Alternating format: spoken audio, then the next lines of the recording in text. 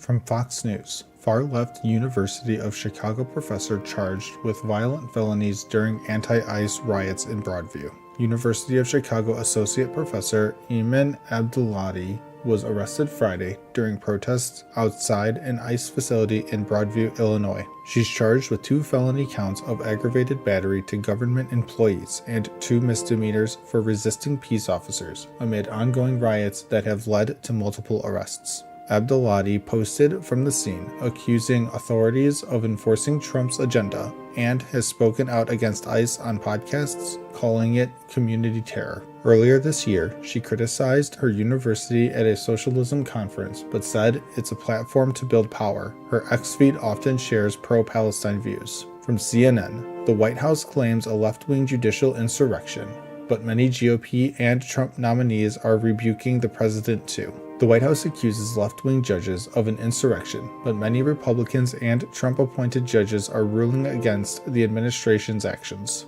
Trump nominee Judge Karen Immergut blocked National Guard deployments to Portland twice, warning against blurring lines into martial law. In deportation cases using old laws, judges like Reagan appointee J. Harvey Wilkinson called rapid removals shocking to American liberty. Over a dozen GOP judges have struck down tariffs, birthright citizenship changes, and more, using strong language against unlawful overreach. From Newsweek, Judge Diane Goodstein makes first comment after house burns down. South Carolina Judge Diane Goodstein's home burned down Saturday. She told media she's all right and sounded cheerful, while her husband was injured escaping. The fire's cause is under investigation by state authorities.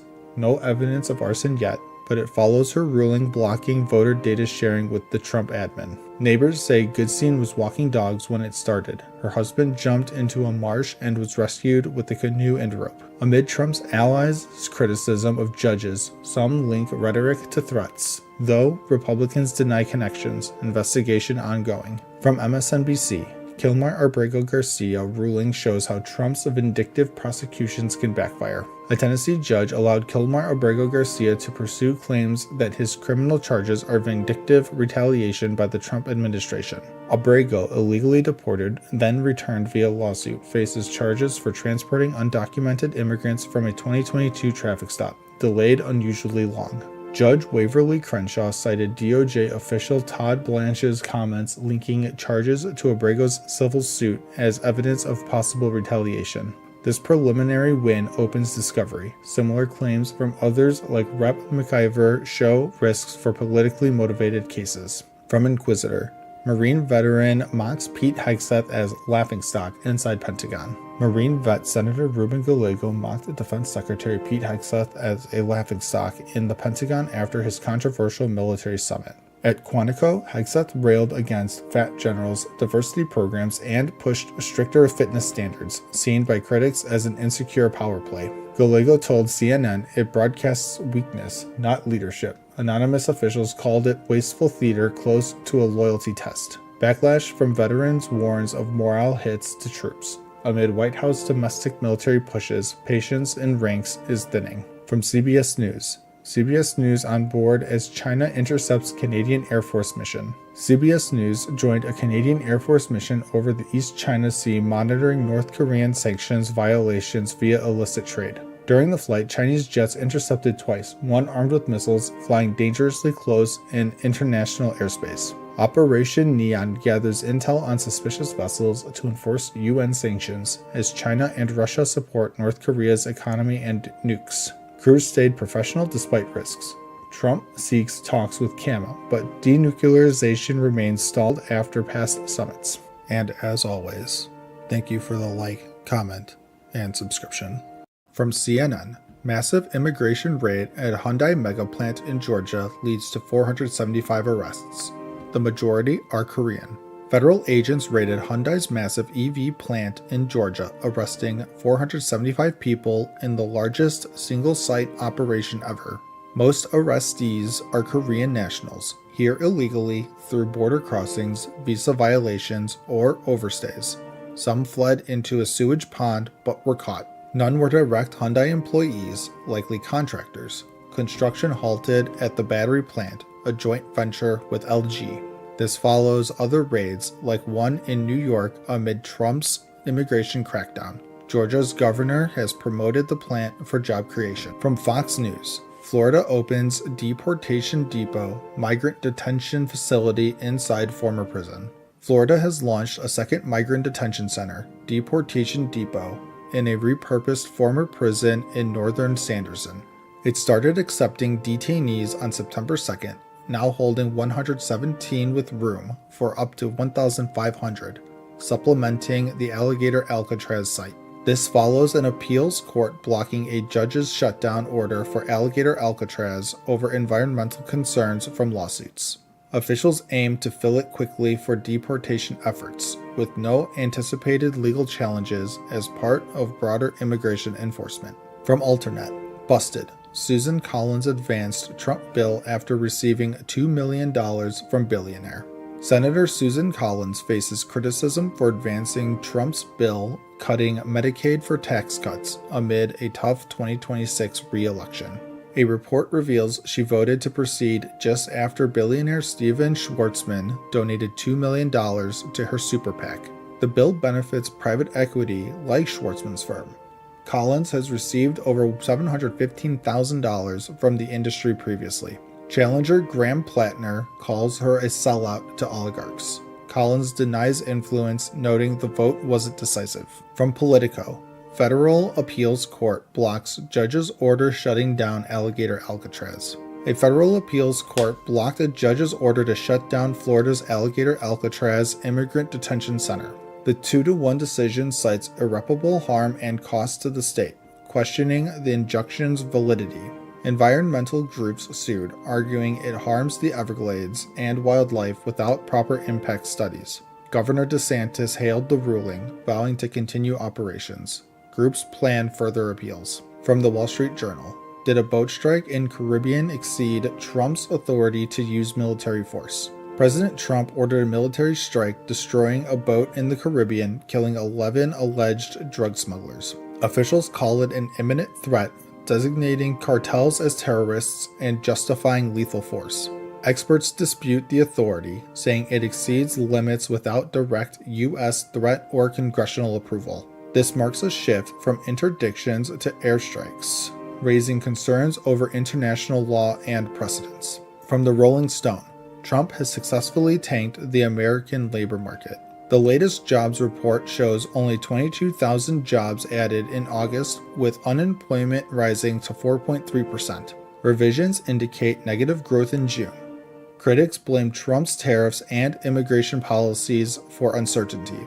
Manufacturing lost 12,000 jobs, more unemployed than openings. Healthcare grew, but premiums may spike. Trump criticized the Fed and past reports. Deportations have shrunk the workforce, impacting native-born unemployment too. And as always, thank you for the like, comment, and subscription. From CNN, America's incredible stock market rebound could be completed today. On April 8th, stocks nearly hit a bear market, but just 80 days later, the S&P 500 soared to $6,183.64, with the Nasdaq also hitting record highs. Trump's tariffs raised fears, but trade deals with the UK and China, plus a rare earth market reopening, calmed investors. The AI boom and hopes for Fed rate cuts fuel the rally, but high valuations and debt ceiling talks could spell trouble. Will the party last? Middle East tensions and tariff risks loom. Stay tuned.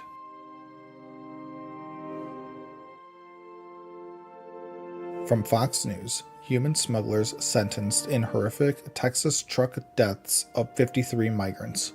In June 2022, 66 migrants were trapped in a 100-degree trailer near San Antonio with no AC. Tragically, 53 died, including 6 children. Smugglers Felipe Orduna Torres got life. Armando Gonzalez Ortega got 87.5 years for their roles in this deadly smuggling attempt. The judge warned smugglers of harsh penalties. A third suspect was extradited from Guatemala to face charges. The deadliest smuggling case in U.S. history exposes the dangers of illegal crossings.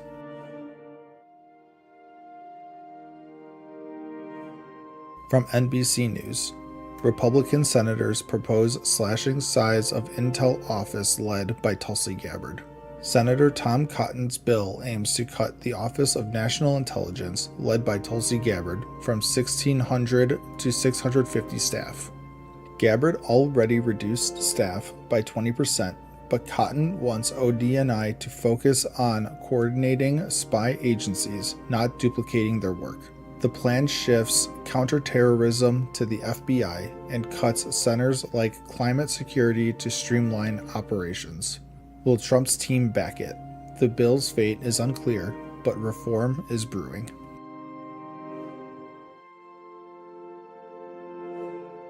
From ABC News, Supreme Court rejects challenge to Obamacare mandate task force. In a 6-3 ruling, the Supreme Court upheld the Obamacare task force that mandates free preventative care for 150 million Americans. Christian businesses challenged the task force's power, arguing its members lack Senate oversight, but the court disagreed. Justices Thomas Alito and Gorsuch dissented, but the ruling secures free screenings and meds for millions. Health advocates celebrate, but future challenges may arise. What's next?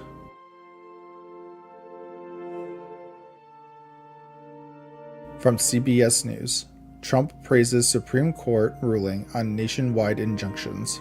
The Supreme Court curbed federal judges' use of nationwide injunctions in a 6-3 ruling, a win for Trump's agenda. The decision, tied to Trump's birthright citizenship order, limits courts from broadly blocking executive actions. Trump praised Justice Barrett's opinion, saying it protects democracy. Sotomayor warned it could threaten rights like gun ownership. The ruling may speed up Trump's policies, but debates over birthright citizenship continue.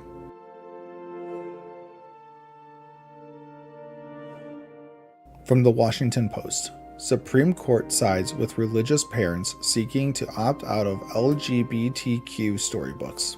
In a 6-3 ruling, the Supreme Court said Maryland parents can opt kids out of lessons with LGBTQ+ themed books, citing religious freedom. The case involved books like Uncle Bobby's Wedding. Parents wanted opt-outs, which the schools stopped allowing. Justice Alito said schools can't force kids into lessons clashing with parents' beliefs. Sotomayor warned of public education risks. This could reshape school policies nationwide. Will more opt-outs follow? And as always, thank you for the like, comment, and subscription. From CNN, Paramount settles Trump's 60 Minutes lawsuit with $16 million payout and no apology. Paramount Global just settled a lawsuit with President Trump over a 60 Minutes report for a hefty $16 million. The suit claimed CBS edited a Kamala Harris interview to favor her, sparking Trump's accusations of election interference. Paramount's payout will fund Trump's future presidential library, but no apology was issued, despite legal experts calling the suit frivolous. Critics say Paramount caved due to pressure from a pending merger needing Trump administration approval. Is this a win for free speech or a corporate compromise? From Fox News, MAGA rival attempts to push longtime Trump ally out of Senate. Former South Carolina Lieutenant Governor Andre Bauer is challenging Senator Lindsey Graham in the 2026 GOP primary. Bauer, a Trump loyalist, calls Graham a globalist, who's soft on immigration and spending, accusing him of betraying South Carolina. Despite Trump's endorsement of Graham, Bauer touts his early 2016 support for Trump and his America First credentials. With Republicans dominating South Carolina, this primary could be a fierce MAGA showdown. Who's got your vote? From the Daily Beast, Obama and Bush unite in rare move against Trump. Former presidents Obama and Bush team up to blast Trump's decision to gut the U.S. Agency for International Development. Trump's administration slashed 90% of USAID's contracts, folding it into a new America First State Department program. Elon Musk's efficiency push led to USAID's workforce dropping from 10,000 to just 300, risking millions of lives, says a Lancet study. Obama calls it a tragedy. Bush says it weakens America's heart. The White House insists it's about self-reliance. Who's right? From CBS News. Is Trump really close to securing an Israel-Hamas ceasefire for Gaza? President Trump claims Israel's ready for a 60-day ceasefire, with Hamas urging the group to accept the deal. Israeli sources say it's just a framework, not a done deal, while Hamas demands a full end to the war and Israeli withdrawal. Far-right Israeli ministers may block the deal, complicating Netanyahu's upcoming meeting with Trump. Meanwhile, Gaza's humanitarian crisis worsens, with 640 civilians reportedly killed seeking aid. Is peace within reach? From NBC News. Could an Elon Musk third party disrupt American politics? Elon Musk is threatening to launch a new America Party after clashing with Trump over a $3.3 trillion spending bill. Musk wants a party focused on slashing national debt, calling both parties a Porky Pig party. With growing independent voters, Musk's Wealth and X platform could fuel a third-party push, but experts say it's a tough road. Trump fired back, threatening Musk's businesses. Could this spark a political revolution or just fizzle out? From The Federalist. Not everyone with U.S. citizenship is actually an American. A 1940 pamphlet says being American means loving the nation, its constitution, and shared values, not just holding citizenship. It warns against hyphenated Americanism, urging immigrants to fully embrace a unified American identity. The article claims figures like New York City's new mayor Zohran Mamdani, a naturalized citizen, isn't American due to his socialist views. Critics argue this view risks division, but the piece calls for enforcing loyalty to American principles. Is citizenship enough? And as always, thank you for the like, comment, and subscription. From CNN. This is the summer of flooding across the U.S., and scientists know why. This summer, the U.S. is grappling with deadly flash floods from Texas to New York, as climate change supercharges extreme weather. Record moisture from a warming Gulf and Atlantic is fueling 1,000-year rain events, overwhelming cities like Chicago and Kansas City. Experts say global warming makes heavy rain more intense, with atmospheric patterns locking in destructive storms. From 130 deaths in Texas to subway chaos in New York City, these floods signal a new normal in our warming world. From Fox News, Beto O'Rourke calls for Democrats to be ruthless in pursuit of power, backs Newsom's gerrymandering proposal. Beto O'Rourke urges Democrats to get ruthless in their quest for power, endorsing partisan gerrymandering. He backs California Governor Newsom's plan to redraw congressional maps, countering Texas GOP's redistricting push. Newsom wants to scrap California's nonpartisan commission, but faces legal and political hurdles. Beto warns Republicans gerrymandering could backfire, but is this a race to the bottom for democracy? From the Wall Street Journal. How Bessent made the case to Trump against firing Fed Chair Powell. Treasury Secretary Scott Bessent is urging President Trump not to fire Federal Reserve Chair Jerome Powell. Bessent argues firing Powell could tank markets, face legal battles, and isn't needed with rate cuts coming. Trump's push to oust Powell risks economic chaos, especially with no quick Senate replacement. While Trump denies needing advice, Bessent says the president can soon shape the Fed with new appointees. From the Washington Post, global hack on Microsoft product hits U.S. state agencies, researchers say. A global cyber attack on Microsoft SharePoint servers has hit U.S. agencies, businesses, and more. This zero-day exploit targets unpatched servers, stealing data and keys for future attacks. From U.S. federal agencies to European governments, hackers are exploiting thousands of servers. With no patch yet, experts warn of a mad scramble to secure systems before more damage is done. From USA Today, Senator hits Trump for blaming Epstein backlash on Dems, says it's as if viral CEO faulted Coldplay. Senator Amy Klobuchar blasts Trump for blaming Democrats over the Jeffrey Epstein case backlash. Trump claims Dems hid a smoking gun, but the FBI says no client list or murder evidence exists. Klobuchar compares Trump's dodge to a CEO blaming Coldplay, saying his team fuels the conspiracy. Amid pressure, Trump's ordered more Epstein files released, but will it calm the storm? From ABC News, dozens of Palestinians killed while seeking aid, Gaza health officials say. At least 73 Palestinians died seeking aid in Gaza, with 150 injured, health officials report. The IDF says troops fired to stop a threat, but their casualty count disputes Gaza's claims. Hospitals are overwhelmed, with Gaza facing a humanitarian crisis after 140 days of closed crossings. Over 875 have died seeking food this year, raising alarms about escalating violence. And as always, thank you for the like, comment, and subscription.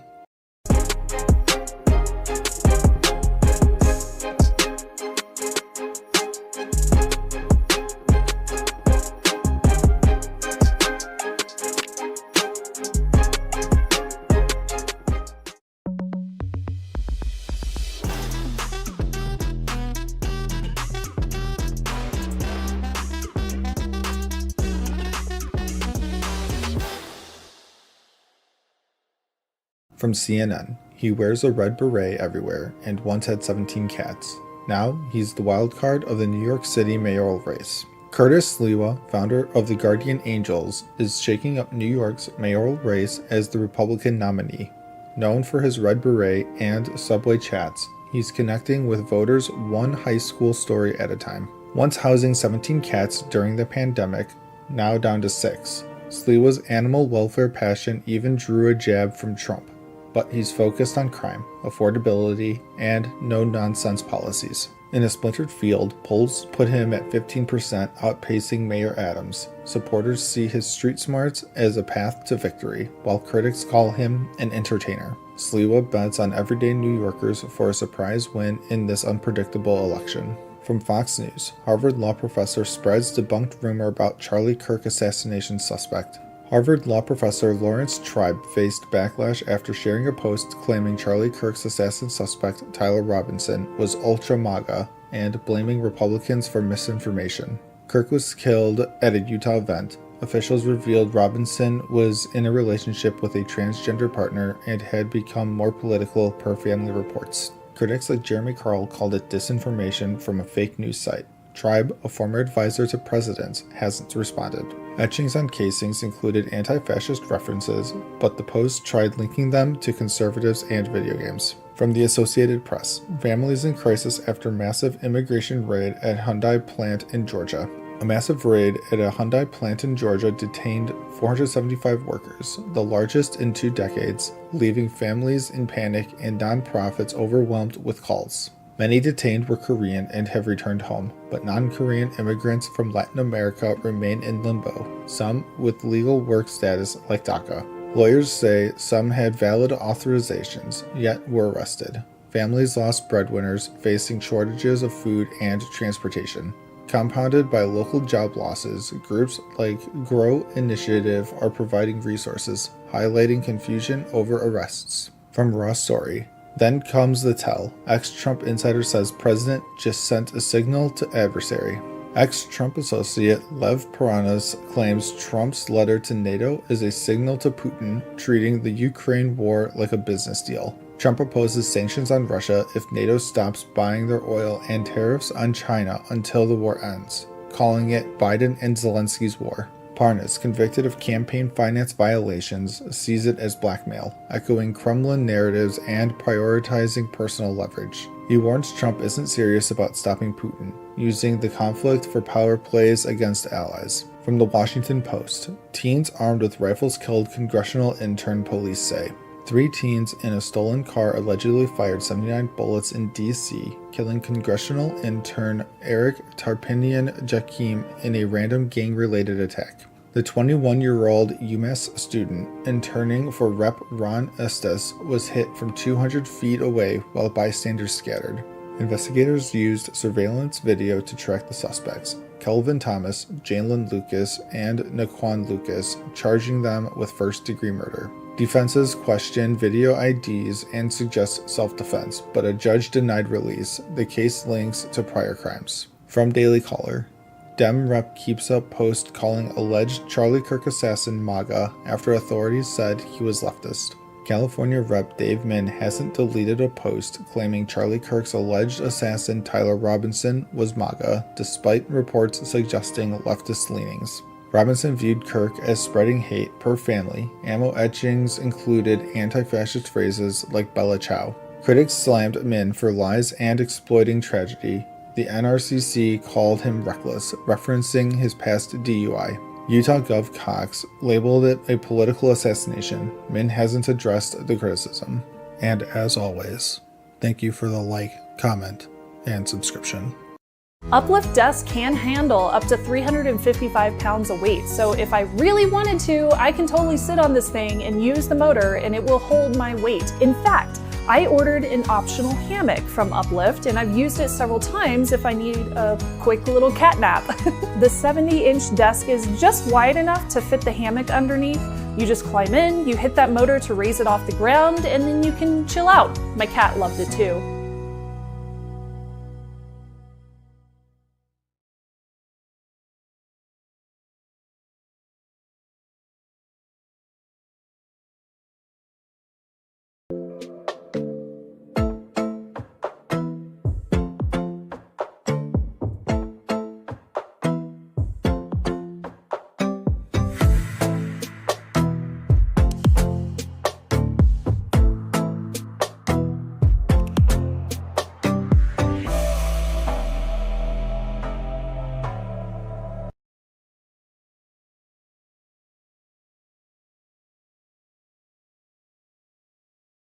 From Fox News, California girls' volleyball players refuse to participate alongside transgender teammate. Two California high school girls, Alyssa McPherson and Hadil Hazama, are refusing to play on their volleyball team due to a transgender teammate who is biologically male. They won't share the locker room or court, citing safety and fairness concerns for female athletes. At least 4 opposing teams have forfeited games against their school this season, and the issue gained national attention last spring in track events. The school district follows state law allowing transgender participation and urges advocacy toward lawmaking. From CNN, EPA moves to suspend without pay over 100 employees who signed letter of dissent.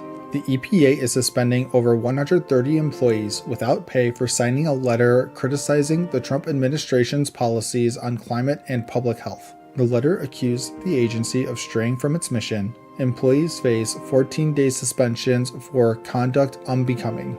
Union leaders call it an attack on dissent, wasting work hours and funds, while the EPA says it's about not undermining public will.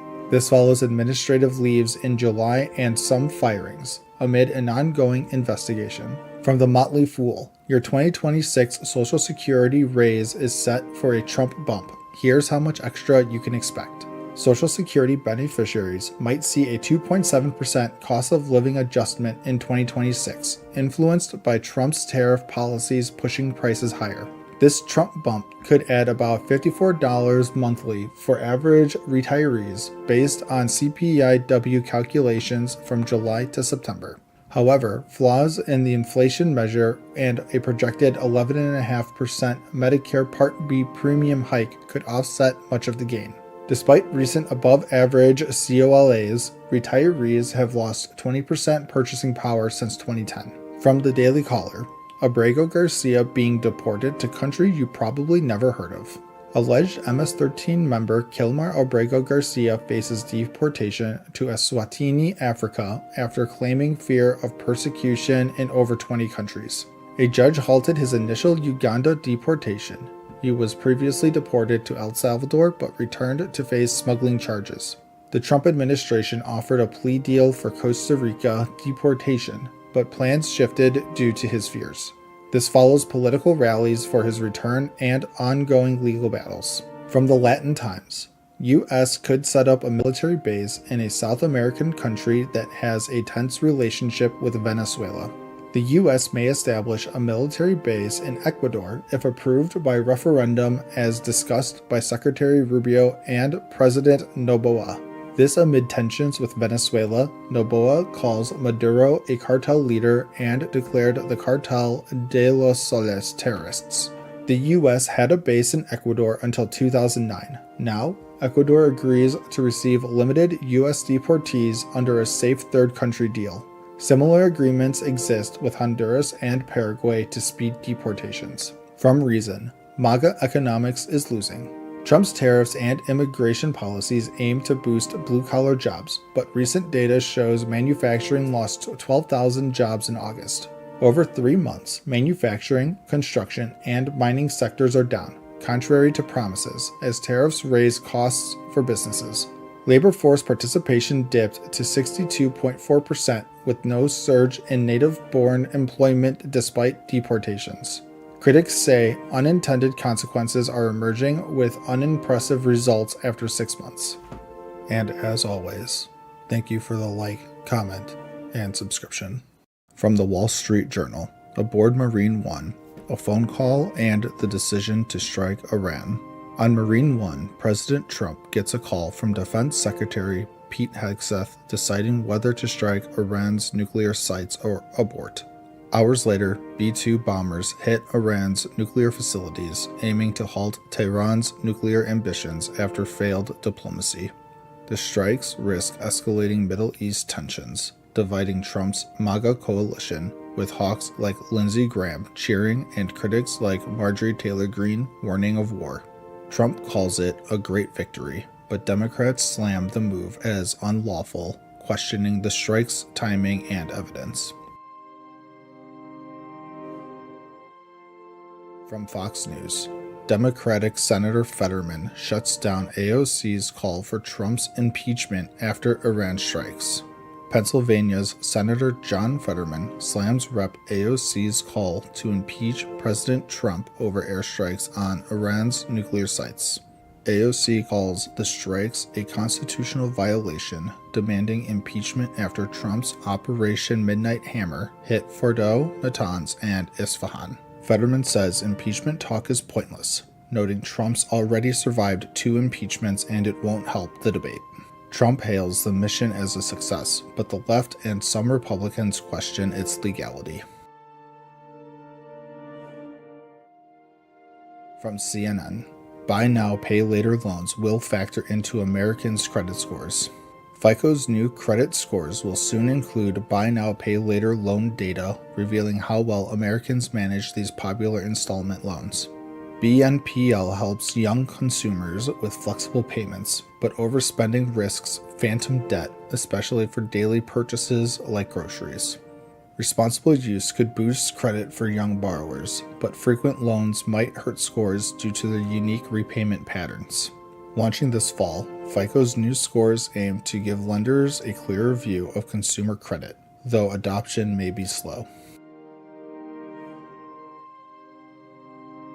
From the Post-Millennial, copper thieves target Seattle area light rail, shutting down train line.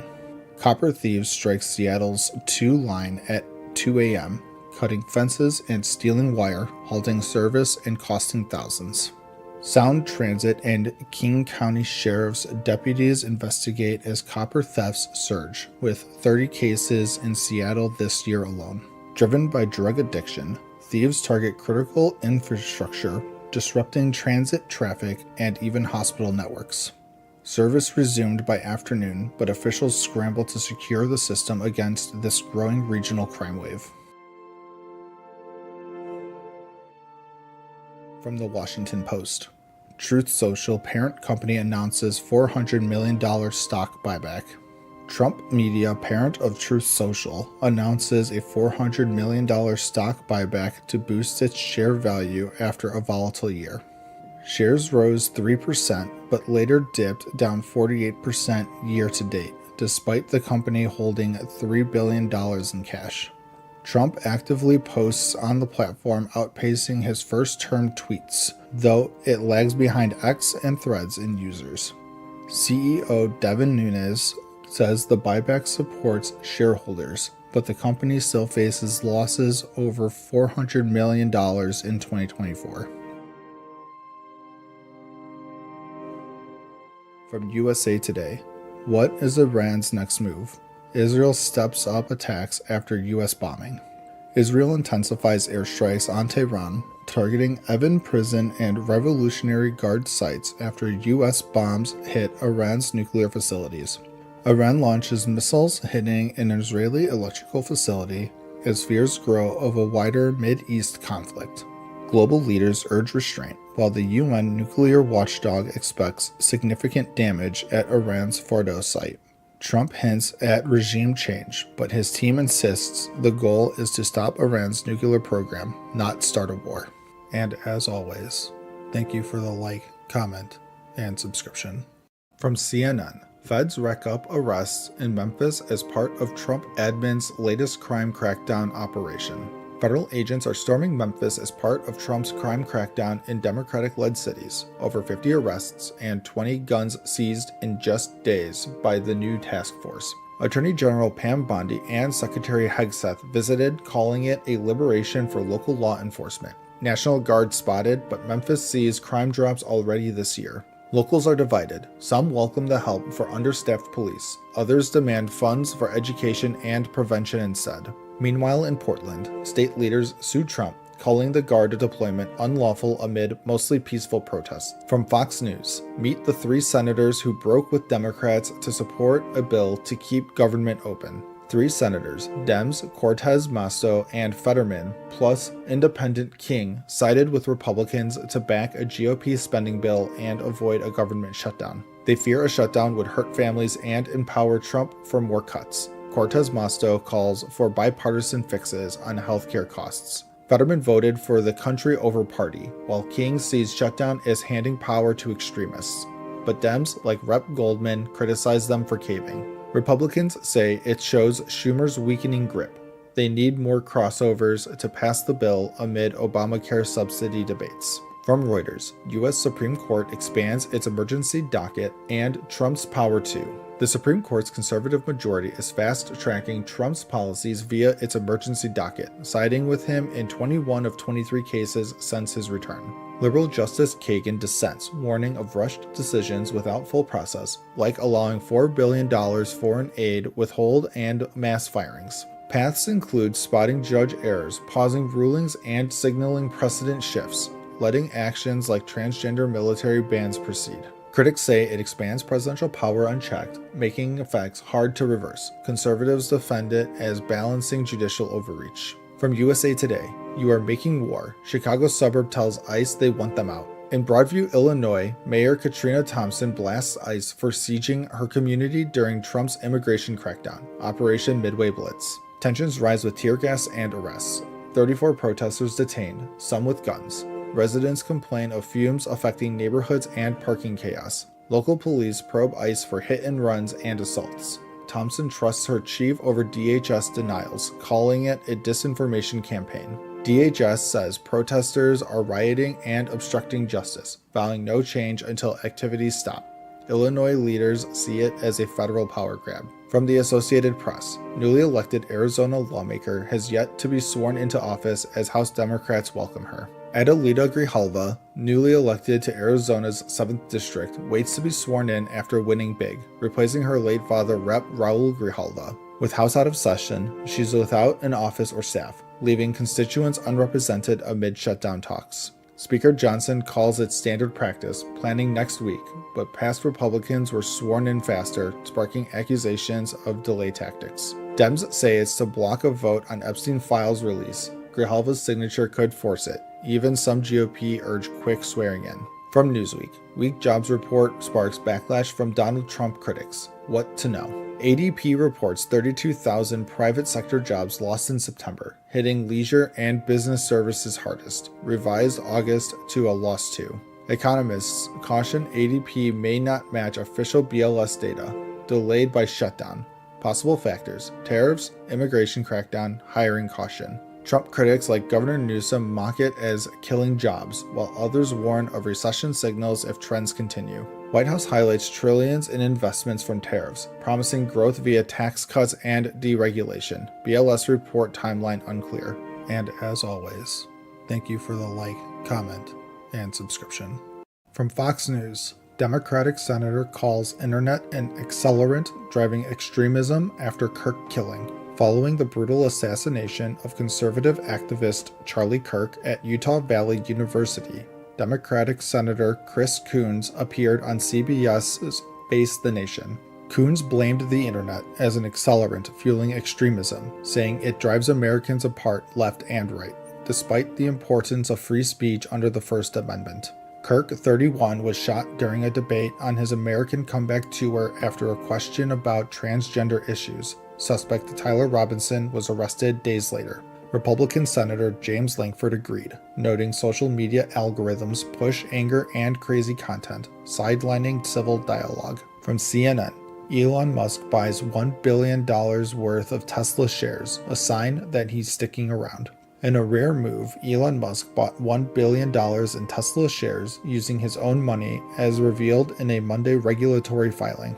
Investors cheered, with shares jumping 7% at open, seeing it as Musk's vote of confidence after a turbulent year of sales drops and political backlash. Tesla faces EV competition from China, ending tax credits, and Musk's focus on self-driving tech and robotaxis amid his other ventures like SpaceX and XAI. Tesla proposed a massive pay package for Musk tied to growth milestones, emphasizing his commitment, though critics highlight income inequality concerns. From the Wall Street Journal, Trump calls for ending quarterly earnings reports. President Trump proposed ending quarterly earnings reports for U.S. companies, suggesting semi-annual updates instead to save costs and boost long-term focus. Posted on Truth Social, the idea echoes a petition from the Long-Term Stock Exchange to the SEC, which has shown interest in reducing regulations. Advocates say it could reverse the drop in U.S. public companies, now at 3,700, down 17% in 3 years,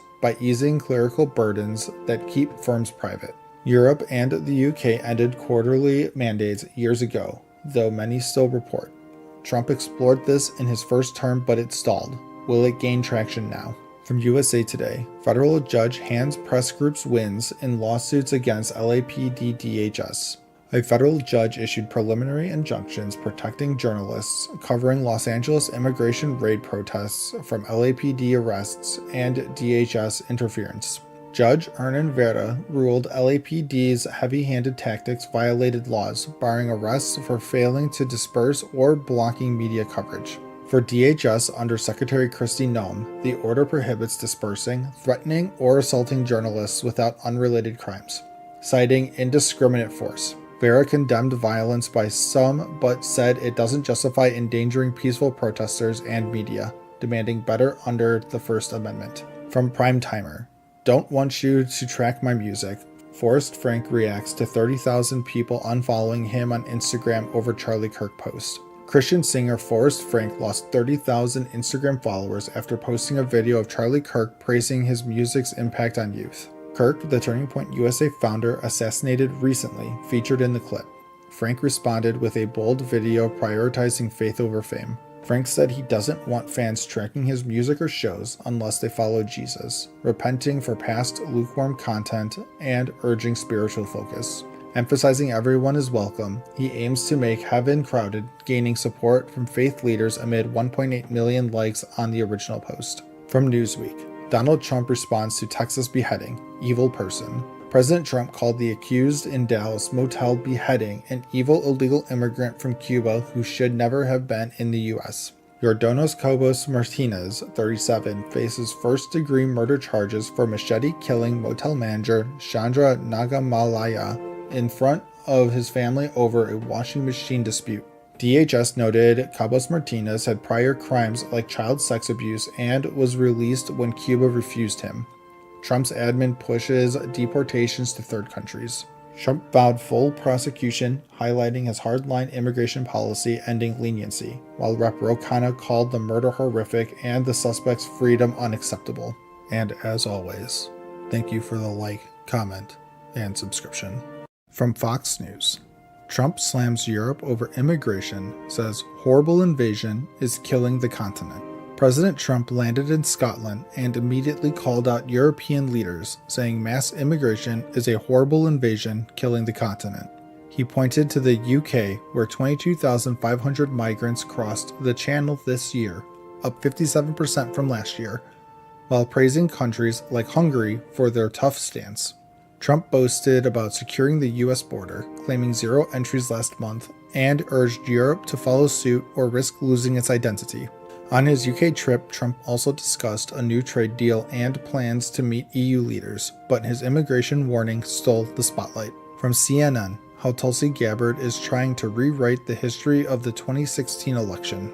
Tulsi Gabbard and Trump claim Obama orchestrated a conspiracy to frame Russia for meddling in the 2016 election to undermine Trump. But the intelligence community, Mueller, and bipartisan reports confirm Russia's interference to boost Trump, not Clinton. Gabbard's declassified documents don't back her claims, conflating issues and ignoring evidence, like Obama's pre-election order for a Russia report. Critics say Gabbard's narrative is a misleading attempt to rewrite history, while Trump pushes for investigations that may fall short. From ABC News, 14-year-old boy identified as victim in University of New Mexico dorm shooting. A 14-year-old boy was killed in a dorm shooting at the University of New Mexico, with another teen wounded during a video game session. The suspect, 18-year-old John Fuentes, was arrested and charged with first-degree murder after fleeing the scene. Police found broken windows and blood after responding to an alarm at 1:30 a.m., later discovering the young victim's body. The university lifted its shelter-in-place order, but the tragedy during new student orientation has shaken the community. From the New York Post, Colbert's left-wing Late Show became therapy session for liberals. A study reveals Stephen Colbert's Late Show hosted 176 left-leaning guests since 2022, with only one Republican, Liz Cheney. With 43 liberal guests in 2025 alone and 0 conservatives, critics call it a group therapy for liberals, not comedy. CBS canceled the show, citing $40 to $50 million yearly losses, though some suspect Colbert's anti-Trump jabs played a role. As late-night TV leans left, with 99% liberal guests across major shows, viewers are tuning out. Will the format survive? From Alternet, officials informed that Trump program intended for white people only. A Trump official reportedly told diplomats a South African refugee program was meant for white Afrikaners only, sparking outrage. The program, launched by Trump's executive order, claims to help Afrikaners facing unjust racial discrimination despite questionable evidence. The State Department says it includes racial minorities, but critics highlight unusually fast vetting for Afrikaners versus other refugees. With white South Africans owning most private land, claims of their persecution fuel debate over Trump's refugee policies. From the Washington Post, Trump's MAGA allies zero in on Ghislaine Maxwell as Epstein furor persists. Trump's MAGA allies claim Ghislaine Maxwell, jailed for sex trafficking, could expose a secret elite ring. They call her the Rosetta Stone, believing she knows details about Epstein's powerful clients, though no evidence supports this. Trump, once friends with Epstein, faces pressure to release more case files, but the Justice Department says there's no new evidence. Maxwell's recent interviews with officials fuel speculation, but will her testimony lead to justice or just more conspiracy theories? And as always, thank you for the like, comment, and subscription. From CNN, Venezuela's Maduro wrote to Trump after U.S. strike on alleged drug boat. Venezuelan President Nicolas Maduro sent a letter to Donald Trump just days after a U.S. strike on a boat accused of drug trafficking, killing 11 Venezuelans. In the letter, Maduro denies any involvement in narco-trafficking, calls the claims fake news, and offers direct talks with U.S. envoy Richard Grenell. The U.S. has accused Maduro of ties to cartels and deployed warships to combat drugs, while Venezuela responds with military exercises and claims of regime change attempts. Maduro shares data claiming Venezuela is drug-free and invites dialogue for peace. Trump says, "We'll see what happens." From Fox News, teen who sacrificed his life stopping school shooter could be declared a saint by Catholic Church. In 2019, 18-year-old Kendrick Castillo charged a school shooter at STEM school Highlands Ranch, sacrificing his life to save classmates. His heroic act helped subdue the attackers, preventing more deaths. Now, the Catholic Church is considering him for sainthood under the Offering of Life category. Known for faith, Castillo carried a rosary, volunteered at church, and attended funerals to pray for strangers. Prosecutors and parishioners praised his courage. The Diocese of Colorado Springs has opened his cause for canonization. From Popular Mechanics, scientists found 7,000-year-old mummies in the desert that don't share DNA with modern humans. Scientists analyzed DNA from 7,000-year-old mummies of female herders found in Libya's Takarkari rock shelter during the Green Sahara era. Surprisingly, their ancestry is from an unknown North African lineage isolated from sub-Saharan groups, with ties to 15,000-year-old Moroccan foragers. They have less Neanderthal DNA than non-Africans, but more than nearby sub-Saharan peoples, plus traces of a Levant farmer admixture. This suggests pastoralism spread via cultural exchange, not migration, due to diverse habitats limiting interactions. From USA Today, Howard Stern addresses longtime friend Jimmy Kimmel's suspension. Radio host Howard Stern is outraged over ABC's suspension of his friend Jimmy Kimmel after comments on Charlie Kirk's death and Trump's reaction.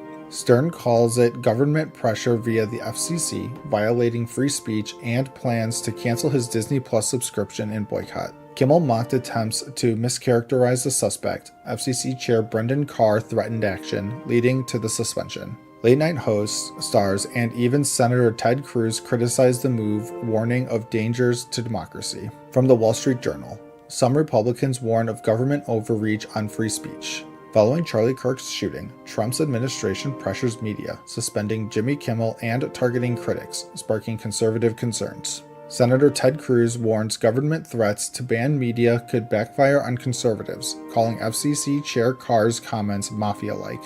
AG Bondi initially vowed to target hate speech, later clarifying only violent threats.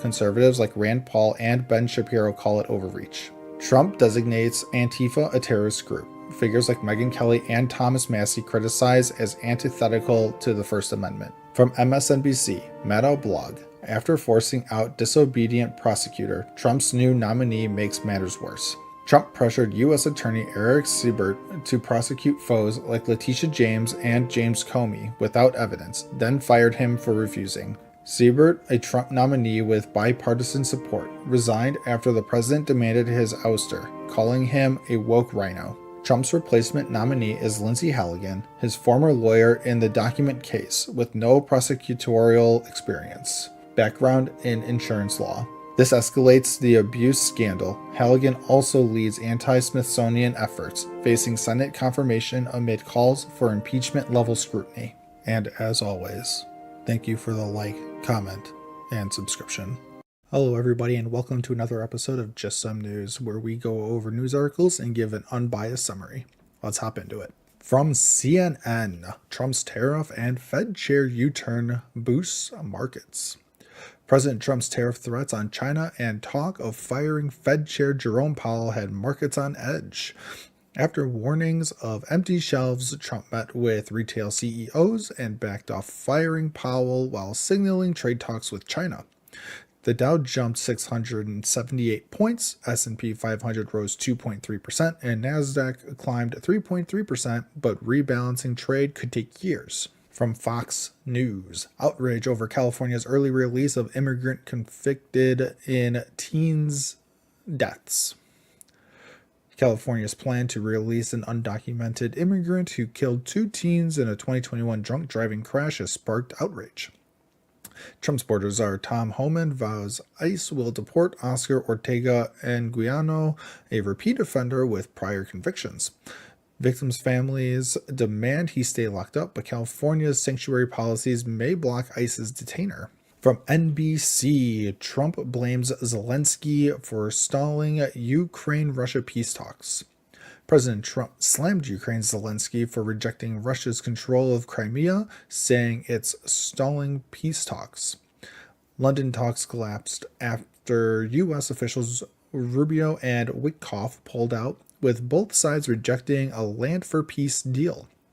Ukraine and Russia signal ongoing talks, but Crimea remains a major hurdle. Can peace be achieved? From the AP, Trump's election overhaul targets little-known agency.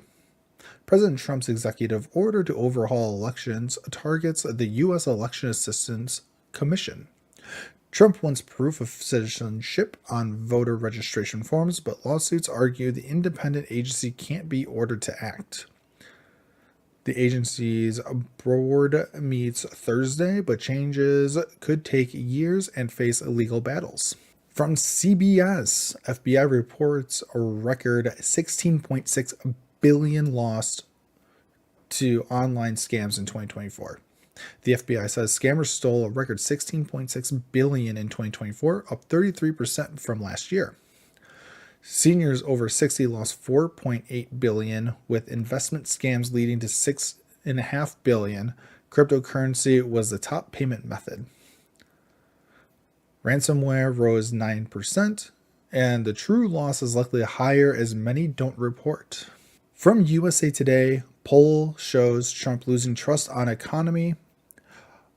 A Pew poll shows 59% of Americans disapprove of President Trump's economic handling as his 100-day mark nears. Confidence in his economic decisions fell from 59% to 45% since November, with 6 in 10 opposing his tariffs.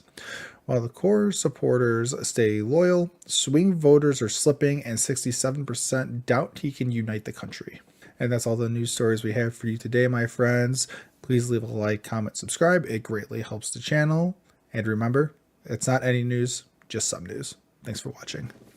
From Fox News, California high school volleyball team with trans athlete sees more forfeits following lawsuit by teammates. A California high school girls volleyball team with a transgender player is facing more forfeits after a lawsuit from teammates. 3 players sued the school district and state agencies, claiming a hostile environment and privacy issues in the locker room, rooted in their religious beliefs. Several schools, including Aquinas and Yucaipa, forfeited games, adding to earlier ones this season. Officials point to state laws allowing trans participation, urging changes through lawmakers. From CNN, GOP lawmaker says Trump is wrong to threaten the media in wake of Kimmel controversy. Retiring GOP Rep Don Bacon sharply criticizes President Trump for threatening media outlets amid the Jimmy Kimmel suspension. Bacon says Trump's threats to pull licenses violate free speech and press freedoms, calling it un-American. The controversy stems from Kimmel's comments on Charlie Kirk's killer, leading to ABC pulling the show after FCC suggestions. Bacon also slams Trump's tariffs, isolationism, and lack of moral clarity on issues like Ukraine.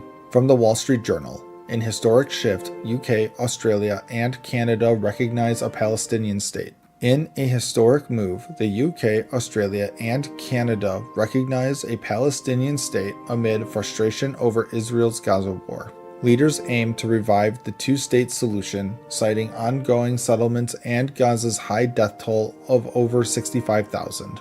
Israel condemns it as rewarding terrorism, with Netanyahu vowing retaliation.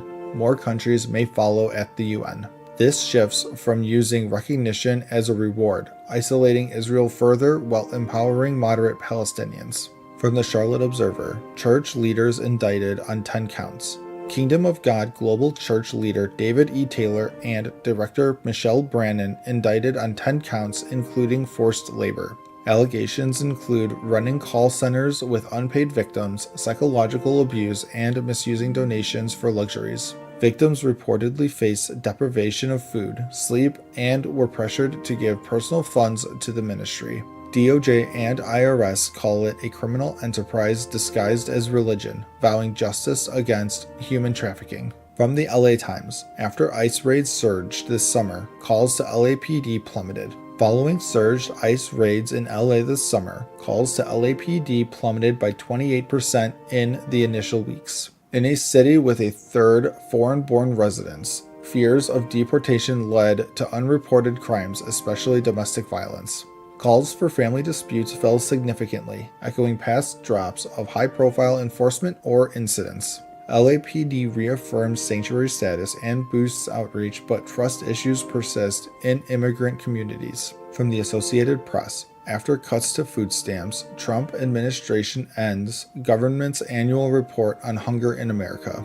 The Trump administration scraps the USDA's annual hunger report, calling it politicized and inaccurate. This follows July cuts to food stamps, potentially disqualifying 3 million from SNAP benefits. Despite lower poverty rates reported, critics say it's to hide rising hunger from policy impacts. Opponents accuse the move of manipulating data, similar to non-democracies avoiding bad news. And as always, thank you for the like, comment, and subscription. From Fox News, alleged human smugglers arrested in Texas after hiding migrants inside hollowed hay bales. In Flatonia, Texas, deputies stopped a pickup towing a hay trailer and made a stunning discovery. The hay bales were hollowed out, hiding 12 migrants in dangerously tight spaces under metal and hay. The driver and 2 alleged coordinators face federal and state smuggling charges after the risky operation. The migrants were turned over to ICE, highlighting the dangerous tactics smugglers use on Texas highways. From CNN, Trump says he's not looking for a deal with the EU after threatening a 50% tariff. President Trump threatened a 50% tariff on EU goods, citing a $250 billion trade deficit and unfair barriers. European markets tanked, with Germany's DAX down 2.4% and the Dow falling 480 points after the news. The EU's trade commissioner urged mutual respect, saying they're ready to negotiate but will defend their interests. Trump doubled down, saying he's not seeking a deal as talks with other trade partners progress. From Tag 24 News, South Africa minister rejects Trump's white genocide claim with statistics. South Africa's police minister rejected Trump's white genocide claims, calling them totally unfounded. Stats show most farm murder victims are black, with only 1 white victim last quarter, not thousands. Trump's claims of white farmer persecution have strained U.S.-South Africa ties, cutting aid. The minister clarified no government land grabs exist, urging accurate crime reporting. From USA Today, we are putting America first. 5 takeaways from Trump's West Point commencement speech. President Trump told West Point grads to put America first, rejecting global nation-building missions. He criticized diversity programs, banning them, and transgender service while praising the military's lethality. Protesters outside decried Trump's policies, but he pushed for a Golden Dome missile defense shield. Trump hinted at peace talks with Russia and a grand V-Day celebration for America's victories. From the Daily Mail, Target staff panic about store closures and job losses after cultural madness led to huge sales slump. Target employees are panicking online, fearing job cuts and store closures after a sales slump. Workers shared videos of chaotic back rooms, blaming understaffing for unmet expectations. Sales dropped 2.8% to $23.85 billion, missing Wall Street's mark, with shares down 31% this year. CEO Brian Cornell admitted the struggle, as tariffs and boycotts add pressure from all sides. From The Federalist, U.S. universities have blood on their hands in latest violence against Jews. A suspected terrorist killed 2 Jewish embassy workers in D.C. shouting, "I did it for Gaza." The attack follows rising anti-Semitism on U.S. campuses, with an 84% spike in incidents since 2023. Trump condemned the killings, vowing to cut funds to universities allowing anti-Semitic environments. Harvard lost $60 million in federal funds and its ability to enroll foreign students due to hate issues. From CNN, union leaders Randy Weingarten and Lee Saunders quit DNC posts in the party's latest dispute. 2 union giants, Randy Weingarten and Lee Saunders, just walked away from the Democratic National Committee. Their exit is the latest blow to DNC Chair Ken Martin as the party struggles to counter Trump's influence. Weingarten says the DNC isn't expanding its tent, while Saunders calls for bold new strategies. Martin's push to shake up committee roles left them sidelined, sparking debate over party unity. From Fox News, anti-Trump Washington Post columnist admits he loved military parade. Washington Post's Max Boot, a Trump critic, admits he loved the Army's 250th birthday parade in D.C. Despite fears of a political stunt, Boot was thrilled by flyovers and soldiers in historic uniforms. Even the massive tanks won him over, with smiling crews waving to the crowd. Boot says Trump kept it classy, making the parade a surprising hit.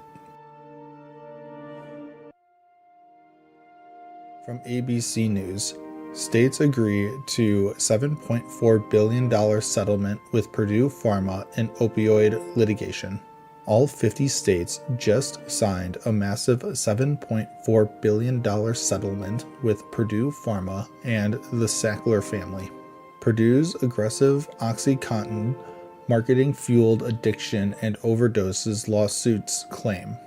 The funds will boost addiction treatment and prevention over 15 years, starting with $2.4 billion soon. The deal awaits bankruptcy court approval, ending the Sacklers' opioid business in the U.S. From the BBC, juror dismissed in Diddy trial over inconsistencies. A juror in Diddy's sex trafficking trial was dismissed for inconsistencies in his answers. The juror claimed he lived in the Bronx but recently moved to New Jersey, raising red flags. Judge Subramanian said the juror's shady responses questioned his honesty and impartiality. Diddy's team cried foul, saying the dismissal hurts diversity, but the trial rolls on. From USA Today, Trump Organization launches $499 phone, new Trump mobile cell service. The Trump Organization just dropped Trump Mobile, a new 5G cell service and T1 phone. The T1 phone runs Android, has 256 gigabyte storage, and costs $499 with AI face unlock. Eric Trump says it's made in the USA with call centers in St. Louis, not overseas. The 47 plan offers unlimited data for $47.45 a month, nodding to Trump's presidency. From Newsweek, MAGA splitting over Israel's strikes on Iran poses dilemma for Trump. President Trump backs Israel's strikes on Iran, but it's splitting his MAGA base. Rep. Marjorie Taylor Greene says supporting the war isn't America first, clashing with Trump. Tucker Carlson calls Trump complicit in Israel's actions, fueling the debate. Experts say Trump's torn between global strength and his anti-war supporters. And as always, thank you for the like, comment, and subscription. From Time, Netanyahu accuses France, UK, Canada of emboldening Hamas. Netanyahu accused France, the UK, and Canada of supporting Hamas by demanding Israel end its Gaza offensive. The claims follow a deadly DC shooting of Israeli embassy staff, with the suspects shouting, "Free Palestine." The three nations called for more Gaza aid and hostage releases, citing a worsening humanitarian crisis. The leaders denied Netanyahu's accusations, supporting Israel's security within international law. From Fox News, Trump reverses course on Middle East tech policy, but will it be enough to counter China? Trump signed $2 trillion in deals with Saudi Arabia, Qatar, and the UAE to counter China's influence. He lifted a ban on AI chip sales to the UAE and Saudi Arabia, raising fears of tech leaks to China. Critics warn that without safeguards, these deals could benefit the Chinese Communist Party. Supporters say the deals strengthen U.S. ties with key allies like the UAE hosting U.S. troops. From CNN, judge extends block on Trump's mass layoffs at several agencies. Judge Susan Ilston issued an injunction halting Trump's mass layoffs at federal agencies. Trump's order aimed to shrink the federal bureaucracy putting thousands on administrative leave. Unions argued the layoffs were unlawful, claiming Trump overstepped Congress's authority. The Justice Department's appeal heads to the Supreme Court, sparking a major legal fight. From the Post-Millennial, Suck It. Kristi Noem claps back at ACLU after lawsuit over holding suspected Tren de Aragua member. Illegal immigrants in Gitmo dismissed. DHS Secretary Kristi Noem posted "Suck It" after a lawsuit against Gitmo detentions was dismissed. The ACLU sued over transferring illegal immigrants, including a suspected gang member, to Gitmo. Most plaintiffs were deported or withdrew, including a suspected Tren de Aragua member. The ACLU called the detentions unlawful, but Noem's sharp response has stirred debate. From NBC News. Man wakes up to find giant cargo ship in his yard. A 442-foot cargo ship ran aground in Johan Hellberg's yard, near Norway's Trondheim Fjord. Hellberg said the ship nearly hit his bedroom, woken by his neighbor's call. Police are probing the cause, with one suspect identified. No injuries reported. Rescue efforts continue to free the ship from Hellberg's yard. From the Washington Post. Trump threatens tariffs on Apple, European Union in trade war escalation. Trump threatened a 25% tariff on iPhones if Apple doesn't move production to the US. He also proposed a 50% tariff on the EU starting June 1st, criticizing their trade practices. Markets fell over 1%, though some call the threats a negotiation tactic. EU officials scramble as moving supply chains could take years.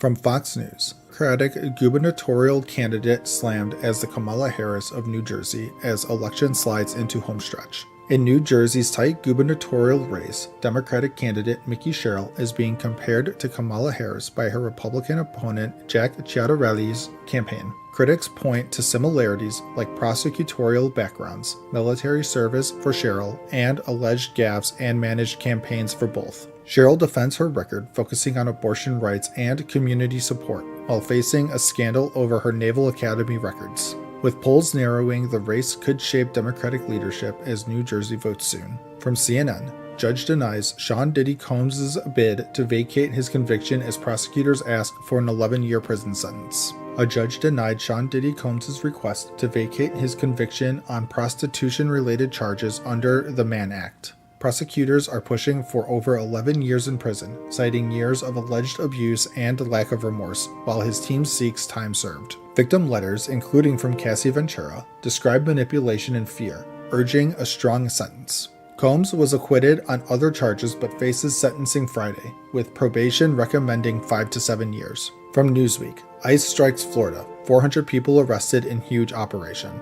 ICE arrested over 400 undocumented migrants in a week-long operation across Central Florida, targeting those with criminal records. Detainees include individuals charged with crimes like battery, DUI, and child molestation as part of Trump's mass deportation policy. The operation involved local police and the Florida National Guard using 287G agreements to boost enforcement. Officials hail it as a public safety win, while critics say it spreads fear in immigrant communities. From the Washington Post, Supreme Court allows Lisa Cook to remain on Fed board for now. The Supreme Court ruled that Federal Reserve Governor Lisa Cook can stay in her role for now, amid Trump's attempt to remove her. The court will hear the case in January, testing the Fed's independence after lower courts blocked her immediate ouster. Trump accuses Cook of mortgage fraud, which she denies. Economists warn removal could disrupt monetary policy. This allows Cook to vote on upcoming interest rate decisions, potentially delaying Trump's Fed reshaping. From News Nation, Iowa Superintendent Immigration Case. Universities denied credentials.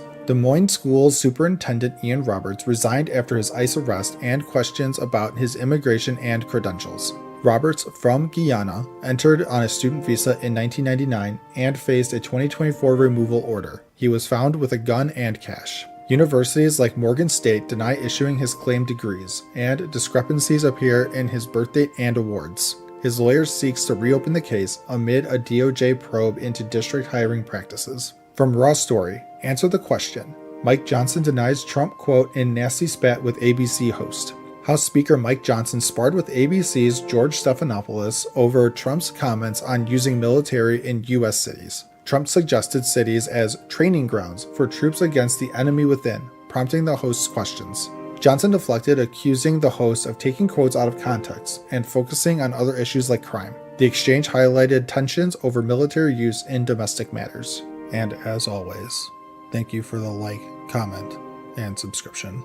From CNN, ICE officer seen pushing woman to the floor at immigration courthouse is relieved of his current duties, agency says. An ICE officer in New York City was caught on camera shoving a woman against a wall and to the ground during a family separation at an immigration court. The woman, clinging to her husband being detained, was grabbed by her hair and removed, sparking widespread outrage over ICE tactics. ICE relieved the officer of duties pending investigation, calling the conduct unacceptable, while critics like Rep. Dan Goldman demand more action. The woman, from Ecuador, said she fled violence only to face it here, as calls grow for accountability in immigration enforcement. From Fox News, Speaker Johnson flips script on Dem leaders with staunch warning against government shutdown. House Speaker Mike Johnson warns Democrats against forcing a government shutdown, flipping their past statements against them in a new memo. He highlights old quotes from Schumer, Sanders, and others stressing shutdowns hurt families, veterans, and security. Republicans passed a clean short-term funding extension, but Democrats oppose it,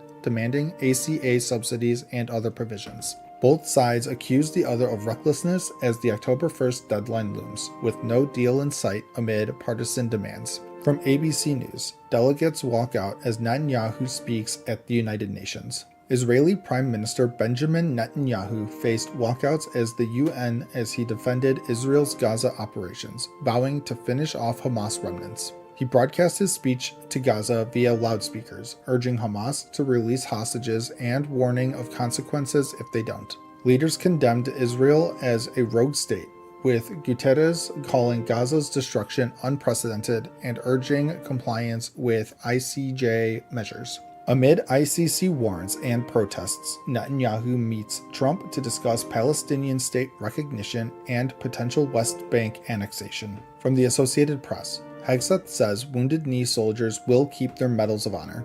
Defense Secretary Pete Hegseth announced that 20 soldiers awarded Medals of Honor for the 1890 Wounded Knee events will retain them, despite a review ordered by his predecessor after congressional talks to rescind them over the massacre of 250 Lakota, including women and children. The awards cited bravery in dislodging fighters, but history views it as a massacre. Congress apologized in 1990 without revoking medals. This aligns with Trump's executive order restoring historical elements, including base names and monuments, amid reinterpretation debates. From News Nation, protester allegedly struck by ICE vehicle calls for accountability. How is this allowed? A protester near a Chicago ICE facility claims he was struck by an agency vehicle during clashes over immigration operations. Daniel Schaus, hospitalized overnight, described being hit at 25 to 30 miles an hour, suffering bruises and road rash, but returned to protest the next day. Local police investigated but faced obstacles like masked agents and pepper balls. ICE hasn't responded to inquiries. Schaus demands name tags and no masks for agents, vowing to continue fighting for transparency despite the risks. From USA Today, former FBI Director James Comey indicted on charges sought by Trump Justice Department. Former FBI Director James Comey was indicted for lying to Congress and obstruction related to 2020 testimony on anonymous sources. Trump celebrated on Truth Social, calling Comey corrupt amid his push for charges against political foes. The case, overseen by new Trump appointees, follows the ousting of a prosecutor who reportedly doubted the evidence. Comey denies charges, vowing a trial. Democrats call it abuse of power, while Republicans say evidence justifies accountability. And as always, thank you for the like, comment, and subscription. From CNN, U.S. Rep. LaMonica McIver pleads not guilty to assault charges stemming from immigration center visit. U.S. Rep. LaMonica McIver, a New Jersey Democrat, pleaded not guilty to federal assault charges after a May visit to an immigration detention center. The charges stem from an incident at Newark's Delaney Hall, where McIver allegedly pushed and grabbed federal agents during a chaotic congressional oversight visit. Indicted on 3 counts, McIver faces up to 8 years if convicted. Her lawyer says she's innocent, claiming agents escalated the situation. Democrats call the prosecution politically motivated amid tensions over Trump's immigration policies. A trial is set for November 10th. From Fox News, flashback. New York City mayoral candidate Zohran Mamdani vowed to arrest Netanyahu if he visited the city. New York City mayoral candidate Zohran Mamdani, a Democratic socialist, won the primary and once vowed to arrest Israeli Prime Minister Benjamin Netanyahu if he visited the city. Mamdani said he'd act on international law, citing ICC warrants, despite the U.S. not being an ICC member. Trump sanctioned the ICC over this. Linked to anti-Israel activism, Mamdani supports Israel's right to exist, but calls for equal rights for all. Critics highlight his protest ties. His stance sparks debate as he aims to lead New York City, promising to resist Trump's policies and align the city with global values. From the Washington Post, Trump administration is preparing to challenge budget law, U.S. officials say. The Trump administration is gearing up to challenge a 1974 budget law aiming to withhold billions in congressionally approved funds. White House aides argue the law limits presidential power. Delays in spending have stalled research grants and agency contracts. Health and science funding is frozen, with agencies like NIH and NSF unable to award grants, risking illegal fund cancellations. Experts warn of a constitutional clash, with Democrats alleging violations. The issue may head to court, reshaping federal power. From CBS News, Trump says U.S. will meet with Iran next week. President Trump says the U.S. will meet with Iran next week following a ceasefire after a 12-day Israel-Iran conflict. Trump claims U.S. strikes obliterated Iran's nuclear sites, though intelligence suggests only months of setbacks. Israel says years. As the NATO summit, Trump pushed for higher defense spending and discussed peace with Ukraine's Zelensky and NATO allies. No formal agreement is planned, but Trump insists Iran's nuclear threat is neutralized. The world watches the ceasefire's stability. From USA Today, deadly Israel-Iran conflict is now over, Trump declares at NATO. President Trump declared the 12-day Israel-Iran conflict over at a NATO summit, saying neither side will resume fighting. Trump insists U.S. strikes destroyed Iran's nuclear facilities, disputing leaks suggesting only minor delays to Iran's program. Israel claims the attacks set Iran's nuclear ambitions back years, while Iran says its program continues despite heavy losses. NATO allies pledged to boost defense spending to 5% of GDP, a Trump priority, as the FBI probes the leaked intelligence. From the Wall Street Journal, New York City mayoral primary is latest blow to Democratic establishment. Democratic Socialist Zohran Mamdani's New York City mayoral primary win stunned the Democratic establishment, beating ex-Governor Andrew Cuomo. Backed by Bernie Sanders and AOC, Mamdani's progressive plans like free buses and rent freezes resonated with voters. He proposes higher taxes on the wealthy to fund his vision, while critics warn his policies, like anti-Israel stances, may polarize. The win highlights Democratic divides, with Republicans framing Mamdani as too far left. A ranked choice count will confirm the nominee. And as always, thank you for the like, comment, and subscription. From Fox News, Trump lifts veil on U.S. submarines in warning shot to Kremlin in clever repositioning move. President Trump shocked the world by revealing U.S. nuclear submarine repositioning to counter Russia's nuclear threats. Experts say this breaks decades of silence on covert sub-movements, a clever signal to Moscow. Aimed at Dmitry Medvedev's saber-rattling, it's a reminder of U.S. power without revealing specifics. Analysts note subs are nearly untrackable, making this a strategic flex to push Russia to negotiate. From CNN, Trump says Scott Bessent no longer in the running for Fed chair. President Trump says Treasury Secretary Scott Bessent is out of the running to replace Fed Chair Jerome Powell. Trump's eyeing Kevin Warsh, Kevin Hassett, and others frustrated with Powell's high interest rates. Critics warn Trump's push for lower rates risks political meddling in the Fed's independence. With a Fed governor spot open, Trump's next pick could shape the economy for years. From the Wall Street Journal, White House preps order to punish banks that discriminate against conservatives. The White House is drafting an order to fine banks for allegedly discriminating against conservatives and crypto firms. Trump claims banks like JP Morgan dropped him unfairly, citing cases like Bank of America's closure of a Christian group's accounts. Banks say decisions are based on legal risks, not politics, but conservatives demand action. The order could force regulators to probe violations and issue penalties, shaking up banking rules. From the Washington Post, Israeli plan to occupy Gaza brings fear to Palestinians' hostage families. Israel's plan for a full-scale Gaza occupation is sparking fear among Palestinians and hostage families. Netanyahu's coalition pushes to defeat Hamas, but critics argue a ceasefire is needed to save hostages. Gaza's starvation crisis worsens, with 188 dead from malnutrition as aid is blocked. Hostage families fear escalated fighting could endanger loved ones still held by Hamas. From USA Today, Coast Guard report reveals who was to blame for Titan's submersible implosion. A Coast Guard report says the Titan sub implosion killing 5 was preventable due to Ocean Gate's failures. CEO Stockton Russia's negligence, poor design, and toxic workplace culture led to the disaster. The sub imploded at 11,000 feet, with crew hearing a bang as communication was lost. Inadequate testing and ignored safety warnings sealed Titan's fate in the Atlantic.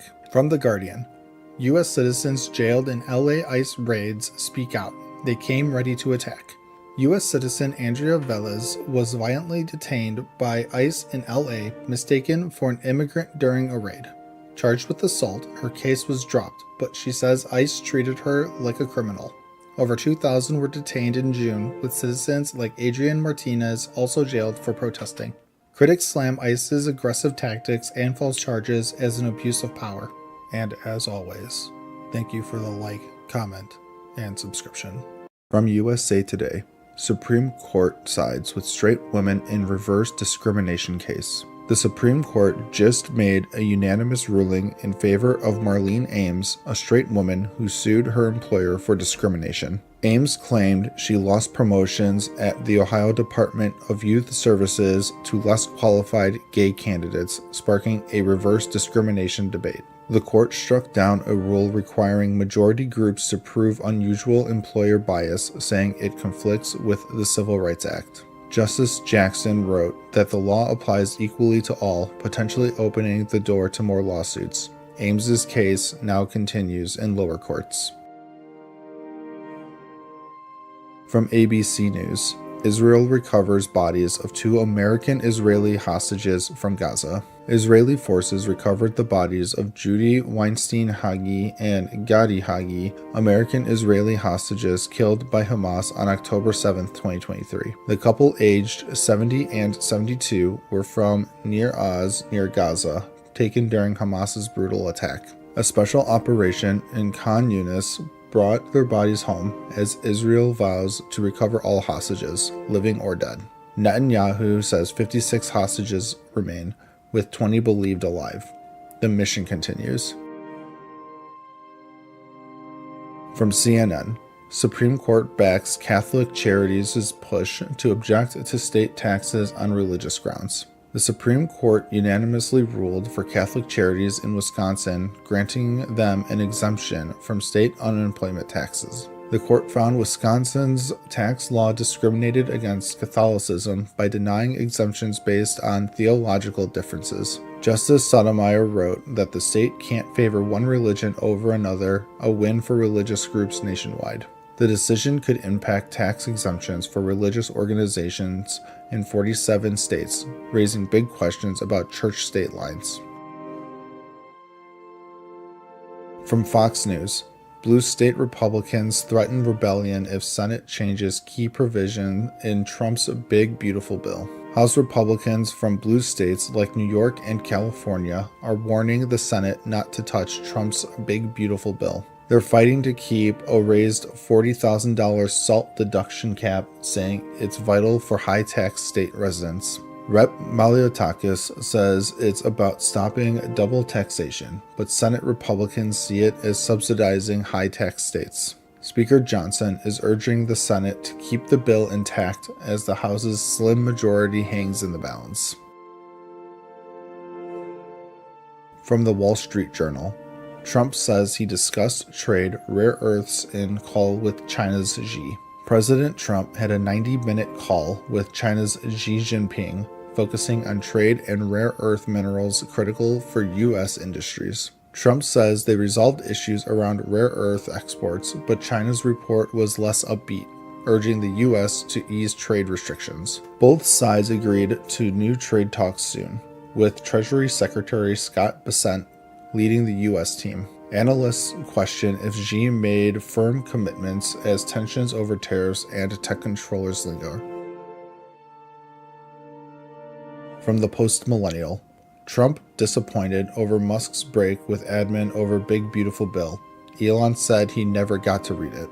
President Trump is disappointed in Elon Musk after the ex-owner called Trump's Big Beautiful Bill a disgusting abomination. Musk claims he never saw the bill, passed quickly by the House, which raises the debt ceiling by $5 trillion. Trump says Musk was fine until EV mandates were cut, but Musk demands a slim and beautiful bill with less spending. The bill faces Senate pushback, with the CBO warning of a $2.4 trillion deficit increase over a decade. From CBS News, about 200 U.S. Marines begin in From CBS News, about 200 U.S. Marines begin Los Angeles deployment at Westwood Federal Building. About 200 U.S. Marines arrived in Los Angeles to guard the Wilshire Federal Building amid protests over immigration enforcement. President Trump deployed over 2,000 National Guard and 700 Marines, saying it's needed to prevent chaos. Governor Newsom calls it authoritarian and filed a lawsuit. A U.S. Army veteran was briefly detained outside the building but released, saying he was treated fairly. The Marines' role is to protect federal property, not enforce laws, as tensions escalate in LA. From Newsweek, Gavin Newsom accuses Trump administration of spreading fake protest images. California Governor Gavin Newsom accused the Trump administration of sharing doctored images of Los Angeles protests to justify military deployment. A Department of Defense post showed burning police cars, but Snopes confirmed the footage was from 2020, not recent protests. Newsom called it a propaganda campaign. The Pentagon countered that Newsom has failed to maintain order in LA. As protests over immigration enforcement grow, misleading videos online are inflaming tensions nationwide. From Fox News, Trump's military parade honoring Army's founding threatened by protests, thunderstorms. President Trump's parade in D.C. celebrates the U.S. Army's 250th anniversary, featuring 6,600 soldiers, tanks, and a flyover. The No Kings movement plans protests nationwide against Trump's immigration policies, though not directly in D.C. Thunderstorms are forecast threatening the event, which also marks Trump's birthday and Flag Day. Trump warned that violent protests will face very heavy force as tensions rise across the U.S. From CNN, Israel attacked 3 key Iranian nuclear facilities. Did it strike a decisive blow? Israel launched strikes on Iran's Natanz, Isfahan, and Fordow nuclear sites, aiming to disrupt its nuclear program. Natanz suffered major damage, with power to underground centrifuges cut. Iran claims limited impact and no contamination risk. Israel says the strikes hit key targets, but Fordow, a fortified site, was largely unaffected. The strikes killed 9 experts. The full impact on Iran's nuclear ambitions remain unclear. From The Guardian, Democratic lawmaker killed and another wounded in Minnesota in politically motivated attacks. Minnesota State Rep. Melissa Hortman and her husband were killed in a suspected politically motivated shooting. The gunman posing as a police officer escaped. A list of targeted lawmakers was found in his vehicle. State Senator John Hoffman and his wife were also shot but survived. Both are recovering. Governor Walz called it an attack on democracy. Police are hunting the suspect as protests loom.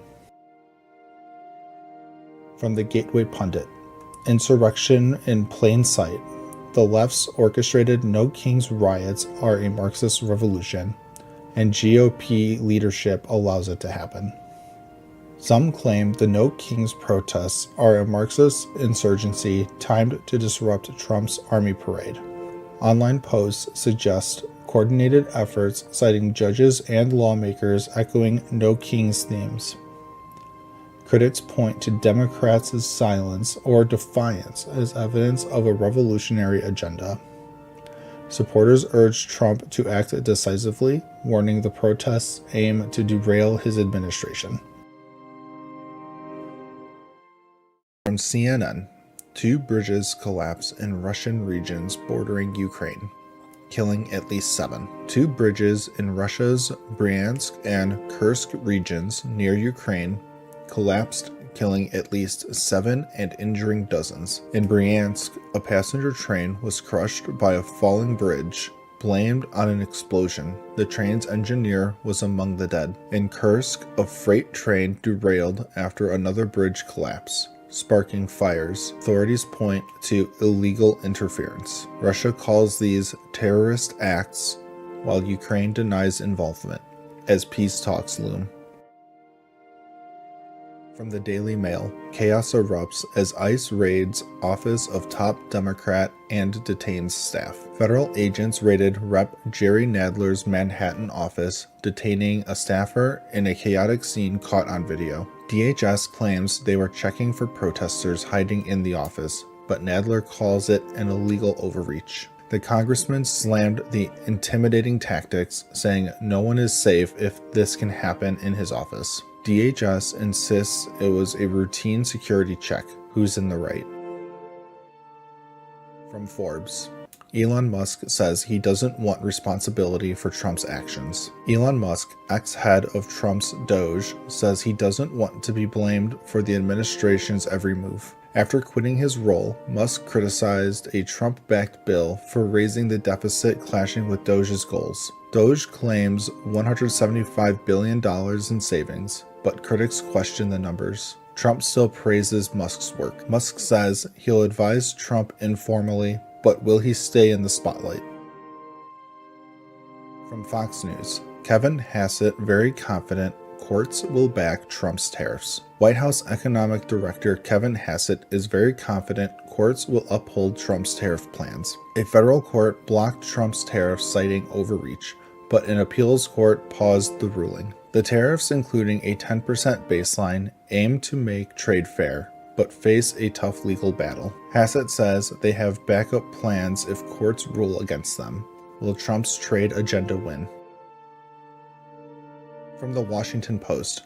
2 dead, nearly 500 arrested as Paris celebrates Champions League victory. Paris erupted in joy as PSG won the Champions League, but violence left 2 dead and nearly 500 arrested. Clashes around Champs-Élysées saw looted stores and burned vehicles, with 192 injured. Police deployed 5,400 officers, blaming thugs for the chaos, not true fans. As PSG's victory parade looms, will Paris stay peaceful?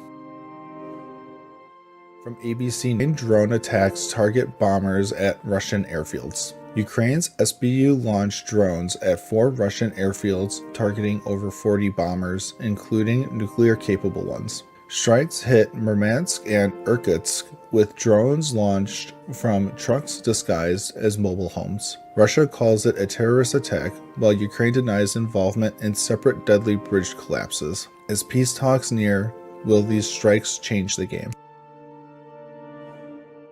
From Fox News, Elizabeth Warren sides with President Trump on eliminating debt ceiling in New York Times guest essay. In a New York Times essay, Senator Warren backed Trump's push to abolish the debt ceiling, calling it a political tool that risks economic collapse. Trump's big, beautiful bill includes a $5 trillion debt ceiling hike, but Warren says scrapping the limit entirely would end decades of brinkmanship. While they agree on this, Warren slams the bill's tax breaks for the rich and healthcare cuts, vowing to fight it. Trump celebrated their rare agreement on Truth Social, but will this unlikely duo change Washington? From CBS News, CIA releases 54 declassified documents related to RFK assassination. The CIA released 54 declassified files totaling 1,450 pages following President Trump's executive order for transparency. The files reveal RFK shared Soviet Union travel insights with the CIA and include global reports on assassin Sirhan's motives. Some documents are still heavily redacted, hiding details about Sirhan's mental state, but they shed light on CIA operations. RFK Jr. praised the release, saying it restores trust. What secrets are still hidden? From USA Today, Newsom says Trump use of troops is theater madness as court hearing looms. Live updates. Trump sent 4,000 National Guard and 700 Marines to aid ICE raids, sparking protests and arrests across Los Angeles. Governor Newsom sued to block the troops, calling it unconstitutional madness and seeking to limit their role. Protests spread nationwide, with thousands rallying against ICE raids as tensions boil over. Trump says LA is safe thanks to the military. Will this feud escalate further? From the Associated Press, standoff with troops in Los Angeles reignites old feud as Newsom resists Trump's immigration raids. Trump federalized the National Guard and deployed Marines to support immigration sweeps, prompting violent protests. Newsom called it an authoritarian move, suing to return the Guard to state control and slamming Trump's tactics. Nationwide protests like Tucson's saw arrests as crowds opposed ICE actions, fueling a growing unrest.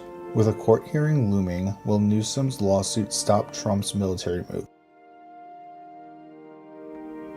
From CNN, the FBI raided the wrong house. The Supreme Court says the family is allowed to sue. In 2017, the FBI raided Katrina Martin's Atlanta home by mistake, using a battering ram and flashbang grenade. The Supreme Court unanimously ruled the family can sue, overturning lower courts that blocked their case. The raid targeting a gang member traumatized Martin's family when agents realized they hit the wrong house. Justice Gorsuch's opinion criticized the FBI's errors. Will this lead to justice for the Martins? From ABC News, Israel considering military actions against Iran in coming days. Israel is weighing military action against Iran soon, sources say, amid rising Middle East tensions. Iran's president vowed to continue uranium enrichment and rebuild any bombed facilities, defying threats. The U.S. may share intel for a strike, while nuclear talks with Iran are set for this weekend. Will this spark a larger conflict, or can diplomacy prevail? Stay tuned. From CNN, Trump just said he solved inflation, but prices are rising, in part because of his policies. President Trump claimed he'd solved inflation, saying costs are down and we have almost none. But new data paints a different picture. Consumer prices jumped 0.4% in August, pushing annual inflation to 2.9%. The highest since January. Food prices rose sharply, with coffee up 3.6% monthly and tomatoes 4.5%, linked to new tariffs on imports from Brazil and Mexico. Economists point to Trump's tariffs on imports and tougher immigration enforcement as factors driving up costs. Fewer immigrant workers in agriculture have raised labor expenses, fueling higher food prices. Other tariff-hit goods saw big hikes too. Jewelry up 6.8%, women's outwear 4.4%. While effects are modest now due to stockpiling, experts warn prices could climb further. From Fox News, Blackburn cheers Trump's move to make Memphis safe again. President Trump announced plans to send the National Guard to Memphis, Tennessee, calling it deeply troubled, with the highest crime rate in the U.S. per FBI data. Senator Marsha Blackburn praised the move, saying Trump answered her call to make Memphis safe again. She highlighted his success in reducing D.C. crime and vowed to hold soft-on-crime officials accountable. Trump shifted focus from Chicago after a chat with a railroad executive who suggested Memphis. He said the Democrat mayor and Tennessee governor are on board, and he'll bring in the military if needed. This follows Trump's federalization of D.C. police, which ended after 30 days without extension. Guard presence there continues as Trump aims to tackle crime in major cities one by one. From The Independent, Tyler Robinson, 22, facing capital murder and weapons charges. Details emerge about alleged Charlie Kirk assassin. 22-year-old Tyler Robinson was arrested for the fatal shooting of conservative activist Charlie Kirk at Utah Valley University. Kirk, 31, was hit in the neck during a speaking event. Robinson, politically unaffiliated but from a Republican family, confessed to a relative who tipped off authorities. He arrived in a gray Dodge Challenger, wearing a maroon t-shirt and shorts, and fled after jumping from a rooftop. Evidence includes Discord messages about retrieving a rifle and ammo engraved with anti-fascist phrases like "Hey fascist, catch" and "Bella Ciao." Families said he viewed Kirk as spreading hate. Kirk's event drew 3,000 despite protests. He leaves a wife and 2 kids. Trump called for unity, awarded Kirk the Presidential Medal of Freedom posthumously, and hopes for the death penalty. Investigation ongoing, no other suspects. From MSNBC, the Justice Department is reportedly assembling an unprecedented national voter database. The Justice Department is compiling the largest national voter database ever, seeking names, addresses, and more from across the country, according to reports. This supports Trump's unsubstantiated claims of widespread non-citizen voting to challenge 2020 results. Experts say non-citizen voting is extremely rare, like 0.0001% in high immigration areas. Efforts through DOJ's civil and criminal divisions may violate laws, per election experts. It's like federal overreach into state functions, called wildly illegal by former DOJ official Justin Levitt. Related SAVE program checks flagged over 33 million voters. Concerns include disinformation, privacy breaches under the Privacy Act, and misuse to undermine election trust. No official response yet. From Newsweek, video shows ICE detain U.S. citizen green card holders at gunpoint. Masked ICE agents smashed a car window and detained 3 people at gunpoint in a Los Angeles strip mall parking lot, as captured on video. A woman, reportedly a U.S. citizen, shouted as agents pointed guns at her. She was briefly held but released. 2 men were cuffed and taken away. Witnesses called the force excessive. DHS says the men were MS-13 gang members. Jose Horacio Mexicanos, a Guatemalan with a manslaughter conviction, and driver Douglas Rodriguez Melgar from El Salvador. One left his passport behind. This followed a Supreme Court stay on ban against roving ICE patrols in LA aimed at preventing racial profiling. LAPD monitored to keep peace amid community tensions over intensified enforcement. From Reuters, people killed in U.S. boat strike were not Tren de Aragua, Venezuelan minister says. Venezuela's interior minister says none of the 11 killed in a U.S. military strike on a Caribbean boat last week were Tren de Aragua gang members or drug traffickers. Diosdado Cabello called it a murder, questioning how the U.S. identified drugs without arresting anyone. Families deny ties, and Trump posted what Venezuela claims is AI-generated video. In response, President Maduro deployed forces to 284 battlefronts nationwide, boosting troops along Colombia borders. He warned of readiness for armed conflict amid U.S. military buildup in the region. The U.S. doubled Maduro's arrest reward to $50 million over drug links he denies. Pentagon hasn't commented. Tensions rise as U.S. deploys F-35s to Puerto Rico for anti-smuggling efforts. And as always, thank you for the like, comment, and subscription. From Go Banking Rates, Trump said he would end inflation on day one of his presidency. See where we stand now. President Trump promised to end inflation on day one. Let's see where we stand 8 months in. Inflation averaged 2.65% from January to August, above the Fed's 2% target, but it was falling early on. Since April, it's rebounded to 2.9% with jumps in groceries, apparel, and more, linked to tariffs passing costs to consumers. August saw the biggest monthly rise in prices since December, sparking debate on policy impacts. And as always, thank you for the like, comment, and subscription. From CNN, it's a scary time to be here right now. Americans stuck in Israel are desperate to get out. After Israel's attack on Iran, missile strikes shut down airspaces, canceling flights out of Tel Aviv. Families like the Mammons, visiting for a wedding, now jump between shelters dodging louder, bigger bombs. The U.S. Embassy is arranging evacuation flights to Athens, but the process is slow, prioritizing families and the elderly. For people like Noah with anxiety, the terrifying sounds of missiles linger, pushing many to seek any way out. From Fox News, Los Angeles taxpayers to foot millions for peaceful anti-ICE protests. The protests, costing $32 million, turned violent, damaging property and requiring extensive cleanup. Over $29 million went to police response, including citywide tactical alerts after clashes with demonstrators. Arrests included a man accused of planning to harm officers with fireworks during the riots.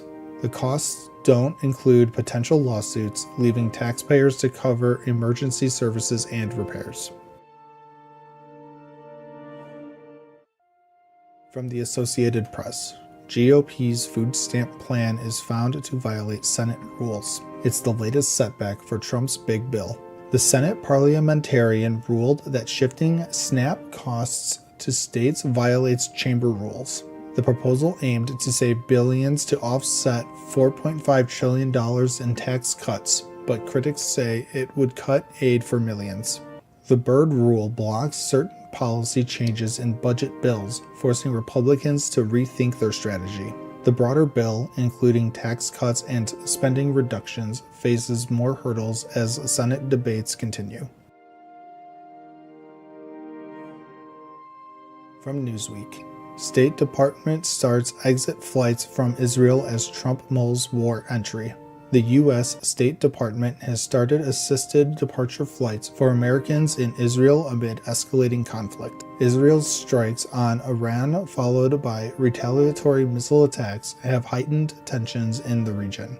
The U.S. Embassy is helping citizens leave via flights, ships, or land routes to Jordan and Egypt.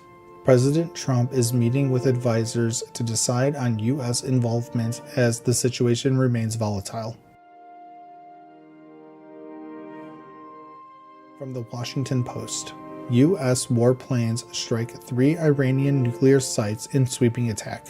U.S. B-2 bombers struck 3 Iranian nuclear facilities, including the fortified Fordow site. The targets included uranium enrichment centers, escalating U.S. involvement in the Israel-Iran conflict. With thousands of U.S. troops in the region, Iran has threatened retaliation against American forces. The Pentagon has deployed additional ships and planes as the conflict's outcome remains uncertain. From The Independent, U.S. has bombed 3 nuclear sites in Iran, Trump announces. President Trump announced U.S. strikes on 3 Iranian nuclear sites, Fordow, Natanz, and Esfahan. Fordow, a heavily fortified uranium enrichment site, was hit with a full payload of bombs. Iran's leaders warned of irreparable harm to the U.S., raising fears of retaliation. The strikes follow Israel's attacks on Iran, deepening the regional conflict. And as always, thank you for the like, comment, and subscription. From CNN, cyber criminals breach Aflac as part of hacking spree against U.S. insurance industry. Insurance giant Aflac has been breached by cyber criminals, potentially exposing sensitive customer data. Aflac, one of the largest supplemental health insurance providers in the U.S., is the latest target in a series of hacks against the insurance industry. The attack, linked to the notorious Scattered Spider Group, used social engineering tactics to infiltrate Aflac's network. While Aflac stopped the intrusion within hours, the full extent of the data breach is still under investigation, raising concerns about customer privacy. From the Associated Press, Russian drones slam into 2 Ukrainian cities, killing at least 1 person in nighttime attack. Russian drones targeted the Ukrainian cities of Odessa and Kharkiv, causing damage and injuries. In Odessa, a residential building was hit, leading to a partial collapse and injuries, including 2 emergency workers. Kharkiv also suffered with drones hitting civilian infrastructure and injuring residents, including children. Amid the attacks, Ukraine and Russia continue prisoner swaps, and talks for a ceasefire are expected to resume. From Fox News, inside the Situation Room, where Trump and his national security team are weighing next steps on Iran. President Trump is holding high-stakes meetings in the Situation Room to decide on potential strikes against Iran. With tensions rising over Iran's nuclear ambitions, Trump is considering military action, including bombing Iranian nuclear sites.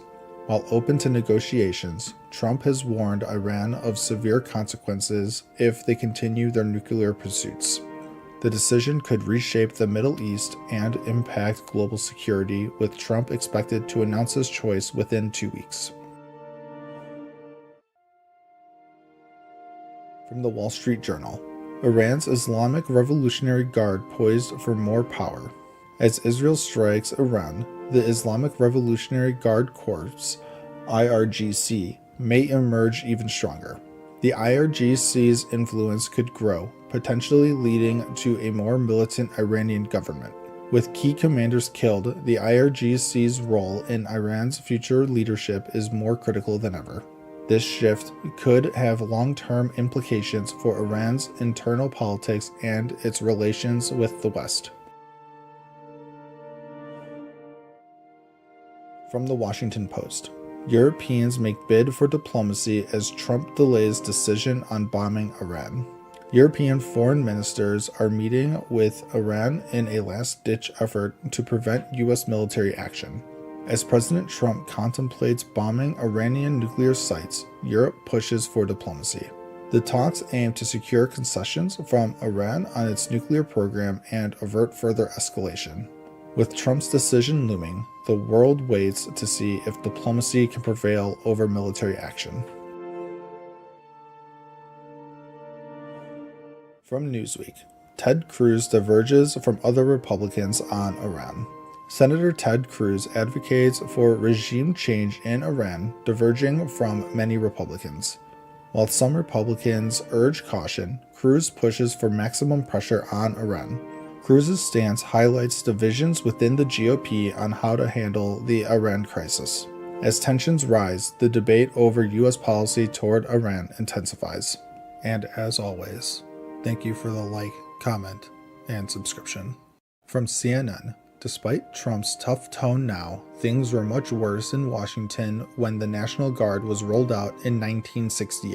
In 1968, after Martin Luther King Jr.'s assassination, Washington, D.C. erupted in riots. Buildings burned, thousands arrested, and over 13,000 troops deployed to restore order.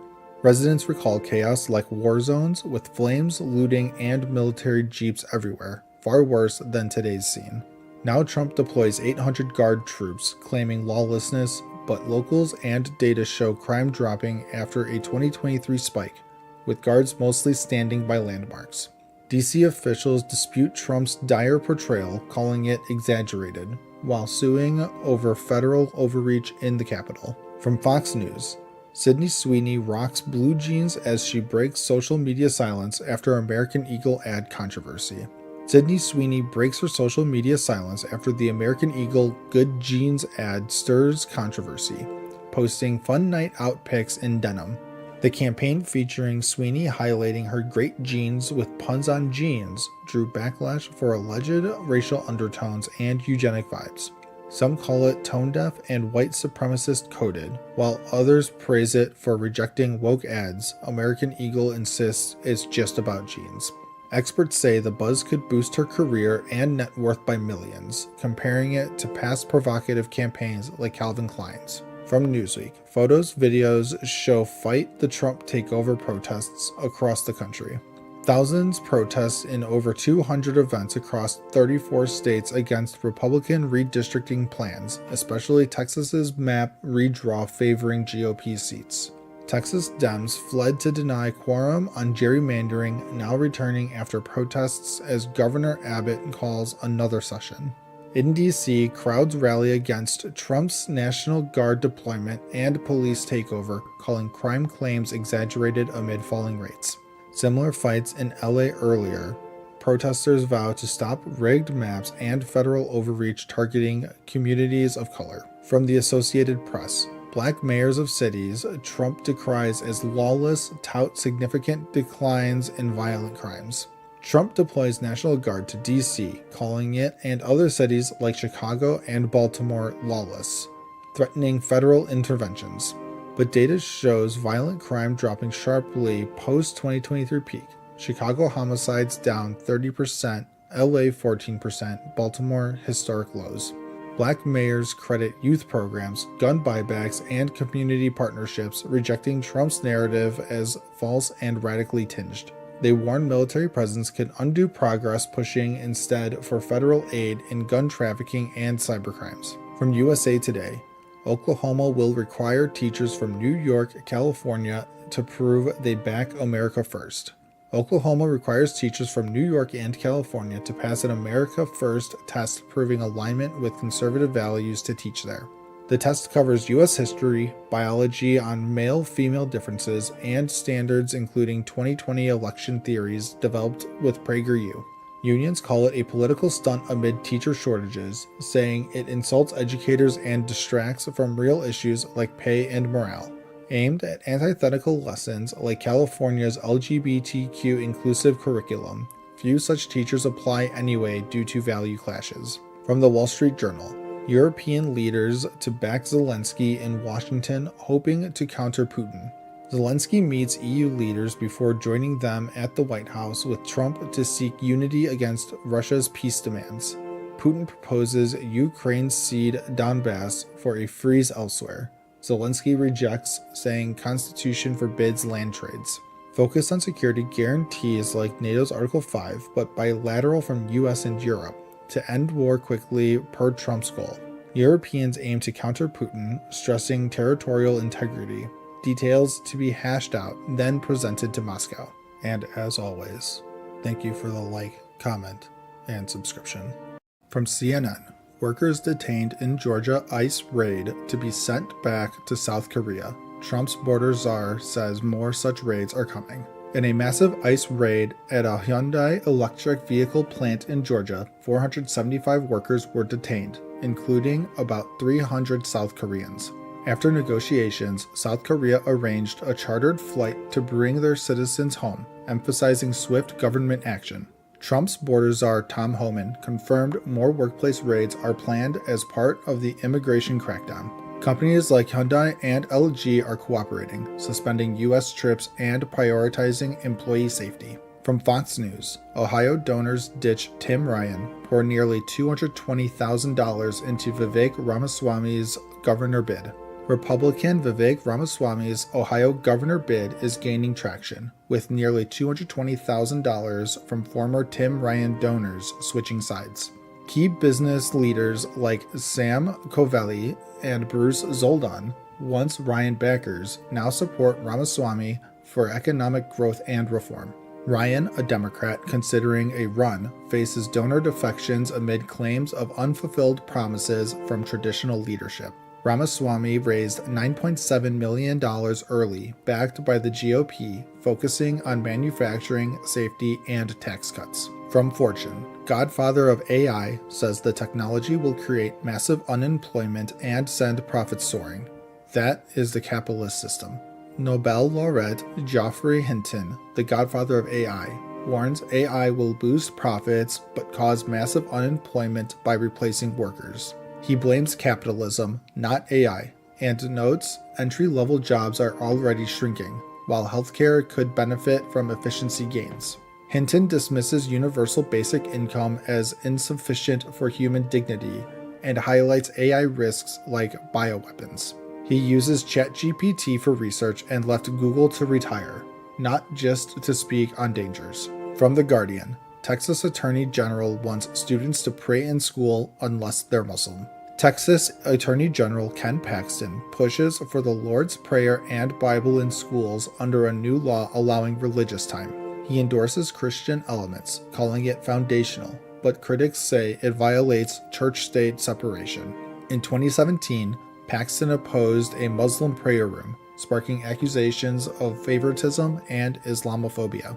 He's appealing a ruling blocking 10 Commandments displays backed by Christian nationalist donors. From the Washington Post, military-related work absences at 19-year high amid deployments.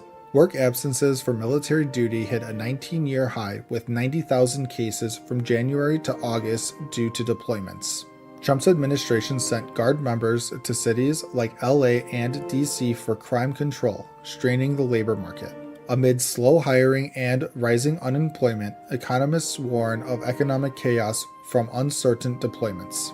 The White House claims it boosts safety and jobs, but troops face career limits from added duties. From East Idaho News, this is my home. Violinist John Shin speaks out after release from immigration detention facility. Utah violinist John Shin, detained for 17 days in Colorado, was released on bond after ICE flagged his status. Brought to the U.S. as a child, he lost DACA after a misdemeanor but married a U.S. citizen. Supporters rallied with concerts. He calls America home, praising fellow detainees, and his lawyer seeks a green card amid Trump's crackdown. Shin urges immigration reform, grateful for community help in his fight against deportation. And as always, thank you for the like, comment, and subscription. From CNN, Trump's victory over PBS and NPR bias will be devastating for rural areas, station leaders say. The Senate voted to eliminate federal funding for PBS and NPR, a move hailed by Trump as a win against perceived bias. Rural stations heavily reliant on these funds may cut staff and shows like Daniel Tiger's Neighborhood. NPR's Catherine Marr calls it a public safety lifeline, with 3 in 4 Americans relying on it for news and alerts. Smaller stations could go off air, weakening local news and emergency services. From Fox News, Karine Jean-Pierre, more top Biden aides to appear in House cover-up probe. Former White House Press Secretary Karine Jean-Pierre and 3 other Biden aides will face House oversight interviews. Chairman James Comer is probing if they hid Biden's mental and physical decline during his term. Biden insists he made every decision himself, refuting claims of a cover-up. The investigation could shake up perceptions of Biden's presidency. From CBS News, DOJ fires Maureen Comey, who helped prosecute Sean Diddy Combs and Jeffrey Epstein. Maureen Comey, daughter of ex-FBI Director James Comey, was fired from the DOJ. She led the prosecution against Sean Diddy Combs, securing convictions for interstate prostitution. Comey also helped convict Elaine Maxwell in the Jeffrey Epstein case. Her firing, tied to presidential powers, raises questions about DOJ moves. From the Wall Street Journal, U.S. jobless claims fell last week. U.S. jobless claims fell to 221,000 last week, down from 228,000, beating expectations. This signals a healthier job market after a spring spike worried analysts. Continuing claims rose slightly to 1.96 million, hinting it's tougher for some to find work. The unemployment rate stays steady at 4.2%, showing resilience. From ABC News, Senate Democrats walk out of committee vote to advance Trump court pick Emil Bove. Democrats stormed out before a vote on Trump's court pick Emil Bove for the Third Circuit. Bove, once Trump's attorney, is accused of firing DOJ staff and dropping cases for political reasons. Senator Cory Booker begged for more debate, calling Bove's actions a threat to DOJ integrity. Over 900 ex-DOJ officials oppose Bove, but Republicans push him forward. From the Daily Mail, Obama's private Martha's Vineyard beach could be opened to public if wealthy developer gets his way. A legal battle could open up the Obama's private Martha's Vineyard beach to the public. Developer Richard Friedman says shifting sands make the beach public property under state law. Governor Healey's bill supports this, but critics call it a favor to her donor Friedman. If passed, hundreds, including the Obamas, could lose private beach access. And as always, thank you for the like, comment, and subscription. From Newsweek, Supreme Court backs Utah Oil Railroad Network. The Supreme Court unanimously backed a massive oil railroad expansion in Utah, siding with a limited scope for environmental reviews. The Uinta Basin Railway, an 88-mile project, aims to quadruple oil production by connecting producers to larger markets. Environmental groups warned of oil spills and wildfires, but the court reversed a lower ruling restoring federal approval. Justice Kavanaugh said agencies can weigh environmental impacts as they see fit, though legal hurdles may still loom. From CNN, Israel approves biggest expansion of West Bank settlements in decades. Israel just approved 22 new settlements in the West Bank, the largest expansion since the Oslo Accords. The move, backed by Minister Katz and Smotrich, aims to strengthen Israeli control and block a Palestinian state. Critics, including Peace Now, call it a dangerous escalation, violating international law and fueling instability. With 12 illegal outposts legalized and new settlements planned, tensions rise amid ongoing military operations. From CBS News, South African woman gets life sentence for selling her 6-year-old daughter. A South African mother, Raquel Smith, was sentenced to life for selling her 6-year-old daughter, Jocelyn, who's still missing. Jocelyn vanished last February, sparking a nationwide search. Her mother allegedly sold her for $1,100 to a traditional healer. The judge called Smith manipulative, showing no remorse, as her co-accused also got life for human trafficking. With kidnappings rising in South Africa, the case has left the nation horrified and demanding justice. From Fox News, search continues for 4-time killer serial escapee after New Orleans jailbreak. 2 fugitives, including a 4-time killer, remain at large after a daring May 16th jailbreak in New Orleans. Derek Groves, convicted of a 2018 double homicide, and Antoine Macy, a serial escapee, are still on the run. Authorities, including the FBI and U.S. Marshals, are intensifying the hunt, with 14 others arrested for aiding the escapees. Experts question why a repeat escapee like Massey was in a low-secured cell as the search continues. From USA Today, import taxes down and markets up. World waits for Trump reaction to court nixing tariffs. A federal court just struck down most of Trump's tariffs, ruling he lacked authority under the cited emergency law. Markets jumped 1.5%, with the dollar rallying, as the ruling eases trade tensions but faces an appeal. Trump insists tariffs are key to negotiations, with 3 trade deals reportedly close despite the setback. Analysts say the ruling reduces economic headwinds, but uncertainty lingers as Trump eyes other tariff options. From NBC News, judge extends order blocking revocation of Harvard's enrollment of foreign students. A federal judge extended an order blocking the Trump administration from revoking Harvard's ability to enroll foreign students. The administration gave Harvard 30 days to prove compliance with student program rules, citing campus safety concerns. Homeland Security's Kristi Noem accused Harvard of endangering students and ignoring oversight. The ruling, coinciding with Harvard's graduation, keeps the program alive as the legal battle continues. From Fox News, Democrats should shut down the government rather than fund Trump's mafia takeover, New York Times columnist argues. New York Times columnist Ezra Klein argues on his podcast that Democrats should face a government shutdown to oppose President Trump. With funding expiring this month, Klein says Trump is corrupting the government like the mafia, using it for personal power and enrichment. He claims Democrats would be complicit if they fund it, though he admits a shutdown might not succeed but is better than inaction.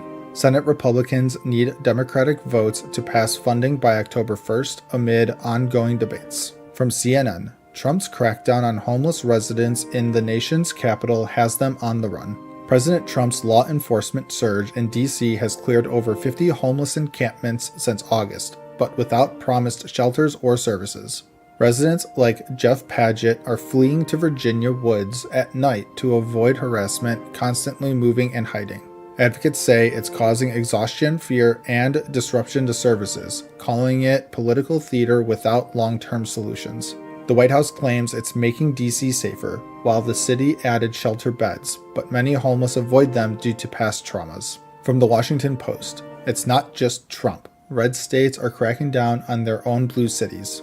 In Mississippi, Republicans created a state-run court in Jackson to handle crime backlogs, appointing judges and prosecutors over the majority black Democratic city.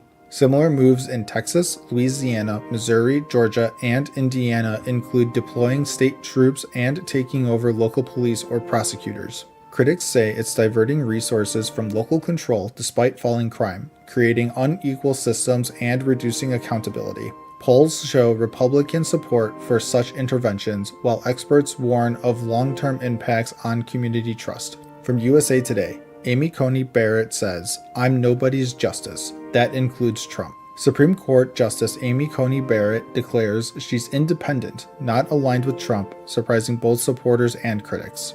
In her new book, Interview, she emphasizes decisions are based on law, not politics, countering public skepticism about the court.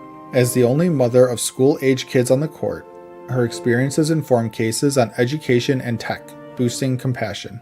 She rejects being called a swing vote, focuses on long-term precedents, and defends court rulings on presidential power. From Newsweek, Russia responds to Trump's sanctions threat. President Trump threatens next phase sanctions on Russia over Ukraine, including tariffs on trading partners if no peace deal soon. Russia's Dmitry Peskov calls sanctions useless and ineffective after 4 years, blaming Ukraine and allies for escalation. Amid Russia's largest aerial attack hitting a Ukrainian government building, Zelensky urges stronger sanctions and actions. Key issues remain territory and security. India faces U.S. tariffs for Russian oil buys, while China provides economic support. From the Associated Press, Appeals Court upholds E. Jean Carroll's $83.3 million defamation judgment against President Trump. A federal appeals court upholds an $83.3 million defamation award to E. Jean Carroll against President Trump for his social media attacks. Trump denied Carroll's 1990s sexual assault claim, calling it a hoax. Juries found him liable for assault and defamation. The court rejects Trump's arguments for a new trial or reduced damages, calling his attacks extraordinary and egregious. Carroll's attorney welcomes the ruling, affirming her truthfulness. Trump sought immunity but was denied. And as always, thank you for the like, comment, and subscription. From CNN, Minnesota Democrats revoke endorsement of Democratic Socialist candidate for Minneapolis mayor. Minnesota Democrats just pulled the plug on Omar Fateh's endorsement as a mayoral candidate after a messy convention vote. Fateh, a Democratic socialist, won the delegate vote, but complaints about voting errors led to the state party stepping in. Incumbent Mayor Jacob Frey's team called it a flawed process, while Fateh's supporters claim it's an attack on progressive voices. With the endorsement revoked and no new convention allowed, the race is wide open for Minneapolis voters to decide. From Fox News, Hegseth authorizes 2,000 National Guard troops to carry weapons in D.C. if necessary, U.S. official. Defense Secretary Pete Hegseth just greenlit nearly 2,000 National Guard troops to carry weapons in D.C. to tackle rising crime. President Trump met with law enforcement, praising their efforts as D.C.'s violent crime drops 27% since last year. The Guard can't make arrests, but can detain suspects, working closely with local and federal police. With no homicides in over a week, is this crackdown making the Capitol safer? From CBS News, Cracker Barrel loses almost $100 million in value after new logo release. Cracker Barrel's stock tanked, losing nearly $100 million after unveiling a new logo, ditching its iconic Uncle Herschel. The sleek design sparked backlash, with critics calling it generic and some even labeling it woke. The chain's trying to modernize, but experts warn alienating loyal fans could hurt more than help. Shares rebounded slightly, but is Cracker Barrel's rebrand a recipe for disaster? From USA Today, FBI searches home of Trump critic John Bolton, report says. Live updates. The FBI searched Trump critic John Bolton's Maryland home in a national security probe led by Director Kash Patel. Bolton, a former Trump advisor, faced scrutiny over classified info in his 2020 book, though no charges were filed. Trump called Bolton a lowlife, while critics slammed the raid as a vindictive move against a vocal opponent. Is this a lawful search or political payback? The debate's heating up. From The Hill, opinion. Once again, Democrats have proven how useless they are. Texas Democrats return to Austin, letting Republicans push a redistricting plan that could add 5 GOP House seats. They broke quorum to block the plan, but caved after 2 weeks, despite threats of arrests from Governor Abbott. Critics say Democrats threw away real power, letting Trump's naked power grab move forward unchallenged. With democracy at stake, will Democrats regret not fighting harder? From Late Night On, Gavin Newsom calls for late-night TV shows cancellation. California Governor Gavin Newsom mocked Trump by calling for Fox News to cancel Greg Gutfeld's late-night show. Newsom's satirical tweet mimics Trump's rant against hosts like Colbert, whose show was recently canceled. Gutfeld's show is a ratings hit, and Newsom's jab only boosts its spotlight. Is this just political theater or a sign of deeper TV wars? And as always, thank you for the like, comment, and subscription. From CNN, Trump administration accuses Columbia University of violating federal civil rights law by failing to protect Jewish students. The Trump administration accuses Columbia University of failing to protect Jewish students from harassment since October 2023, alleging violations of federal civil rights law. The claim cites a hostile environment for Jewish students amid protests linked to the Israel-Gaza conflict, with Columbia accused of inadequate responses to vandalism and complaints. The Department of Health and Human Services says Columbia didn't act effectively until last summer, risking federal funding if changes aren't made. Columbia insists it's committed to fighting anti-Semitism and is working with the government to address these concerns. From Newsweek, Donald Trump removes dozens of NSC officials in liquidation. President Trump is drastically cutting the National Security Council, dismissing dozens of staff and sending others back to their home agencies. Described as a liquidation, the overhaul follows the removal of NSC head Mike Waltz after a messaging scandal, with Marco Rubio now acting advisor. Staff were given 30 minutes to clear out as Trump aims to shrink the federal government's size and scope. Critics question if this slimmed-down NSC can still function effectively. What's next for national security? From Fox News, New Orleans police make another arrest in ongoing jail escape investigation. New Orleans police arrested Emmett Weber, accused of helping inmates escape from Orleans Parish Jail on May 16th. Weber is one of several suspects charged with aiding escapees, with 5 of the 10 fugitives still at large. The escapees face serious charges like murder and weapons violations, and authorities warn they're armed and dangerous. Police are urging the public to stay vigilant as the manhunt continues.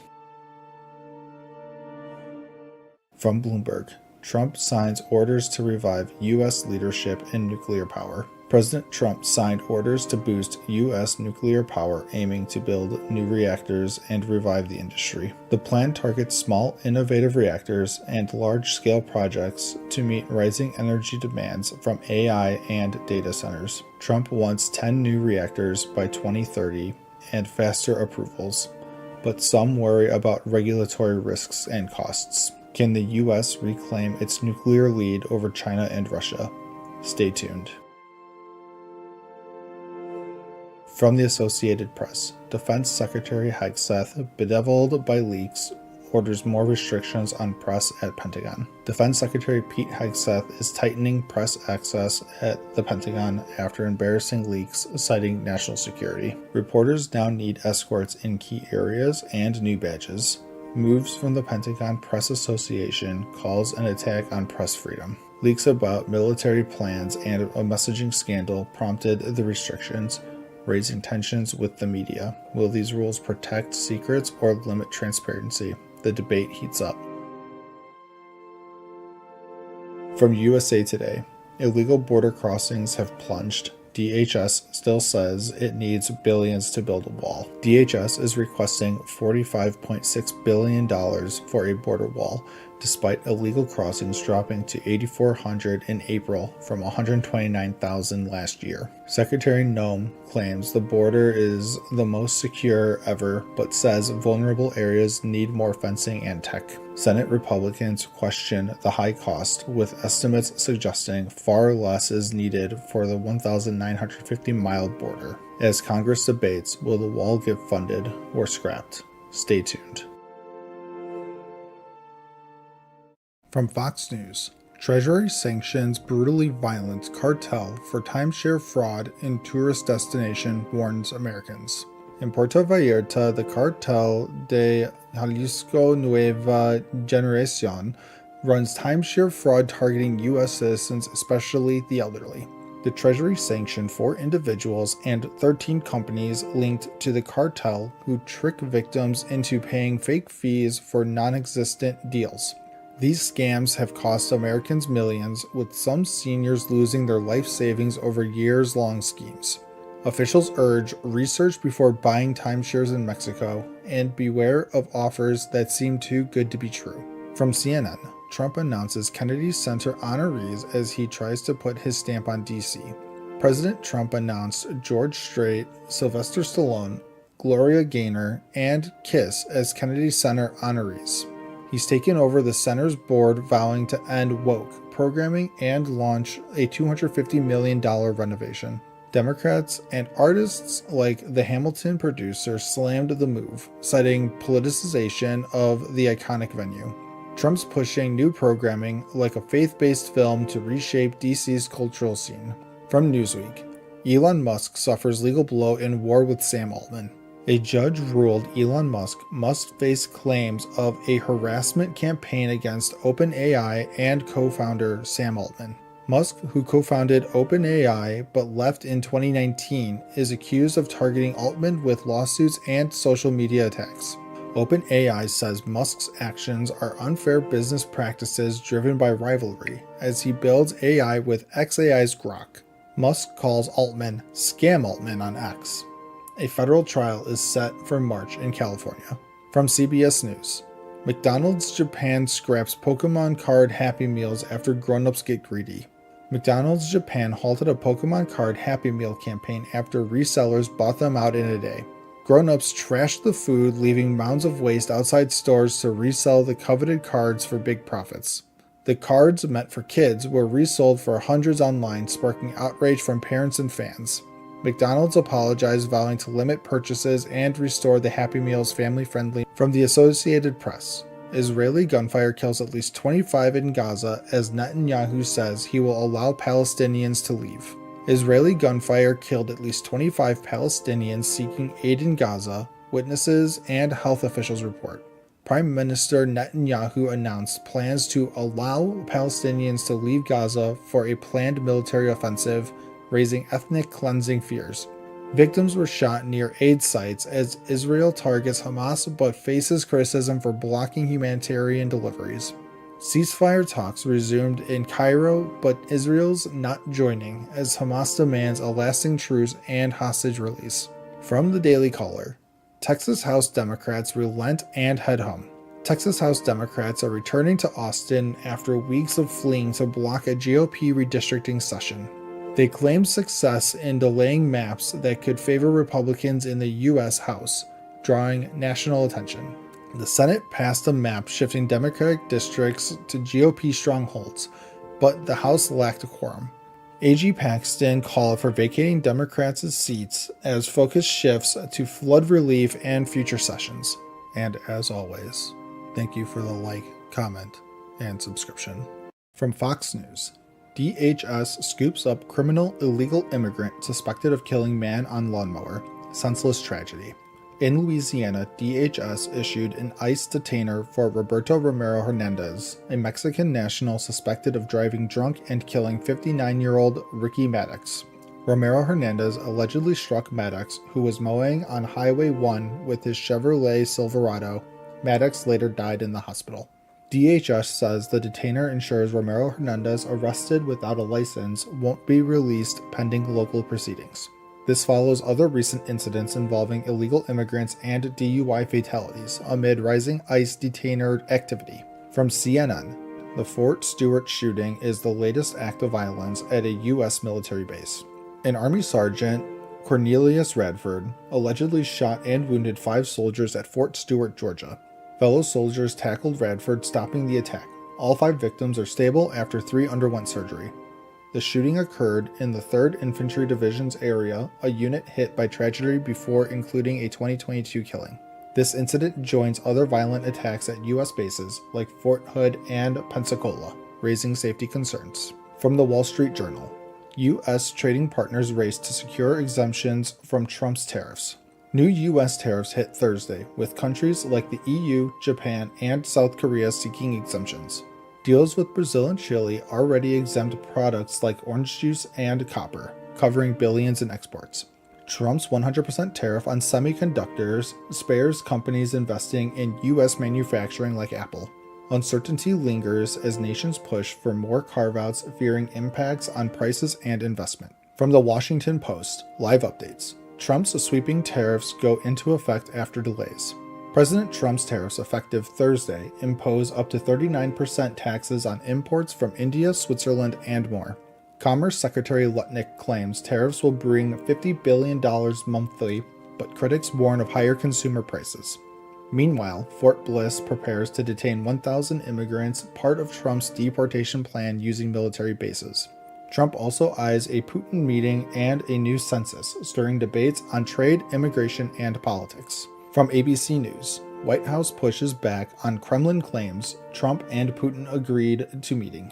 The Kremlin claims a Trump-Putin meeting is set, but the White House says no location is confirmed. A U.S. official says Putin must meet Ukraine's Zelensky first for any Trump summit to happen. Zelensky insists Ukraine and Europe must be part of peace talks to end the Russia-Ukraine war. With a new envoy in Moscow, talks continue as Trump sets a Friday deadline for Russia to make peace. From the Gateway Pundit, leftists flip out as President Trump orders new census that would exclude illegals. Up to 30 Democrat House seats could evaporate.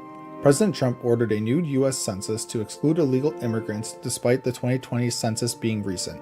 The move could shift House seats and Electoral College votes, potentially costing Democrats up to 30 seats. Critics call it an attempt to erase communities and cut funding for healthcare and education. Supporters say it ensures only legal residents count, amid heated debates over redistricting. And as always, thank you for the like, comment, and subscription. Hello and welcome everybody to another Just Some News. This is our channel where we go over news sites and give unbiased summaries. Let's hop into it.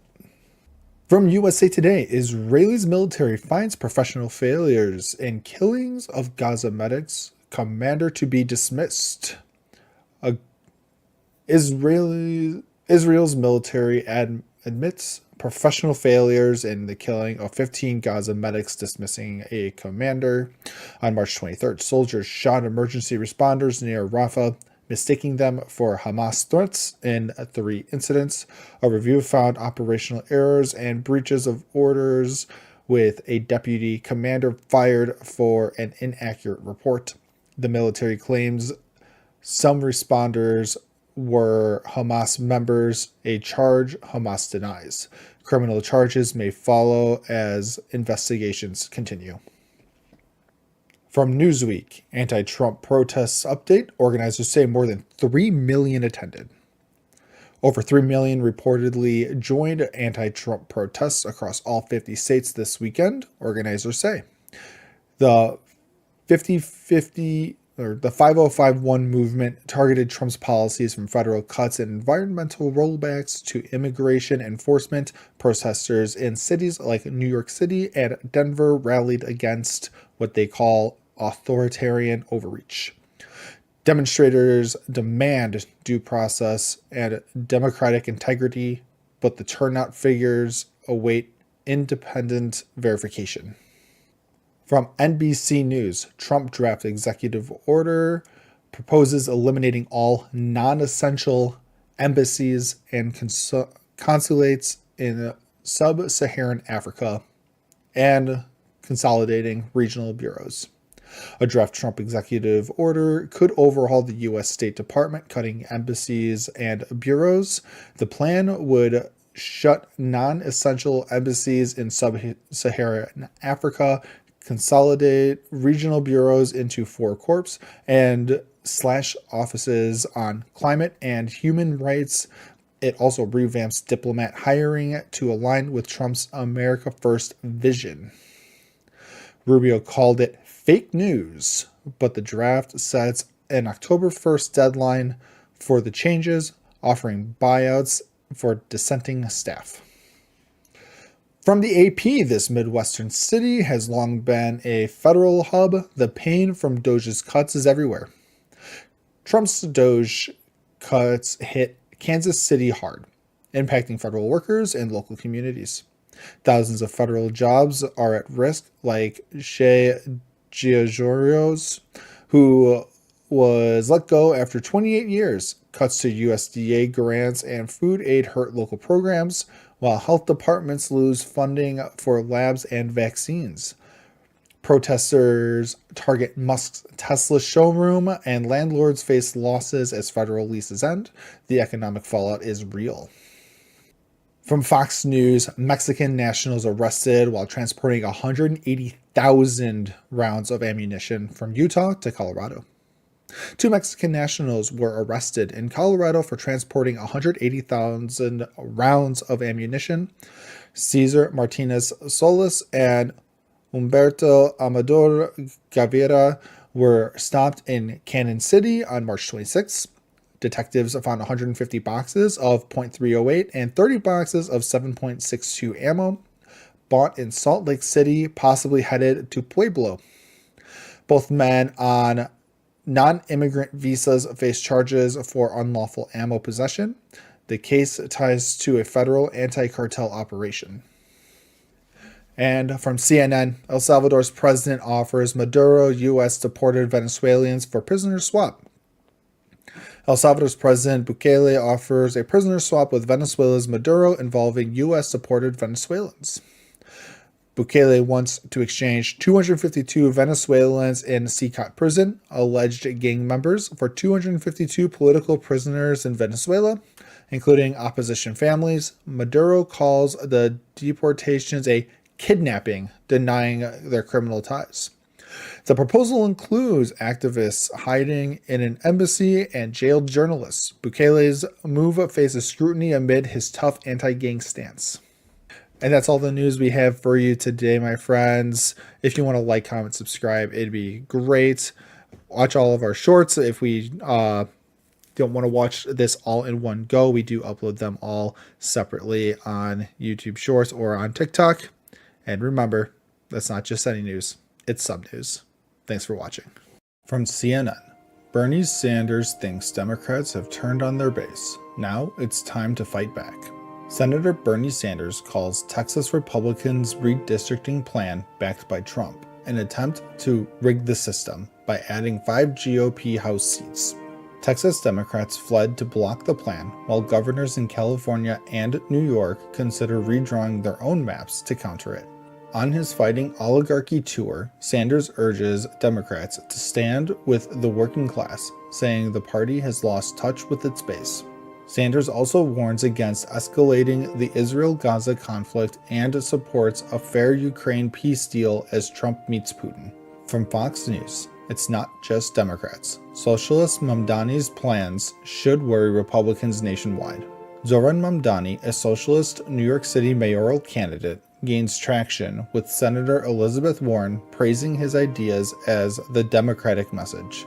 Critics warn Mamdani's plans, like abolishing private property, could shape the Democratic Party's future and inspire similar candidates. A former Republican ambassador defends capitalism's opportunities, citing his rise from welfare to Congress, and calls socialism outdated. With 2028 elections nearing, Mamdani's race could signal a shift in American politics. From CNBC, Trump's no tax on tips raises worker questions. One bartender says it feels too good to be true. Trump's no tax on tips law offers up to a $25,000 deduction for tipped workers, but it phases out at $150,000 income. Bartender Maddie Lopez says it sounds too good to be true, with unclear rules on qualifying tips and state taxes still applying. Experts note mandatory gratuities like those for large parties may not count, and employer reporting rules remain unclear. As tipping declines, workers await IRS clarity on the tax break by October. From HuffPost, Trump rips disgusting degenerate Nancy Pelosi in Saturday night stock rant. President Trump accused Nancy Pelosi of using inside information for stock market gains, calling her a disgusting degenerate. Pelosi's husband, Paul, has outperformed top hedge funds, raising questions about whether her political role gives him an edge. Pelosi denies influencing her husband's trades and recently backed a bill to ban stock trading by federal lawmakers. The debate over politicians and stock trading continues to stir controversy. From USA Today, Texas Democrats fled the state to oppose GOP redistricting. Why this one stayed behind. State Rep. Richard Pena Raymond stayed in Austin to fight a GOP plan to add 5 Republican House seats, while others fled to block a vote. Raymond, a veteran lawmaker, engages Republicans, hoping to avoid a Supreme Court fight as he did in a similar 2003 battle. The GOP plan could secure their House majority, but blue states like California may counter with their own redistricting moves. Raymond fears a GOP-friendly Supreme Court could uphold the maps, making his fight tougher. From Newsweek, Trump envoy slammed for damaging incompetence over Putin talks. Trump's envoy Steve Witkoff met Putin to discuss a Ukraine ceasefire, but faced criticism for presenting conflicting plans to European leaders. Reports say Witkoff outlined different ceasefire terms, causing confusion with critics like Michael McFaul calling it damaging incompetence. Trump promised to end the Ukraine war quickly, but Witkoff's talks have raised doubts about progress. Trump will meet Putin in Alaska on August 15th to push for a ceasefire. And as always, thank you for the like, comment, and subscription. From the Post-Millennial, Trump calls for a peace deal between Iran and Israel amid calls for U.S. to join war. On Sunday, Trump predicted Iran and Israel would make a deal after Israel's preemptive strikes on Iran's nuclear facilities. Israel targeted Iran's military leadership and scientists, with Iran retaliating via rocket strikes and car bombs in Tehran. Israeli Prime Minister Netanyahu called the strikes just the beginning, while Trump claims he can broker peace, citing past successes like India-Pakistan. Trump insists the U.S. isn't involved but warned Iran of severe consequences if they attack American targets, urging a swift resolution. From Newsweek, John Fetterman's name booed at Pennsylvania No Kings rally. Senator John Fetterman faced boos at a No Kings rally in Pennsylvania when his name was mentioned during a speech. The rally, part of nationwide protests, saw thousands march against a military parade Fetterman supported, celebrating the U.S. Army's 250th anniversary. Fetterman, a Democrat, has broken party lines on issues like Israel, Hamas, and border security, sparking criticism from progressives. His hometown paper accused him of neglecting duties, but Fetterman denies rumors of switching to the Republican Party. From The Guardian, manhunt continues for suspect in shootings of Minnesota lawmakers. A gunman, Vance Bolter, is on the FBI's most wanted list after killing Rep. Melissa Hortman and her husband in Minnesota. Bolter, posing as a cop, also shot Senator John Hoffman and his wife, who are now recovering after surgery. Authorities say Bolter drove a fake police SUV and may be targeting pro-choice lawmakers with a manifesto listing abortion-related motives. Senator Klobuchar urges caution as the suspect remains at large in the Midwest with a $50,000 reward for his capture. From the New York Post, Mayor Adams blasted for hosting smoking cigars with anti-Semitic influencer Sneeko at Gracie Mansion, who once proclaimed "Down with Jews." Mayor Eric Adams is criticized for hosting anti-Semitic influencer Sneeko, who once said "Down with the Jews" at Gracie Mansion. Sneeko, banned from Twitch for hate speech, smoked cigars with Adams and bragged about meeting celebrities like DiCaprio. Rep. Richie Torres slammed Adams, questioning if he'd host other controversial figures, citing Sneeko's ties to white nationalists. Adams' team defends him, citing his fight against anti-Semitism, including a new order adopting its official definition. From CNN, Trump wary of increasing U.S. involvement as Israel-Iran conflict escalates. President Trump is resisting calls to deepen U.S. involvement in the escalating Israel-Iran conflict, wary of another Middle East war. Israel's strikes on Iran's nuclear sites prompted Iranian retaliation, with the U.S. offering only defensive support so far. Trump hopes for a negotiated peace deal to curb Iran's nuclear ambitions, despite canceled talks in Oman. Some Republicans, like Senator Lindsey Graham, push for stronger U.S. action, but Trump fears being dragged into a prolonged conflict. From Fox News, multiple arrests near Portland ICE building after police declare riot. Portland police arrested 3 people after a No Kings protest turned into a riot near an ICE facility, injuring 4 officers. Rioters threw rocks, fireworks, and smoke grenades, attempting to break into the federal building. Suspects face charges like assault and criminal mischief, with police warning more arrests could follow ongoing investigations.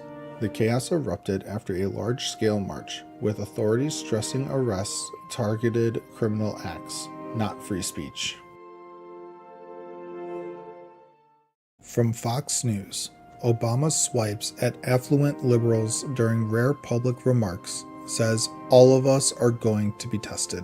In a rare public appearance in Hartford, Connecticut, former President Barack Obama took aim at wealthy liberals, suggesting they would face challenges unlike during his presidency.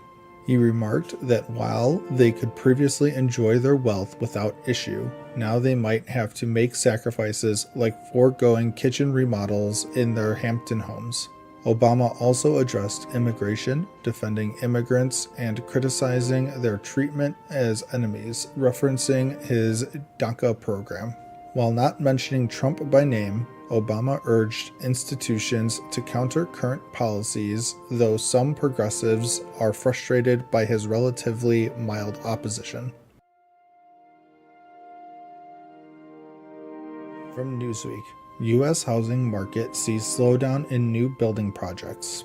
The U.S. housing market is experiencing a significant slowdown, with new construction projects decreasing sharply. According to recent data, housing starts and permits have fallen to 5-year lows, impacted by tariffs on construction materials and labor shortages. With more homes on the market and fewer buyers, sellers are outnumbering buyers, leading to price cuts and incentives from builders. Economic uncertainty and rising costs due to tariffs are making home builders pessimistic, with confidence at its lowest since 2012. From CBS News, a fact check on Governor Walz's appointment of Vance Bolter. Following the tragic shootings involving Vance Bolter, questions arose about his appointment to a state workforce board by Governor Tim Walz. Bolter served on the Minnesota Governor's Workforce Development Board, a position that is unpaid and one of thousands of such appointments. Experts explain that these appointments are often recommended by subordinates and are more technical than political, with the governor's role being largely ceremonial. While Bolter's actions are under investigation, the appointment process itself is standard and not indicative of direct involvement by the governor. From CNN, taking on Israel's greatest foe has banished Netanyahu's political troubles in an instant.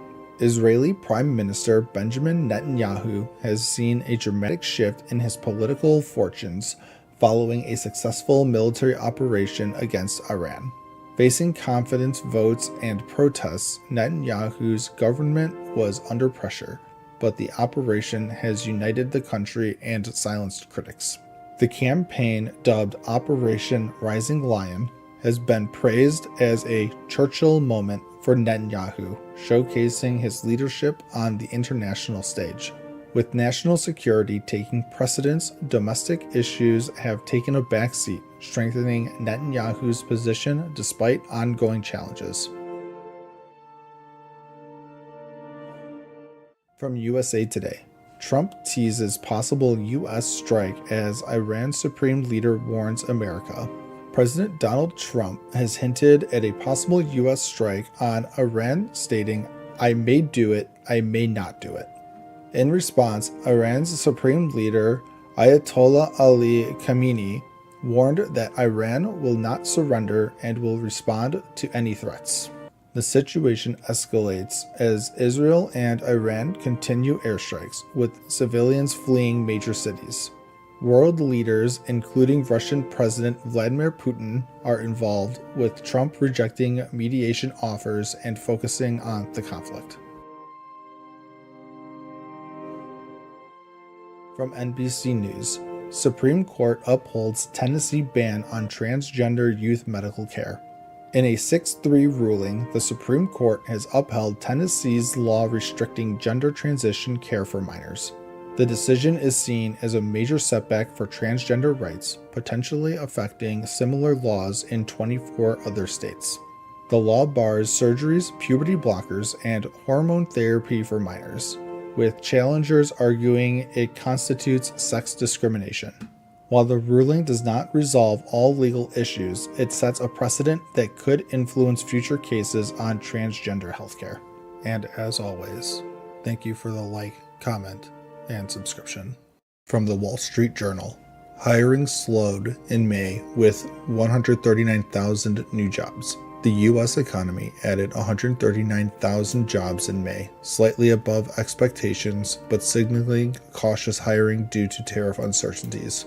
Stocks rose as the job market held steady at 4.2% unemployment, despite weaker earlier job numbers. Healthcare added 62,000 jobs, while tariff-sensitive sectors like manufacturing saw small losses. The Fed's likely to keep rates steady. but Trump's pushing for cuts, citing the jobs report. From the Associated Press. The latest, Sean Diddy Combs' ex-girlfriend sobs while describing abuse. Jane, Diddy's ex, gave emotional testimony about enduring drug-fueled hotel nights with sex workers. She described smuggling drugs for Combs and feeling coerced to keep his financial support. Prosecutors played audio of Jane requesting a condom, which Combs allegedly denied, highlighting sex trafficking charges. Jane sobbed, saying Combs ignored her resistance, raising questions about coercion. From Bloomberg. U.S. companies delay impact reports with DEI ESG under attack. Firms like Nike and JP Morgan are delaying diversity and sustainability reports amid political backlash. Trump's anti-DEI orders and activist scrutiny have 25% of S&P 500 reports behind schedule. Companies cite timing issues, but shareholders worry about reduced transparency on ESG issues. Firms are caught between compliance and caution as investors watch closely. From Fox News. Claimed Trump nicks top Musk ally from NASA post over Dem donations. Trump withdrew Jared Isaacman's NASA nomination, with some citing his Democratic donations. Yet Trump's appointed ex-Democrats like RFK Jr., showing he's open to bipartisan picks. Critics link the move to Trump's feud with Elon Musk, not just donations. The decision raises questions about politics shaping space policy. From CNN. North Korea refloats destroyer that capsized during launch. North Korea refloated a 5,000-ton destroyer that capsized during its launch last month. Using balloons, workers righted the ship in just 2 weeks, surprising analysts. Kim Jong-un demanded repairs before a key meeting, calling the failure a criminal act. The ship's now set for repairs, possibly ready for sea trials soon. From The Guardian. Donald Trump says Elon Musk has lost his mind. Trump called Elon Musk the man who's lost his mind after Musk criticized his tax plans. Musk, who spent $300 million on Trump's campaign, suggested starting a new political party. Tesla's shares dropped 14%, and Trump threatened to cancel Musk's government contracts. The feud could shake politics and space, with no peace talks planned. Hochul hauls in big bucks amid lackluster poll numbers and calls to endorse Mamdani. New York Governor Kathy Hochul just raised nearly $12 million for her 2026 re-election, showing strong grassroots support across all 62 counties. But polls tell a different story. Only 37% of New Yorkers think the state's on the right track, with Hochul's favorability underwater at 42%. Meanwhile, far-left leaders are pushing Hochul to endorse Democratic Socialist Zoran Mamdani, who stunned the political world by winning the New York City mayoral primary. Hochul praises Mamdani's focus on affordability, but raises concerns about his anti-Israel stance and policing policies. Will she back him? From CNN. Donald Trump's eventful day at Club World Cup final, being booed, celebrating with Chelsea and a winner's medal. President Trump was front and center at the FIFA Club World Cup final, where Chelsea crushed PSG 3-0 to claim the title. But not everyone was cheering. Trump faced boos during the anthem and again while presenting medals alongside FIFA's Gianni Infantino. In a bizarre moment, Trump stayed on stage during Chelsea's trophy lift, confusing players like Cole Palmer, who expected him to exit. Social media buzzed when it looked like Trump got a winner's medal. FIFA's still clarifying if that was the plan. From Newsweek. From Fauci to his brother, list of people Joe Biden pardoned by autopen. Former President Joe Biden used an autopen to grant high-profile pardons, sparking GOP claims of a cover-up over his mental capacity. Among those pardoned, Dr. Anthony Fauci, criticized for his COVID-19 role, and General Mark Milley, who called Trump a wannabe dictator. Biden's brother James, sister Valerie, and sister-in-law Sarah also got preemptive pardons to shield them from potential Trump-led probes. Biden insisted the autopen was legal due to the volume of pardons, but Trump calls them illegitimate. Investigations are underway. From CBS News, Elmo's X account hacked, shares anti-Semitic posts, disgusting messages. Elmo's official X account with over 600,000 followers was hacked Sunday, posting shocking anti-Semitic and racist messages. The posts included slurs against Jews and comments about Trump and Jeffrey Epstein, but were quickly removed by Sesame Workshop. This comes amid criticism of X for rising hate speech since Elon Musk's 2022 takeover, with the ADL reporting a 893% surge in anti-Semitic incidents. Sesame Workshop is working to restore the account, calling the posts disgusting. X is under scrutiny again. From The Independent, Trump threatens Russia with 100% tariffs if no peace deal is reached with Ukraine in the next 50 days. President Trump gave Russia 50 days to end its war with Ukraine or face 100% secondary tariffs on countries buying Russian oil. These tariffs could double import costs from nations like China and India, hitting major U.S. trading partners hard. Trump also pledged more U.S. arms to Ukraine via NATO allies, praising their tremendous courage against Russia's attacks. Calling Putin all talk, Trump hopes NATO's increased defense spending will push for peace. Will it work? From the Daily Mail, inside the Jeffrey Epstein death report and the 10 troubling questions the DOJ refuses to explain. Jeffrey Epstein's 2019 jailhouse death is back in the spotlight after a DOJ report reaffirmed it was fueling conspiracy theories. A 2023 report revealed Epstein had extra blankets and mattresses, potential nooses, despite a prior attempt.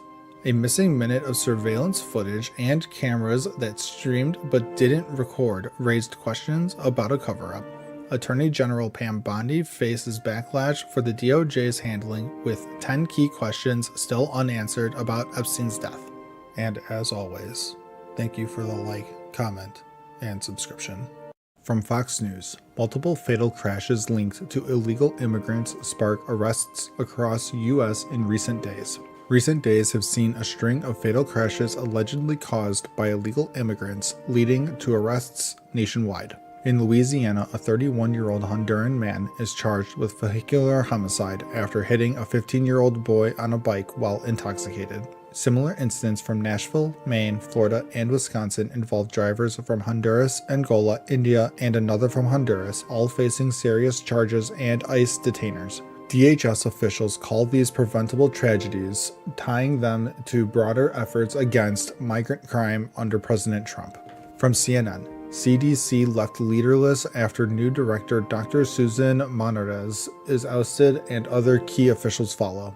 The CDC is now leaderless after Director Susan Monarez was ousted by the White House, followed by resignations from several top officials. Monarez, sworn in July 31st, clashed with HHS Secretary Robert F. Kennedy Jr. over vaccine policies and refused to fire key staff, leading to her removal. Veterans like Chief Medical Officer Deborah Ori resigned, citing censorship of science and misinformation risks amid rising measles cases. Critics warn this politicizes public health, endangering responses to threats, while morale plummets after staff cuts and a recent shooting. From Deadline, Gavin Newsom trolls Arnold Schwarzenegger after his Twins co-star Danny DeVito contributes to California redistricting effort. California Governor Gavin Newsom is trolling former Governor Arnold Schwarzenegger over a redistricting ballot measure. Newsom highlighted a $1,000 donation to Yes on 50 from Danny DeVito, Schwarzenegger's Twins co-star, on social media.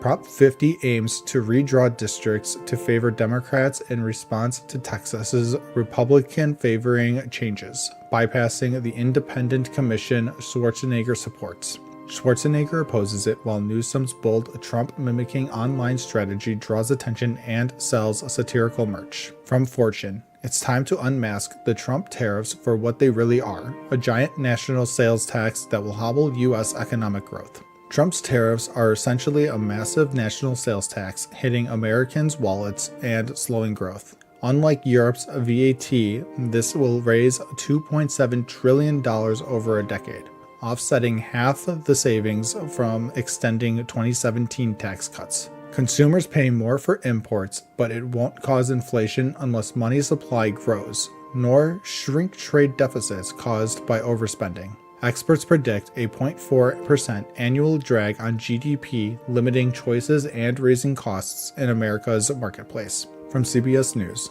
Trump moves to fire Fed's Lisa Cook as she vows to sue. President Trump fired Federal Reserve Governor Lisa Cook, accusing her of mortgage fraud, but she vows to sue, claiming no legal basis. Allegations stem from 2021 mortgages on 2 homes claimed as primary residences. One was later rented, but experts question if it's fraud. Trump cited cause under Fed law, but courts may decide this tests presidential removal power amid his attacks on the Fed. Cook, the first black woman on the board, aligns with Chair Powell on rates. Trump aims to reshape the Fed with his appointees. From USA Today, maybe you can't indict a ham sandwich. What happened with DC man who threw a sub at feds? A DC man arrested for throwing a sub sandwich at a federal agent won't face felony charges after a grand jury refused to indict. Amid Trump's crime crackdown deploying feds in DC, Sean Dunn yelled at officers, tossed the sandwich, and was chased down. Fired from his Justice Department job and initially charged with felony assault, prosecutors pushed hard, but the jury said no. This highlights pushback against overzealous charges in DC, with other cases also facing resistance from juries and judges. And as always, thank you for the like, comment, and subscription. From CNN, Trump snubs Virginia's GOP nominee for governor even as she's attacked as too MAGA. President Trump spoke in Virginia for the Navy's 250th anniversary, but didn't mention GOP gubernatorial nominee Winsome Earl Sears, despite praising other Republicans. Earl Sears, a retired Marine, trails in polls and faces GOP concerns about her campaign, while Democrat Abigail Spanberger calls her too MAGA. Trump endorsed the AG's re-election, but slammed Spanberger over her opponent's controversial texts, ignoring Earl Sears amid their complicated history. Earl Sears once chaired a Trump re-election group, but later said he shouldn't run again. Now polls show her down big among independents. From Fox News, more lawmakers say they're rejecting paychecks as government shutdown drags on. As the government shutdown hits nearly a week, more lawmakers from both parties are opting to withhold their paychecks. Republicans like Chip Roy and Ashley Hinson, plus Democrats like Josh Gottheimer, requested their $174,000 salaries be held until it's over. But federal law and constitution require they get paid eventually, often as back pay, though some plan to donate it. Staffers miss paychecks automatically, but get back pay later. Senators like Ashley Moody are donating to charities amid the standoff. From CBS News, Pritzker, Trump ordering Texas National Guard members to Illinois. Illinois Governor J.B. Pritzker blasts President Trump for ordering 400 Texas National Guard members to Illinois and other states without coordination. Pritzker calls it Trump's invasion, urging Texas Governor Greg Abbott to withdraw support. Abbott says it's to protect federal officials. This follows clashes in Broadview and a shooting in Brighton Park, where a woman was shot by agents after allegedly ramming their vehicle. A Pentagon memo federalizes troops amid protests. Similar moves in Oregon were blocked by a judge. From the Wall Street Journal, judge blocks Trump from deploying any National Guard under his command to Oregon. A federal judge temporarily blocked the Trump administration from deploying any National Guard under its control to Oregon. After blocking Oregon's Guard, the judge extended it to 200 California troops sent to Portland and up to 400 from Texas. Trump ordered troops to protect federal immigration facilities amid protests. Oregon Governor Tina Kotek says there's no insurrection. Illinois and Oregon governors urge Texas to refuse. The order expires in 14 days as the administration appeals. From NBC News, Podman out. Trump's support with influential podcasters is waning. Influential podcasters like Joe Rogan and Theo Von, who boosted Trump last election, are now criticizing his policies. Rogan calls some deportations crazy, while Von slams DHS videos and questions U.S. funding for Israel over America. Andrew Schultz says Trump flipped on promises like ending wars, cutting deficits, and releasing Epstein files. Polls show young men disapproving. Focus groups reveal shifting views, threatening GOP's hold on low-propensity voters. From Newser, Noam Pritzker clash after agents shooting in Chicago. After Border Patrol agents shot a woman in her car in Chicago, DHS Secretary Kristi Noem called the city a war zone. Governor J.B. Pritzker fired back, saying federal agents are escalating and should target only the worst criminals. The woman charged with assaulting agents drove herself to the hospital. Accounts differ on whether she had a weapon. This follows a raid where agents zip-tied residents, including citizens, in a migrant-heavy building. Pritzker demands investigation. And as always, thank you for the like, comment, and subscription. From CNN, how Trump is building a case to fire the Fed chair explained. President Trump is eyeing a way to fire Federal Reserve Chairman Jerome Powell, but it's not about interest rates. It's about a pricey building renovation.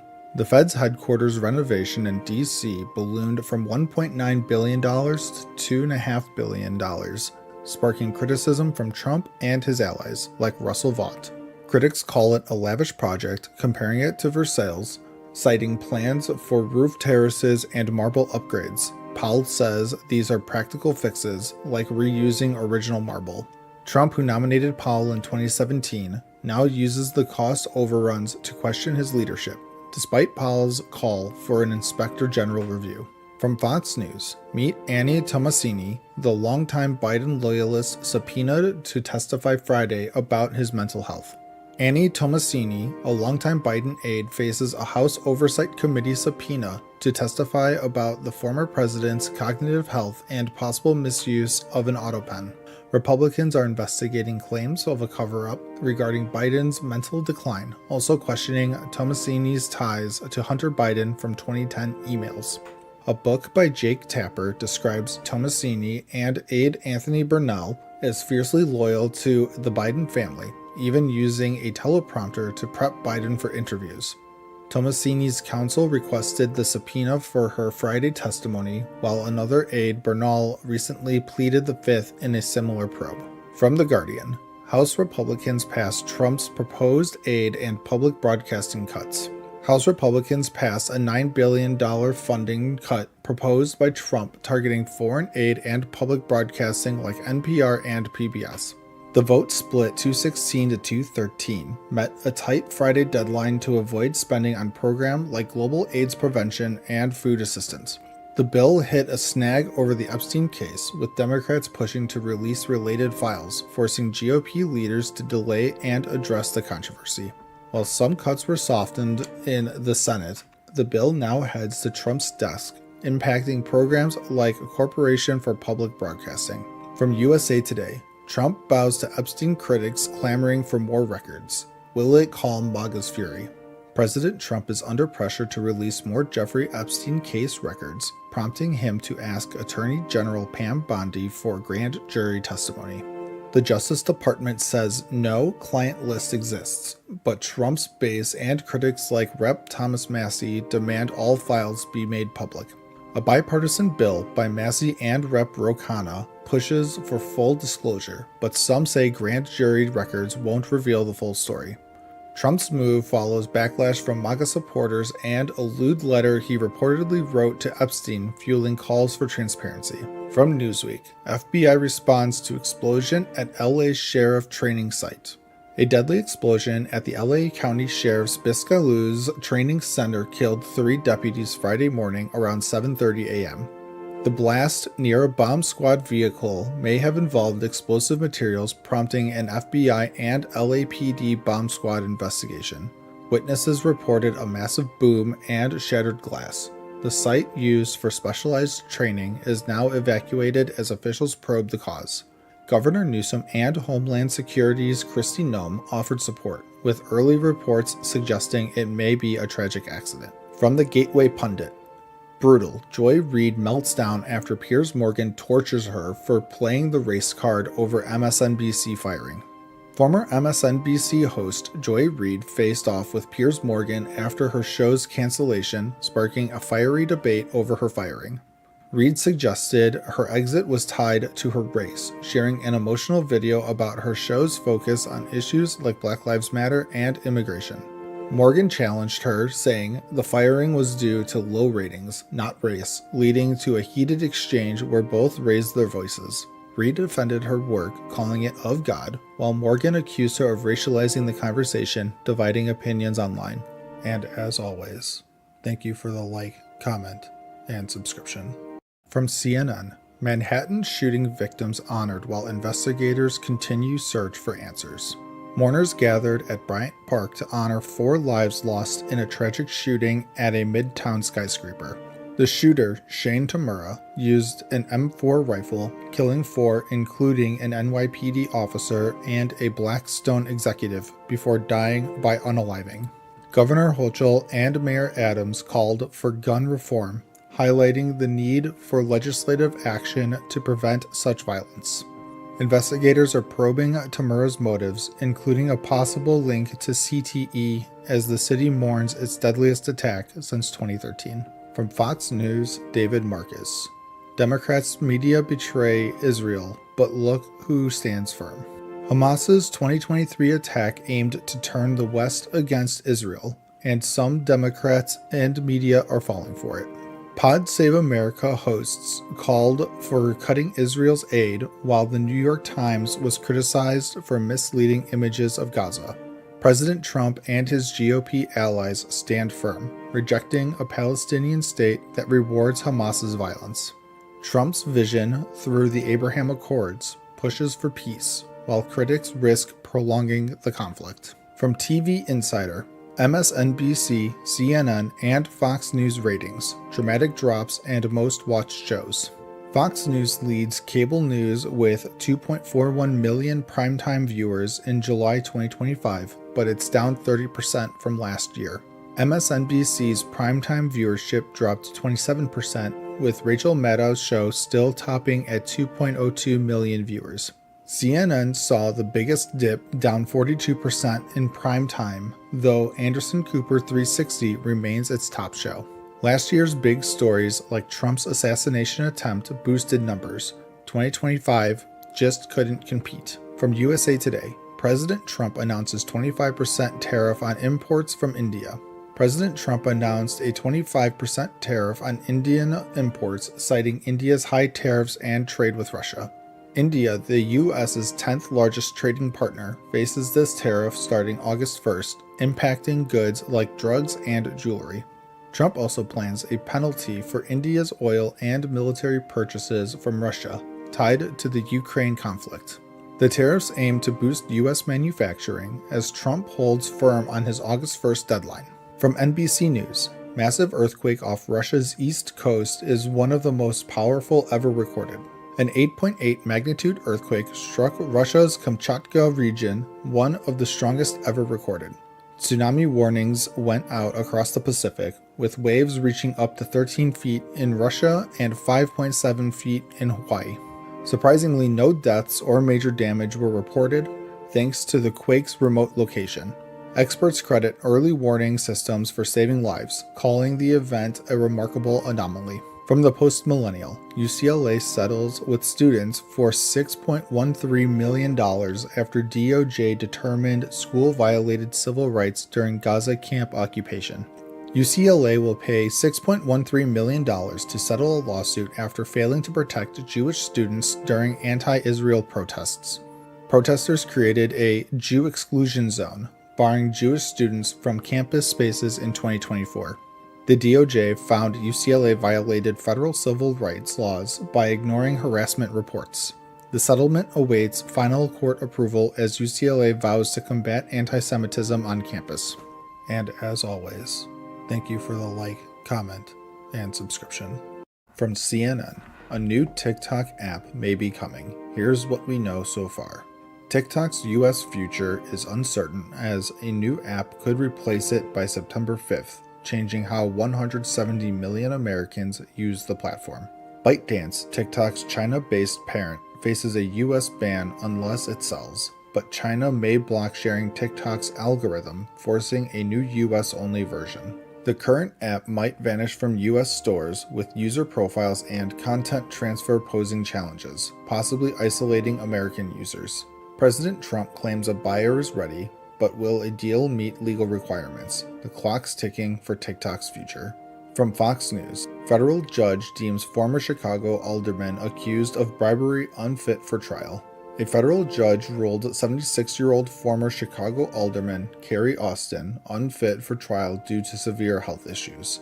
Austin, indicted in 2021 for bribery and lying to the FBI, allegedly took home improvements to favor a $49.6 million development project. Her chronic illnesses, including COPD and cancer, make even daily tasks tough, leading the judge to postpone her trial indefinitely. Prosecutors claimed Austin was mobile, but the judge prioritized her health, halting the case for now. From CBS News, Secret Service suspended 6 personnel after Trump assassination attempt. 6 Secret Service personnel were suspended without pay after July 2024 Trump assassination attempt in Butler, Pennsylvania. A gunman grazed Trump's ear, killed 1 and injured 2. The agency faced backlash for security lapses. To fix failures, the Secret Service added drones and mobile command posts to improve communication with local police. A bipartisan report called the incident preventable, citing poor training and leadership. No one was fired, but reforms are underway. From the Washington Post, Supreme Court refuses to allow Florida to enforce new immigration law. The Supreme Court stopped Florida from enforcing a law that jails undocumented migrants for entering the state. Signed by Governor DeSantis, the law was challenged for overriding federal immigration powers, joining similar blocked laws in other states. Critics say it violates the Constitution, while Florida claims it fights illegal immigration's harms like trafficking. Lower courts halted the law, and the Supreme Court's order keeps it on hold as legal battles continue. From NBC News, judge blocks Trump's order restricting birthright citizenship. A New Hampshire judge blocked Trump's order to limit birthright citizenship, protecting babies nationwide. The order aimed to deny citizenship to babies of non-citizen parents, defying the 14th Amendment's guarantee. The ACLU argued it causes irreparable harm, and the judge agreed, granting class action status for affected children. The block is temporary, with a 7-day stay for appeals, as lawsuits challenge Trump's plan across the country. From the Gateway Pundit, Epstein horrors, officials sleight of hand about millions of pages of unreleased evidence. It's not all not all destroyed. Millions of Epstein-related documents remain unreleased, despite public demands for justice and transparency. The DOJ claims unreleased files are graphic, but critics say they hide names of powerful clients and enablers. Maxwell's defense got millions of pages, yet only 350, mostly old, were shared with the public. Victims and advocates push for prosecution of Epstein's network, questioning if the truth will ever surface. And as always, thank you for the like, comment, and subscription. From CNN, protesters arrested outside Broadview ICE facility in Illinois as governor slams DHS Secretary Noem's visit. Protests erupted outside the Broadview ICE facility in Illinois as DHS Secretary Kristi Noem visited, leading to at least 18 arrests for charges like battery and obstruction. Crowds chanted against ICE tactics amid ongoing demonstrations, with Illinois Governor J.B. Pritzker calling it a constitutional crisis and criticizing Noem's actions. Noem requested Pentagon aid after incidents, but no orders were confirmed. She claimed being blocked from a public building, sparking a feud with local officials. This stems from Trump's Midway Blitz operation, arresting over 1,000 with accusations of inhumane tactics fueling nationwide unrest. From Fox News, Supreme Court's emergency docket delivers Trump's string of wins as final tests loom. President Trump has racked up nearly flawless wins on the Supreme Court's emergency docket this year, granting temporary relief on issues like immigration, firings, and funding cuts. Experts say it's due to curbing lower courts' overreach, with 21 victories touted by the White House, though these are interim rulings. Key decisions include allowing mass firings, curbing injunctions, and withholding aid, but full merits reviews start Monday, potentially reversing outcomes. Ideological splits mark these quick decisions, with warnings that merits cases could flip results as Trump's agenda faces final tests. From Reuters, centrist Republicans warn against Trump's partisan shutdown strategy. The U.S. government shutdown hits its 4th day, the 5th longest ever, as Trump freezes $28 billion in funds for Democratic-led states like New York and California. Centrist Republicans like Senator Thom Tillis warn this partisan approach could erode trust and prolong the crisis, urging caution. Democrats demand ACA extensions and funding protections. Republicans need Democratic votes, but taunts and insults from both sides heighten tensions. Fears grow of service erosion, like air traffic control, with some GOP members like Lisa Murkowski calling for unity over division. From the Wall Street Journal, Trump to send Witkoff-Kushner to Middle East to seal hostage release deal. President Trump sends envoys Steve Witkoff and Jared Kushner to Egypt to finalize a hostage release deal after Hamas and Israel accept his 20-point plan with reservations. The plan includes a board of peace for Gaza governance, aid flow, Arab-led forces, and Hamas disarming amid ongoing battlefield uncertainties. Israel eases operations temporarily, but explosions continue. Over 67,000 killed in the war started by Hamas's 2023 attack. Trump urges quick action, warning delays won't be tolerated, as mediators pressure for a last chance end to the conflict. From Black Enterprise, ICE arrests 37 in Chicago apartment raid. Residents say they feel defeated. In a massive Chicago raid, ICE and federal agents arrested 37 from one South Shore apartment building, part of Trump's Operation Midway Blitz. Residents describe chaos, doors shattered, people dragged out partially clothed, children separated, and U.S. citizens detained for hours. Linked to drugs, weapons, and immigration violations, the operation left locals feeling defeated, with protests escalating at Broadview ICE site. Witnesses call it heartbreaking, amid accusations of inhumane tactics fueling tensions and clashes with authorities. From the Associated Press, Trump reverses $187 million funding cuts for New York counterterrorism after bipartisan outcry. President Trump reverses $187 million cuts to New York's counterterrorism funding after backlash from both parties, restoring aid to New York Police Department and state agencies. The cuts slashed 86% of Homeland Security funds, called devastating by officials, as New York remains the top terror target. Governor Kathy Hochul and GOP reps like Nicole Maliotakis pushed back. New FEMA rules caused confusion, including shorter spend times. Amid lawsuits from 11 states, a judge ordered full grants. Trump credits the reversal as his honor to ensure safety. And as always, thank you for the like, comment, and subscription. From The Guardian, Iranian regime collapse would be serious blow for Russia. As tensions escalate in the Middle East, the potential collapse of Iran's regime looms large, posing significant challenges for its ally Russia. Russia and Iran have forged a deep strategic partnership, especially since Russia's invasion of Ukraine, with Iran supplying drones and other military support. However, with Israel's intensified attacks on Iran's nuclear sites and the U.S. considering military involvement, Iran's stability is under threat. Experts warn that if the Iranian regime falls, Russia could lose a crucial partner, impacting its geopolitical ambitions and economic investments in the region. From Fox News, after Minnesota killings, Capitol Hill representatives face stark reality about family safety. The recent killings of Minnesota state lawmakers and their spouses have sent shockwaves through Capitol Hill, highlighting the vulnerability of politicians and their families. The suspect allegedly targeted lawmakers at their homes, a chilling reminder that threats can extend beyond the political arena to personal lives. In response, U.S. lawmakers are grappling with how to enhance security for themselves and their families, both in Washington and their home districts. The incident has sparked discussions on increasing security measures and protecting the privacy of lawmakers' families who did not choose to be in the public eye. From CNN, Trump's riffing ahead of a wrenching national security decision has serious drawbacks. As the U.S. contemplates military action against Iran, President Trump's characteristic unpredictability is under scrutiny. Trump's approach contrasts sharply with traditional presidential decision-making, relying on ambiguity and last-minute choices.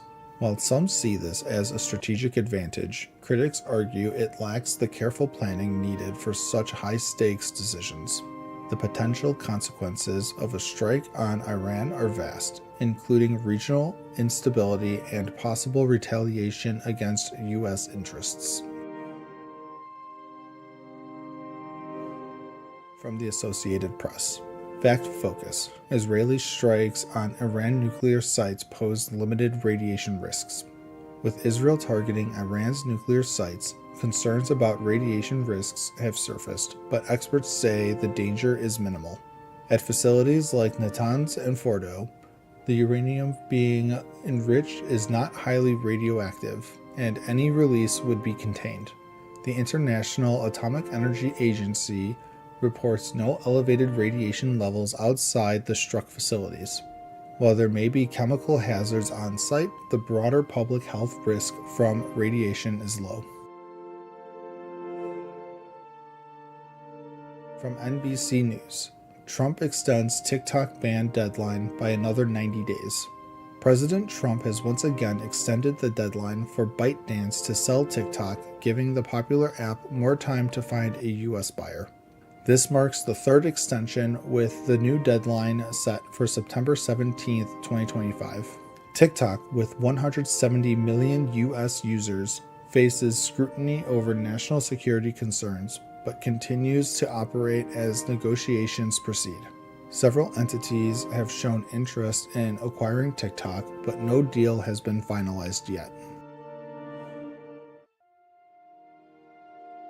From the Gateway Pundit: World's highest IQ holder says he believes Jesus Christ is God, the way, the truth, and the life. Dr. Young-Hoon Kim, recognized for having the world's highest IQ, publicly declares his belief in Jesus Christ as God. Citing quantum physics, Kim argues that consciousness may continue after death, supporting his faith in an afterlife. His statement has sparked interest and debate, blending high intelligence with spiritual conviction. Kim's affirmation highlights the intersection of science and faith, challenging conventional views on both. And as always, thank you for the like, comment, and subscription. From Fox News: New York appeals court throws out $500 million penalty against Trump in Letitia James' civil case. Big news from New York. An appeals court has tossed out the massive $500 million penalty against Donald Trump in the civil fraud case brought by AG Letitia James. The court ruled the fine was excessive under the Eighth Amendment, but upheld Trump's liability and some restrictions on his business. Trump called it a total victory on Truth Social, blasting the case as a political witch hunt. A dissenting judge agreed, saying it targeted Trump's career. The split decision means this could head to New York's highest court amid ongoing tensions, including a DOJ probe into James. From CNN: California Democrats prepare to pass the redistricting plan after Texas House approves new maps. California Democrats are pushing a constitutional amendment to redraw congressional maps, reacting to Republicans' moves in Texas. Texas House just passed GOP-favored maps aiming for 5 more seats. Their Senate could approve soon, amid Democratic quorum breaks. In California, the plan could net Dems 5 seats if voters approve in a special election, triggered only if other states like Texas redistrict mid-decade. Obama endorsed the push as a counter to gerrymandering, while both sides gear up for court fights over fairness and costs. From the Associated Press: illegal immigration hit a record high of 14 million in the U.S. in 2023, Pew reports find. A new Pew report reveals unauthorized immigrants in the U.S. hit a record 14 million in 2023, up from 11.8 million the year before. Driven by asylum seekers and temporary protections under Biden, numbers surged from non-Mexican countries like Guatemala, India, and Venezuela. Total immigrant population reached 53 million, 15.8% of the U.S., California, and Texas top the list. 9.7 million are in the workforce. Trump ended many protections, leading to a drop this year, but estimates vary. Pew's is below some critics' claims, like 21 million. From the Wall Street Journal: U.S. jobless claims rose last week. U.S. jobless claims climbed to 235,000 last week, up from 224,000, signaling a slowdown in the labor market. Continuing claims hit 1.97 million, the highest since 2021, as hiring stalls and job searches drag on. Despite no mass layoffs, revisions show weaker spring hiring, economy faces weaker demand and higher prices. Walmart's CEO notes customers shifting to cheaper goods. Claims remain in a stable range, but investors watch closely. From the Washington Post, ICE is joining DC police patrols. Moped drivers are an early target. Under Trump's federal control of DC police, ICE agents are joining patrols, targeting moped delivery drivers for immigration checks. Many Central and South American drivers, often undocumented gig workers for DoorDash or Uber, face detention during traffic stops.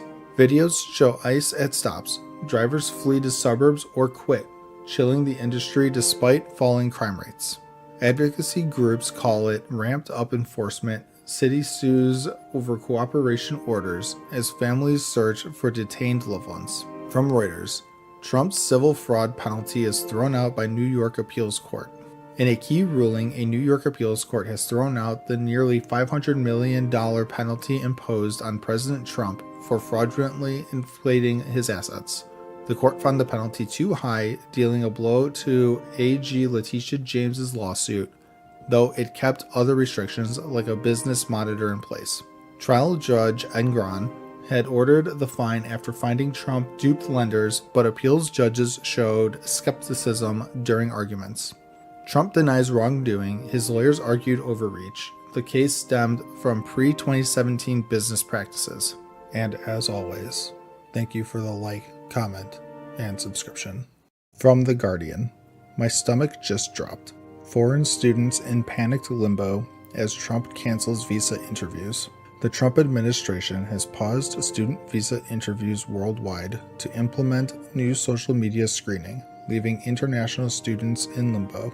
Students like Oliver Cropley, set to study in Kansas, fear delays could cost scholarships and housing. Many can't even schedule interviews. Recent moves, like banning Harvard from enrolling foreign students, add to the uncertainty.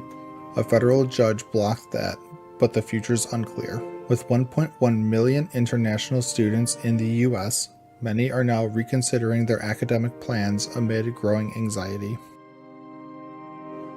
From CNN, stocks drop as Trump claims China has violated trade agreement and tensions flare. Stocks fell Friday after Trump accused China of violating trade agreements, hinting at new tax sanctions on Chinese firms. The Dow dropped 230 points, with the Nasdaq down 1.48% as Trump's trade war rhetoric heats up after a week of tariff battles. A court blocked Trump's tariffs, but an appeal paused that ruling, leaving markets uncertain as legal fights continue. Despite the volatility, some investors bet Trump may back down, but the trade war's impact is far from over. From CBS News, Taylor Swift buys back Masters, shares new info about Reputation. Taylor Swift announced she's bought back her first 6 albums, Masters, sold in 2019, calling it a dream come true.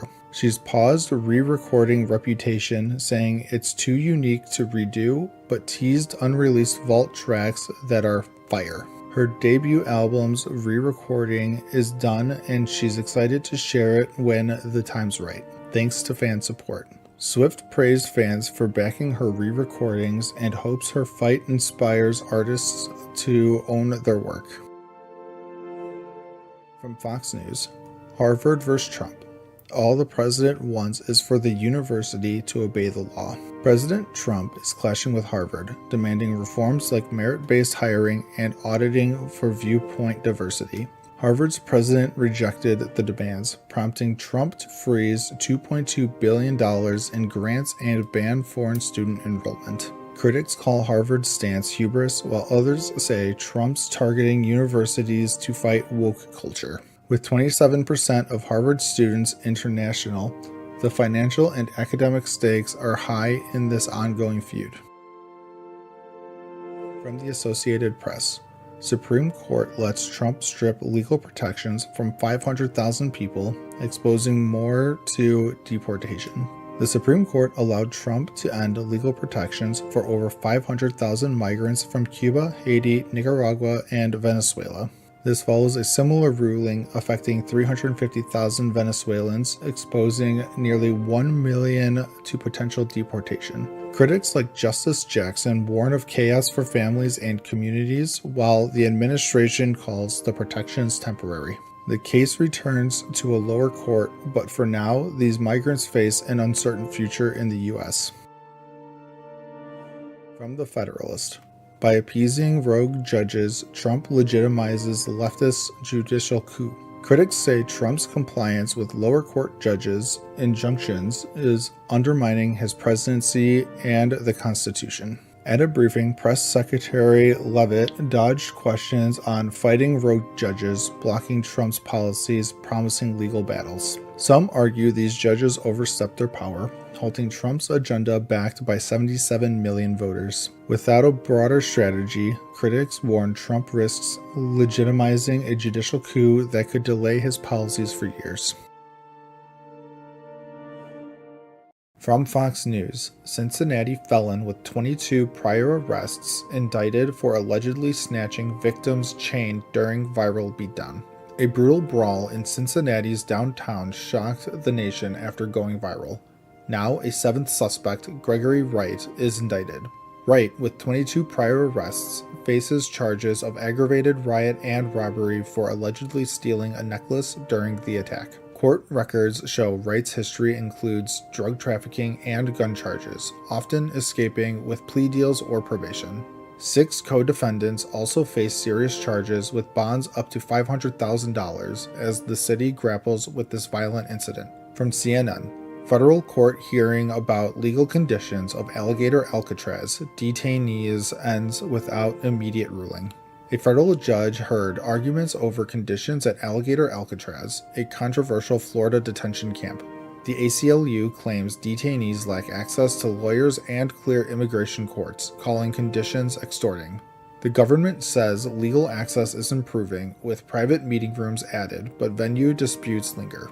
No ruling yet, as the judge weighs if the case is in the right court, leaving detainees' rights in limbo. From Reuters, Texas Democrats end walkout as Republicans try to pass redrawn map. Texas Democrats ended their walkout, returning to fight Republican efforts to redraw congressional maps. The walkout broke quorum, stalling GOP plans to gain 5 congressional seats pushed by President Trump. Governor Abbott called a new session to push redistricting, while California's governor counters with his own plan. Democrats vow to keep fighting for fair representation in this high-stakes political. From ABC News, deadly Russian drone missile barrage on Ukraine marks Trump-Zelensky talks. Russian drones and missiles killed 7, including 2 children, in Ukraine's Kharkiv on Sunday night. Ukraine's Air Force downed 88 of 140 drones, but strikes hit multiple regions, killing and injuring dozens. As President Zelensky heads to meet Trump in Washington, he calls Russia's attacks cynical amid peace talks. Trump pushes for a deal to end the war, but Russia's relentless strikes complicate diplomacy. From the Wall Street Journal, Zelensky heads back to Washington under pressure from Putin. Ukrainian President Zelensky returns to Washington to meet Trump, seeking security guarantees amid war. A deadly Russian drone strike in Kharkiv killed 4, underscoring the urgency as Putin demands territory. Joined by European allies, Zelensky faces pressure to balance Trump's support and Ukraine's resistance. Security guarantees are key, but territorial concessions remain a sticking point. From The Independent, Harvard researcher attacked by 5 teens after asking them to be quiet during screening of weapons. A Harvard researcher, Thiago Rentz, was attacked by 5 teens at a Boston AMC theater during a horror movie. Rentz asked the teens to quiet down, but they turned violent, punching him as he tried to leave. Left with a black eye, Rentz says no one helped, and AMC hasn't responded about security failures. Rentz demands the teens be identified via cameras, calling for better theater safety measures. And as always, thank you for the like, comment, and subscription. From Fox News, new poll reveals how Pennsylvania Dems feel about Fetterman bucking his party. Pennsylvania Senator John Fetterman is shaking things up by bucking Democratic Party lines. A new Quinnipiac poll shows 54% of Pennsylvania Democrats disapprove of his Senate performance, down from 80% approval last year.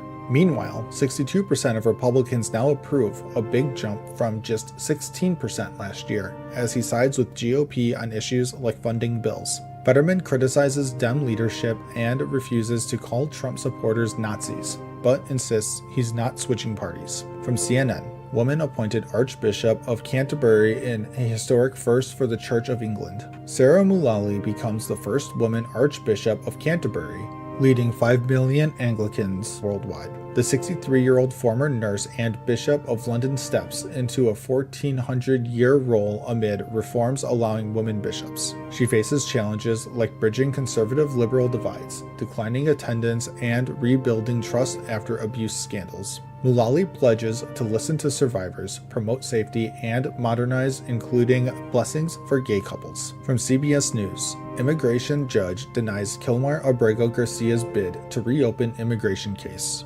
Salvadoran man Kilmar Abrego Garcia's bid to reopen his immigration case is denied by a Maryland judge. Mistakenly deported to El Salvador earlier this year despite withholding of removal status, he was brought back for smuggling charges. The judge cites insufficient evidence of imminent removal to other countries. DHS says his removal order stands. Abrego Garcia can appeal, remains detained, and faces trial while challenging his arrest. From NBC News, clear message. A majority of Trump supporters back extending Obamacare subsidies poll finds. A KFF poll shows most Trump supporters favor extending enhanced Obamacare subsidies amid the shutdown. 59% of Republicans and 57% of MAGA backers support it, with overall public approval at 78%. Without extension, premiums could double, leaving 4 million uninsured and risking health and financial woes. Many blame Trump and GOP if subsidies expire, as open enrollment looms with potential sticker shock. From USA Today,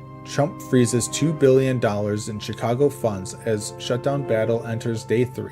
Live updates. The federal shutdown hits day 3 with no end in sight as parties dig in over healthcare cuts. Trump freezes $26 billion, including $2 billion for Chicago rail and $18 billion for New York City projects, while funding red state facilities. 750,000 workers furloughed, potential mass firings loom, plus delayed jobs reports and park reopenings via states. Senate votes expected to fail. Blame game continues over Medicaid and ACA with immigrants in the rhetoric mix. From the Associated Press, Trump sets Sunday deadline for Hamas to agree to a deal for ending the war in Gaza. President Trump sets a Sunday deadline for Hamas to accept a peace deal or face escalated military action. The plan: Hamas releases 48 hostages, disarms, and cedes power. Israel halts offensive and withdraws. In return, aid flows, prisoners released, but no Palestinian state path. Hamas seeks amendments. As October 7th anniversary nears, over 66,000 Palestinians dead, 1,200 Israelis killed, pressure mounts amid famine and displacement. And as always, thank you for the like, comment, and subscription. From CNN, scientists launch coordinated response to Trump's attempt to wipe credible climate research off the record. Dozens of climate scientists are pushing back against a Trump administration report questioning the severity of climate change, authored by 5 researchers known for challenging mainstream science. Released last week, the report, lacking peer review, is being used to weaken pollution rules, while the administration removed mandated climate assessments from federal websites. Led by Andy Dessler from Texas A&M, scientists are drafting a public comment to counter the report's errors, aiming to keep solid science in the public record. The National Academy of Sciences is also reviewing climate findings since 2009, as experts warn the report misrepresents decades of research, reigniting old debates. From Fox News, Food Feud. Woman blew up at boyfriend over his reaction to her home-cooked meals. A woman's Reddit post went viral after she argued with her boyfriend of 5 years for rarely complimenting her home-cooked meals, while he praises takeout. She described a blowout after he ate her meal silently but raved about work leftovers, saying he forgets to compliment her cooking.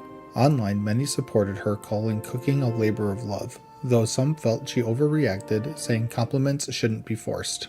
Experts suggest she express her need for appreciation, warning that lack of acknowledgement could strain the relationship further. From the Washington Post, America's CEOs come to the White House bearing gifts and flattery. Tech CEOs like Apple's Tim Cook and Nvidia's Jensen Huang are building ties with President Trump through gifts and major U.S. investments. Cook gifted Trump a glass plate and announced $100 billion for U.S. manufacturing, earning Apple an exemption from Trump's semiconductor tariffs. Huang's frequent visits to Trump led to NVIDIA's permission to sell AI chips to China, boosting its $4 trillion valuation. But Trump's favor comes with risks. Crossing him could mean losing subsidies, showing the high stakes of his transactional leadership. From USA Today, President Trump orders federal law enforcement officers to patrol Washington, D.C. streets.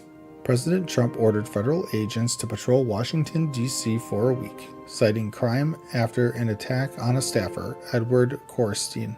Led by U.S. Park Police, the effort targets tourist hotspots involving agencies like the Capitol Police and ATF, with an option to extend. Despite Trump's claims, D.C.'s violent crime is down 26% this year, though he's threatened a federal takeover if issues persist. D.C.'s mayor declined to comment, but any federal control would need Congress's approval, raising questions about local governance. From CBS News, Israel's plan to take over Gaza must be immediately halted, UN says. The UN and global leaders are condemning Israel's plan to take over Gaza City, approved by its Secretary Cabinet, expanding military control. UN's Volker Turk warned the move could lead to more displacement and suffering, while UK's Keir Starmer called it wrong. In Israel, hostage families and the military oppose the plan, fearing for the 20 remaining hostages and accusing the cabinet of recklessness. Hamas called it a war crime, pushing for a deal to free hostages and end the war, as Germany halts military exports to Israel. From The Federalist, Washington Post hides Russiagate facts from readers while peddling PR for disgraced hoaxers. The Federalist claims the Washington Post downplayed a declassified report released by DNI Tulsi Gabbard exposing flaws in the CIA's Russia probe. The 2020 report revealed CIA's John Brennan used unverified data, including the Steele dossier, to claim Russian election interference in 2020.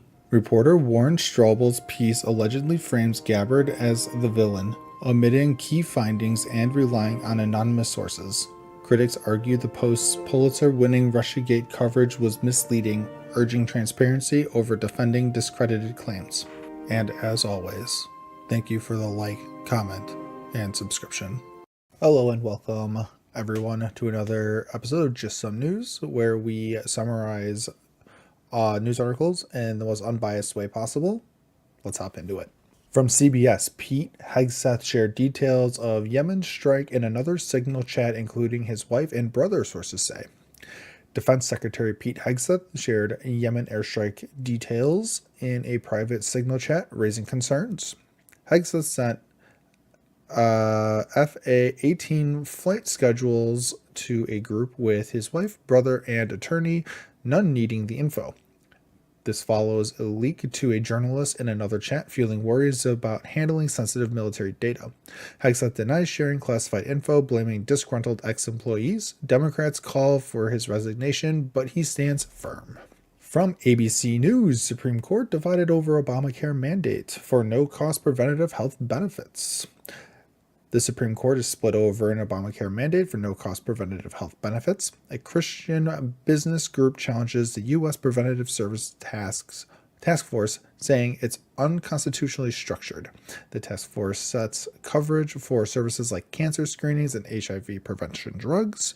Liberal justices lean toward upholding it, but others question its authority. A ruling against could end free preventative care for millions. Decision by June. From the AP, how stocks, bonds, and other markets have fared so far in 2025. Trump's trade war shakes global markets in 2025, with U.S. stocks and bonds taking a hit. The S&P 500 dropped 12.3%, NASDAQ fell 18%, while gold soared to $3,343 an ounce, a 27% rise. The U.S. dollar hit a 3-year low and oil prices slumped, hinting at a slowdown. Bitcoin dipped to $87,000 after a wild ride, and Treasury yields spiked, reflecting recession fears. Overseas markets are faring better. From CNN, Russia launches deadly aerial barrage on Ukraine as U.S. pushes for peace plan. Russia launched deadly airstrikes on Ukraine after an Easter ceasefire ended as the U.S. pushes for peace. At least 3 were killed in Kherson, with blasts in Mykolaiv and injuries in Donetsk. The U.S. proposal offers a ceasefire and may recognize Russia's control of Crimea, but both sides accuse each other of truce violations. Zelensky rejects ceding territory, while Rubio warns the U.S. may abandon talks soon. More meetings are planned. From Newsweek, who was Carlo Acutis? Vatican halts canonization after Pope Francis's death. The Vatican delays Carlo Acutis' canonization after Pope Francis' death on April 21st. Acutis is set to be the first millennial saint cataloged Eucharistic miracles online. He died at 15 in 2006, with 2 miracles credited to him, like healing a child and a student. His sainthood was approved in July 2024. Canonizations require a pope, so the April 27th event is on hold during the sede vacante period. From Fox News, judge temporarily blocks New York City Mayor Adams' plan to allow ICE agents in Rikers Island jail complex. A judge temporarily blocks New York City Mayor Adams' plan to allow ICE agents into Rikers Island jail. The New York City Council sued Adams, alleging a quid pro quo with the Trump admin to drop his corruption charges in exchange for ICE access. Adams' executive order aimed to tackle migrant gang activity, reversing a 2014 sanctuary law ban. Judge Rosado halted the plan until an April 25th hearing, barring any ICE agreements for now. And that's all we got for you today, my friends. If you can leave a like, comment, subscribe, and remember, it's not any news, just some news. Thanks for watching. From CNN, Trump signs executive order making it easier to remove homeless people from streets. President Trump just signed an executive order to clear homeless encampments from America's streets, aiming to redirect people to rehab and substance abuse programs. The order pushes to reverse court rulings and fast-track funding to states cracking down on public drug use and loitering, with Trump calling it a common-sense fix. Critics, like the National Coalition for the Homeless, slam the move as punitive, arguing it ignores proven housing solutions and could worsen the crisis. This follows a Supreme Court ruling allowing cities to penalize sleeping outside as homelessness hit a record 770,000 people in 2024. From Fox News, Trump says SCOTUS immunity ruling likely helps Obama in light of Gabbard DNI findings. President Trump says a Supreme Court immunity ruling might shield former President Obama from scrutiny over alleged Russiagate involvement. Trump claims Obama led efforts to push flawed intelligence linking him to Russia in 2016, a charge Obama's team calls bizarre and baseless. A 2020 report declassified by DNI Tulsi Gabbard suggests Obama's administration rushed a biased report to smear Trump before his first term. Trump says the immunity ruling protects Obama but not his team, as debates over 2016 election interference heat up again. From Newsweek, Hamas contradicts Trump envoy as Gaza ceasefire talks stall. Ceasefire talks in Gaza have stalled, with Hamas clashing with Trump's envoy Steve Witkoff over negotiation efforts. Witkoff criticized Hamas for lacking good faith, while Hamas claims mediators praise their constructive stance in Qatar talks. The breakdown dims hopes for a 60-day truce, hostage releases, and more aid as Gaza's humanitarian crisis worsens. With nearly 60,000 Palestinian and 900 Israeli deaths since October 2023, the U.S. is now exploring other ways to free hostages. From USA Today, David Letterman takes subtle jab at CBS amid Colbert Late Show cancellation. David Letterman's YouTube channel dropped a video roasting CBS just days after the network canceled Stephen Colbert's Late Show. Colbert announced the show ends in May 2026, sparking fan outrage and theories CBS is appeasing Trump amid a merger. Letterman's clips mock CBS executives, with fans praising the timely jab at the network's BS decision. CBS insists the cancellation is financial, not political, but the timing has everyone talking. From The Independent, Bill Clinton wrote a birthday note to Jeffrey Epstein, according to Bombshell Report. A new report claims former President Bill Clinton wrote a birthday note to Jeffrey Epstein for his 50th birthday in 2003. The Wall Street Journal says the note was part of a birthday album alongside one allegedly from Trump, who's now suing for defamation. Clinton's team says his ties to Epstein ended years before the financier's 2019 arrest, denying any knowledge of his crimes. The report fuels speculation about high-profile ties to Epstein as Trump's $10 billion lawsuit against the Wall Street Journal heats up. From the Post-Millennial, 442 sponsors for illegal immigrant minors arrested on suspicion of child abuse, other crimes after Biden allowed 450,000 unaccompanied kids across the border. The Trump administration says 442 sponsors of unaccompanied migrant kids were arrested for suspected child abuse or other crimes. Under Biden, 450,000 kids crossed the border without adults, with 13,000 now located by Trump's team. DHS is offering some minors voluntary deportation to reunite them with families, a policy rooted in a 2022 law. Critics call it a cleanup of Biden's border failures, but the fate of thousands of kids remains unclear. And as always, thank you for the like, comment, and subscription. Hello everyone, and welcome to another episode of Just Some News. This is a channel that I created to give a very unbiased summary of different news articles from different political backgrounds. I hope you enjoy. From the BBC, Trump says U.S. will pass on Ukraine peace talks if no progress soon. Trump warns the U.S. may abandon Russia-Ukraine peace talks if there's no progress soon, saying he'll take a pass if either side stalls. Secretary of State Rubio gave a days-long deadline as Russian strikes killed 2 and injured over 100 in Ukraine's northeast on Friday. Talks remain tough, with Putin setting ceasefire conditions. Meanwhile, the U.S. and Ukraine signed a memo for a minerals deal to aid reconstruction, but security guarantees for Kiev remain off the table. From NPR, lab leak, a flashy page on the virus origins replaces government COVID sites. The White House replaced COVID-19 info sites with a new page pushing the lab leak theory, claiming the virus escaped from a Chinese lab in Wuhan. Garner covid.gov and covidtests.gov now redirecting to lab leak, the true origins of COVID-19.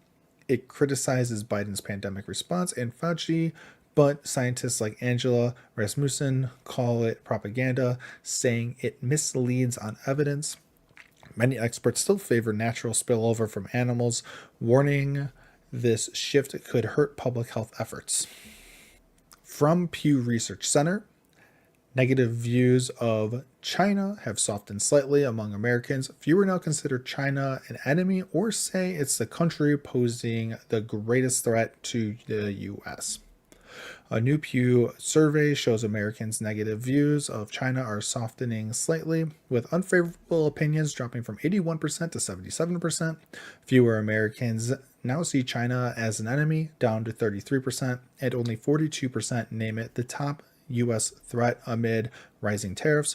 Republicans' criticism of China eased more than Democrats, who increasingly point to Russia as the bigger threat. Most Americans think China benefits more from trade, and many worry tariffs will hurt the U.S., especially Democrats. Republicans are more optimistic. From the Post-Millennial, federal judge upholds censure of Maine Rep. Laurel Libby after opposition to trans competitors in women's sports. A federal judge upheld the censure of Maine Rep. Laurel Libby after she opposed trans competitors in women's sports. Libby was censured for posting a photo of trans-identified male winning a girls' championship despite Trump's ban on such participation. Judge Melissa DuBose ruled the censure was a protected legislative act, dismissing Libby's lawsuit. Libby calls it an abuse of power, vowing to appeal, arguing her constituents' voices are silenced. The fight heads to the First Circuit. From ABC News, FSU shooting, latest, the victims identified, police release timeline. A shooting at Florida State University left 2 dead and 6 injured, with police releasing a timeline. On Thursday, 20-year-old FSU student Phoenix Ickner began firing near the student union at 11:56 a.m., killing vendor employee Tiru Chaba and dining coordinator Robert Morales. By noon, police shot and apprehended Ickner.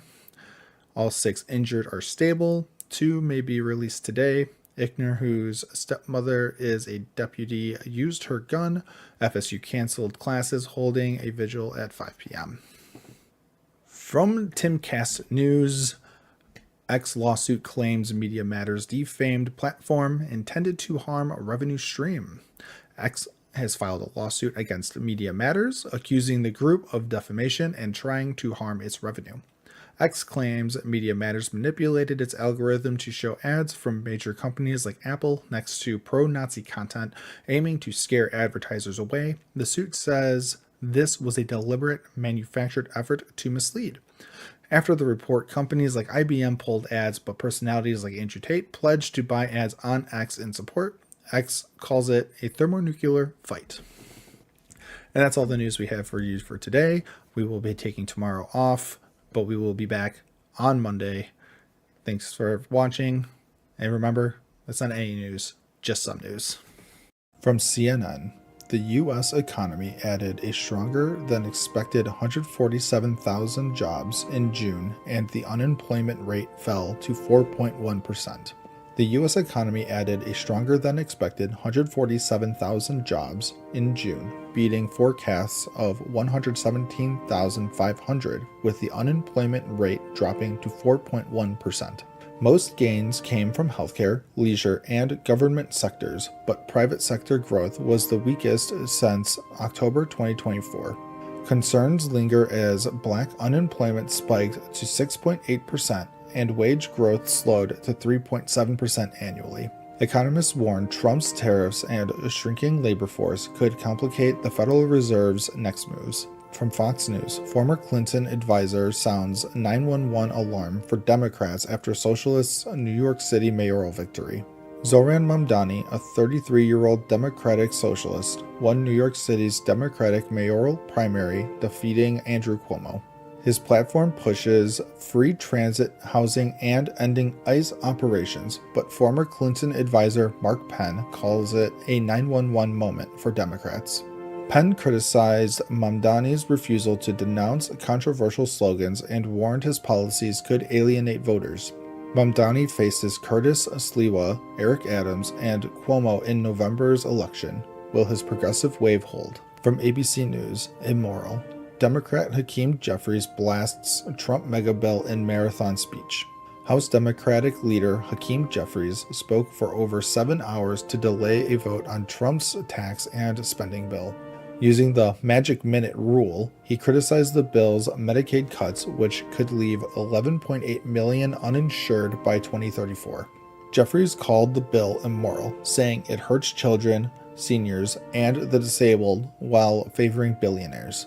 Republicans defend the bill as necessary reform, but Jeffries' speech even swayed one GOP vote. From USA Today, did House pass sweeping tax bill? Trump is closing in on a big win. President Trump's $3.3 trillion tax and spending bill is set for a House vote on July 3rd, aiming for his July 4th deadline.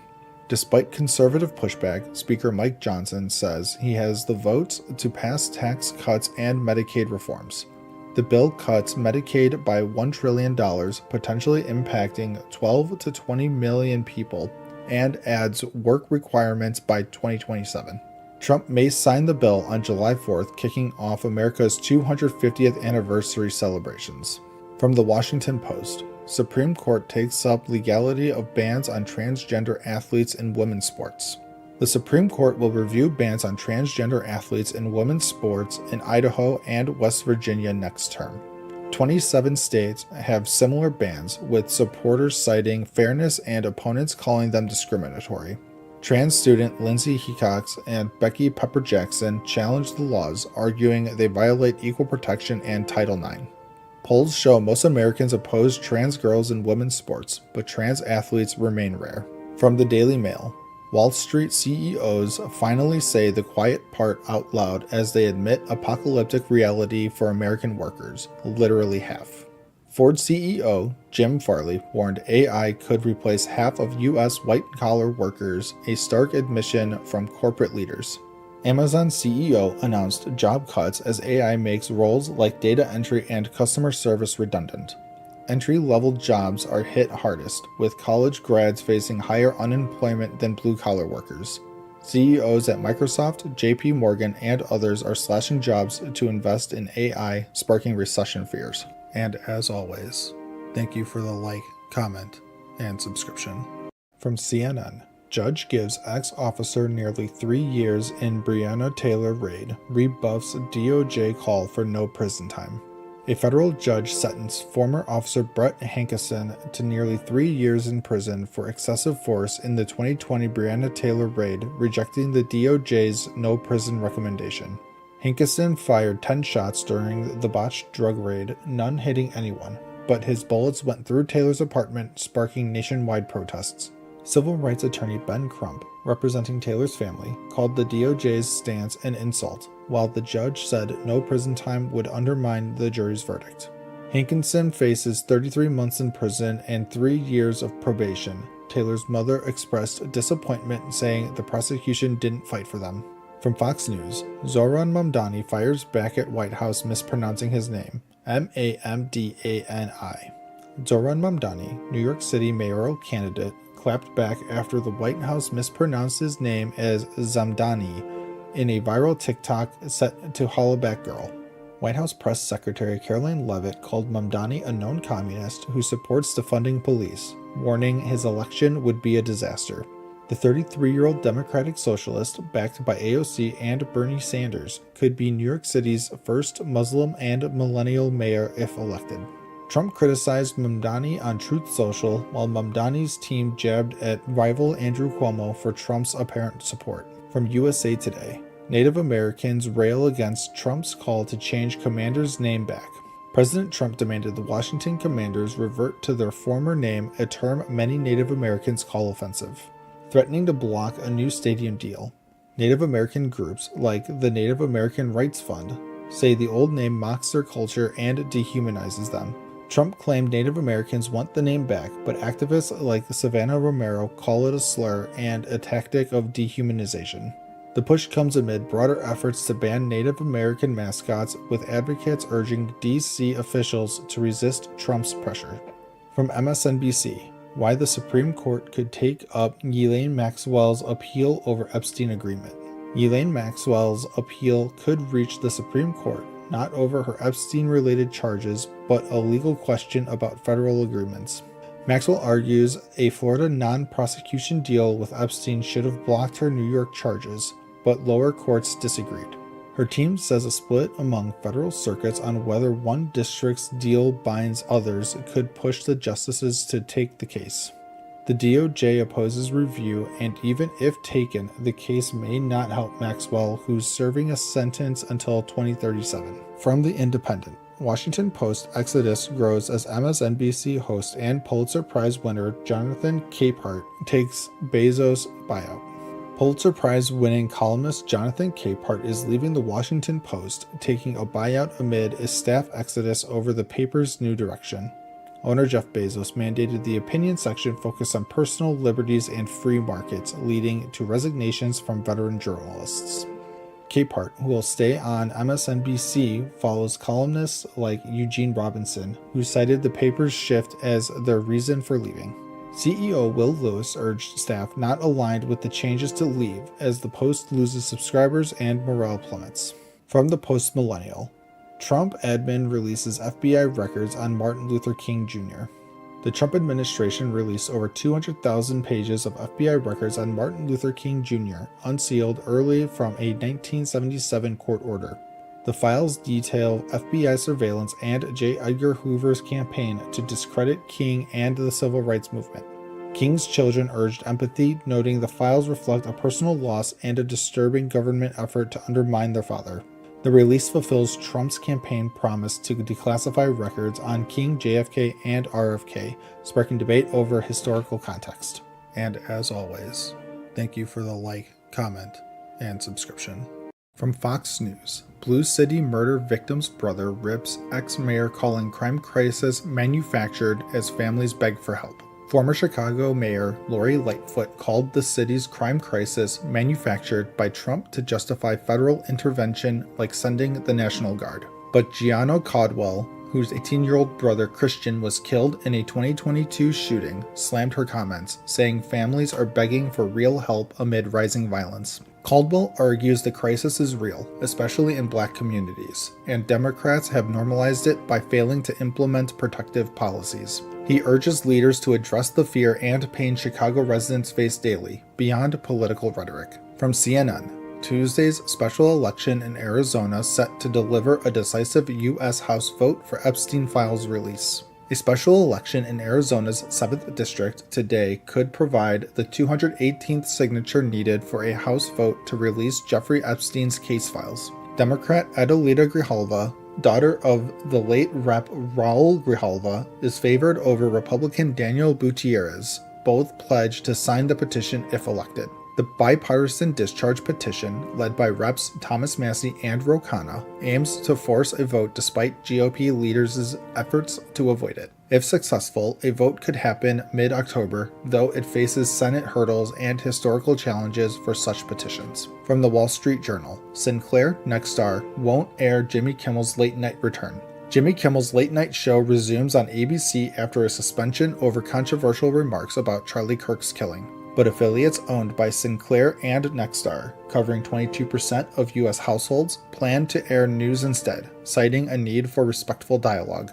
The poll followed FCC criticism and Trump's threats against networks, sparking debates on censorship and free speech. Over 400 celebrities decried the suspension as a threat to expression, while Disney negotiated Kimmel's return without details on his address. From the Associated Press, Army identifies 4 soldiers killed in military helicopter crash in Washington state. 4 soldiers from the Army's elite 160th Special Operations Aviation Regiment died in a crash during routine training near Joint Base Lewis McChord. Identified as Chief Warrant Officers Andrew Cully, 35, from Missouri, and Andrew Cross, 39, from Florida, and Sergeants Donovan Scott, 25, and Jadalyn Good, 23, both from Washington state. The cause is under investigation. This is the second deadly incident for the Night Stalkers unit in recent years. From the Daily Caller, Antifa cop fired over insane social media posts. North Carolina detention officer Brian Edwards was fired after posts on Blue Sky declaring himself Antifa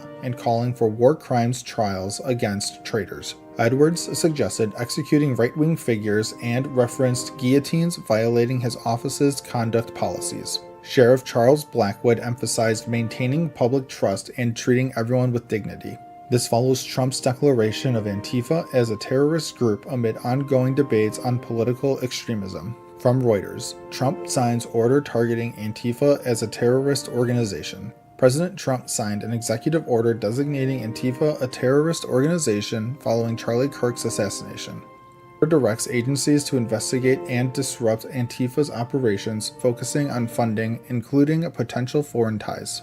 Unlocks surveillance powers, though Antifa is described as a decentralized, leaderless movement, not typically violent.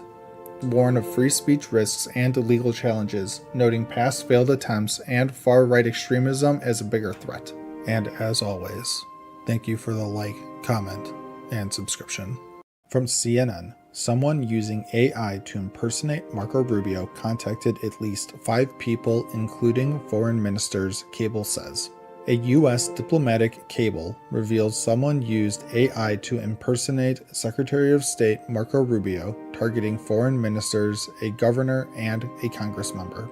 The The unknown actor created a fake Signal account, sending voicemails and texts to trick targets into sharing sensitive info. This is part of 2 cyber campaigns targeting State Department officials. The FBI is investigating, and a Russia-linked phishing scheme was also uncovered. The State Department is boosting cybersecurity to stop these AI-driven attacks. Stay vigilant. From Fox News, new book exposes Jill Biden's power grab amid husband's political demise. A new book, 2024, How Trump Retook the White House, claims First Lady Jill Biden gained major influence as President Biden's campaign faltered. With Chief of Staff Anthony Bernal, Jill attended Hunter Biden's trial, showing her independent streak despite a packed schedule. After Biden's disastrous debate, Jill fiercely defended him, insisting he was the only one for the job, even as donors wavered. At Camp David, Jill helped convince Biden to stay in the race, though he later dropped out, endorsing Kamala Harris. From Newsweek, student loan update. Trump admin making major change to forgiveness program. The Trump administration is overhauling the Public Service Loan Forgiveness Program, targeting organizations deemed to engage in illegal activities. The changes could strip eligibility from nonprofits or cities, raising concerns about subjective enforcement on issues like immigration or transgender rights. Borrowers face uncertainty as technical issues halt payment tracking and delays pile up due to staff cuts at the Education Department. Advocates warn of unintended consequences for teachers and firefighters. Stay informed as new rules roll out by July 2026. From GB News, King Charles expresses profound sadness in letter to Donald Trump. King Charles sent a heartfelt letter to President Trump expressing profound sadness over deadly Texas floods that claimed over 90 lives. His Majesty offered sympathy to grieving families and praised the bravery of emergency responders working tirelessly to save lives. The worst flooding since 1987 swept away homes, with failed warning systems leaving campers and residents caught off guard. As rescue efforts continue, Texas faces its worst flood crisis in decades, with hundreds still missing. From The Independent, J.D. Vance's old tweets show why the Epstein client list is becoming such a problem for Trump. Old tweets from Vice President J.D. Vance are fueling trouble for Trump, as he once pushed for the release of a rumored Epstein client list. Epstein, who died in 2019, had ties to powerful figures like Trump and Clinton, sparking online conspiracy theories about a secret client list. Trump's team denies any list exists, but Press Secretary Caroline Leavitt faced tough questions after AG Pam Bondi referenced Epstein documents. Even Trump allies like Laura Loomer are attacking the administration, showing how Vance's past comments have backfired. From USA Today, clinging to trees, huddling on rooftops, harrowing stories of survival in Texas floods. Texas flood survivors share gripping tales of clinging to trees and rooftops to escape deadly waters that killed over 90 people. With little warning, residents like Taylor Bergman and his mom held onto a tree for over an hour as their home was swamped. Others like Addison Martin lost family members in the raging Guadalupe River, while rescue teams saved hundreds. The worst floods since 1987 left communities in ruin, with survivors calling it a nightmare. And as always, thank you for the like, comment, and subscription. From Fox News, former Biden advisor admits failure to address border crisis reality led to Trump's re-election. Former Biden border advisor Blas Nunez Neto says the administration's failure to tackle the border crisis helped Trump win re-election. Nunez Neto called the surge in illegal crossings a crisis and pointed to a lack of resources and delayed policies as key issues. He admits by the time Biden worked on bipartisan immigration reform, it was too late, tangled in election politics. Nunez Neto urges Congress to create a system balancing legal immigration and strict enforcement to avoid future crises. From CNN, powerful Israeli strikes rock at Damascus as Syrian forces clash with Druze militias.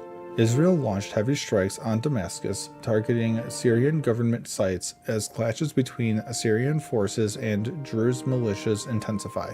At least 3 were killed and 34 injured, with Syria condemning the attacks as a dangerous escalation.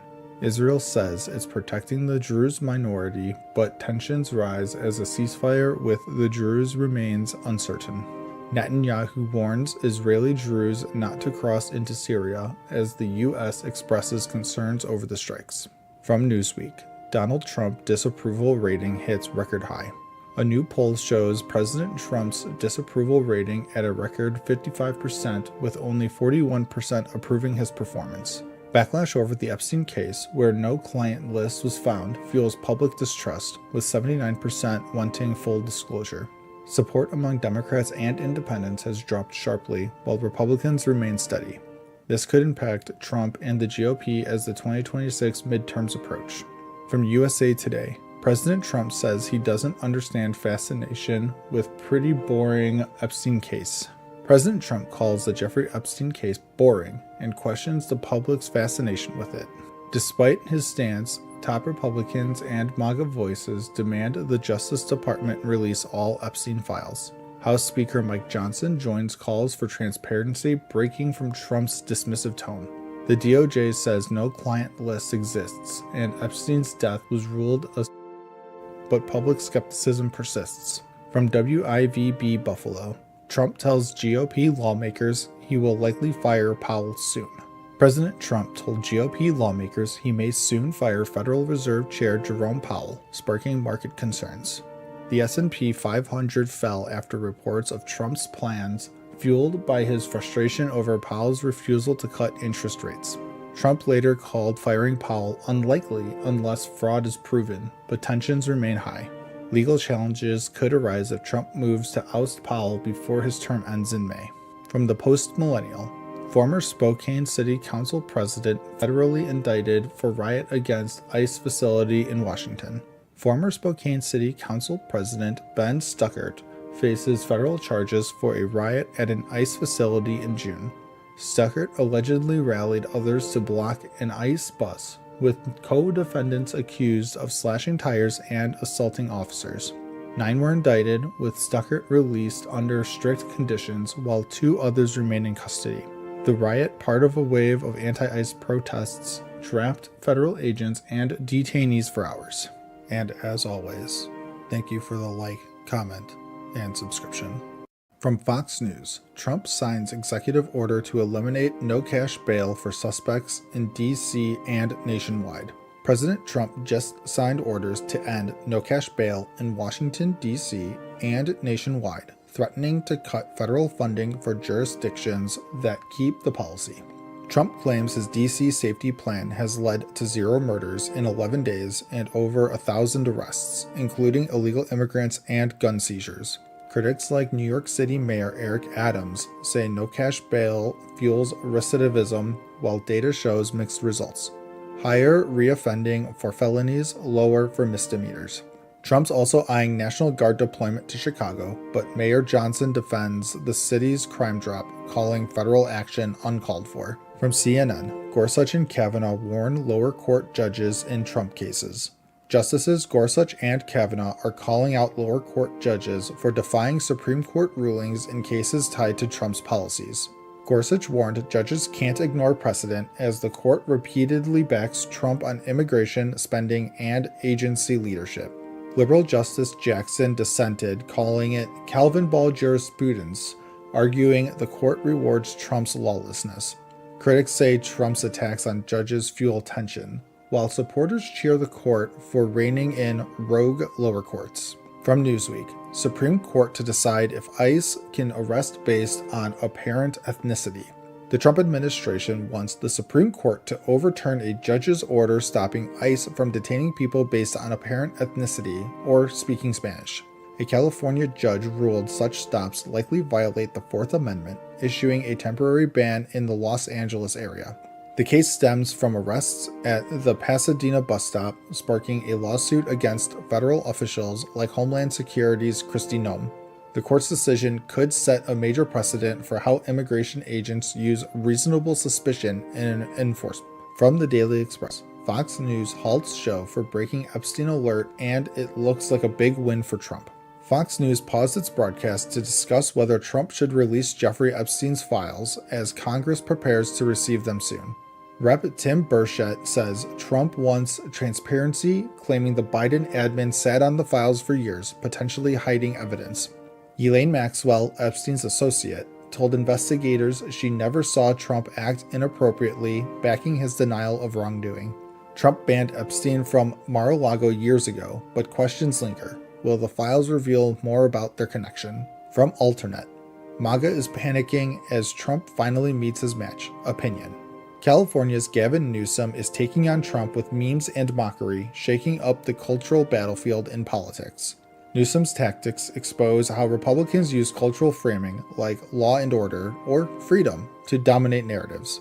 From Nixon's dog whistle to Trump's spectacle, the GOP has mastered cultural storytelling while Democrats lag behind. The author urges Democrats to reclaim American values like fairness and opportunity, as FDR did, to win hearts and voters. From Fortune, Trump is bringing in enough revenue from tariffs to cut deficits by $4 trillion over the next decade, CBO says. The CBO says Trump's tariffs on China, Mexico, and more could cut deficits by $4 trillion over the next decade.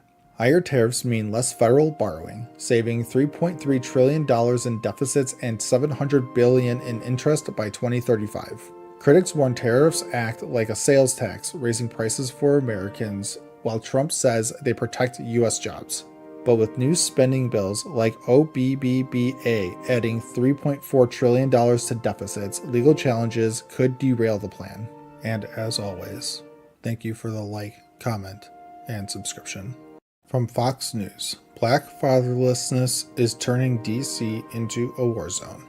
Washington, D.C. is one of America's most dangerous cities, and some point to a surprising cause: fatherlessness in Black communities. Without fathers, boys turn to gangs and drugs for guidance, leading to skyrocketing crime rates like carjackings and murders. Data shows kids without dads are 5 times more likely to commit crimes and 20 times more likely to end up in jail. Trump's push to make DC safe again aims to crack down on crime, but the real fix starts at home with stronger families. From CNN, Anas al-Sharif became the face of the war in Gaza for millions. Then Israel killed him. Anas al-Sharif, a 28-year-old Al Jazeera journalist, became Gaza's voice, reporting the war's toll to millions. His viral footage of Israel strikes made him a household name, but Israel accused him of Hamas ties, claims he denied. In January, he celebrated a ceasefire on air, but months later, an Israeli strike killed him and 4 colleagues. His death sparked global outrage, with rights groups demanding accountability for the killing of 184 Palestinian journalists. From the Associated Press, Republicans, Democrats alike exhort Trump: keep security pact with Australia and UK alive. The AUKUS pact, a US-UK-Australia deal, aims to counter China with nuclear-powered subs for Australia. But U.S. shipyards are struggling to build enough subs, sparking a Pentagon review of the $269 billion deal. Bipartisan lawmakers urge Trump to keep AUKUS alive, warning it's vital for Indo-Pacific security. Australia is investing billions in U.S. shipyards, but can the U.S. deliver without weakening its own navy? From USA Today, Tropical Storm Erin forecast to become first hurricane of Atlantic season. Tropical Storm Erin formed in the Atlantic 280 miles from Cabo Verde, and it's set to become 2025's first hurricane. Warm Atlantic waters could fuel Erin into a major hurricane with winds over 110 miles per hour. Its path is uncertain, but a cold front or Bermuda high could decide if it hits the U.S. or veers to sea. Experts urge Caribbean and U.S. East Coast residents to monitor Erin and prepare now for safety. From CBS News, General testifies he didn't hear LA protests described as rebellion. Trump sent 4,000 National Guard troops to LA protests, but was it legal? A trial in California is investigating. Governor Newsom's lawsuit claims Trump's move violated the Posse Comitatus Act, barring military from domestic law enforcement. A general testified he never heard protests called a rebellion, undermining Trump's legal justification. The trial questions if Trump's deployment was a power grab or a needed defense of federal property. From The Guardian, Trump will ignore crime reduction data for the political value of a show of force. Trump's federalizing DC police and deploying National Guard ignores a 30-year low in violent crime. Critics say it's a show of force, not a safety move, risking police abuse without accountability. DC's lack of statehood lets Trump declare emergencies, overriding local control of police. Advocates push for DC statehood to stop federal overreach and protect civil rights. And as always, thank you for the like, comment, and subscription. From CNN, Supreme Court declines to hear appeal from 7th grader who wore two genders shirt to school. The Supreme Court declined to hear an appeal from Liam Morrison, a Massachusetts 7th grader sent home for wearing a t-shirt saying, "There are only two genders." School officials asked Liam to remove the shirt, citing disruption. He later wore it with only two covered by censored tape, but the issue persisted. Justices Alito and Thomas dissented, arguing the decision limits students' First Amendment rights. The appeals court upheld the school's action, citing potential harm to the learning environment. The case highlights tensions over free speech and transgender rights in schools, with ongoing debates about student expression. From Fox News, Chicago's Bloody Memorial Day weekend leaves 22 shot, 2 dead. Chicago saw 22 people shot, 2 fatally, over Memorial Day weekend, according to ABC7. In Logan Square, a 35-year-old was unalived in a car shooting, and a 46-year-old was shot in the head in Humboldt Park. Both suspects remain at large. Other shootings included 2 people shot in their Southside home and 2 near a homeless encampment, 1 critically injured. The Chicago Tribune reports 139 homicides in 2025 so far, after 573 in 2024, as the city grapples with ongoing violence. From USA Today, NPR sues Trump administration over order to end federal funding. NPR is suing the Trump administration over an executive order to stop federal funding, calling it unconstitutional. Trump's May 1st order claims NPR and PBS aren't fair or unbiased. NPR argues it has a First Amendment right to free speech. 3 local public radio stations joined the lawsuit, saying the order threatens millions of listeners who rely on their news and emergency info. The White House defends the order, saying Trump is ensuring taxpayer dollars are used efficiently. The legal battle continues. From CBS News, Trump administration looks to end federal contracts with Harvard. The Trump administration is pushing to cancel $100 million in federal contracts with Harvard, citing alleged race discrimination and anti-Semitism issues. A letter from the GSA claims Harvard's admissions and student life practices discriminate and fail to protect Jewish students. Harvard, which faced a 2023 Supreme Court ruling against race-based admissions, says it's addressing anti-Semitism but won't yield to government control. Federal agencies have until June 6 to respond. Harvard's lawsuit claims this is a political attack on its independence. From the Post-Millennial, Trump slams Putin for playing with fire after Russia attacks Ukraine. President Trump criticized Russia's Vladimir Putin after a deadly attack in Kiev killed 12, saying he's playing with fire. Trump posted on Truth Social, warning Putin's actions could lead to Russia's downfall. He's been pushing for a Ukraine-Russia ceasefire. Russia launched 298 drones and 69 missiles at Kiev over the weekend. The Kremlin called the war an emotional overload, but thanked Trump for peace efforts. Trump is considering sanctions as Russia continues attacks, stalling ceasefire talks with Ukraine's Zelensky. From Reuters, U.S. drops COVID vaccine recommendations for healthy children and pregnant women.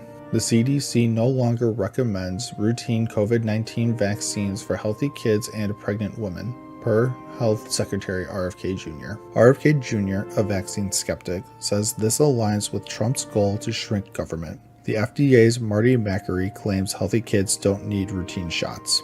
The CDC previously said vaccines are safe and effective for pregnant women and kids, but most countries have stopped recommending them for children. New FDA rules will require trials for annual boosters for those under 65, focusing vaccines on older and at-risk groups. From CNN, Americans cut back sharply on their spending last month amid tariffs. Americans slashed spending by 0.9% in May, the steepest drop since January, as tariff fears cooled a spring buying spree.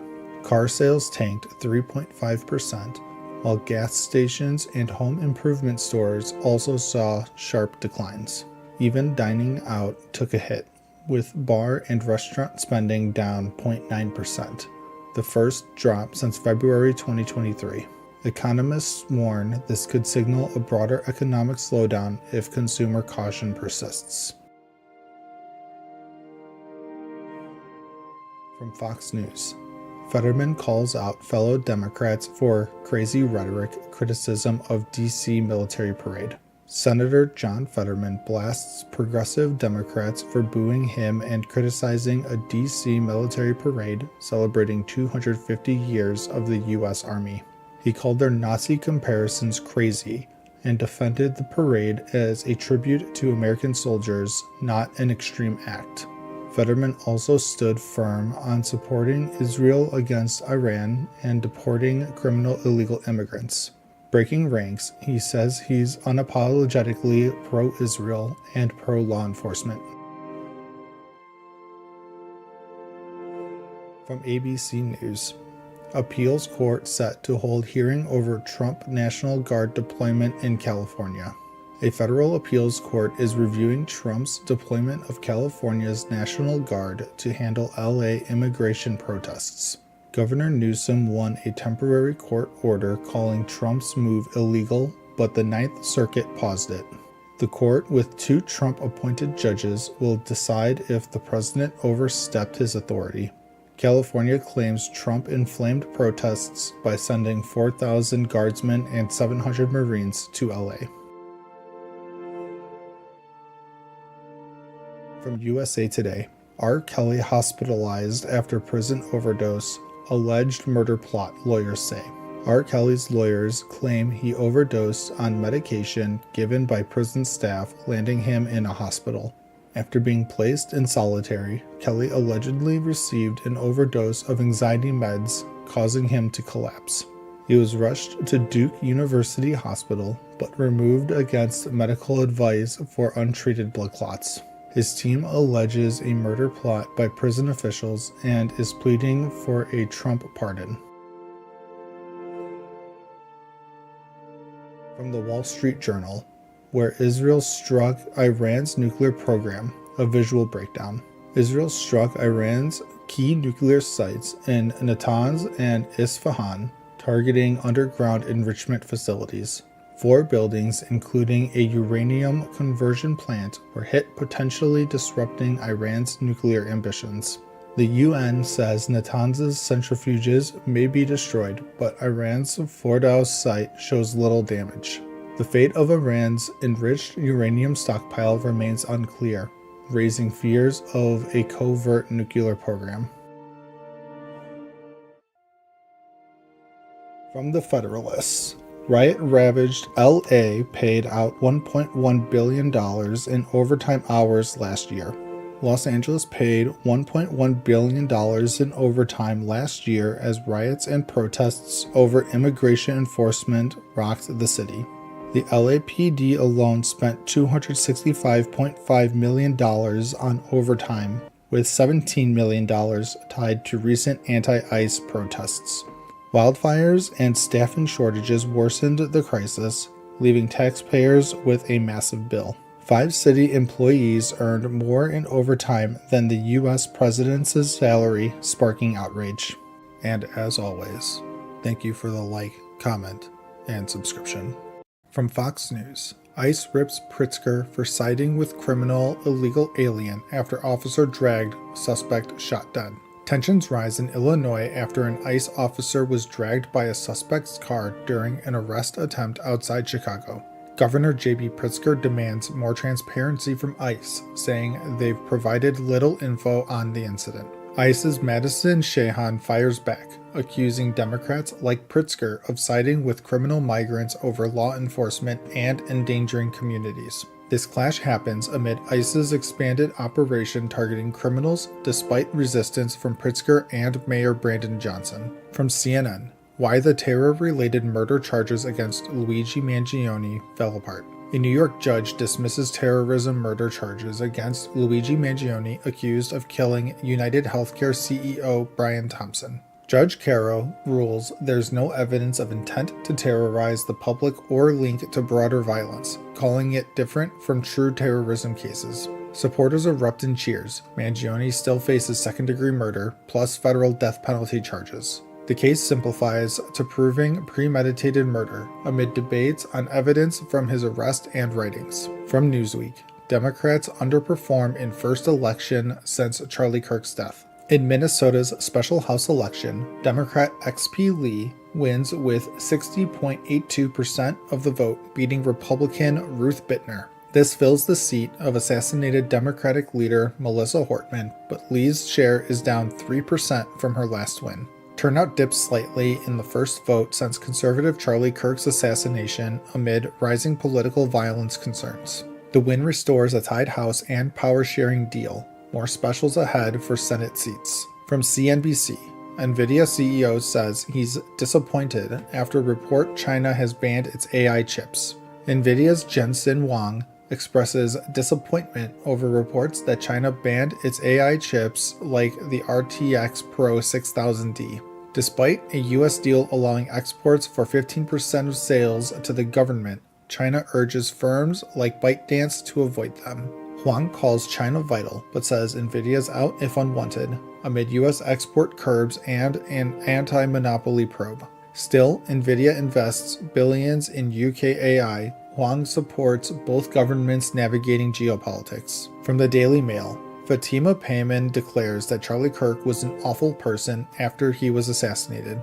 Australian Senator Fatima Payman sparks outrage by calling assassinated conservative Charlie Kirk an awful person in a TikTok video.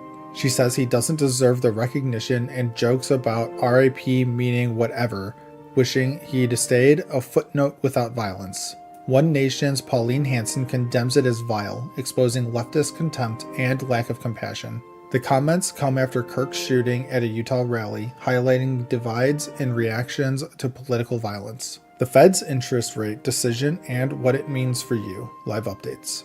The Fed is expected to cut rates by a quarter point today, the first of possibly more in 2025 amid weak jobs data. August added only 22,000 jobs, unemployment at 4.3%, inflation at 2.9%, above 2% target. Trump pushes for big cuts, stacking the board with appointees like Stephen Miran, concerns over Fed independence. Stocks mixed ahead. Cuts could lower borrowing costs, but tariffs complicate inflation and growth. And as always, thank you for the like, comment, and subscription. From CBS News, Bolter was prepper who gave wife bailout plan, affidavit states. Court documents show Bolter instructed his wife to leave the house, fearing people with guns might show up. Investigators found empty rifle cases in a storage locker rented by Bolter just days before the shootings. The affidavit also revealed Bolter's wife described him as a prepper, someone who prepares for catastrophic events. The Hoffman family, who survived the attack, called for a return to civility, highlighting the trauma of the incident. And as always, thank you for the like, comment, and subscription. From USA Today, Columbia University student Mahmoud Khalil, pro-Palestinian activist, released. U.S. District Judge Michael Farbiarz orders Khalil's release, stating he was neither a flight risk nor dangerous. Khalil, who was separated from his newborn son, expressed relief and criticized the government's actions. His lawyers argued that his detention violated his First Amendment rights, calling it an attempt to silence criticism of Israel. The release marks a victory for free speech advocates, though the Trump administration plans to appeal. And as always, thank you for the like, comment, and subscription. From Fox News, Bill Maher says Democrats need to do something about The View after Whoopi Goldberg's Iran comments. Goldberg's comments sparked backlash, with critics arguing they misrepresent the realities in both countries. Rep. Wesley Hunt, a black Republican, criticized Goldberg, highlighting his own success as a black man in America. Hunt emphasized the progress in the U.S., calling for unity rather than divisive rhetoric. The incident underscores ongoing debates about race, politics, and media responsibility. And as always, thank you for the like, comment, and subscription. From Reuters, 2 days of terror, how the Minnesota shooter evaded police and got caught. After shooting the Hoffmans, Bolter moved to other targets, narrowly avoiding capture several times. His impersonation of a police officer, including body armor and a badge, confounded initial attempts to stop him. A massive manhunt involving state and federal agencies finally cornered Bolter, leading to his surrender. The case underscores the challenges of stopping determined attackers and the importance of vigilance. And as always, thank you for the like, comment, and subscription. From CNN, Trump's 2-week delay on Iran's strike decision leaves Israel in limbo. Israel leaders who had advocated for U.S. involvement are now uncertain about the future of their military campaign. The delay raises questions about the coordination between the U.S. and Israel and the potential impact on regional stability. Some see the delay as a strategic move, while others fear it could weaken Israel's position against Iran. As tensions remain high, both nations navigate a complex geopolitical landscape.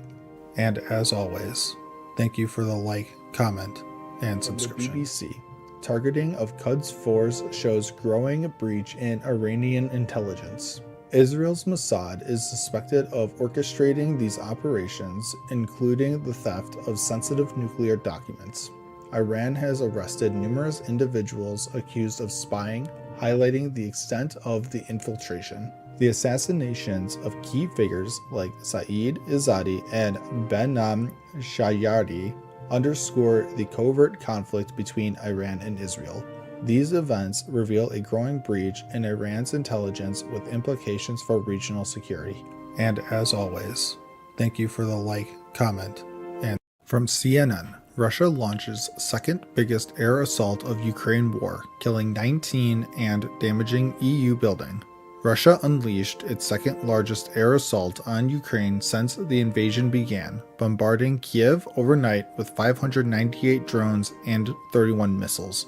The attack killed 19 people, including 4 children, and damaged EU and British Council buildings, prompting diplomatic summons from multiple countries. President Zelensky called it a deliberate civilian killing, rejecting calls for ceasefire, while Russia claims it targeted military sites and remains open to talks. Survivors shared harrowing stories, like a man searching for his missing wife amid destroyed homes, as Kiev declares a day of mourning. From Fox News, U.S. agencies distance themselves from Chinese-founded PDF software. Foxit, a PDF software company founded in China, has been used by various U.S. agencies, but scrutiny over its ties prompted changes. After inquiries, Foxit removed mentions of government clients from its site. Agencies like MDA, State Department, and DHS confirmed they've ended or banned its use. The parent company is listed in Shanghai and subject to Chinese laws that could compel intelligence sharing, raising data security concerns. Experts warn even routine data could be valuable to adversaries, comparing it to TikTok's structure as Foxit expands globally. From The Independent, Trump team has fined immigrants who didn't self-deport $6 billion, and now it's coming to collect. The Trump administration has issued over 21,500 fines totaling $6 billion to immigrants ignoring deportation orders up to $1,000 daily. DHS offers self-deportation incentives like $1,000 aid and free flights via an app, waiving fines, but critics call it misleading due to re-entry bans.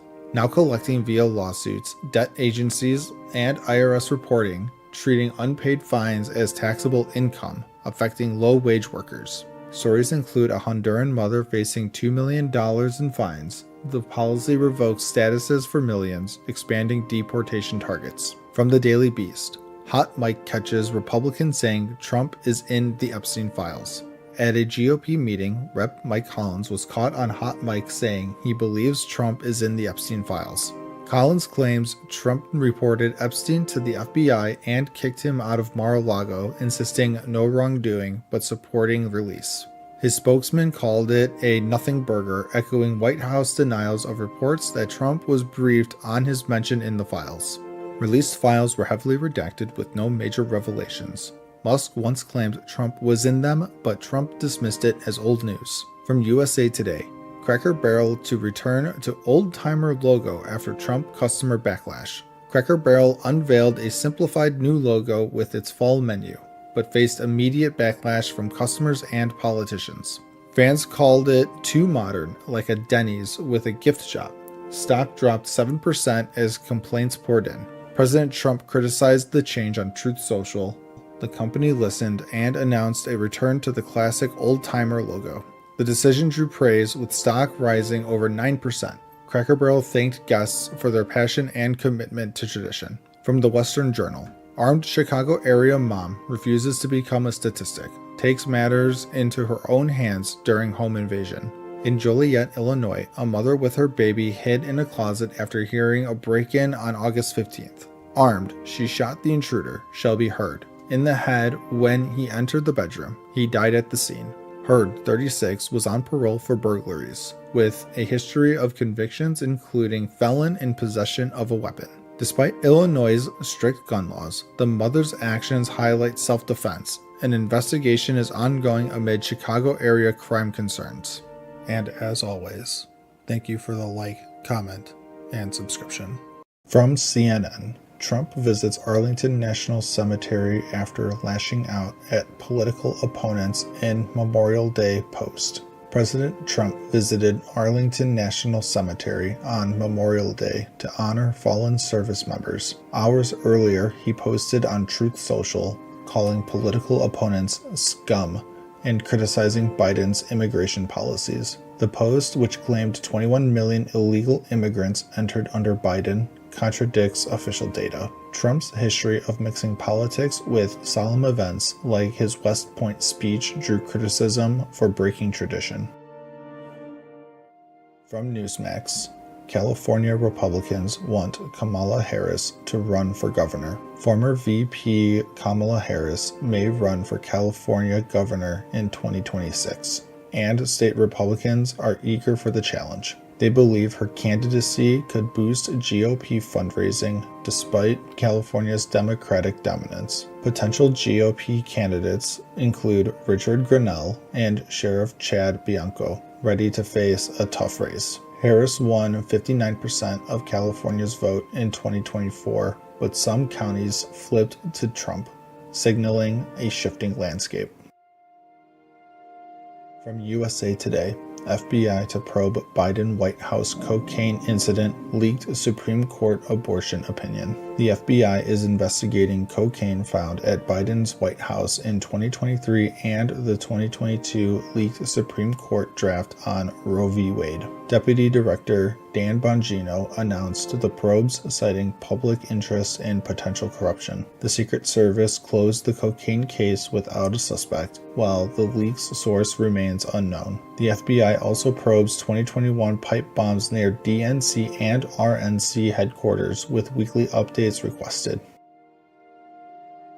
From Newsweek, Trump endorses Republican who fell asleep and missed bill vote. President Trump endorsed Rep. Andrew Garbarino for re-election, calling him a fierce advocate for Long Island. Garbarino missed a vote on Trump's $4.9 trillion budget bill, which passed 215 to 214 because he fell asleep. Speaker Johnson jokingly said he'd strangle Garbarino, but praised his role in securing the bill's passage. The bill now faces Senate scrutiny, with concerns over its impact on national debt.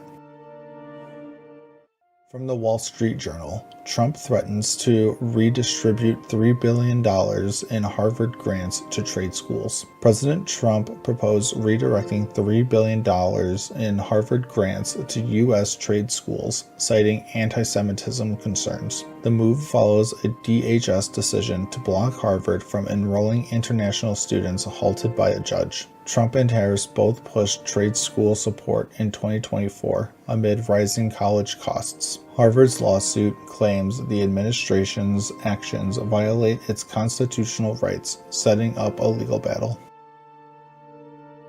From Fox News, Trump accused Harvard of being very slow to turn over foreign student info. President Trump accused Harvard of delaying foreign student data, alleging it hides radicalized individuals. DHS revoked Harvard's ability to enroll international students, citing anti-Semitism and noncompliance. A judge temporarily blocked the move, but Harvard's lawsuit claims it's retaliation for free speech. Trump also proposed redirecting $3 billion in Harvard grants to trade schools, escalating the conflict.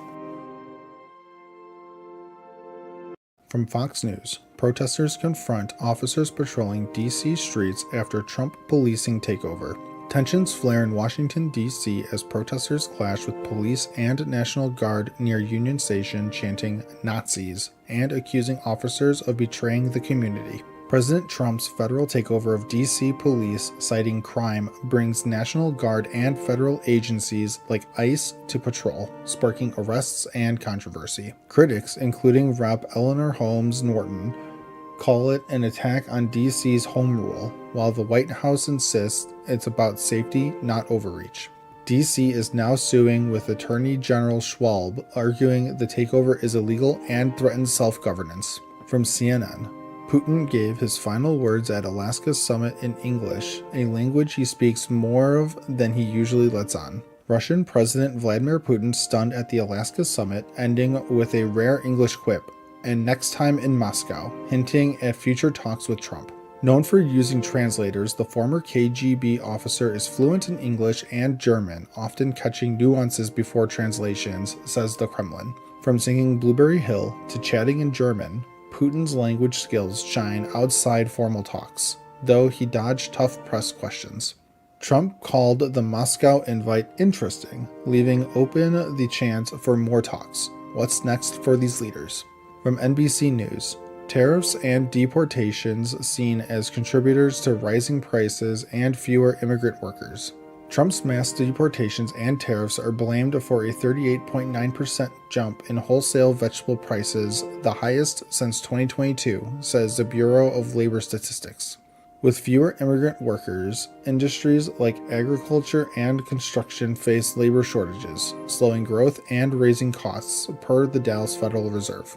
Food industry leaders warn of pricier restaurant and grocery bills, especially as harvests suffer from deportations and natural disasters. While Trump adjusts deportation plans, critics argue the economic fallout is already hitting hard. Will relief come soon? From the Washington Post, D.C. police chief retains position, but perhaps not as much power. D.C.'s police chief Pamela Smith stays in her role, but Trump's federal takeover raises questions about who's really calling the shots. Attorney General Pam Bondi's order to give DEA's Terry Cole chief powers sparked a lawsuit, with D.C. arguing it threatens public safety. Federal agents and National Guard flood D.C. with 189 arrests, many for immigration, despite local policies against ICE cooperation. Mayor Bowser celebrates keeping local control, but legal battles loom over Trump's push for federal priorities, like immigration enforcement. From Newsweek, Donald Trump's approval rating suddenly shifts with Gen Z. A new YouGov Economist poll shows Trump's approval rating among Gen Z jumping 10 points to -28, driven by gains on economy and immigration. Experts say Gen Z's choice-based voting, focusing on issues over party loyalty, may explain the shift. Despite low Democratic popularity, approval for Trump's handling of inflation rose to 31%, but his overall honesty rating is down, especially over the Epstein case. Only 13% of Gen Z approve of Trump's Epstein handling, with many believing he knew of the crimes. Will this trend hold? From the Charlotte Observer, Trump loses lawsuit as judge sides with defendants. A federal judge dismissed Trump's copyright lawsuit against Bob Woodward and Simon & Schuster over the Trump Tapes audiobook. Judge Paul Gardef ruled Trump's claim of co-authorship lacks credibility, citing the Supreme Court that authorship belongs to the creator. Despite conflicting copyright claims, the court found no evidence Trump has rights to the recordings even though he gave the interviews. Trump can amend his complaint, but the judge doubts he'll succeed. Another legal setback for the president. And as always, thank you for the like, comment, and subscription. From CNN, South Korea just learned a deep lesson about dealing with Donald Trump. Imagine stealing a $350 billion deal with the US only to face a massive immigration raid weeks later. That's what happened to South Korea under Trump. Nearly 500 agents stormed a Hyundai LG battery plant in Georgia, arresting 475 people, mostly South Korean nationals on questionable visas. South Korean officials called it a slap in the face, with workers treated like criminals despite promises to boost U.S. jobs. This could chill foreign investments as companies rethink deals with unpredictable U.S. policies. From Fox News, Chicago Democrat warns history will prove party wrong on crime as officials reject Trump's help.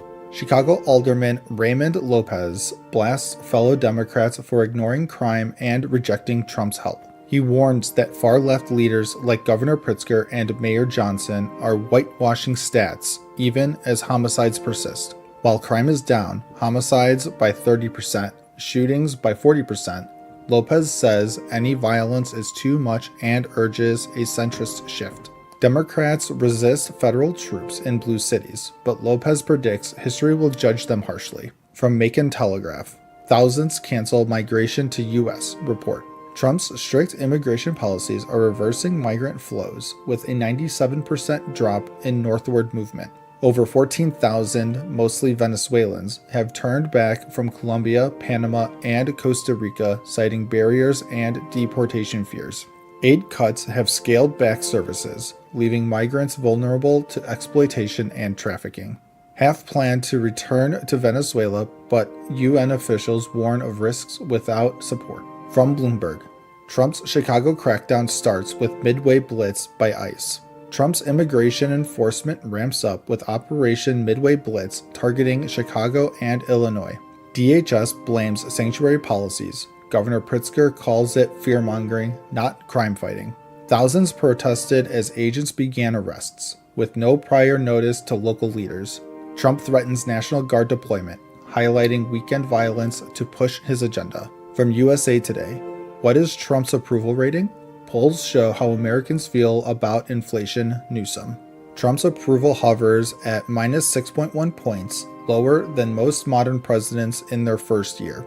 Polls show steady but negative ratings, dipping amid controversies like Epstein. Inflation and economy top voters' concerns, with Trump's handling at minus 30 net approval. Meanwhile, Newsom's 2028 support surges to 25%, leading Democrats. From LA Times, Bonta disappointed by Supreme Court ruling on LA immigration raids. California AG Rob Bonta slams a Supreme Court ruling allowing ICE to use race and occupation in stops. The decision lifts restrictions on profiling in LA area raids, backed by Justice Kavanaugh. Bonta calls it unconstitutional, violating protections against unreasonable searches. He criticizes the court's emergency docket for lacking transparency. And as always, thank you for the like, comment, and subscription. From NBC News, Sean Combs' ex-assistant says he brainwashed her when he sent messages of support and love. In Diddy's sex trafficking trial, former assistant Mia testified for a third day alleging forced labor and sexual assault as part of a racketeering conspiracy charge.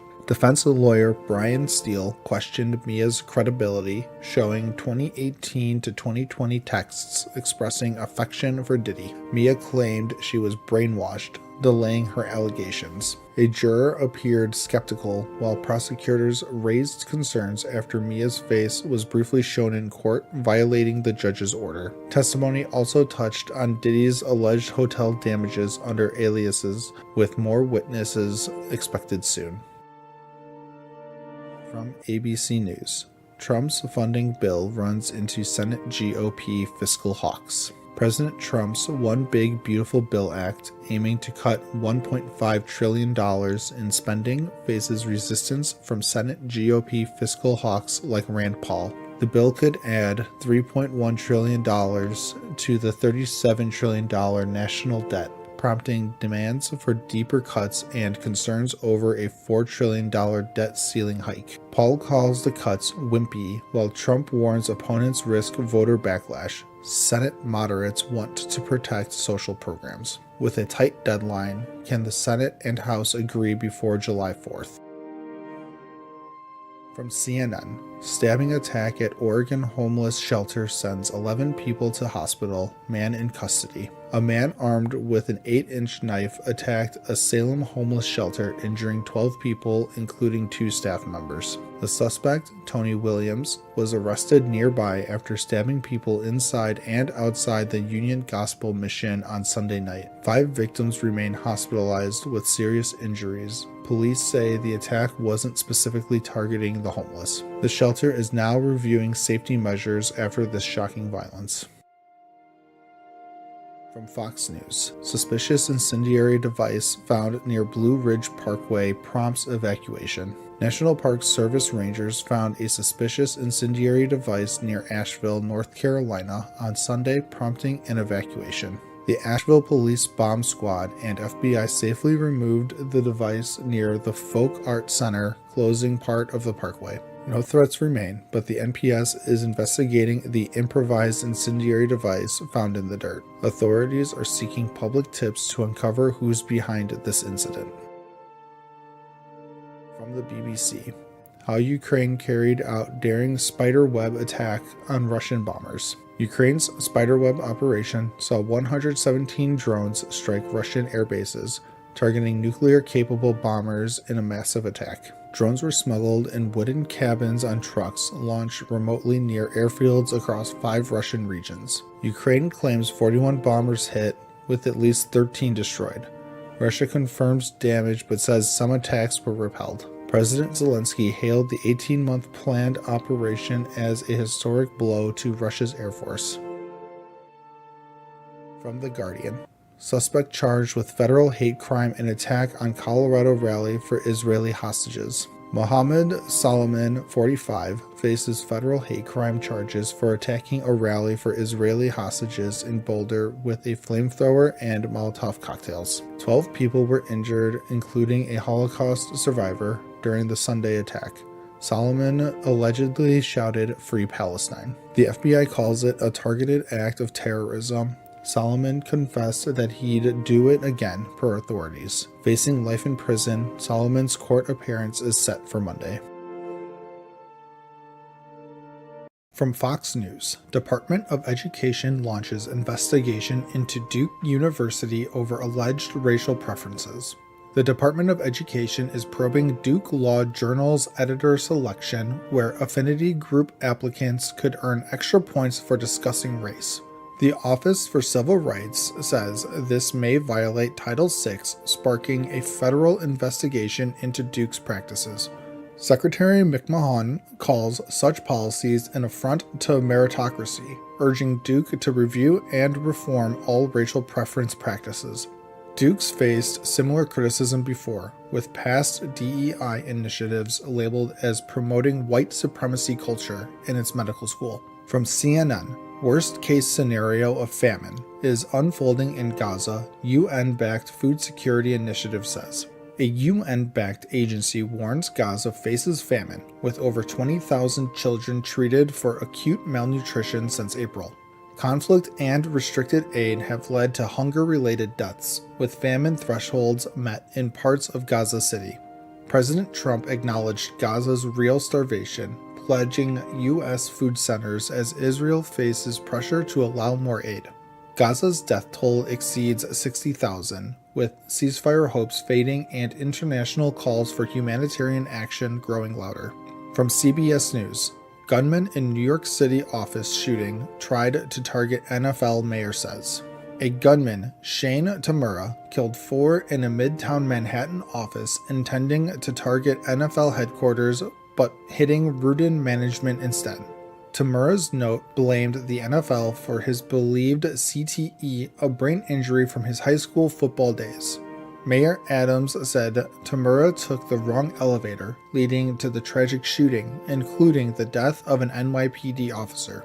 With a history of mental health issues, Tamura's rampage has sparked debate over gun laws and workplace safety. From USA Today, Trump's working trip to Scotland includes opening a new golf course.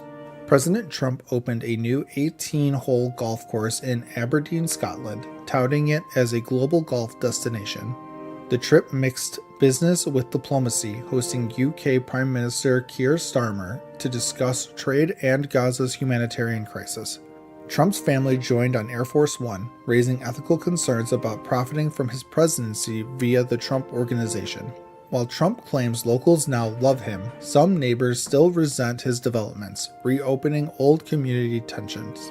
From the Gateway Pundit, Trump's former impeachment lawyer David Schoen flips the script, uses Democrats' own argument to prove Obama can still be impeached, stripped of immunity, and indicted for his crimes. Trump's former lawyer David Schoen says Barack Obama could face impeachment over the Russia collusion hoax using Democrats' own logic. Citing Article 1, Section 3, Clause 7, Schoen argues ex-presidents can be impeached, stripping immunity for alleged crimes. Newly declassified documents allegedly showing Obama orchestrated the Russia probe, fueling calls for accountability. Democrats' impeachment tactics against Trump could now backfire, potentially exposing Obama to legal consequences. From the Associated Press, what Americans think about Israel's military action in Gaza, according to a new Gallup poll. A Gallup poll shows only 1/3 of Americans now support Israel's military actions in Gaza, down from half last year. Half of U.S. adults view Prime Minister Netanyahu unfavorably, his lowest rating ever, driven by Democrats and independents. Young adults and Democrats increasingly disapprove, while Republicans remain supportive of Israel's campaign. Trump faces less pressure than Biden did, with 8 in 10 Republicans backing his Middle East approach. And as always, thank you for the like, comment, and subscription. From Fox News, Auburn coach Bruce Pearl says Charlie Kirk was assassinated because they couldn't beat him in tribute. Auburn basketball coach Bruce Pearl paid an emotional tribute to conservative activist Charlie Kirk, assassinated on Wednesday, calling him a man of faith leading a revival among young conservatives. Pearl said Kirk's opponents turned violent because they couldn't defeat him in debates on faith, family, and history, stating they couldn't beat him, so they killed him. Pearl emphasized Kirk's legacy will live on through his followers, despite his unique gifts being irreplaceable. Suspect Tyler Robinson was arrested in Utah. Pearl concluded that no one could match Kirk, and he'll be sorely missed amid rising political tensions. From CNN, NATO launches Eastern Sentry operation in response to Russian drone incursions. NATO has launched Eastern Sentry to bolster Europe's eastern defenses after a Russian drone incursion into Polish airspace this week, announced Secretary General Mark Rutte. The operation involves assets from Denmark, France, UK, Germany, and others, including F-16s, Rafales, and Eurofighters, to counter increasing Russian recklessness. Polish Prime Minister Donald Tusk called it an intentional attack, not a mistake, with up to 21 drones involved. US President Trump suggested it might be accidental, but NATO vows to defend every inch. Modeled after Baltic Sentry, it covers from the high north to the Mediterranean, with ongoing assessments of Russia's actions. From USA Today, Charlie Kirk shooting suspect Tyler Robinson arrested, widow vows to fight. 22-year-old Tyler Robinson was arrested for the fatal shooting of conservative activist Charlie Kirk during a Utah event, facing aggravated murder charges after confessing to relatives. Kirk's widow, Erica, vowed in a tearful live stream to continue his mission of patriotism and faith, saying his death has ignited a stronger movement. Authorities recovered a rifle with engraved casings referencing memes and anti-fascist lyrics. Neighbors described Robinson as quiet, smart, and from a church-going family. President Trump announced the arrest and plans to attend Kirk's funeral in Arizona as investigations reveal Robinson's growing political views. From Bloomberg, ICE agents shoot man in Chicago area as officer injured. An ICE officer shot and killed a man during a vehicle stop in Franklin Park near Chicago after he dragged the officer while fleeing, leaving the officer injured but stable. The man was not legally in the U.S. and resisted arrest, per DHS, which praised the officer's actions amid Operation Midway Blitz targeting criminal immigrants. This escalates tensions with Illinois' Democratic leaders like Governor J.B. Pritzker, who called it troubling, while President Trump has criticized Chicago's handling of crime. Trump considered deploying National Guard to Chicago, but opted for Memphis instead, following legal hurdles and similar California deployments. From Raw Story, I don't want to talk about it. Trump warns U.S. to pay trillions if he doesn't get his way. President Trump avoided detailing plans if courts overturn his tariffs, saying on Fox, I don't want to talk about it, but warned a loss would cost the U.S. trillions. Tariffs, key to boosting U.S. manufacturing, were ruled unlawful by a federal court. The Supreme Court will hear the case in November, which Trump calls historic. Resumed in August, tariffs have led to higher prices, slowed job growth, and rising inflation, with public support dropping to 40% per recent polls. 77% of Americans believe tariffs raise short-term costs as opposition grows despite Trump's claims of an economic boom. From the Associated Press, California lawmakers passed bill barring authorities from wearing face masks. California lawmakers passed a bill banning most law enforcement, including federal agents, from wearing face masks during operations, responding to masked ICE raids in Los Angeles. The bill prohibits ski masks and similar coverings, with exceptions for undercover work or medical masks, amid fears of racial profiling and public panic. Governor Gavin Newsom has until next month to sign it. Supporters cite no interference with duties, while critics say it endangers officers facing harassment. Similar proposals are in other states and Congress, as Trump officials defend masks for agent safety in contentious immigration enforcement. From CNN, outrage after Israel kills 5 journalists in double-tap attack on Gaza hospital. Israel's back-to-back strikes on Gaza's Nasser hospital killed 20, including 5 journalists, in what's called a double-tap attack. The first strike hit a hospital balcony used by reporters, followed minutes later by another, targeting responders rushing to help. The IDF says it aimed at Hamas camera but admitted to a tragic mishap. Journalists from Al Jazeera, Reuters, and AP were among the dead. Global leaders and journalist groups demand an investigation, calling it a possible war crime. From Fox News, social media erupts after DNC speaker says migrant crime, carjackings don't matter. Insha Rahman from the Vera Institute told Democrats that migrant crime and carjackings don't matter to most Americans, urging them to counter Trump's crime policies. Her remarks went viral, with conservatives slamming her for ties to defund the police movements and funding from groups like Soros. Rahman advised Democrats to claim credit for falling crime rates and focus on safety, not scare tactics. Trump's new order aims to end cashless bail and deploy federal forces to cities, intensifying the debate. From Reason, federal court says the $464 million fine in Trump's civil fraud case violated the Eighth Amendment. A New York appeals court ruled that a $464 million fine against Trump for inflating his wealth was unconstitutional. The court upheld fraud findings, but said the penalty was grossly disproportional under the Eighth Amendment's ban on excessive fines. Profits from deals like the old post office sale were wrongly included as they mixed legal and illegal gains. The ruling questions how much Trump actually profited from misstating his finances, scaling back the penalty. From USA Today, Trump order preps National Guard for public safety rule amid backlash to DC deployment. Trump's new executive order directs the National Guard to assist police, creating a special DC unit and a nationwide quick reaction force. Critics call it authoritarian, saying the Guard isn't trained for law enforcement, while Trump defends it as common sense safety. Deployments in DC and LA sparked debate, with Trump eyeing Chicago next despite declining crime rates. The order pushes rapid mobilization, but experts say state control limits Trump's power over the Guard. From CBS News, Kilmar Abrego Garcia taken into ICE custody, facing deportation to Uganda. Kilmar Abrego Garcia, an El Salvador native, was detained by ICE for deportation to Uganda after his release from U.S. custody. Previously deported by mistake, he's now on electronic monitoring, but his lawyer says ICE is punishing him for fighting charges. A Maryland judge paused his deportation, citing due process, as DHS claims he's an MS-13 member, which he denies. Advocates, including Senator Van Hollen, demand a fair trial, warning his case could set a dangerous precedent. From the Mirror US, fuming Trump demands person get out of Oval Office on live TV. President Trump halted a speech to kick someone out of the Oval Office for opening the door during a live bill signing.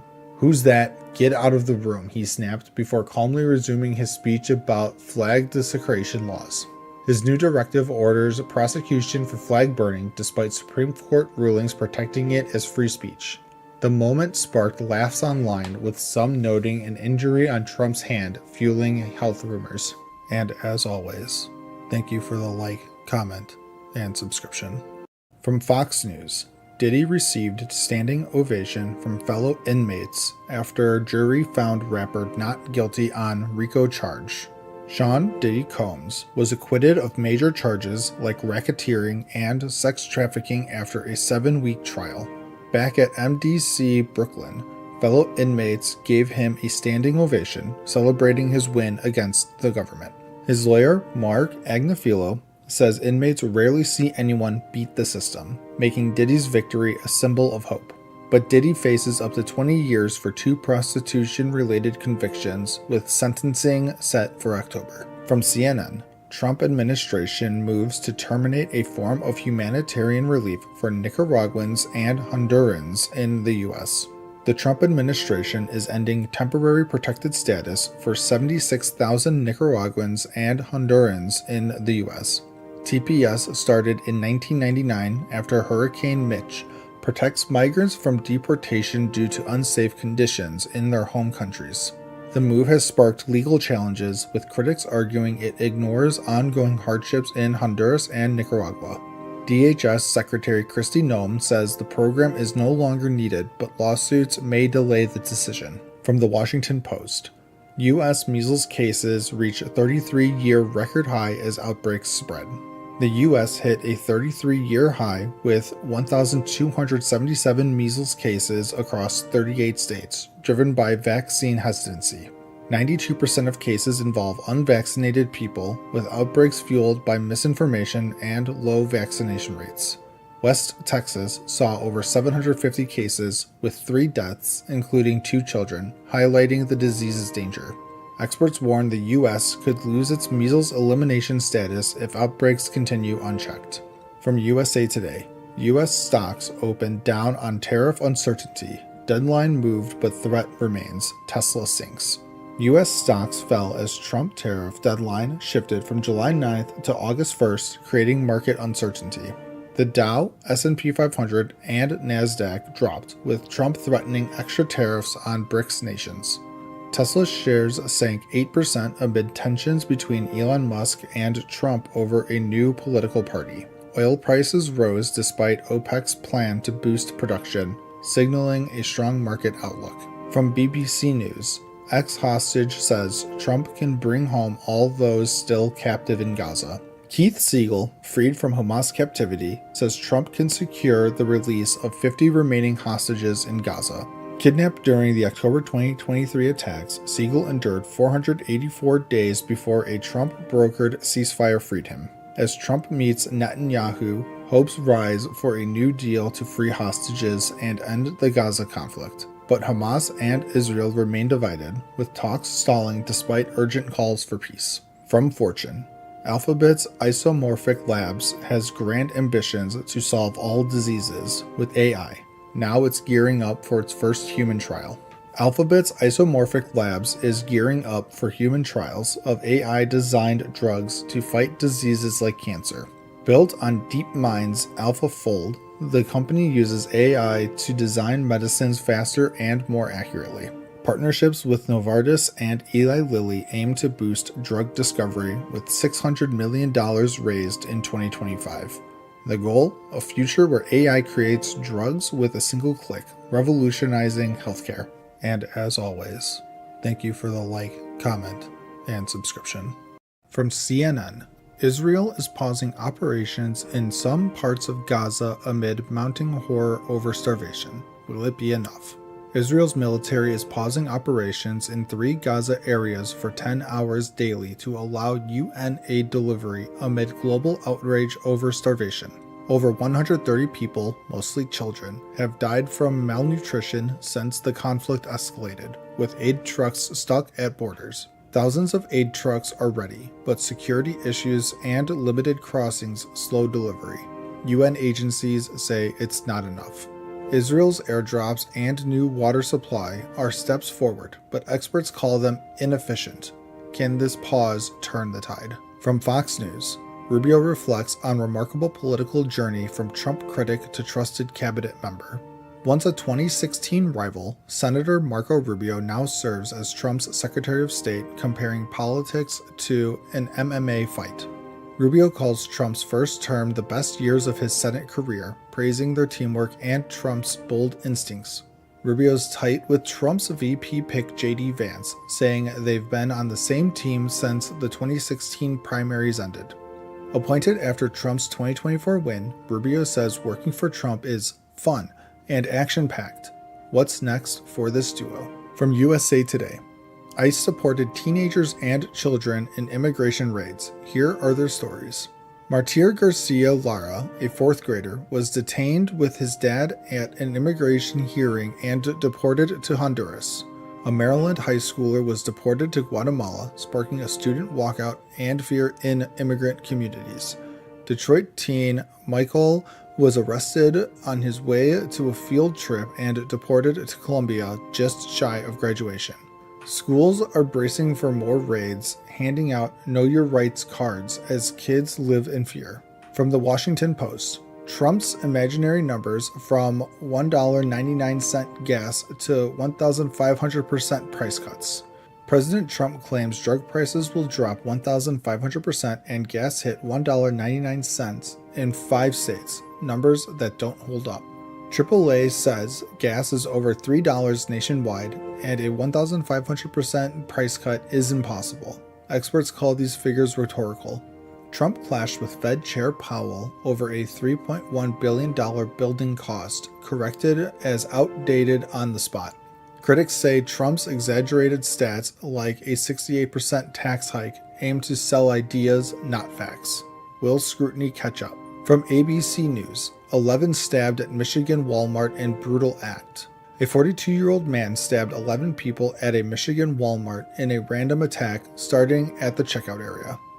Witnesses and deputies stopped the suspect within minutes. He acted alone, but the motive is still under investigation. Victims, 6 men and 5 women, were rushed to the Munson Medical Center. 7 are now in fair condition, 4 serious.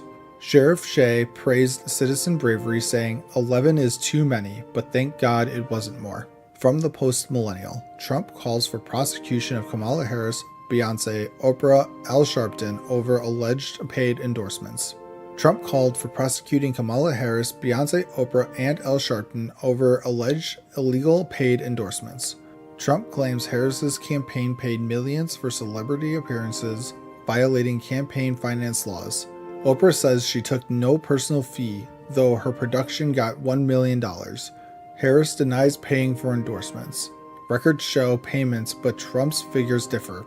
Is this a legal violation or political noise? And as always, thank you for the like, comment, and subscription. From CNN, Trump bypasses Congress to cancel nearly $5 billion in foreign aid.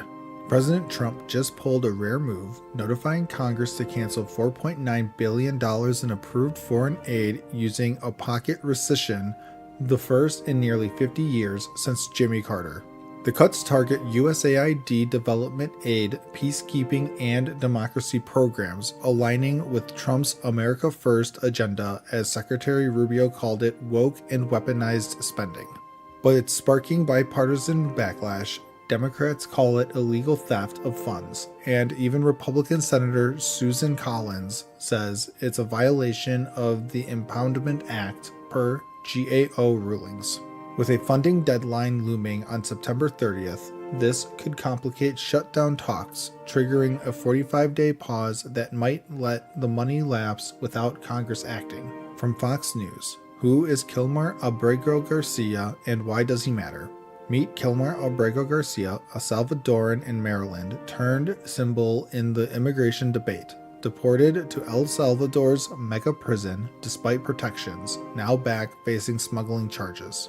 DHS says he's an MS-13 member, validated by police in 2019 with a 2022 traffic stop revealing 9 undocumented men in his van, suspected human trafficking plus past domestic violence claims. But Garcia denies gang ties, got withholding of removal in 2019 fearing rival gangs, and courts ordered his return after the administrative error deportation, now charged in Tennessee, released but detained again. Left-wing activists rally for him as a due process fight against endless deportation battles, while critics see it as endless litigation letting criminals stay. His case could set precedents for Trump's term. From the Associated Press, Governor Gretchen Whitmer calls special election for state Senate seat that could split Michigan chamber. After nearly 9 months of criticism, Michigan Governor Gretchen Whitmer finally called a special election for the vacant 35th State Senate District, primary February 3rd, general May 5th, 2026. The seat, held by Democrat Kristen McDonald Rivet until she went to Congress, covers Saginaw and Bay City, a Democratic stronghold shifting right, leaving 270,000 residents unrepresented amid budget fights. Republicans slammed the delay as denying voters' rights. Even some Democrats urged action. A resident lawsuit pressured Whitmer, who dodged explanations but now sets dates amid calls for her presidential run. A GOP win could tie the Senate at 19-19, letting Republicans block bills or force lieutenant governor tiebreakers, key in Whitmer's final term, with only 12 bills passed this year due to gridlock. From the Daily Express, J.D. Vance's White House outburst at Zelensky finally explained as real reason emerges. Remember Vice President J.D. Vance's heated Oval Office blow-up with Ukraine's Zelensky in February. Vance now says it highlighted a real U.S.-Ukraine disagreements, not just a public spat. Vance criticized Zelensky for lacking gratitude on aid, but his real frustration: the Biden admin's billions to Ukraine without a clear endgame strategy. Zelensky thanked Trump 9 times in 1 minute recently.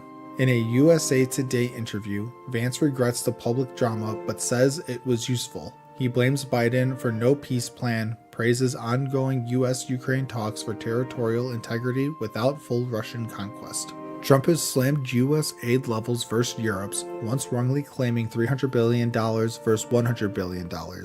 Vance got GOP praise like from Senator Graham, but his stance is softened amid recent Russia drone strikes killing 15. From Reuters, U.S. Homeland Security Chief reports breach at FEMA, fires 23 employees. DHS Secretary Kristi Noem revealed an IT breach at FEMA, firing 23 employees, including top IT leaders, for incompetence and neglect that let hackers access the network. A routine review found severe lapses like no multi-factor authentication and unpatched vulnerabilities threatening the whole department. But no sensitive data was stolen and no citizens directly impacted. This follows a dissent letter from scores of FEMA workers warning of catastrophe risks from inexperienced Trump appointees, echoing Katrina 20 years ago. Trump plans to eliminate FEMA for direct office funding. Amid a hiring freeze through year's end as hurricane season peaks, Noem blasted staff for dishonesty and obstruction. FEMA insists it's committed to Americans, but critics see it as part of broader cuts. From NBC News, Missouri's governor calls special session to redraw congressional maps and push to boost GOP seats. Missouri Governor Mike Kehoe called a special session starting Wednesday to redraw congressional maps aiming to create more GOP-leaning districts ahead of 2026 midterms. The push backed by Trump targets the Democratic 5th District in Kansas City, held by Rep. Emmanuel Cleaver, potentially flipping it for a 7-1 Republican edge. Kehoe says it reflects Missouri values over extreme left. Following Texas Governor Abbott's new maps for 5 GOP pickups, this is Trump's strategy to hold the slim House majority. Missouri's GOP-led legislature will act, but Democrats vow court challenges. The session also tackles initiative petition reform to limit citizen-led ballot measures like abortion rights. Critics call it rigging elections, while Kehoe says it ensures fair representation. And as always, thank you for the like, comment, and subscription. From CNN, officials have been planning for weeks to send National Guard to Chicago as Trump seeks to expand crime crackdown. President Trump is planning to send the National Guard to Chicago to address crime and immigration, but details on troops and timing are unclear. Trump hinted at the move, saying Chicago could be next after his D.C. crackdown, but Chicago's mayor is strongly opposing the plan.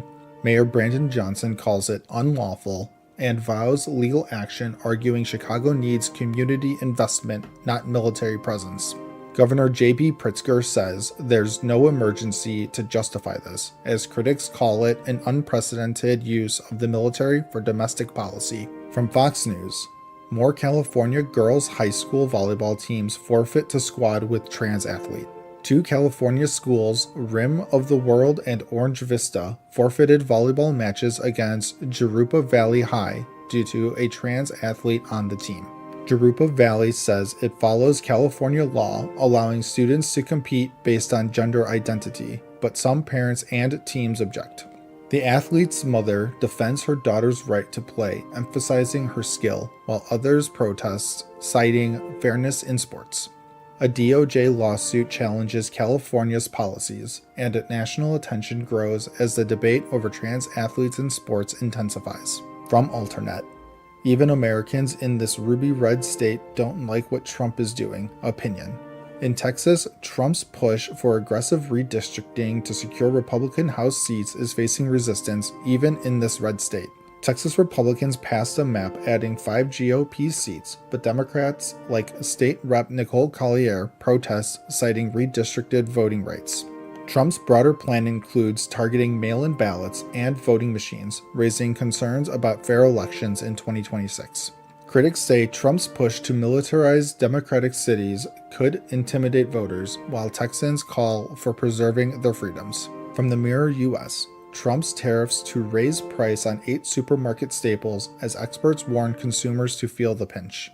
Trump's new tariffs on imports from Brazil, India, Mexico, and the EU could raise grocery prices for American shoppers within months. Coffee, cheese, and chocolate face steep price hikes, with experts predicting an extra $40 per week for household grocery costs.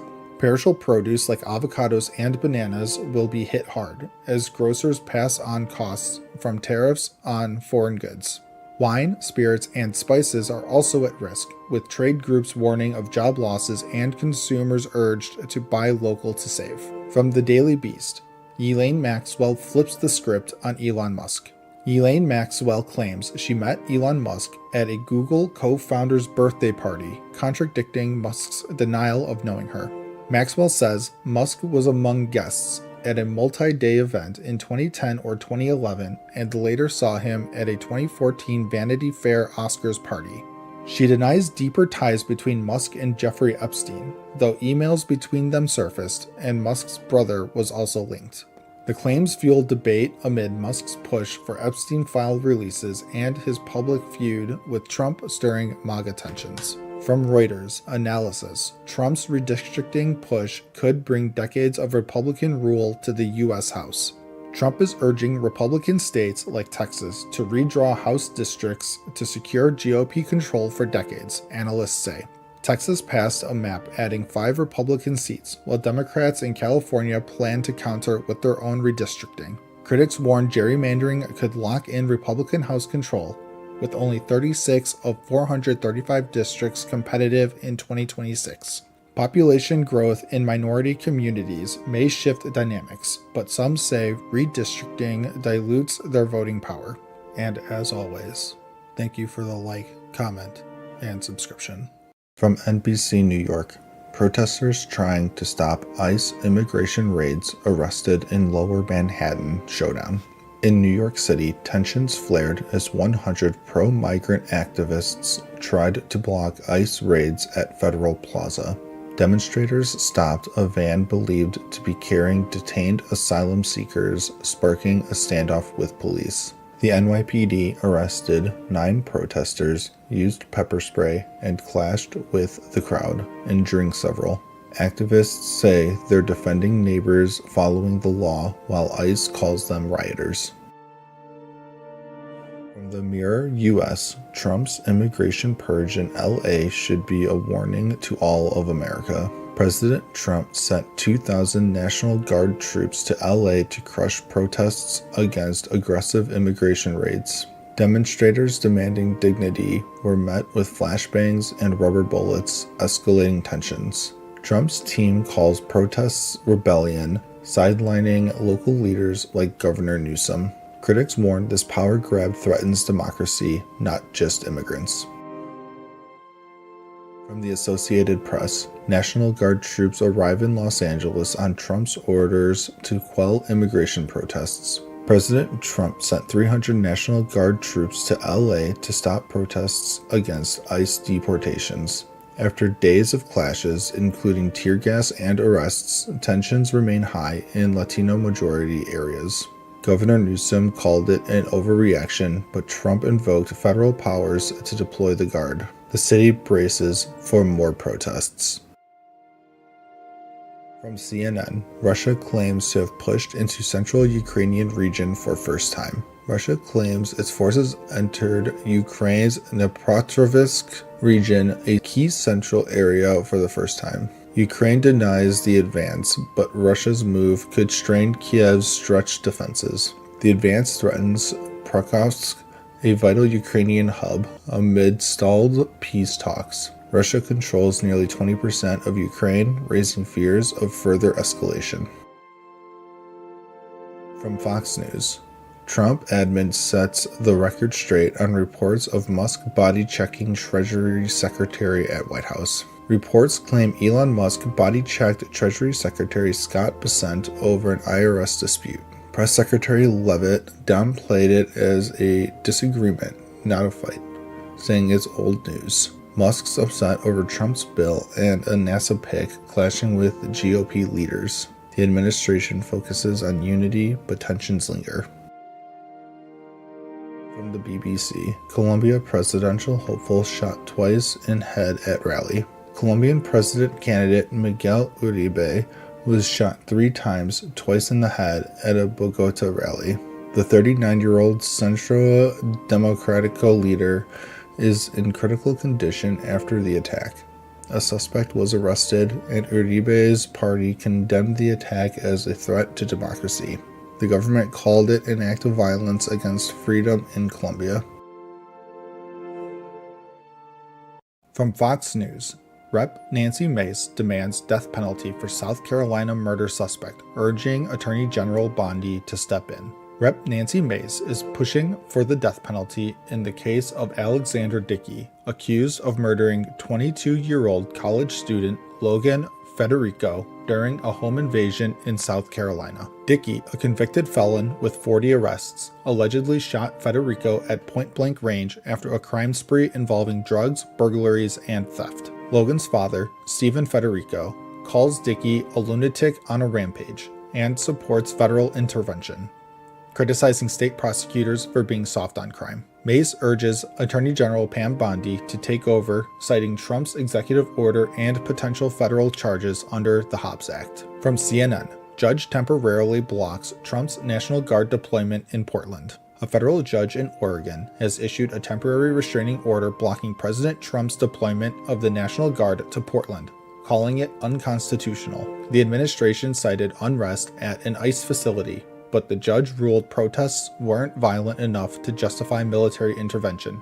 violating the 10th Amendment. Oregon officials, including Governor Tina Kotek, praised the decision, arguing there's no rebellion and local forces can handle it. The order lasts 14 days. The White House plans to appeal. Similar moves are happening in Chicago amid immigration protests. From ABC News, protesters shot in Chicago by Border Patrol agents who allege they were ambushed. U.S. Border Patrol agents shot and wounded a woman in Chicago, claiming she was part of a convoy that ambushed and rammed their vehicles during immigration protests. DHS Secretary Kristi Noem described the incident as self-defense, alleging the woman Marimar Martinez was armed and had threatened agents. Martinez and another driver were arrested.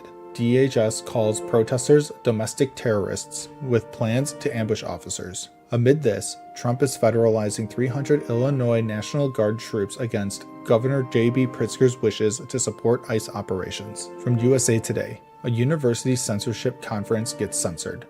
This is Trump's America. Opinion. Organizers at Weber State University canceled a conference on censorship due to restrictions from a Utah anti-DEI law, which barred labeling policies as harmful or partisan. The law, signed by Utah's Republican governor, affected non-academic programming, leading speakers to back out over limits on discussing politics. Professor Richard Price called it forced dishonesty, part of a broader Republican push against higher education, including firings in other states. An ad hoc outdoor event on academic freedom was held instead, highlighting fears of eroding free speech rights nationwide. From The Guardian, Kristi Noem calls Chicago a war zone after federal agents shot women. DHS Secretary Kristi Noem called Chicago a war zone after federal agents shot a woman during protests against ICE raids, defending the National Guard deployment. The woman, a U.S. citizen armed with a semi-automatic, was injured in an alleged ambush. Noem accused local leaders like Mayor Brandon Johnson of lying. Illinois Governor J.B. Pritzker countered that the administration is fueling the crisis, demanding they leave as Trump federalizes 300 Guard troops. This follows similar deployments in other cities, part of Trump's immigration crackdown amid escalating tensions. From Newsweek, NATO scrambles fighter jets as Russian strikes kill entire family. Poland and NATO scrambled fighter jets as Russia launched over 50 missiles and 500 drones on Ukraine, killing 5, including an entire family near Lviv. Targets included energy infrastructure. Russia claims it hit military sites with hypersonic missiles. Zelensky calls for more air defense. Foreign Minister Sybiha urges pressure on Russia's energy revenues to stop the terror. No airspace violations detected, but tensions rise amid stalled U.S.-Russia peace talks and threats over U.S. missile supplies to Ukraine. And as always, thank you for the like, comment, and subscription. From Fox News, Trump assassination attempt aftermath. Reactions from Inner Circle revealed in new book. A new book reveals the chaos after the July 2024 attempt on President Trump's life in Pennsylvania.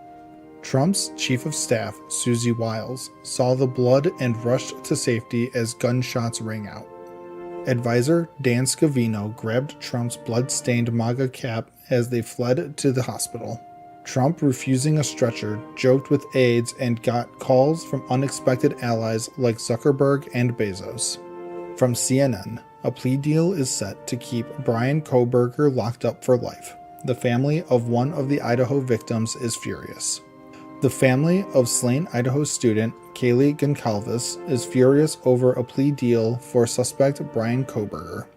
Kohberger, charged with killing 4 students in 2022, will plead guilty to avoid the death penalty. The Goncalves family calls it shocking and cruel, upset they weren't consulted. But Madison Mogen's dad accepts the deal, hoping to move forward without a trial. From CBS News, Trump tours Alligator Alcatraz Immigration Detention Center in Florida. President Trump toured a new immigration detention center in Florida's Everglades dubbed Alligator Alcatraz. The facility, set to open Wednesday, will house thousands with tight security and 24/7 AC. Governor DeSantis and DHS Secretary Noem say it's a model for deportations. Critics, including protesters, call it inhumane, while environmental groups sue to stop it. From the Wall Street Journal, the Trump-Musk feud reignites over Republicans' mega bill. The Trump-Musk bromance is over as Elon slams the GOP's massive spending bill. Musk calls it fiscally irresponsible and threatens to start a new America party. Trump hits back, threatening to cut Musk's contracts and even deport him.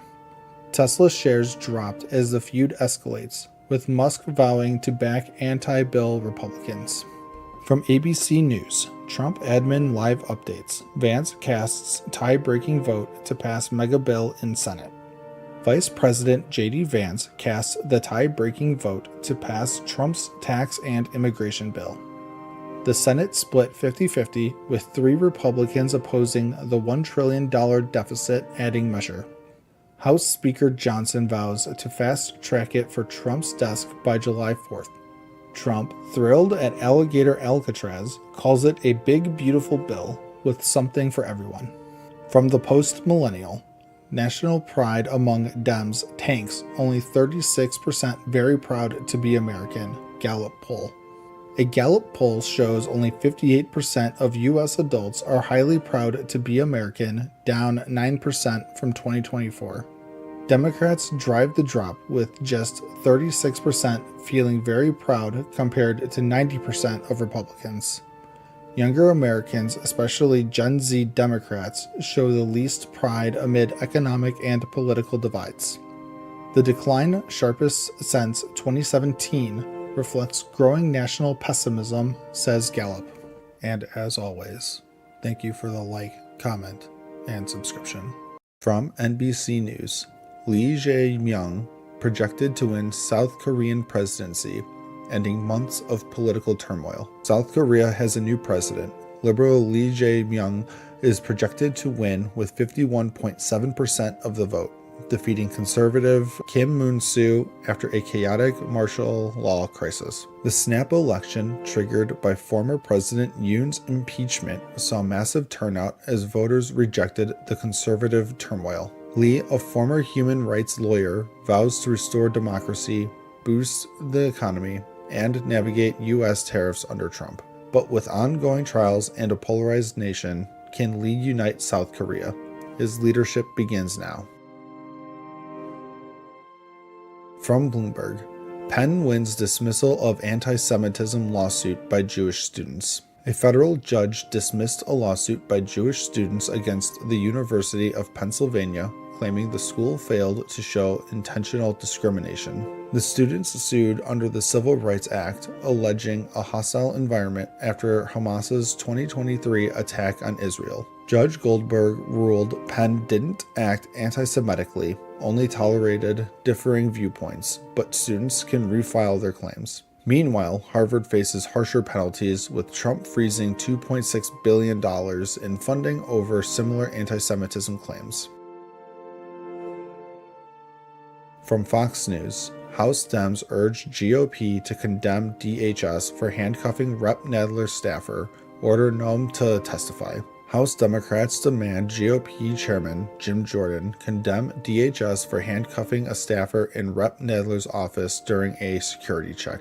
Nadler and Raskin call the move an intimidation tactic, saying agents demanded access to private areas without concern for staff safety. They're urging DHS Secretary Kristi Noem to testify, accusing her agency of overstepping legal boundaries. DHS claims it was responding to a protest nearby, but Dems say it's part of Trump's reckless immigration crackdown.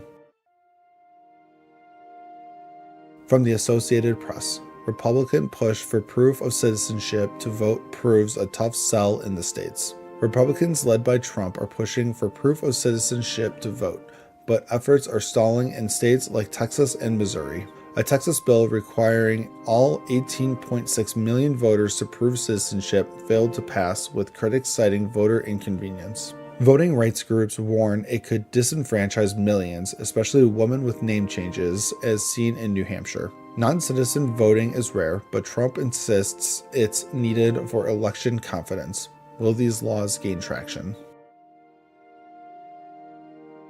From USA Today, Boulder suspect left journal with family, says he has no regrets. Mohammed Salman, a 45-year-old Egyptian, attacked pro-Jewish protesters in Boulder with Molotov cocktails, injuring 12. Solomon, who planned the attack for a year, told police he wanted supporters of Israel to die and has no regrets. Facing hate crime and attempted murder charges, he could get life in prison.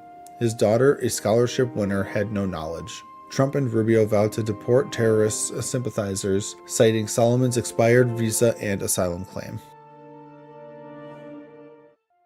From CNN, dozens of Palestinians killed near Gaza aid distribution point, health officials say, in third day of shooting. For the third day, Israeli forces fired on Palestinians near a Gaza aid site, killing 27 and wounding dozens per health officials. The Rafah site, run by the U.S.-backed Gaza Humanitarian Foundation, saw chaos as people sought food amid famine.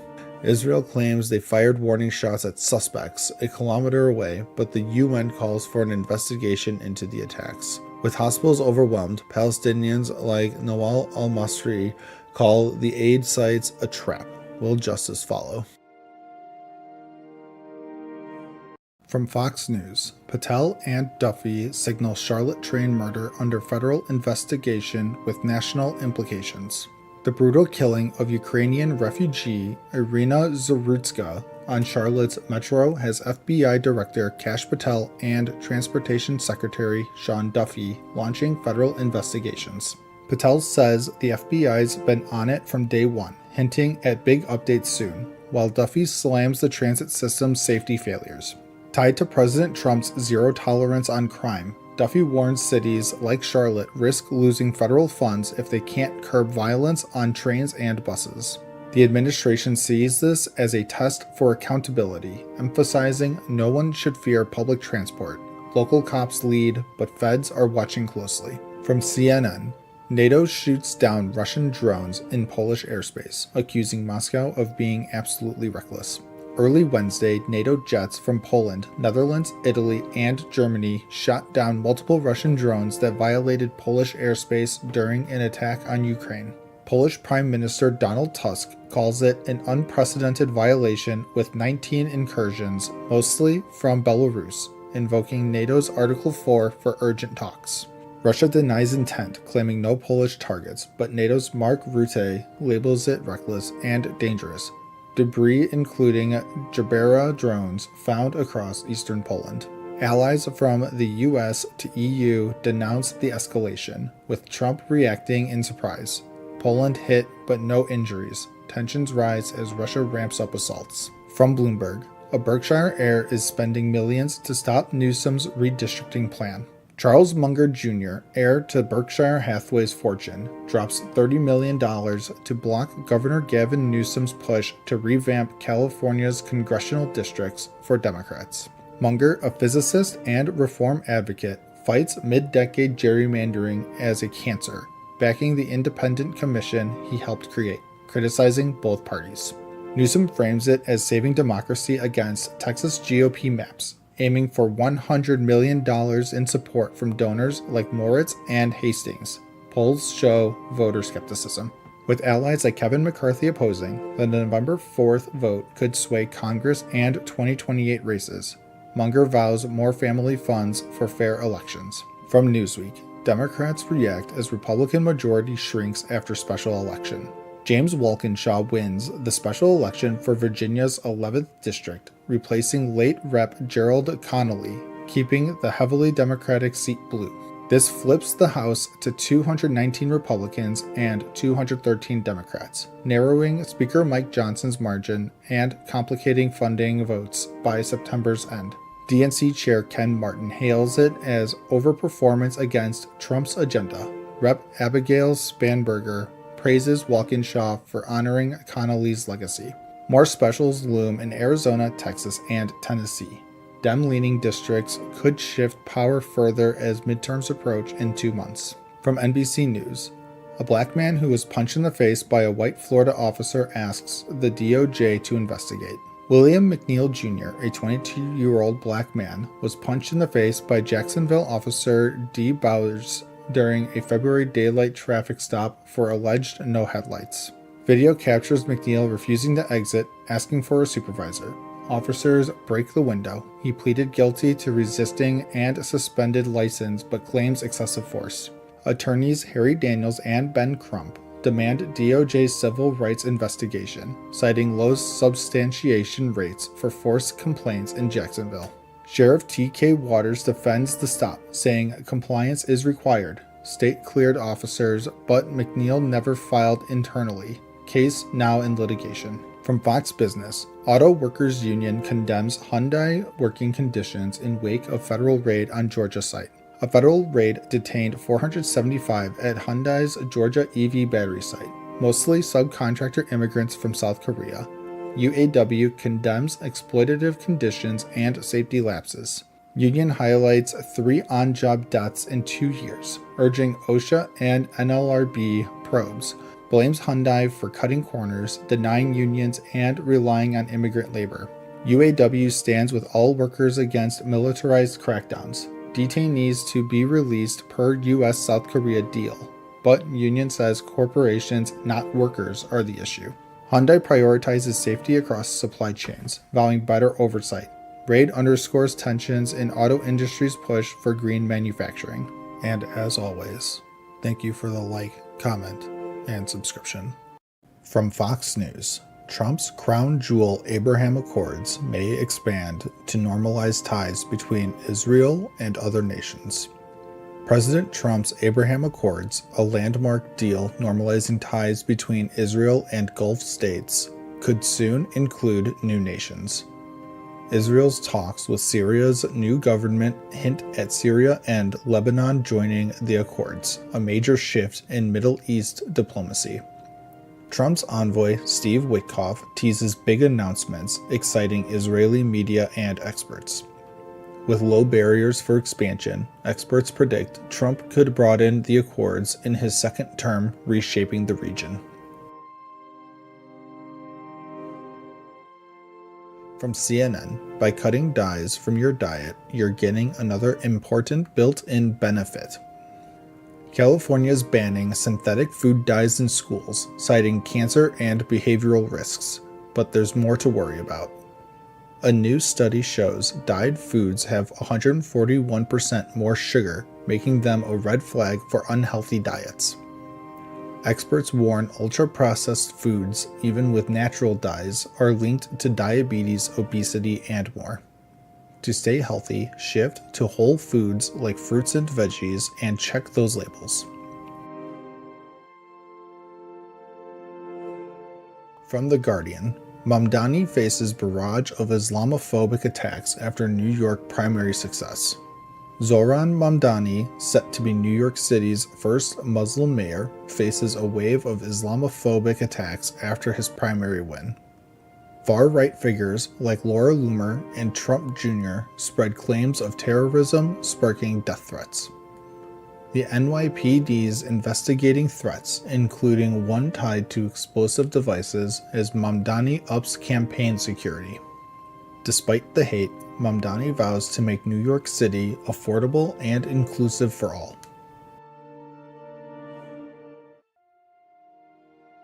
From NBC News, Supreme Court set to issue rulings on birthright citizenship and 5 other cases on its final day.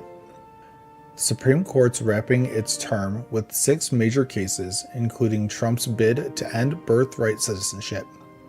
The focus, whether judges can block Trump's plan nationwide, impacting the 14th Amendment's citizenship guarantee. Other cases tackle voting rights, religious exemptions, and Affordable Care Act challenges.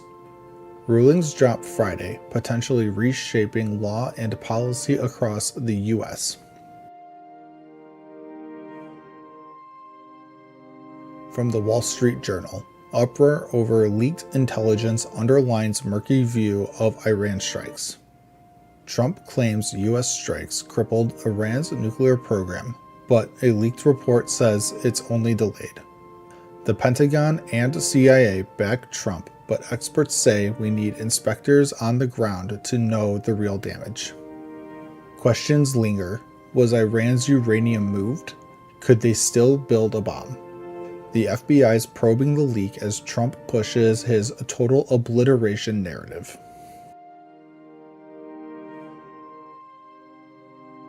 From USA Today, Supreme Court sides with South Carolina in effort to cut Planned Parenthood funding. The Supreme Court's 6-3 ruling lets South Carolina cut Planned Parenthood's Medicaid funding. The decision limits patients' ability to sue for provider choice, impacting reproductive care access. Anti-abortion groups cheer, but Planned Parenthood warns of clinical closures in 24 states. Justice Gorsuch says states can defund, but dissenters warn of harm to low-income patients. And as always, thank you for the like, comment, and subscription. From the Associated Press, the latest, protests over immigration raids spread across the U.S.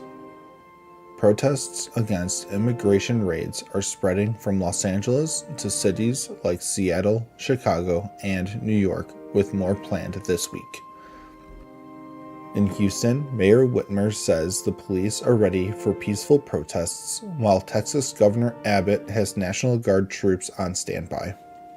Chicago's Mayor Johnson reports mostly peaceful demonstrations, though one woman was injured when struck by a car during a protest. In Los Angeles, 2 people face charges for throwing Molotov cocktails, and Department of Homeland Security says 9 arrested had prior convictions. From USA Today, Texas Governor Greg Abbott orders National Guard to immigration protests. Texas Governor Greg Abbott is sending National Guard troops to areas expecting protests against immigration raids following clashes in Austin. In Austin, police arrested 8 after some protesters threw rocks and graffitied buildings, with 4 officers injured. The move echoes President Trump's deployment of Guard troops and Marines in Los Angeles, despite objections from California's Governor Newsom. Nationwide anti-ICE protests are growing, with No King's Day demonstrations planned for June 14th in solidarity with Los Angeles. From Fox News, Hegseth spars with Senate Democrats over Marine deployment to LA anti-ICE riots, not about lethality. Defense Secretary Pete Hegseth defended deploying 700 Marines and 4,000 National Guard troops to Los Angeles amid anti-ICE protests. Hegseth says the mission is about maintaining order, not lethality, supporting ICE agents facing attacks during raids. Democratic Senator Jack Reed called the deployment illegal, arguing it undermines military readiness and civil law enforcement. California's Governor Newsom is suing over the deployment, with a court hearing set for Thursday to review its legality. From CNN, world's most popular TikTok star Khaby Lame leaves the U.S. after being detained by ICE. Khaby Lame, the world's top TikTok star with 162 million followers, was detained by ICE in Las Vegas for overstaying his visa. The Senegalese-Italian influencer was held Friday, but allowed to leave the U.S. voluntarily, avoiding a deportation order. His detainment comes amid President Trump's immigration crackdown, sparking protests across Los Angeles and beyond. Lame, a UNICEF ambassador, has not commented publicly, leaving fans wondering about his next move. From Newsweek, Pete Hegseth reacts to double standard between January 6 and LA riots. Defense Secretary Pete Hegseth faced questions over deploying troops to Los Angeles protests, but not on January 6, 2021. Hegseth defended sending 4,000 National Guard and 700 Marines to support ICE, saying it's about protecting agents, not lethality. Senator Chris Murphy pressed Hegseth on perceived double standard, comparing the LA response to the Capitol riot. Hegseth called the protests a response to an invasion of migrants, as Congress demands clarity on military funding. From the Wall Street Journal, Muted May inflation defies tariff fears. May's inflation rose just 0.1%, defying fears that President Trump's tariffs would spike prices, with yearly inflation at 2.4%. Economists expected higher car and clothing prices, but both dropped, possibly due to weak demand or pre-stocked inventories. The Federal Reserve may hold rates steady next week, but low inflation could open the door for future rate cuts. Trump celebrated the report, urging the Fed to cut rates by a full point as economists watch for tariff impacts later this year. From Fox News, Texas man charged with terroristic threat against Charlie Kirk vigil. A Texas man faces charges after allegedly threatening a vigil for slain conservative activist Charlie Kirk. 19-year-old Zaylin Dunbar posted on Facebook hinting he'd use his truck to disrupt the event at UTSA. He wrote, "I'ma make this a movie, me and my truck," and warned against stopping his Ford 250 diesel. The vigil, attended by about 1,000, honored Kirk, assassinated days earlier. Authorities flagged the posts via a fusion center, leading to Dunbar's arrest at his apartment. He admitted the comments but called them dumb and clowning around. Dunbar's held on $40,000 bond for terroristic threat, facing potential violence charges. From CNN, Kimmel nods to big ratings, heckles Trump as an 80s movie-style bully in second post-suspension show. Jimmy Kimmel's back for night 2 after suspension, roasting President Trump as an 80s movie bully like Biff from Back to the Future. Trump accused Kimmel of being a Democratic arm and threatened ABC. Kimmel quipped only Trump would threaten to prove he's not threatening. He defended his jabs, saying he hates bullies from his clarinet playing days. The show hit record ratings, over 6 million TV viewers and nearing 20 million on YouTube. But it's preempted on some affiliates amid controversy over Kimmel's Kirk comments.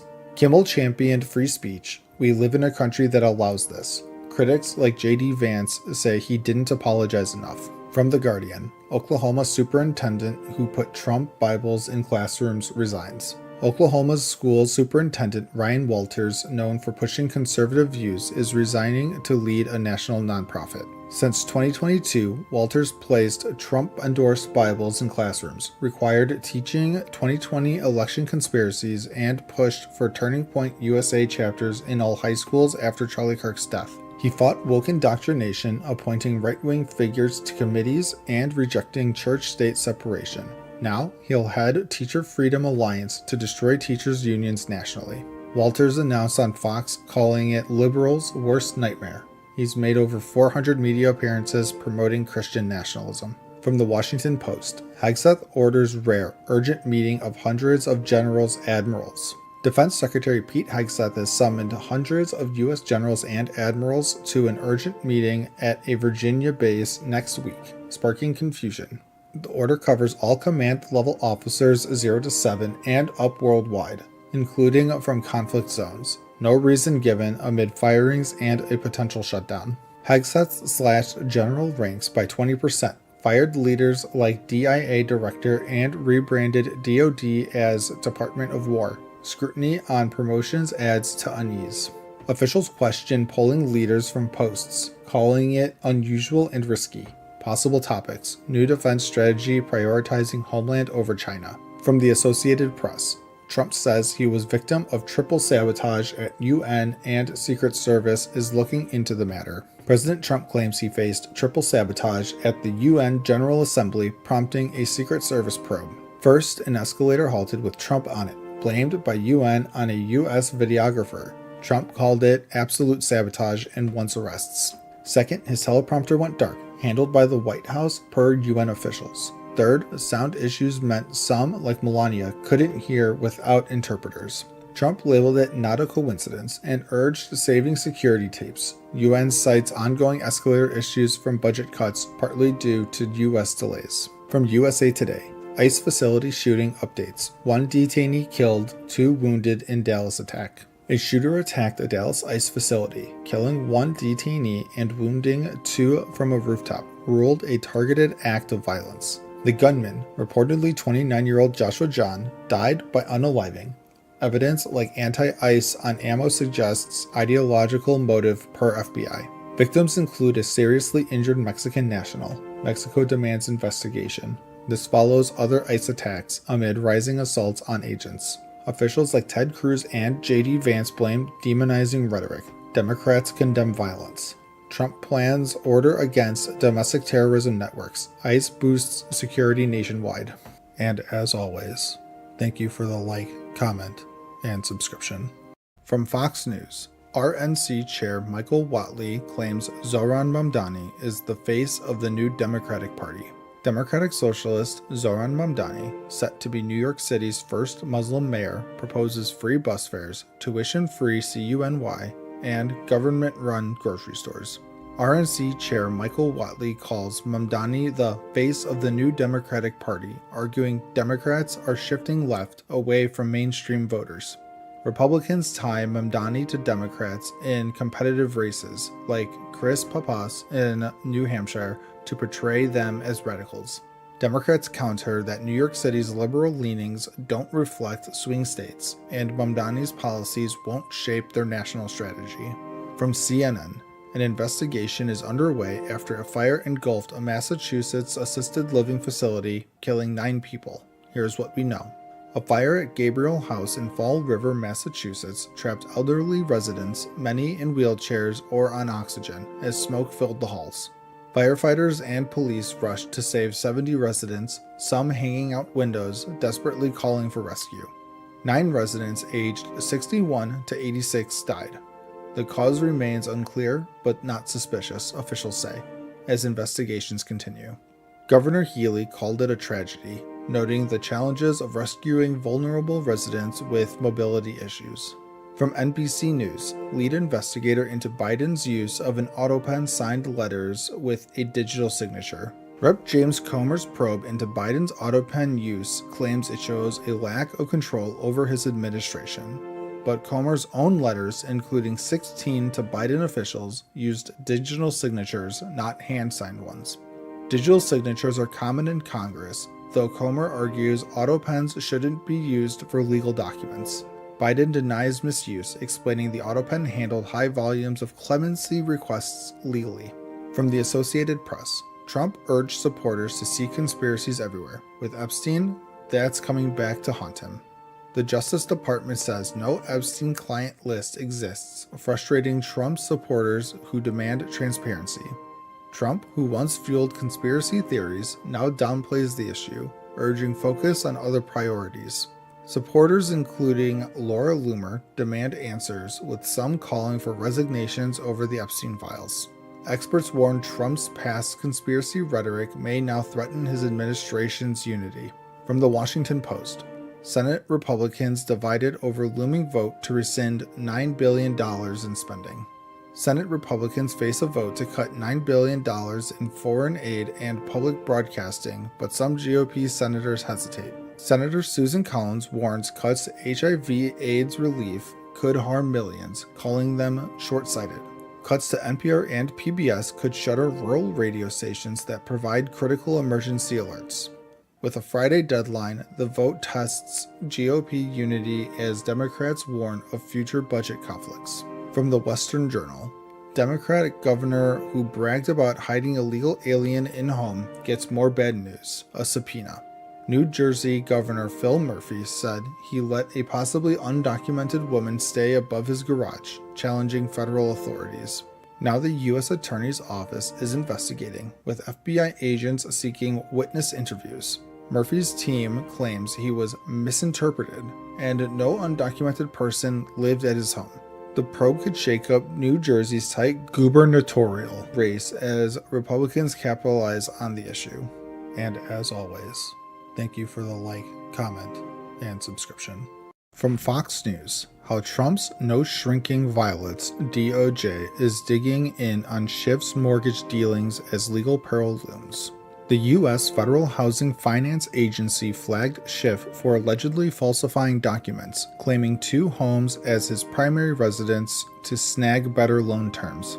Cornell law professor William Jacobson says the DOJ is combing through Schiff's paper trail, looking for hard evidence of mortgage fraud. Schiff's Maryland home and California condo are at the center of the probe, with records dating back over 20 years under scrutiny. Trump's called Schiff a scam artist, but Schiff denies the claims, calling it political retaliation, while the DOJ press charges. From CNN, how bystanders cornered the suspect in the Michigan Walmart stabbing. 42-year-old Bradford Gill randomly stabbed 11 people in Traverse City, Michigan before fleeing to the parking lot. Former Marine Matt Kolowski used a grocery cart to slow the suspect, chasing him with his brother-in-law, Chris O'Brien. Another armed bystander, also a Marine, helped corner Gill, who dropped his knife and was arrested by police. All victims are expected to survive, and Gill faces terrorism and assault charges. Heroes saved the day. From the Wall Street Journal, Thailand, Cambodia agree to ceasefire. 5 days of fighting over ancient temple sites left 38 dead and displaced 300,000 along the disputed border. Malaysian Prime Minister Anwar Ibrahim announced the unconditional ceasefire after talks with Thai and Cambodian leaders. Trump's push for a truce tied to tariff threats brought both nations to the table, but some doubt it will last. Tensions remain high, with Thailand's military questioning the ceasefire's strength. Can peace hold? From CBS News, Trump voices frustration with Putin, says ceasefire deadline will shorten. Trump cut his 50-day deadline to just 10 to 12 days, citing Russia's ongoing attacks on Ukrainian cities like Kyiv. He's threatening 100% tariffs on countries trading with Russia if Putin doesn't agree to a truce soon. Trump also announced a US-EU trade deal and plans to send more food aid to Gaza's starving children. From global conflicts to trade wins, Trump's shaking things up. Will Putin comply? From The Guardian, Trump says he does not endorse Netanyahu's claim there is no starvation in Gaza. Speaking in Scotland, Trump disagreed with Netanyahu's claim of no starvation, pointing to images of hungry kids. Alongside UK Prime Minister Keir Starmer, Trump vowed to send more food and aid to Gaza to tackle the crisis. Starmer called Gaza's situation a humanitarian crisis, pushing for ceasefire talks to restart. Trump also hinted at cutting Russia's ceasefire deadline. Can he drive global change? From USA Today, Trump and EU reach trade deal ahead of looming deadline. Meeting in Scotland, Trump and EU leader Ursula von der Leyen agreed to a 15% tariff on most EU exports. The deal includes $600 billion in EU investments in the US and $750 billion in US energy purchases. EU leaders like Germany's Merz says it averts a costly trade conflict, bringing stability to both economies. Trump's reshaping global trade, but China and others face looming tariffs. What's next? And as always, thank you for the like, comment, and subscription. From Fox News, illegal immigrant trucker accused of killing 3 people failed English road sign tests. Harjinder Singh, an illegal immigrant, allegedly caused a fatal crash on the Florida Turnpike, killing 3 people in a minivan after an unauthorized U-turn. Singh, who entered the U.S. illegally in 2018, held a commercial driver's license from California, but failed English and road sign tests during the investigation. The DOT says Singh's license may not have followed federal regulations, sparking questions about oversight in issuing licenses to non-citizens. A heated debate erupted, with California's governor blaming the Trump administration, while feds say Singh's work permit was approved under Biden. From CNN, Texas GOP nears vote on new maps as Democrats stage protest in State House. The GOP's plan would add 5 Republican-leaning districts backed by Trump as the House prepares to vote. Democrats unable to stop the maps are staging protests, with some refusing police escorts to leave the House floor. One Democrat proposed tying the maps to releasing Jeffrey Epstein files, a move to pressure Republicans. Meanwhile, California Democrats are countering with their own maps to add Democratic seats, escalating the redistricting war. From USA Today, President Trump complains woke Smithsonian is too focused on how bad slavery was. Trump claims the Smithsonian dwells on slavery and negativity, ignoring America's successes. A review of 8 museums, including African American history, aims to remove divisive narratives and promote American exceptionalism. Trump compares this to his push against woke policies in universities, vowing to make museums celebrate the U.S. The Smithsonian says it's committed to factual history as the review could reshape how America's story is told. From Newsweek, mystery explosion rocks Ukraine's NATO neighbor. An explosion in a Polish cornfield left a crater and shattered windows, with no injuries reported. Poland's military says no airspace violation was detected, but fragments suggest it could be a Russian decoy drone. Locals reported a loud bang and a flash in the sky, raising fears due to the nearby war in Ukraine. Poland, a NATO ally, is investigating as tensions rise with Russia's ongoing attacks on Ukraine. From the BBC, Tulsi Gabbard revokes security clearance of 37 U.S. intelligence officials. Director of National Intelligence Tulsi Gabbard revoked security clearances for 37 current and former U.S. officials. The Trump administration claims these officials politicized intelligence or leaked classified info targeting Obama and Biden-era staff. Gabbard provided no evidence, and Democrats call it a political move to distract from Trump's policies. The move follows earlier revocations, raising questions about trust in the intelligence community. From ABC News, Trump admin live updates. Trump calls on Federal Reserve Governor to resign. President Trump is urging Ukraine's Zelensky and Russia's Putin to meet, aiming for peace talks without U.S. troops. Meanwhile, Trump called for Federal Reserve Governor Lisa Cook to resign, alleging mortgage fraud. Hundreds more National Guard troops are arriving in D.C. as Republican states back Trump's federal takeover. Russia insists on being included in security talks as Trump pushes for a deal to end the Ukraine war. And as always, thank you for the like, comment, and subscription. Welcome everyone to another episode of Just Some News. This again is a channel that I have started where I am going through different news sites, different articles that I found to be like the most prevalent of the day. I'm going to be doing a very unbiased summary of each of the articles. Let's hop into it. From CBS News, Luigi Mangione indicted on federal charges in CEO's killing. Luigi Mangione, the 26-year-old suspect in the killing of United Healthcare CEO Brian Thompson, has been indicted on federal charges including murder with a firearm and stalking. Thompson was shot dead outside Manhattan Hotel on December 4th, 2024. Mangione arrested in Pennsylvania after a manhunt allegedly planned the attack using a 3D printed ghost gun. Shell casings at the scene had words like delay and deny written on them. Mangione faces the death penalty if convicted, though his attorneys are fighting to remove that option. He's pleaded not guilty to both federal and state charges. Next, from Newsweek, Luigi Mangione's lawyer asked a judge to force Pam Bondi to confirm she read the law. Luigi Mangione's legal team is pushing a New York judge to make Attorney General Pam Bondi confirm she's read a court rule limiting prosecutors' public comments that could bias a jury. Mangione faces the federal death penalty charges for the 2024 murder of United Healthcare CEO Brian Thompson. His lawyers claim Bondi's statements calling it a cold-blooded assassination violate fair trial rules and are asking for records on her death penalty decision. A judge has yet to rule with deadlines looming. Mangione's team says this is about protecting his due process rights. From Raw Story, Silenced Americans. Rubio shuttered disinfo office amid surge in foreign influence ops.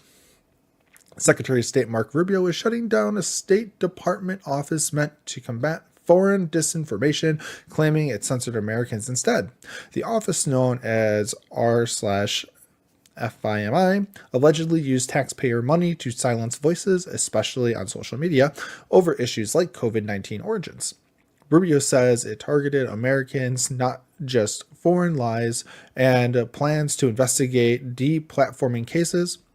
The closure aligns with Trump's budget cuts and comes amid rising foreign influence campaigns using AI and bots. Critics warn of risks as such threats grow. From CNN, Trump finds kindred European spirit in Melanie, however you pronounce her name.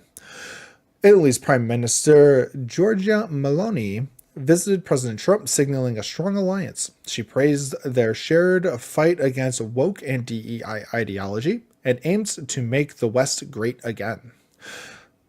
Meloni, a populist conservative, aligns with Trump's anti-migration stance and attended his inauguration. Unlike other European leaders, she is seen as a key intermediary for strained US-EU ties, though trade and Ukraine remain sticking points. Trump praised Meloni, sidestepping Italy's trade surplus and low defense spending, and even accepted her invite to Rome. A trade deal might be in sight. From Fox News, Trump admin imposes sanctions against Bank of Yemen for supporting Houthis. The Trump administration has imposed sanctions on the International Bank of Yemen for supporting Houthi terrorists aiming to halt their attacks on Red Sea shipping. The Treasury Department targeted the bank and its key leaders, accusing them of aiding Iran-backed Houthis with international transactions via the SWIFT network.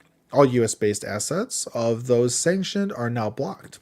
State Department's Tammy Bruce emphasized disrupting Houthi finances and called out China's support for a company linked to Houthi attacks, urging global action to protect investigation.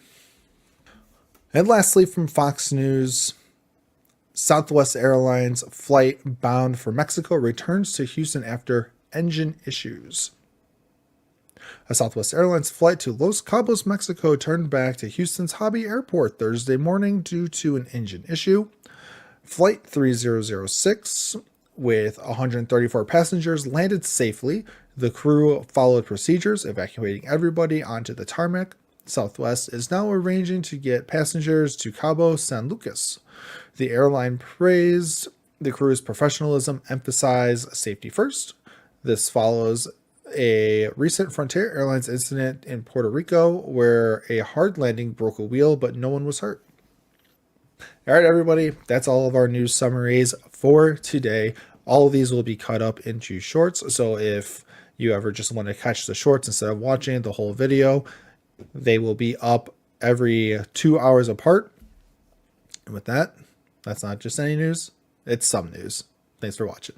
From CNN, Trump announces he will award Giuliani the Presidential Medal of Freedom. President Trump just announced he's awarding Rudy Giuliani the Presidential Medal of Freedom, calling him the greatest mayor in New York City's history and a true patriot. Giuliani, known as America's mayor for leading New York City through 9/11 and revitalizing the city in the 90s, has faced legal troubles since 2020, including disbarment and a $148 million defamation judgment.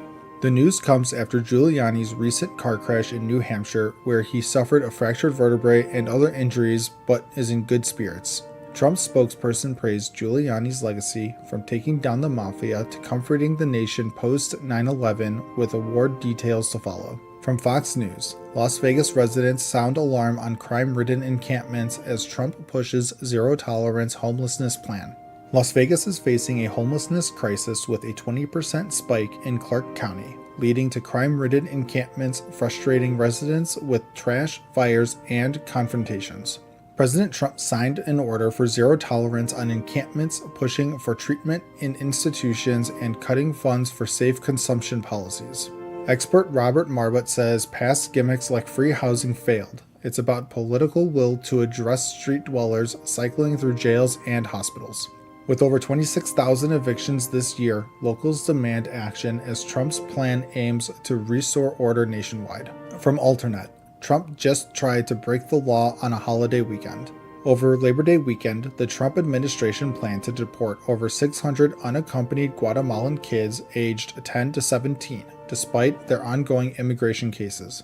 A last-minute lawsuit by the National Immigration Law Center led to a federal judge halting the removals early Sunday, citing violations of laws protecting minors. The judge found exigent circumstances, ensuring no kids were sent back to potential danger without due process.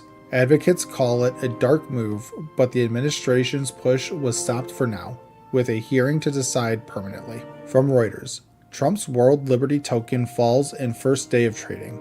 The Trump family's World Liberty Financial Tokens, WLFI, hit the market Monday but dropped 12% to $0.246, giving it a $7 billion market cap. Launched last year as a DeFi platform, the tokens were initially non-tradable, but gave voting rights, now tradable on exchanges like Binance. The family has earned $500 million from the project, drawing criticism for conflicts of interest amid Trump's regulatory role. Investors bet on Trump's backing for value growth, but the debut saw early highs fade, ranking it 31st among cryptos. From ABC News, 54 shot, 7 dead in Chicago amid Trump's threat to deploy National Guard. Over Labor Day weekend, Chicago saw 54 shootings and 7 deaths, including a drive-by wounding 7 and multiple homicides across neighborhoods. President Trump threatened to send the National Guard, warning Illinois Governor Pritzker to straighten it out fast or we're coming. Local leaders oppose, calling it unconstitutional. Johnson signed an order to protect against federal overreach. Despite the spike, overall crime is down 22% this year as debates rage over federal intervention. From Raw Story, Trump poised to declare new national emergency ahead of midterm elections report. Treasury Secretary Scott Bessent revealed Trump may declare a national housing emergency this fall to address soaring costs outpacing wages. Homes now cost over 5 times median income, up from twice in the 1970s, delaying ownership for young Americans. Aimed at boosting GOP in 2026 midterms, it follows the One Big Beautiful Bill Act's cuts to aid, met with negative views. Bessent says everything's on the table for a 2026 economic pickup without stepping on local governments. And as always, thank you for the like, comment, and subscription. From Fox News, human remains discovered days after devastating California fireworks facility explosion. A firework facility in Esparto, California, exploded Tuesday night, injuring 2 and leaving 7 missing. The blast sparked fires across 80 acres. Firefighters were pulled back due to safety risks from unignited fireworks. By Friday, the Yolo County coroner's team accessed the site. Human remains were found, but no identifications have been made. Recovery efforts will continue through the weekend with respect for families. Yolo County offers grief support as investigators probe the cause, which remains unknown. The community seeks answers. From CNN, Hamas submits positive response to ceasefire proposal in major step towards a deal. Hamas gave a positive response to a U.S.-backed 60-day ceasefire proposal, setting the stage for detailed talks with Israel. The deal involves releasing 10 living hostages, surging aid into Gaza, and partial Israeli withdrawal from northern areas. Proximity talks are next, but issues like withdrawal timelines remain. Hamas made minor amendments to the proposal. Backed by Trump, Qatar, and Egypt, this could move toward peace. But will it last? Negotiations are ongoing. From the Washington Post, 200 Marines sent to Florida to support ICE, U.S. Northern Command says. 200 Marines from North Carolina will assist ICE with administrative and logistical tasks, not direct detainee contact. They'll manage cases and maintain vehicles at facilities like the new Alligator Alcatraz in the Everglades. The deployment follows Trump's controversial troop moves, raising concerns about human rights and environmental impacts. Authorized under Title X, this is the first wave. Critics question the military's role in immigration enforcement. From USA Today, tropical depression brews off southeast coast. Forecast to hit South Carolina as Tropical Storm Chantal. A tropical depression formed off the southeast U.S. coast on July 4th, expected to become Tropical Storm Chantal by the weekend. A tropical storm watch is in effect from Edisto Beach to Little River Inlet, South Carolina, and winds nearing 35 miles an hour. Heavy rain is the main threat, potentially causing flooding in Georgia and the Carolinas. Travel hazards are expected. An Air Force Hurricane Hunter is surveying the storm. If named Chantal, would be the third storm of an active 2025 season. Will Chantal strike? Keep up with the forecast. From Newsweek, Mexican President Claudia Sheinbaum responds to renowned boxer's ICE arrest. Mexican President Claudia Sheinbaum hopes boxer Julio Cesar Chavez Jr. is deported to Mexico to face charges after his ICE arrest. DHS arrested Chavez in California, alleging he made fraudulent statements and has ties to the Sinaloa cartel via marriage. Chavez faces Mexican warrants for organized crime and firearms trafficking. DHS calls him a public safety threat. Sheinbaum pushes for his return to serve a sentence. Chavez's lawyer calls the allegations outrageous. Deportation is next. From ABC News, Russia hits Kiev with massive air attack, biggest of war so far. Russia launched the war's largest air attack on Kiev, sending 539 drones and missiles, killing 1 and injuring 23. Residents sheltered in metro stations as fires lit up the night. The assault followed a Trump-Putin call urging peace. Ukraine's Zelensky called the attack cynical, saying Russia shows no intent to end the war despite ceasefire talks. Trump paused some U.S. aid, raising fears of reduced support. Zelensky and Trump plan to boost Ukraine's defenses. And as always, thank you for the like, comment, and subscription. From Newsweek, North Korea celebrates triplets amid birth rate crisis. North Korea's state media is buzzing about the birth of triplets, a rare bright spot in a country facing a declining birth rate.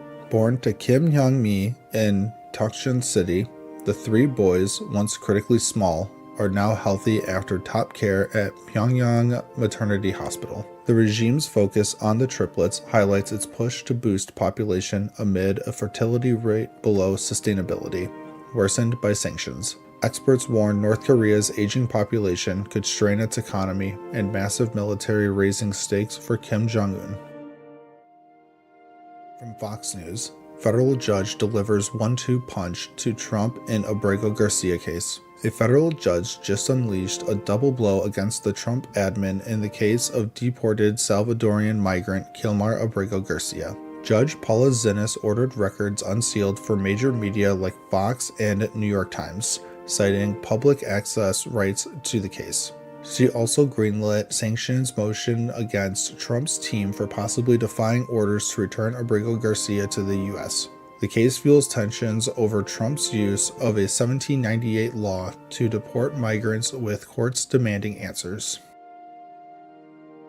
From the Associated Press, these satellite photos show Russian bombers Ukraine says it destroyed. Satellite photos reveal wreckage of 7 Russian bombers at Belaya airbase, hit by Ukraine in a bold drone attack. Ukraine claims 41 warplanes were damaged, targeting Russia's strategic air force in one of its most daring strikes. The attack, planned for 18 months, dealt a blow to Russia's military prestige, though Russia downplays the damage. With no comment from Putin, the strike exposes vulnerabilities in Russia's long-range bomber fleet. From USA Today, Donald Trump to double tariffs on foreign steel to 50%. President Trump announced a massive 50% tariff on foreign steel during a visit to a U.S. steel plant in Pennsylvania. The move, doubling the current 25% tariff, aims to shield U.S. steelmakers but could raise costs for consumers. Canada's Chamber of Commerce slammed the hike, warning it disrupts North American supply chains. Trump also touted a U.S. Nippon Steel deal, promising no layoffs and $5,000 bonuses for workers. From CNN, Musk joins Trump in playing legislative arsonist.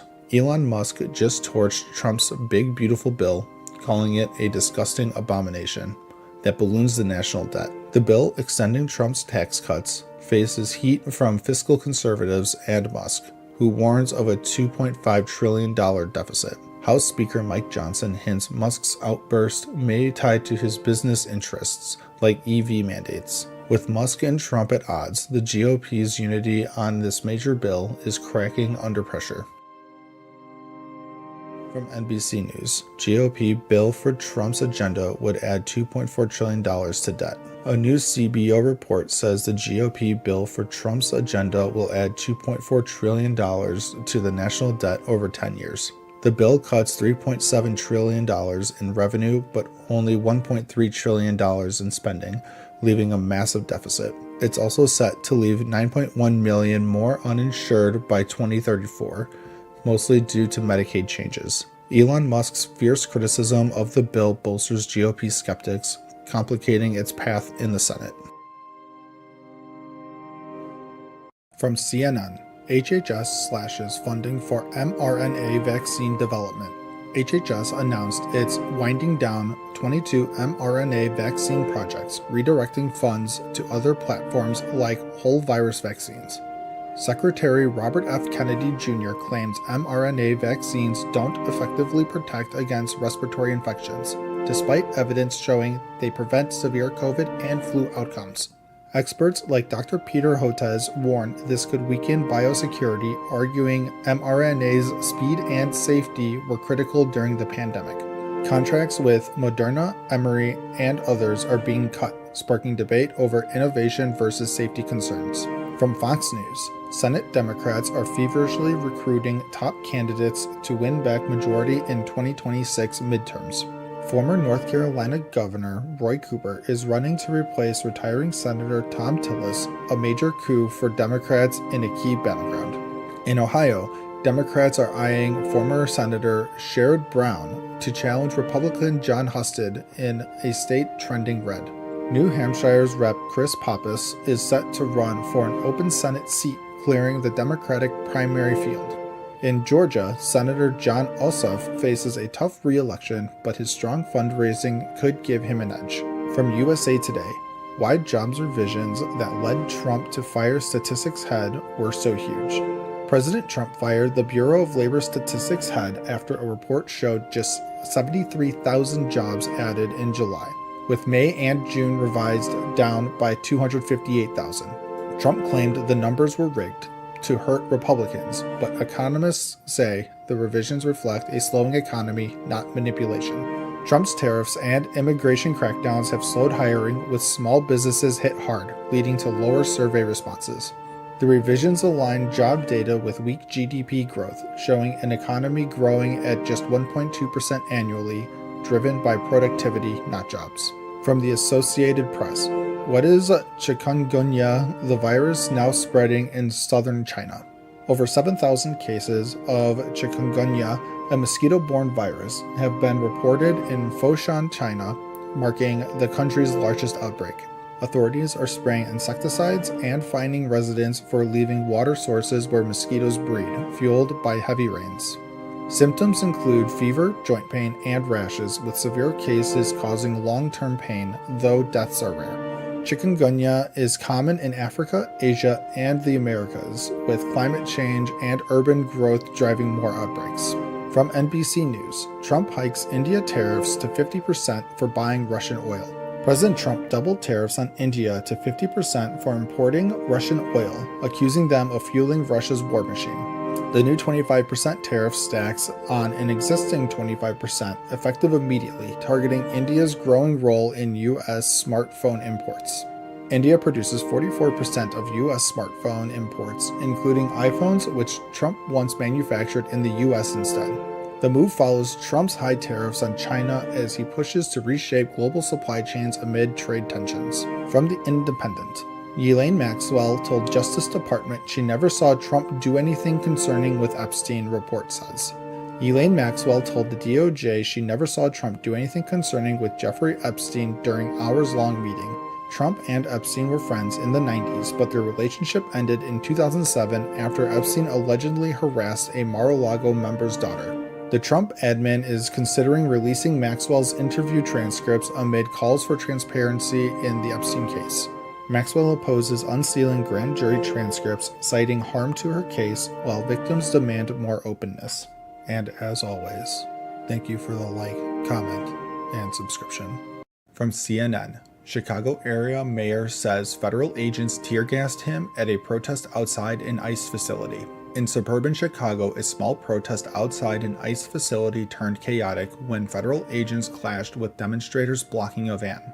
Evanston Mayor Daniel Biss, a Democrat running for Congress, claims he was tear-gassed, calling it terrifying and an attempt to intimidate nonviolent resistance. Protester Kat Abu Ghazala says she was thrown to the ground and hit with pepper balls amid ongoing deportations in the Midway Blitz operation that's arrested nearly 550 people. ICE reports protesters assaulted officers, slashed tires, and blocked entrances, leading to at least 10 arrests, while local officials condemn the tactics and call for facility shutdowns. From Fox News, mother furious after Rep. Crockett calls daughter murdered by illegal migrant a random dead person.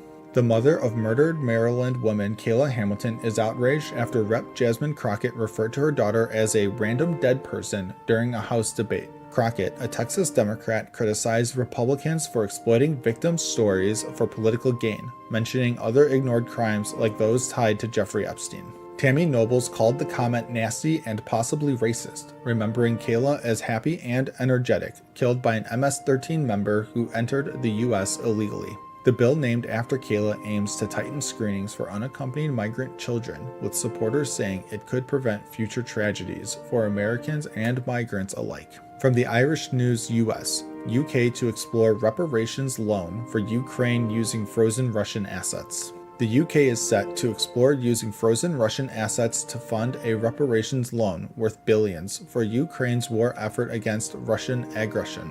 Chancellor Rachel Reeves will announce plans at a European meeting emphasizing options that comply with international law while supporting Ukraine's security. This follows EU suggestions to back loans with profits from frozen assets, avoiding direct confiscation that some fear could breach laws. The UK has already committed £21.8 billion in aid and frozen £25 billion in Russian assets, with calls from some to seize them outright for Ukraine. From Law and Crime, they knew exactly what they were doing. Florida men went on a hunt and killed 4-year-old girl in hail of gunfire. 5 Florida men have been convicted of first-degree murder in the 2021 drive-by shooting that killed 4-year-old Suni Bell in Tampa. Suni was in a car with her family when 3 vehicles pursued them, firing dozens of shots in what prosecutors called a targeted hunt. Andrew Thompson, James Denson, Jalen Bedward, Quandarius Hammond, and Zvante Sampson were found guilty,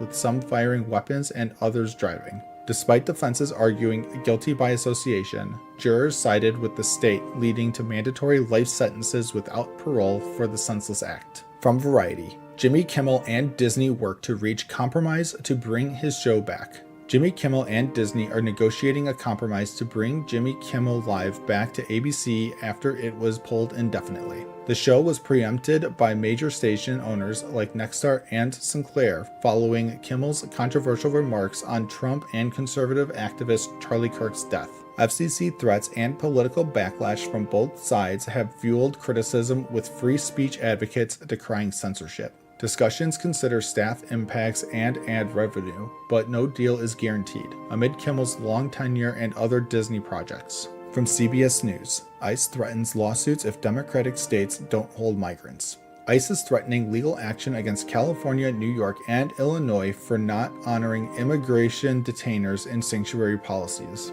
Letters from ICE demand compliance, warning of lawsuits via the Justice Department, and potential funding cuts for refusing to hold migrants briefly. States argue their laws build community trust and require judicial warrants, while ICE says it leads to criminal releases and more street arrests. DHS reports 400,000 arrests since Trump's term began, mostly with criminal records escalating clashes in major cities. And as always, thank you for the like, comment, and subscription. From Fox News, Socialist Dem mayoral candidate knocked over foreign language rally as he loses key endorsement. Minneapolis mayoral candidate Omar Fateh, a Democratic socialist, is under fire for a rally with no American flags and chants in a foreign language. Conservative critics like Rep. Tom Emmer slammed the event, accusing Fateh of putting America last and pushing radical policies. The Minnesota DFL dropped their endorsement of Fateh, citing voting process failures at their convention, leaving his campaign in turmoil. Fateh hit back, claiming the decision was made by party insiders and vowing to keep fighting for Minneapolis voters. From CNN, reporter's notebook, I stopped for gas and witnessed an ICE arrest. Then I spent days looking for the man who was detained. A routine stop at a Maryland gas station turned surreal when a CNN reporter witnessed an ICE arrest unfold. A man named Samuel was chased and detained by masked agents in a black Kia, sparking fear and confusion. The agents, who didn't identify themselves, cuffed Samuel, raising questions about enforcement tactics. The reporter's search for Samuel revealed he's a Honduran immigrant facing deportation, leaving a community on edge. From Raw Story, "That's a lie. CEO shut down on CNN after pushing false claims on black wealth." CEO Corey Ruth sparked outrage on CNN, claiming black male income equals white male income. Pastor Jamal Bryant called it a lie, citing data showing black men earn less than white men. Community organizer Latosha Brown also pushed back, slamming Ruth's stats as false and misleading. Census data debunked Ruth's claims, revealing persistent gaps in black wealth and poverty rates. From the Mirror US, National Guard to be deployed in 19 states to support ICE operations. See if yours is impacted. Nearly 1,700 National Guard troops will deploy across 19 states to aid Trump's mass deportation plan. Troops will handle case management, transport, and processing of undocumented immigrants for ICE. States like Texas, Florida, and Alabama are impacted, with deployments set to last through mid-November. Trump's move has sparked legal concerns, with critics calling his justification for deployment dubious. From the Daily Beast, Trump rages about fat black women in revenge rants. Author Michael Wolff claims Trump has a vendetta against black women, targeting Fed Governor Lisa Cook. Trump accused Cook of fraud, demanding her resignation, but she's standing firm against the attacks. Trump also attacked New York Attorney General Letitia James after a fraud case ruling was overturned in his favor. Wolff calls Trump's rants racist and obsessive, while Trump's team dismisses the claims as lies. From Newsweek, hotel planned by Obama's friend near his presidential center under scrutiny. A 26-story hotel planned near the Obama Presidential Center by Allison Davis is facing backlash. Local residents fear the luxury hotel will gentrify the area, raising costs and displacing families. Activists argue the project prioritizes profit over community needs, urging the city to listen. Supporters praise its bird-friendly design, but critics say it's not enough to protect the neighborhood. And as always, thank you for the like, comment, and subscription. Hello, everybody, and welcome to Just Some News, where we give unbiased summaries of news articles throughout the day. Let's get into it. From USA Today, Tesla profits plummet 71% amid backlash to Musk's role with the Trump administration. Tesla's profit dropped 71% in quarter one amid backlash over Musk's Trump role. Vehicle deliveries fell 13%, hit by tariffs, competition, and Musk's work with Trump's Doge, which fired thousands. Polls show many Americans now view Musk negatively, impacting sales. Musk plans to cut Doge time and focus on new vehicles and robo-taxis by June. Stock rose 5% after hours. From NBC News, similar purse snatching happened blocks away in Washington days before Kristi Noem's bag was taken. A purse snatching in D.C. mirrors the theft of Kristi Noem's bag days later. Noem's bag with $3,000 was stolen Sunday at Capitol Burger. 3 days earlier, another woman's purse was taken at the Westin Hotel nearby. Both thieves matched white, male, dark clothes, N95 mask. No arrests yet, and police haven't linked the cases. Was Noem targeted? Secret Service is investigating. From Fox News, Trump admin files first racketeering charges against massive migrant terrorist group present in United States.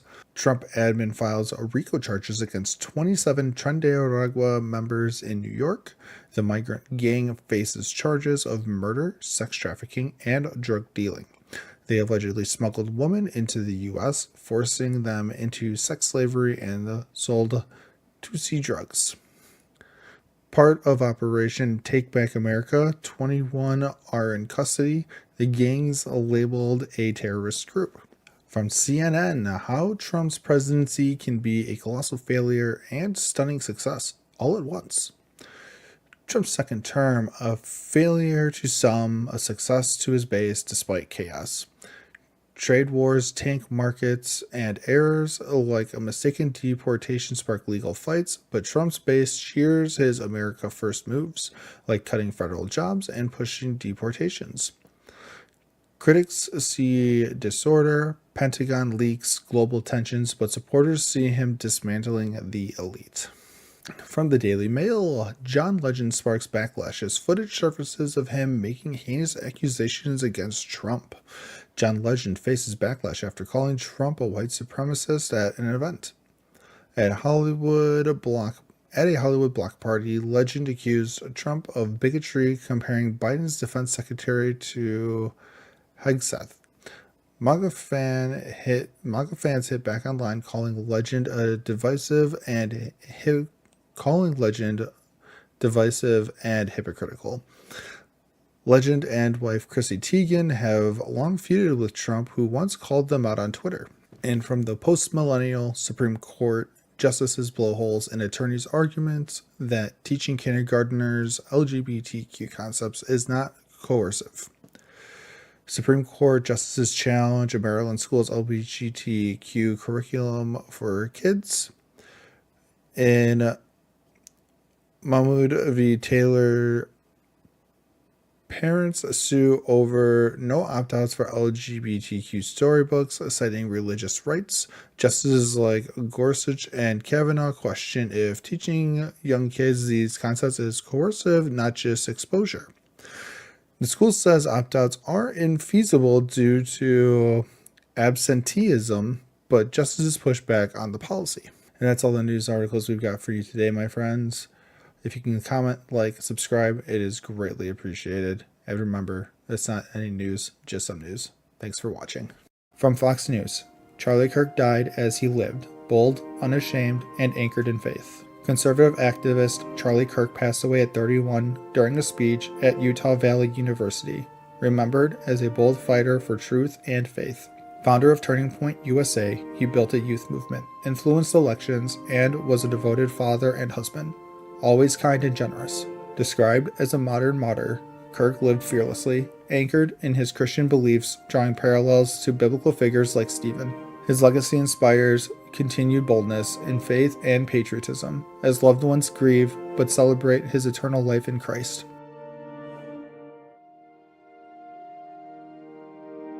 From CNN, UK fires ambassador to US Peter Mandelson over Epstein links.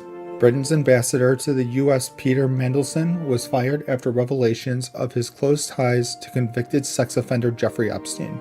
A 2003 birthday book showed Mandelson calling Epstein his best pal, with photos of them together and notes of friendship. Newly released emails revealed Mandelson supporting Epstein post-conviction, offering advice and expressing fury over his case. Prime Minister Starmer faced criticism for the appointment. The scandal adds to his challenges amid other resignations and upcoming US-UK events. From CBS News, more than 300 Koreans detained by ICE in Georgia are heading home. Over 300 South Koreans were detained in a massive ICE raid at a Hyundai LG battery plant in Georgia for alleged visa violations. Released from detention, they boarded a charter flight home, including some non-Koreans.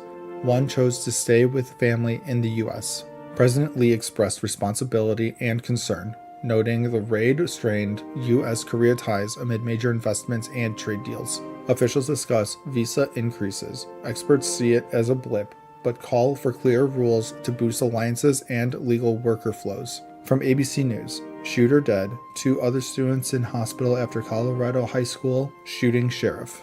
A student opened fire at Evergreen High School in Colorado, wounding 2 classmates before dying from a self-inflicted gunshot. The incident occurred around noon. 3 students were critically injured initially, with the shooter later confirmed dead. 1 victim was released with non-life-threatening injuries. Another remains critical. A 4th student was treated for unknown issues. Governor Polis called it devastating. Authorities searched the campus, with ATF and FBI assisting in the investigation. From USA Today, ousted FBI leaders file lawsuit against Director Kash Patel, Trump administration. Former FBI leaders sued Director Kash Patel and the Trump administration, alleging illegal firings as political retribution. Plaintiffs claim Patel ignored his confirmation promises, firing those linked to January 6 investigations on White House orders. They detail conversations where terminations were based on loyalty to Trump, violating laws and FBI rules. The suit accuses the administration of politicizing the FBI to target perceived enemies and protect allies. From the LA Times, Calms. The Democrats should force a shutdown to save the government. Opinion. Democrats should provoke a government shutdown to counter Republican control under Trump, seen as chaotic and retributive. With funding expiring September 30th, Dems face funding a government that's cut programs, fired employees, and used agents without warrants. Past acquiescence hurt morale. Now demand negotiations on healthcare, visas, and more before voting yes. If no compromise, vote no. Leverage to protect the vulnerable despite short-term pain, and fight in public opinion. And as always, thank you for the like, comment, and subscription. From Fox News. Trump does UN's job on world stage, leads on peace while Secretary General earns more at anti-US body. President Trump's brokering peace deals between Iran, Israel, India, Pakistan, and Congo, Rwanda, stealing the UN's thunder. Critics slam UN's Antonio Guterres for earning $418,348, more than Trump's $400,000, while running a body accused of anti-US bias. The U.S. funds a quarter of the UN's budget, but some say it's a waste, with Guterres enjoying lavish perks like a Manhattan penthouse. As Trump leads on global peace, critics argue the UN's bloated system needs a shakeup. Should the U.S. keep footing the bill?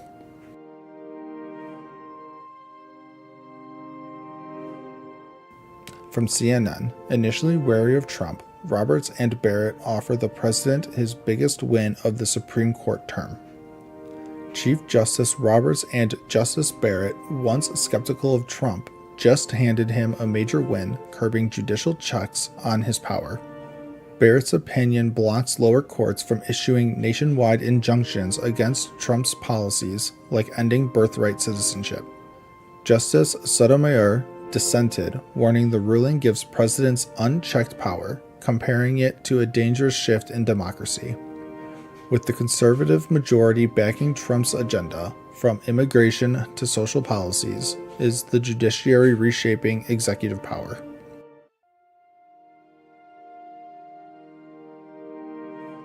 From the Daily Mail, Canada brutally hits back at Trump's tariffs ultimatum with huge hike that could cripple struggling U.S. industry. After Trump halted trade talks over Canada's tech tax, Canada slapped a 50% surcharge on U.S. steel imports exceeding new quotas. The move could hurt the struggling U.S. steel industry, already hit by Trump's 50% tariffs on Canadian steel and aluminum. Trump called Canada difficult to trade with, sparking this retaliation over a 3% digital tax targeting U.S. tech giants like Amazon. With Canada as the U.S.'s second largest trade partner, will this tariff war escalate before Trump's July 9th deadline?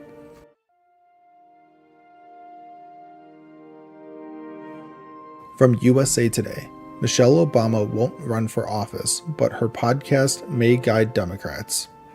Michelle Obama's back with her podcast, IMO, co-hosted with her brother, but she's firm, no running for office.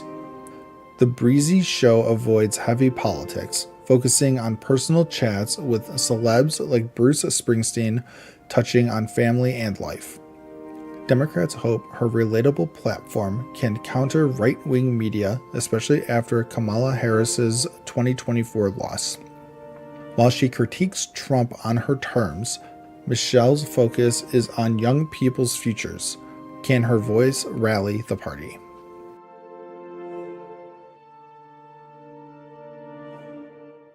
From NBC News, can Iran secretly build a nuclear bomb without being caught by Israel? After Israel's strikes killed Iran's top nuclear scientists and crippled its defenses, can Iran secretly build a nuclear bomb? Israel's intelligence dominance and airstrikes plus U.S. bunker buster bombs have decimated Iran's known nuclear sites. Past covert attempts like Project Ahmad were exposed by Israel's Mossad, showing Iran's struggle to hide its nuclear ambitions.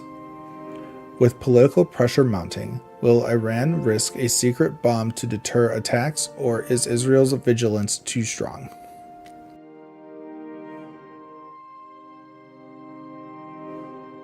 From the Wall Street Journal: How the parental rights movement built to a Supreme Court win. Conservative parents scored a Supreme Court victory, allowing opt-outs from school lessons like LGBTQ books that clash with their beliefs. Sparked by groups like Moms for Liberty and Trump support, the parental rights movement is reshaping public education. The ruling strengthens conservative control over curricula, but critics warn it may alienate LGBTQ families and burden teachers. As red states push vouchers and bans, will this decision deepen the divide over what kids learn in school? And as always, thank you for the like, comment, and subscription. From CNN: Consumer sentiment surges in first improvement since December. Consumer sentiment in the U.S. jumped 16% to 60.5, says the University of Michigan, the first rise since December after near-record lows during Trump's tariff blitz. Easing trade tensions from April's high tariffs sparked the uptick, but sentiments still 20% below December levels. With Trump's reciprocal tariffs set for July 8th and legal battles ongoing, economists warn volatility could shake confidence again. Spending, the economy's backbone, rose just 0.2% in April. A steady labor market is key to keeping wallets open. From Fox News: Mother of murdered jogger slams Rep. Crockett for dismissing migrant crime victims. Patty Morin, whose daughter Rachel was murdered, spoke on Fox and Friends about her daughter's killer, an undocumented migrant. Morin criticized Rep. Jasmine Crockett for saying Republicans cherry-pick migrant crime victims during a House hearing. Crockett called the Sanctuary City hearing political theater, while Morin decried protests supporting illegal immigrants. Morin supports Trump's immigration policies, urging stricter enforcement to prevent tragedies like her daughter's murder. From USA Today: Trump keeps control of National Guard ahead of widespread protests. Trump keeps California's National Guard as an appeals court blocks a judge's order to return control to Governor Newsom. Protests over Trump's immigration raids continue, with 700 Marines now guarding federal property in Los Angeles. In New Jersey, 4 detainees escaped Delaney Hall amid unrest over poor conditions, prompting a law enforcement response. No Kings protests planned for June 14th expect millions to oppose Trump's policies across the country. From Reuters: Analysis: Trump's peacemaker pledge takes big hit as Israel strikes Iran. Israel struck Iranian targets, risking regional war despite Trump urging Netanyahu to avoid attacking Iran. Trump's envoy Steve Witkoff failed to secure a U.S.-Iran nuclear deal, and a Gaza ceasefire collapsed weeks ago. Analysts say the strikes snubbed Trump's diplomacy, with no progress on Ukraine or the Abraham Accords. Iran vows retaliation, and experts warn of a spiral of escalation threatening Trump's peacemaker goals. From ABC News: Israel strikes live updates. U.S. provided exquisite intel to Israel, sources say. Israel hit Iran's nuclear sites, killing scientists and leaders. Iran's 100 drones were shot down in response. Natanz was damaged, but no radiation leaks. Per the IAEA, the U.S. gave exquisite intel, not military aid. Trump praised the strikes, urging Iran to make a nuclear deal and warning of more attacks soon. Iran called the attack unlawful, demanding UN action and vowing a decisive response. From The Guardian: Kilmar Abrego Garcia pleads not guilty to human smuggling charges. Kilmore Abrego Garcia pleaded not guilty to human smuggling charges in a Tennessee court. Wrongly deported to El Salvador's gang prison by Trump's administration, he was returned after campaigners fought back. Critics say his removal ignored due process. He's charged with smuggling migrants, drugs, and firearms. Abrego Garcia contests detention as his case fuels debate over Trump's deportation policies.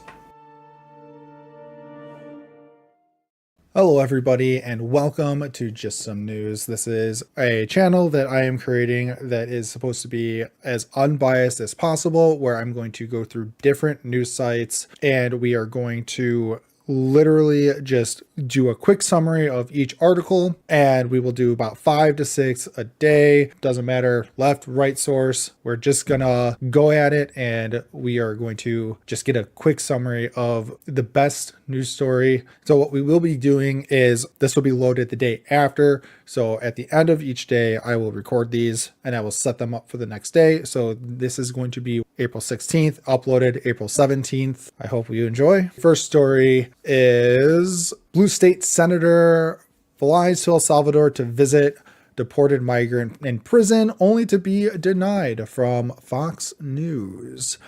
Today, Maryland Senator Chris Van Hollen flew to El Salvador to visit Kilmore Abrego Garcia, a migrant deported to the CCOT prison amid allegations of MS-13 ties, claims his lawyers deny. However, he was denied access by Vice President Fili Ulloa,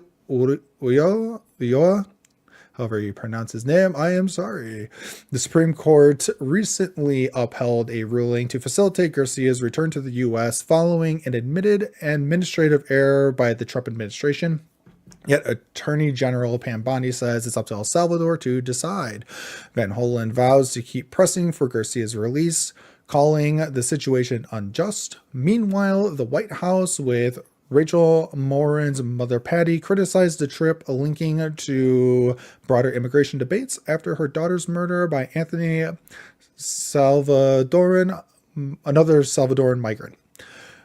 Other Democrats like Reps Maxwell Frost and Robert Garcia also plan visits. Stay tuned for more updates on that one. Next, from CNN. Internal Trump administration document reveals massive budget cut proposal for federal health agents. The Trump administration is eyeing major cuts to federal health budgets, according to a leaked memo. The plan slashes spending by a third, targeting agencies like the CDC and the NIH with over 40% reductions. Dozens of programs like the CDC's Global Health and Chronic Disease Initiatives face elimination.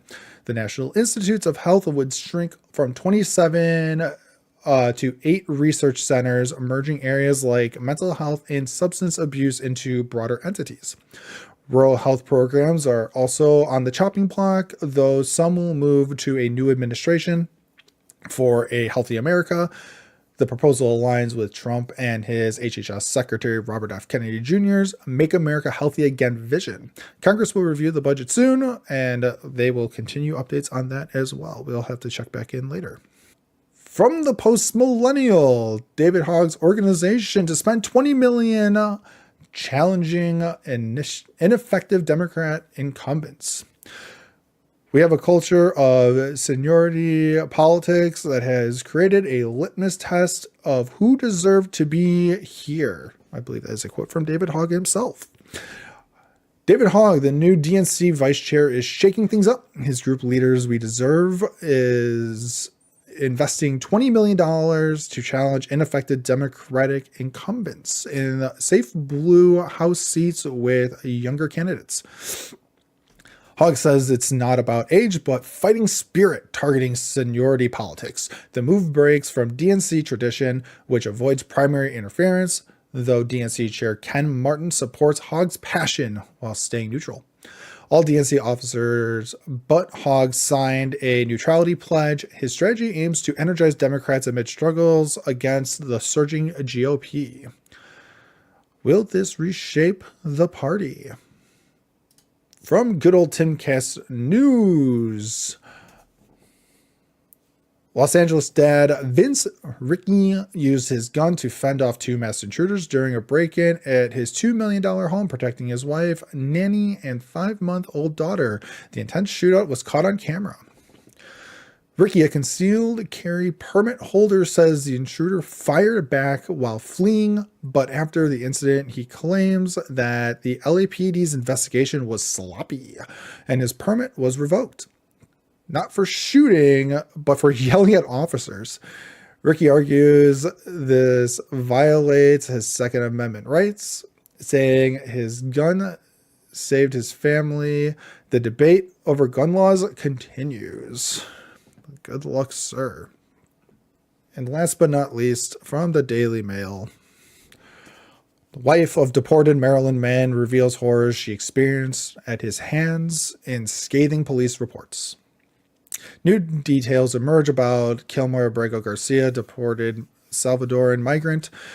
His wife, Jennifer Vasquez, filed a 2021 protective order alleging he beat her multiple times, including causing a black eye and leaving bruises.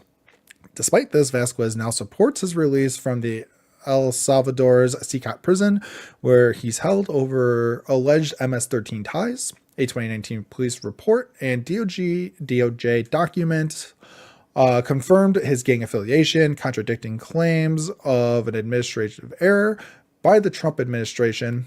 Senator Chris Van Hollen visited El Salvador to advocate for Garcia's return, drawing criticism from the White House officials and Rachel Morin's mother, whose daughter was killed by another Salvadoran migrant.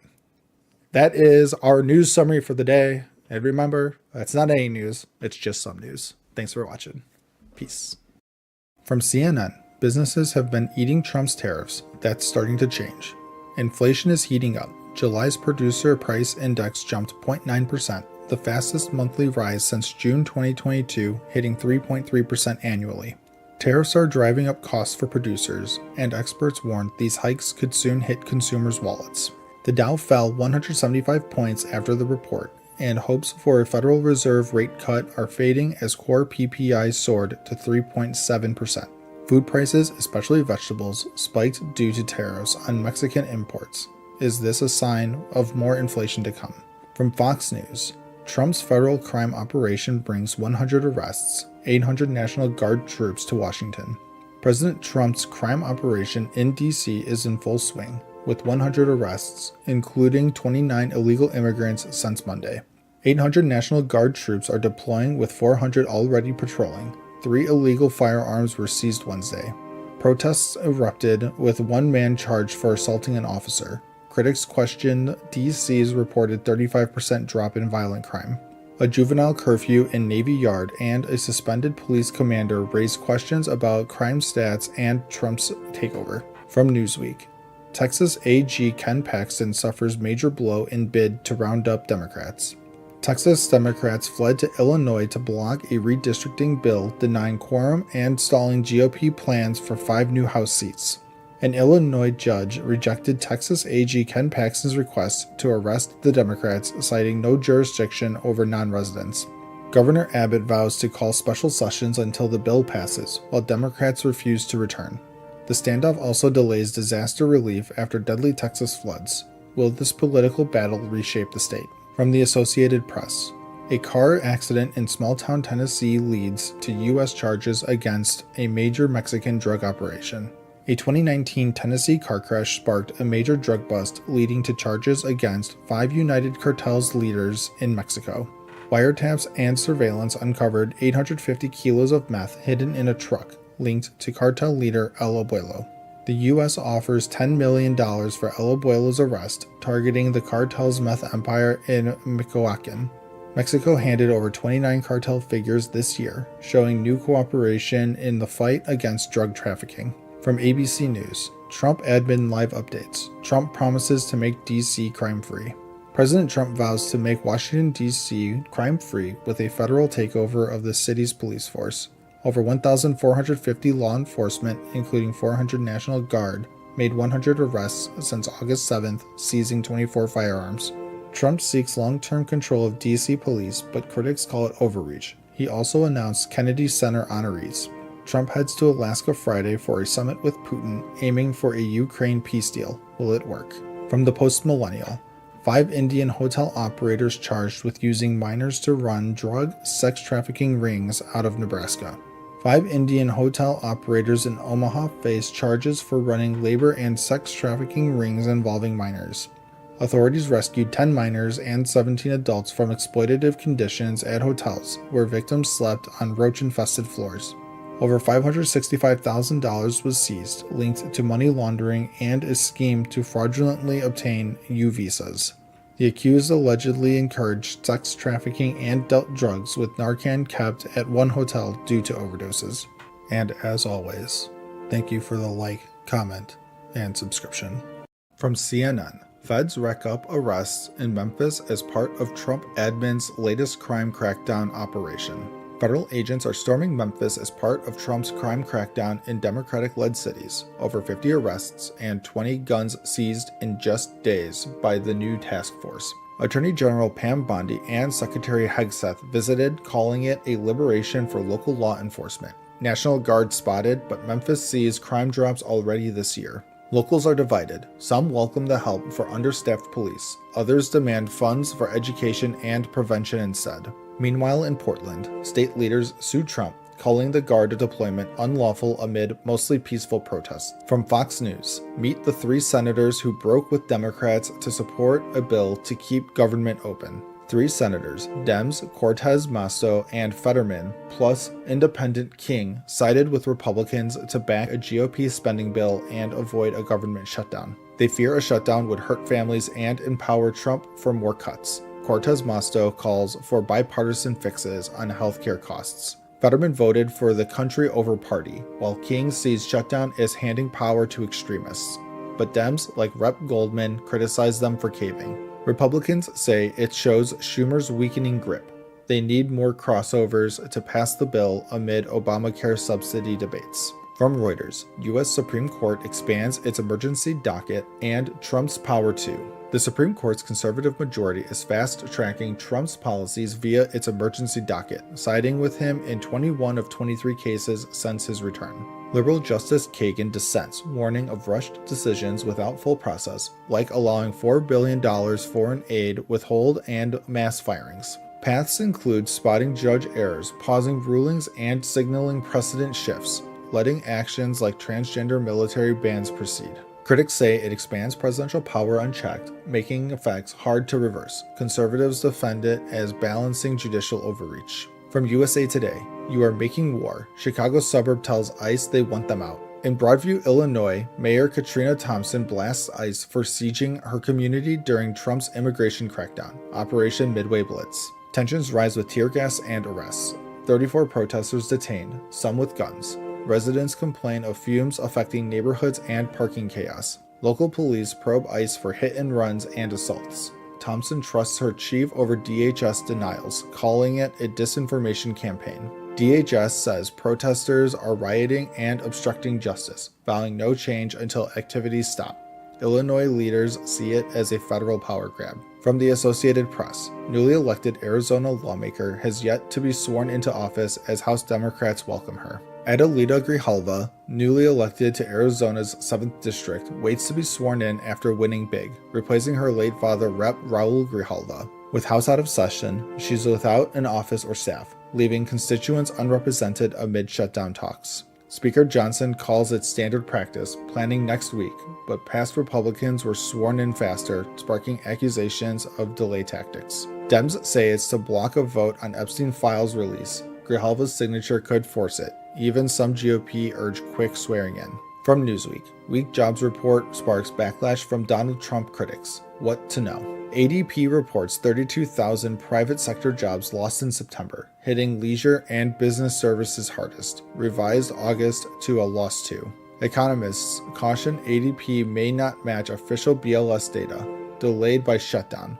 Possible factors: tariffs, immigration crackdown, hiring caution. Trump critics like Governor Newsom mock it as killing jobs, while others warn of recession signals if trends continue. White House highlights trillions in investments from tariffs, promising growth via tax cuts and deregulation. BLS report timeline unclear.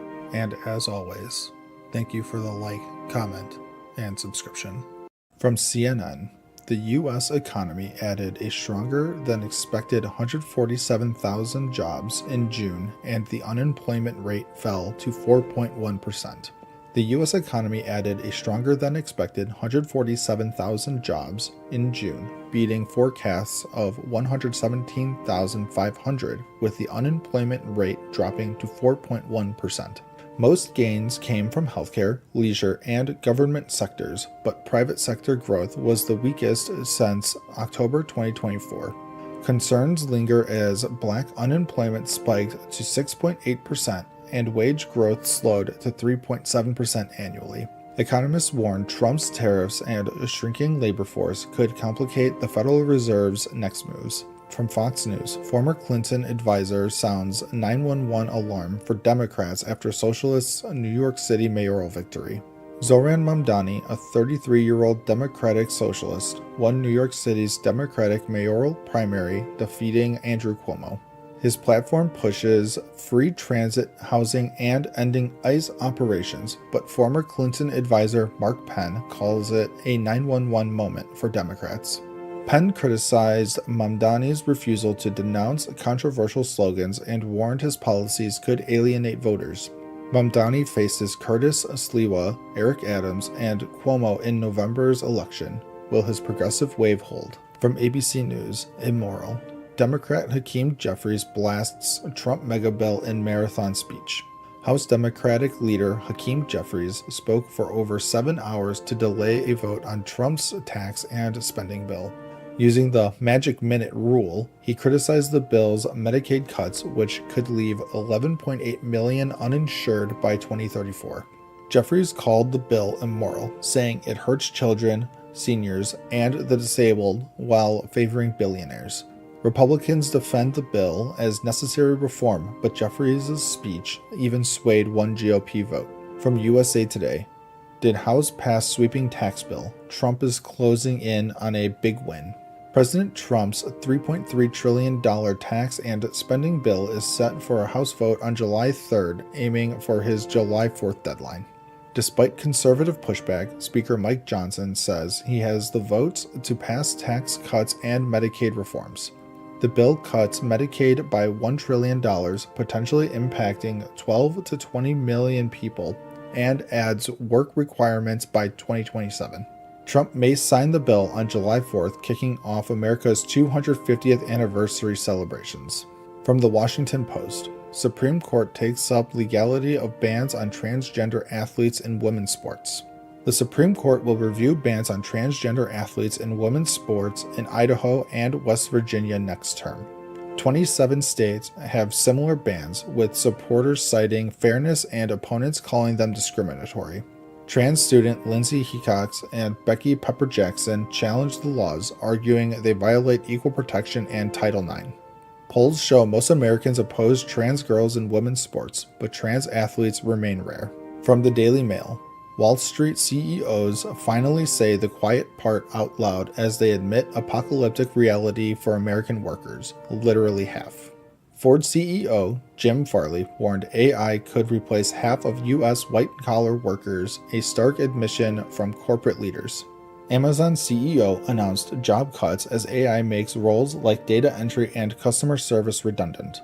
Entry-level jobs are hit hardest, with college grads facing higher unemployment than blue-collar workers. CEOs at Microsoft, JP Morgan, and others are slashing jobs to invest in AI, sparking recession fears. And as always, thank you for the like, comment, and subscription.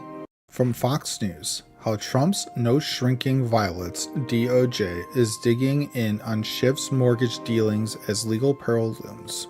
The U.S. Federal Housing Finance Agency flagged Schiff for allegedly falsifying documents, claiming 2 homes as his primary residence to snag better loan terms. Cornell law professor William Jacobson says the DOJ is combing through Schiff's paper trail, looking for hard evidence of mortgage fraud. Schiff's Maryland home and California condo are at the center of the probe, with records dating back over 20 years under scrutiny. Trump's called Schiff a scam artist, but Schiff denies the claims, calling it political retaliation. Will the DOJ press charges? From CNN, how bystanders cornered the suspect in the Michigan Walmart stabbing. 42-year-old Bradford Gill randomly stabbed 11 people in Traverse City, Michigan before fleeing to the parking lot.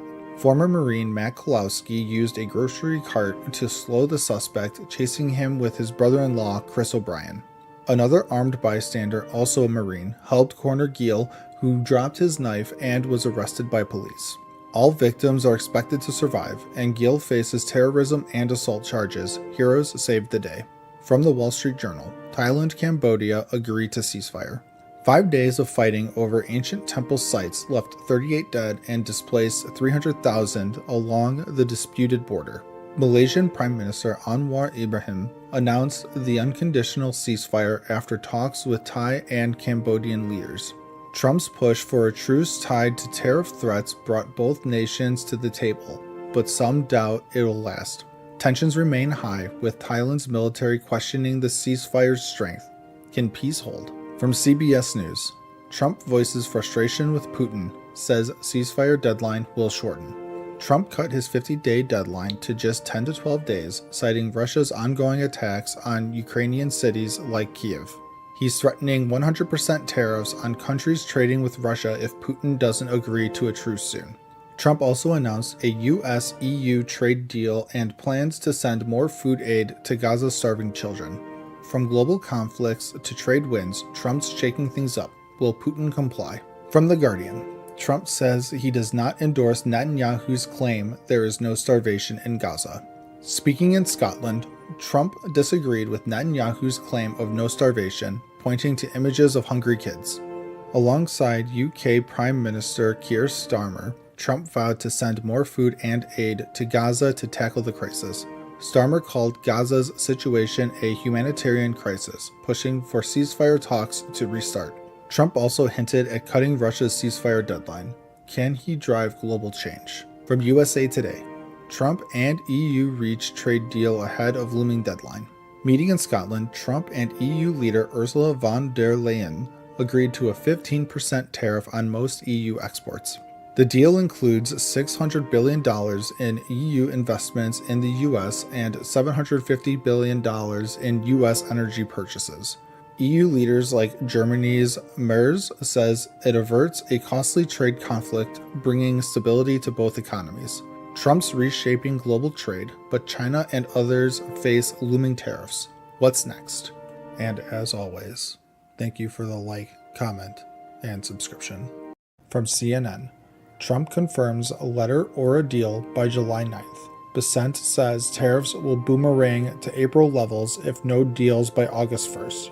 President Trump is shaking up global trade, announcing tariff letters to 100 countries as the 90-day tariff pause ends July 9th. Treasury Secretary Scott Bessent says if no deals are made by August 1st, tariffs could spike back to April levels, ranging from 10% to 70%. Deals with the UK, China, and Vietnam are in place, but 100 smaller nations face letters setting rates if they don't negotiate. Economists warn tariffs could raise consumer prices, though Bessent denies inflation risks, calling it tariff derangement syndrome. From Fox News, former Houston appointee claims flood-ravaged Camp Mystic is whites only in viral video. A former Houston official, Sadie Perkins, is under fire for a TikTok claiming Camp Mystic, a Texas summer camp hit by deadly floods, is a whites-only conservative Christian camp. Perkins, whose term on a city board ended, suggested the camp's missing girls get undue attention compared to minority groups. Mayor Whitmer called her comments deeply inappropriate, vowing to remove her from the board as families grieve 80 flood deaths. At least 10 campers are still missing, with the community reeling from the tragedy. From the Wall Street Journal, how healthcare cuts in the Big Beautiful Bill will affect Americans. Trump's Big Beautiful Bill slashes $1 trillion from healthcare, mainly Medicaid, leaving 8.7 million uninsured over the next decade. New rules like work requirements and stricter income checks will hit low-income Americans hardest, especially in 40 states. Hospitals face $665 billion in cuts, risking closures and layoffs, with rural areas hit hardest despite a $50 billion relief fund. Insurers lose customers and states face tight budgets, with experts warning of delayed care and higher costs. From San Diego Union Tribune, what the data say about who ICE is arresting in San Diego.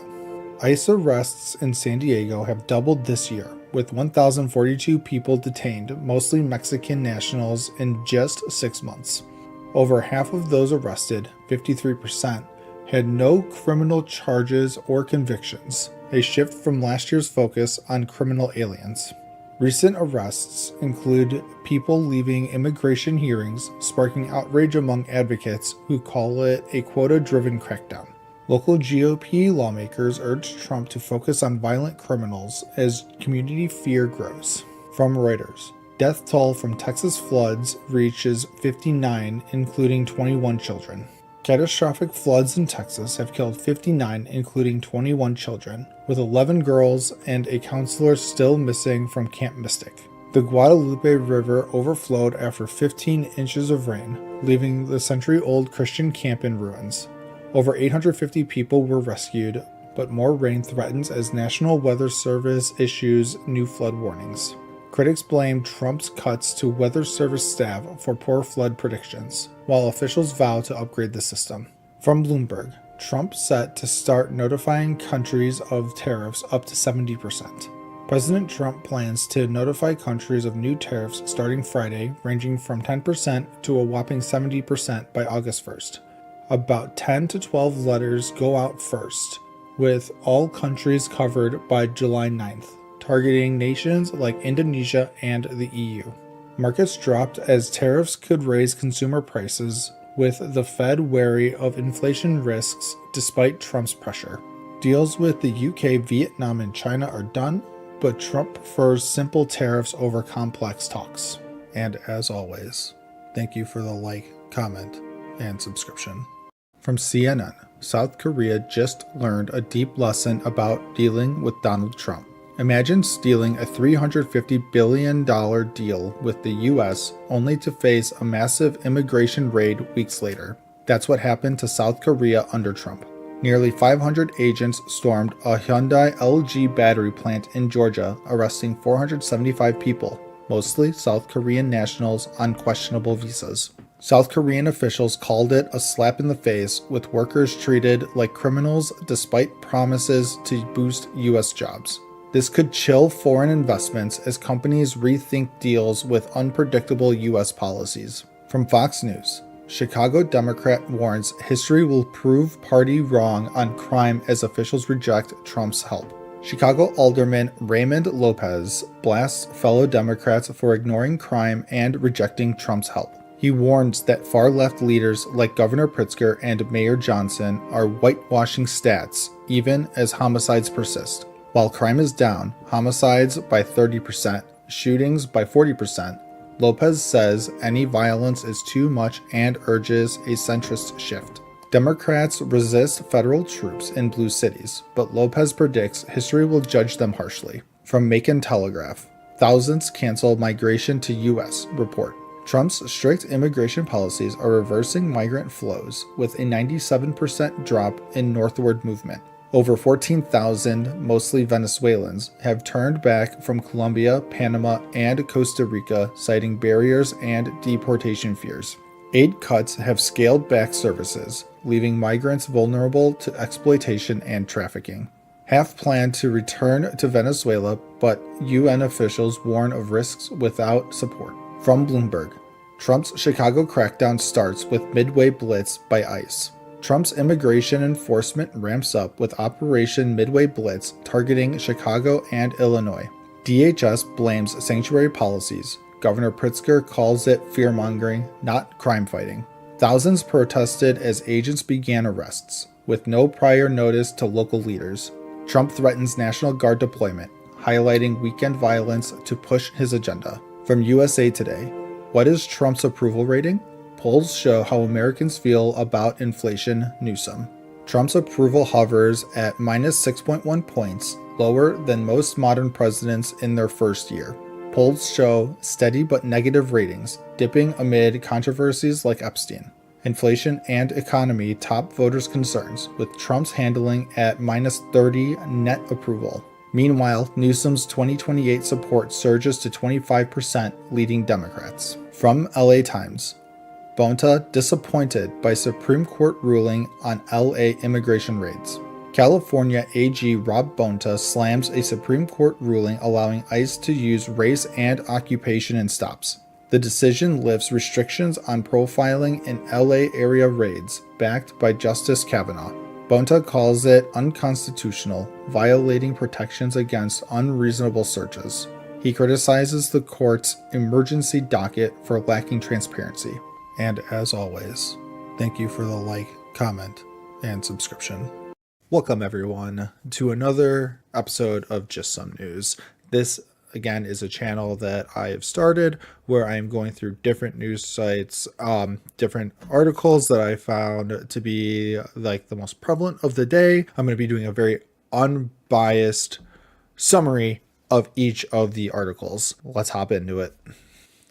From CBS News, Luigi Mangione indicted on federal charges in CEO's killing. Luigi Mangione, the 26-year-old suspect in the killing of United Healthcare CEO Brian Thompson, has been indicted on federal charges including murder with a firearm and stalking. Thompson was shot dead outside Manhattan Hotel on December 4th, 2024. Mangione arrested in Pennsylvania after a manhunt allegedly planned the attack using a 3D printed ghost gun. Shell casings at the scene had words like delay and deny written on them. Mangione faces the death penalty if convicted, though his attorneys are fighting to remove that option. He's pleaded not guilty to both federal and state charges. Next, from Newsweek, Luigi Mangione's lawyer asked a judge to force Pam Bondi to confirm she read the law. Luigi Mangione's legal team is pushing a New York judge to make Attorney General Pam Bondi confirm she's read a court rule limiting prosecutors' public comments that could bias a jury. Mangione faces the federal death penalty charges for the 2024 murder of United Healthcare CEO Brian Thompson. His lawyers claim Bondi's statements calling it a cold-blooded assassination violate fair trial rules and are asking for records on her death penalty decision. A judge has yet to rule, with deadlines looming. Mangione's team says this is about protecting his due process rights. From Raw Story, Silenced Americans. Rubio shuttered disinfo office amid surge in foreign influence ops. Secretary of State Mark Rubio is shutting down a State Department office meant to combat foreign disinformation, claiming it censored Americans instead. The office, known as R/FIMI, allegedly used taxpayer money to silence voices, especially on social media, over issues like COVID-19 origins. Rubio says it targeted Americans, not just foreign lies, and plans to investigate deplatforming cases. The closure aligns with Trump's budget cuts and comes amid rising foreign influence campaigns using AI and bots. Critics warn of risks as such threats grow. From CNN, Trump finds kindred European spirit in Melanie, however you pronounce her name. Italy's Prime Minister Giorgia Meloni visited President Trump, signaling a strong alliance. She praised their shared fight against woke and DEI ideology and aims to make the West great again.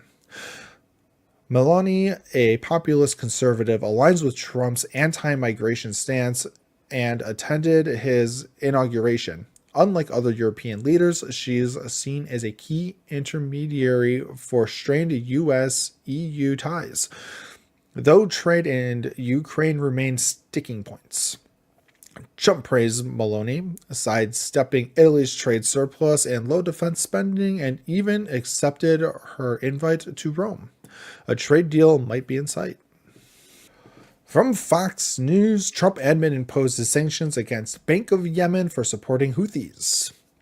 The Trump administration has imposed sanctions on the International Bank of Yemen for supporting Houthi terrorists aiming to halt their attacks on Red Sea shipping.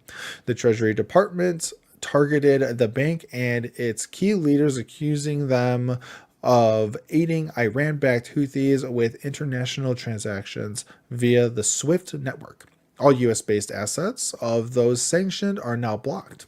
State Department's Tammy Bruce emphasized disrupting Houthi finances and called out China's support for a company linked to Houthi attacks, urging global action to protect investigation. And lastly, from Fox News, Southwest Airlines flight bound for Mexico returns to Houston after engine issues. A Southwest Airlines flight to Los Cabos, Mexico turned back to Houston's Hobby Airport Thursday morning due to an engine issue. Flight 3006, with 134 passengers, landed safely. The crew followed procedures, evacuating everybody onto the tarmac. Southwest is now arranging to get passengers to Cabo San Lucas. The airline praised the crew's professionalism, emphasized safety first. This follows a recent Frontier Airlines incident in Puerto Rico where a hard landing broke a wheel, but no one was hurt. All right, everybody, that's all of our news summaries for today. All of these will be cut up into shorts, so if you ever just want to catch the shorts instead of watching the whole video, they will be up every 2 hours apart. And with that, that's not just any news, it's some news. Thanks for watching. From Fox News, DC gun permit wait slashed from months to days as Trump's crime crackdown continues. President Trump's Making DC Safe and Beautiful task force is shaking things up in Washington, D.C., cutting gun permit wait times from months to just days. The streamlined process lets law-abiding residents book next-day firearm registration appointments with walk-ins now available, down from a grueling 4-month wait. Concealed carry permits now processed in just 4.6 days, not months, making it easier for locals to protect themselves in a city with strict gun laws. While exploring broader firearm access, like carry on public transit, Trump's task force is working with federal agencies to keep DC safe and beautiful. From CNN, federal agents gather in DC to enforce Trump-directed crackdown on homeless encampments. Federal agents hit Washington, D.C. to clear homeless encampments under Trump's law enforcement takeover, but confusion erupted at Washington Circle. Notices gave occupants until Monday to leave, yet agents showed up early, clashing with advocates who pointed out the deadline, causing a standoff. Residents like Megan Abraham say they're just normal people facing undue stress, while advocates worry about disrupted housing support systems.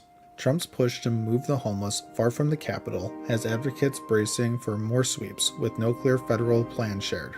From NBC News, D.C. Attorney General sues over Trump's hostile takeover of local police. D.C. Attorney General Brian Schwalb is suing the Trump administration, challenging its federal takeover of the city's police force. Trump's executive order and AG Pam Bondi's move to replace D.C.'s police chief are called an abuse of power under the Home Rule Act. Schwalb argues the takeover threatens D.C.'s self-governance, putting the safety of 700,000 residents and visitors at risk. The lawsuit claims Trump's actions exceed temporary emergency powers, marking the gravest threat to D.C.'s autonomy ever. From The Guardian, Barack Obama praises Texas Democrats' fight as they signal return to state. Texas Democrats, backed by Barack Obama, are fighting a Republican plan to redraw congressional maps and add 5 GOP seats. Obama praised the Dems' courage for fleeing the state to block a quorum, inspiring action in California to counter gerrymandering. With Governor Abbott vowing more special sessions, Dems plan to return, building a legal case against the map as unconstitutional. California's Gavin Newsom is pushing back with a new map to add Democratic seats, escalating the redistricting battle nationwide. From USA Today, live updates. Russia predicts marathon Trump-Putin-Alaska summit. President Trump is headed to Alaska for a high-stakes summit with Russia's Vladimir Putin to push for peace in Ukraine. Putin hints at a new nuclear arms deal, while the Kremlin predicts marathon talks, but Trump says he'll know in minutes if a deal's possible. Held at a U.S. military base, the summit excludes Ukraine's Zelensky, who rejects territorial concessions, raising tensions. With Trump threatening sanctions and Putin escalating attacks, the world watches to see if peace is possible. From The Federalist, bombshell DNI emails expose fraud that sabotaged a 2018 Trump-Putin summit. DNI Tulsi Gabbard dropped bombshell emails showing the 2016 DNC hack narrative was pushed to sabotage Trump's 2018 Putin summit. Then DNI James Clapper ignored NSA doubts, forcing a false Russia hack story to undermine Trump's election and diplomacy. The narrative fueled Mueller's indictment of 12 Russians designed to disrupt the Helsinki summit despite no evidence of a hack. Gabbard's release vindicates Trump, clearing the way for his Alaska summit to focus on Ukraine peace without past hoaxes. And as always, thank you for the like, comment, and subscription. From NBC News, Sean Combs' ex-assistant says he brainwashed her when he sent messages of support and love. In Diddy's sex trafficking trial, former assistant Mia testified for a third day alleging forced labor and sexual assault as part of a racketeering conspiracy charge. Defense lawyer Brian Steele questioned Mia's credibility, showing 2018 to 2020 texts expressing affection for Diddy. Mia claimed she was brainwashed, delaying her allegations. A juror appeared skeptical, while prosecutors raised concerns after Mia's face was briefly shown in court, violating the judge's order. Testimony also touched on Diddy's alleged hotel damages under aliases, with more witnesses expected soon. From ABC News, Trump's funding bill runs into Senate GOP fiscal hawks. President Trump's One Big Beautiful Bill Act, aiming to cut $1.5 trillion in spending, faces resistance from Senate GOP fiscal hawks like Rand Paul. The bill could add $3.1 trillion to the $37 trillion national debt, prompting demands for deeper cuts and concerns over a $4 trillion debt ceiling hike. Paul calls the cuts wimpy, while Trump warns opponents risk voter backlash. Senate moderates want to protect social programs. With a tight deadline, can the Senate and House agree before July 4th? From CNN, stabbing attack at Oregon homeless shelter sends 11 people to hospital, man in custody. A man armed with an 8-inch knife attacked a Salem homeless shelter, injuring 12 people, including 2 staff members. The suspect, Tony Williams, was arrested nearby after stabbing people inside and outside the Union Gospel Mission on Sunday night. 5 victims remain hospitalized with serious injuries. Police say the attack wasn't specifically targeting the homeless. The shelter is now reviewing safety measures after this shocking violence. From Fox News, suspicious incendiary device found near Blue Ridge Parkway prompts evacuation. National Park Service rangers found a suspicious incendiary device near Asheville, North Carolina on Sunday, prompting an evacuation. The Asheville Police Bomb Squad and FBI safely removed the device near the Folk Art Center, closing part of the parkway. No threats remain, but the NPS is investigating the improvised incendiary device found in the dirt. Authorities are seeking public tips to uncover who's behind this incident. From the BBC, how Ukraine carried out daring spiderweb attack on Russian bombers. Ukraine's spiderweb operation saw 117 drones strike Russian air bases, targeting nuclear-capable bombers in a massive attack. Drones were smuggled in wooden cabins on trucks launched remotely near airfields across 5 Russian regions. Ukraine claims 41 bombers hit, with at least 13 destroyed. Russia confirms damage but says some attacks were repelled. President Zelensky hailed the 18-month planned operation as a historic blow to Russia's Air Force. From The Guardian, suspect charged with federal hate crime and attack on Colorado rally for Israeli hostages. Mohammed Solomon, 45, faces federal hate crime charges for attacking a rally for Israeli hostages in Boulder with a flamethrower and Molotov cocktails. 12 people were injured, including a Holocaust survivor, during the Sunday attack. Solomon allegedly shouted, "Free Palestine." The FBI calls it a targeted act of terrorism. Solomon confessed that he'd do it again, per authorities. Facing life in prison, Solomon's court appearance is set for Monday. From CNN, a new TikTok app may be coming. Here's what we know so far. TikTok's US future is uncertain, as a new app could replace it by September 5th, changing how 170 million Americans use the platform. ByteDance, TikTok's China-based parent, faces a US ban unless it sells, but China may block sharing TikTok's algorithm, forcing a new US-only version. The current app might vanish from US stores, with user profiles and content transfer posing challenges, possibly isolating American users. President Trump claims a buyer is ready, but will a deal meet legal requirements? The clock's ticking for TikTok's future. From Fox News, federal judge deems former Chicago alderman accused of bribery unfit for trial. A federal judge ruled 76-year-old former Chicago alderman Carrie Austin unfit for trial due to severe health issues. Austin, indicted in 2021 for bribery and lying to the FBI, allegedly took home improvements to favor a $49.6 million development project.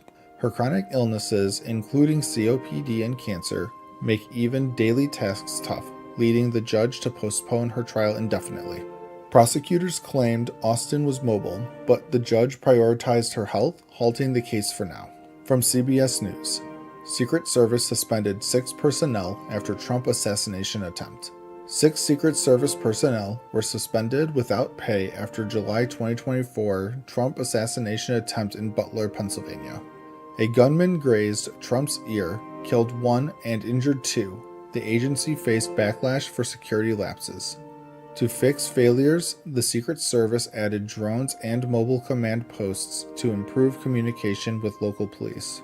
A bipartisan report called the incident preventable, citing poor training and leadership. No one was fired, but reforms are underway. From the Washington Post, Supreme Court refuses to allow Florida to enforce new immigration law. The Supreme Court stopped Florida from enforcing a law that jails undocumented migrants for entering the state. Signed by Governor DeSantis, the law was challenged for overriding federal immigration powers, joining similar blocked laws in other states. Critics say it violates the Constitution, while Florida claims it fights illegal immigration's harms like trafficking. Lower courts halted the law, and the Supreme Court's order keeps it on hold as legal battles continue. From NBC News, judge blocks Trump's order restricting birthright citizenship. A New Hampshire judge blocked Trump's order to limit birthright citizenship, protecting babies nationwide.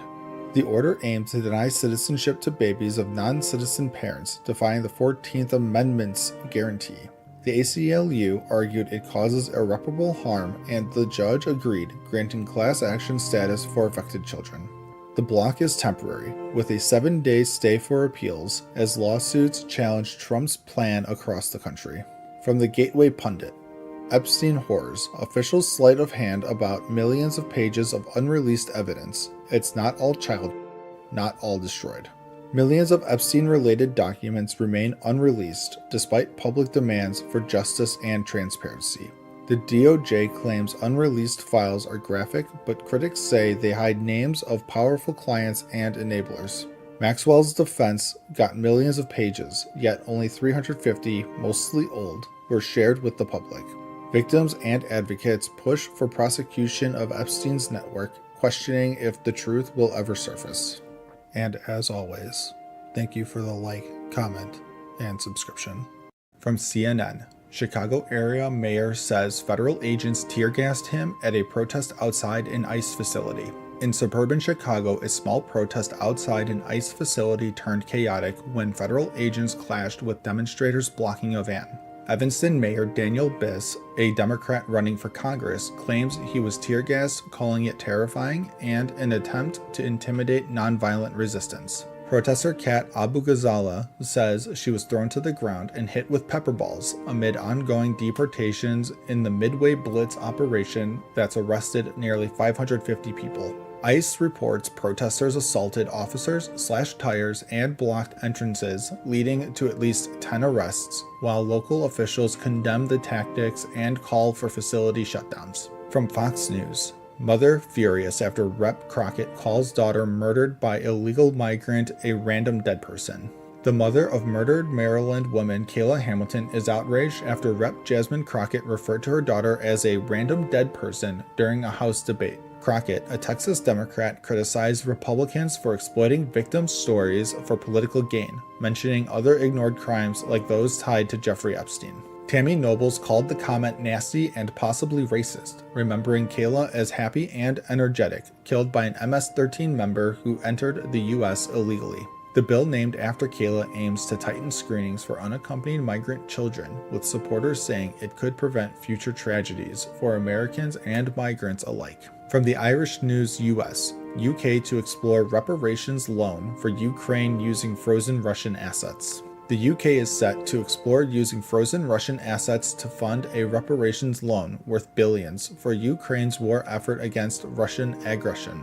Chancellor Rachel Reeves will announce plans at a European meeting emphasizing options that comply with international law while supporting Ukraine's security. This follows EU suggestions to back loans with profits from frozen assets, avoiding direct confiscation that some fear could breach laws. The UK has already committed £21.8 billion in aid and frozen £25 billion in Russian assets, with calls from some to seize them outright for Ukraine. From Law and Crime, they knew exactly what they were doing. Florida men went on a hunt and killed 4-year-old girl in hail of gunfire. 5 Florida men have been convicted of first-degree murder in the 2021 drive-by shooting that killed 4-year-old Suni Bell in Tampa. Suni was in a car with her family when 3 vehicles pursued them, firing dozens of shots in what prosecutors called a targeted hunt.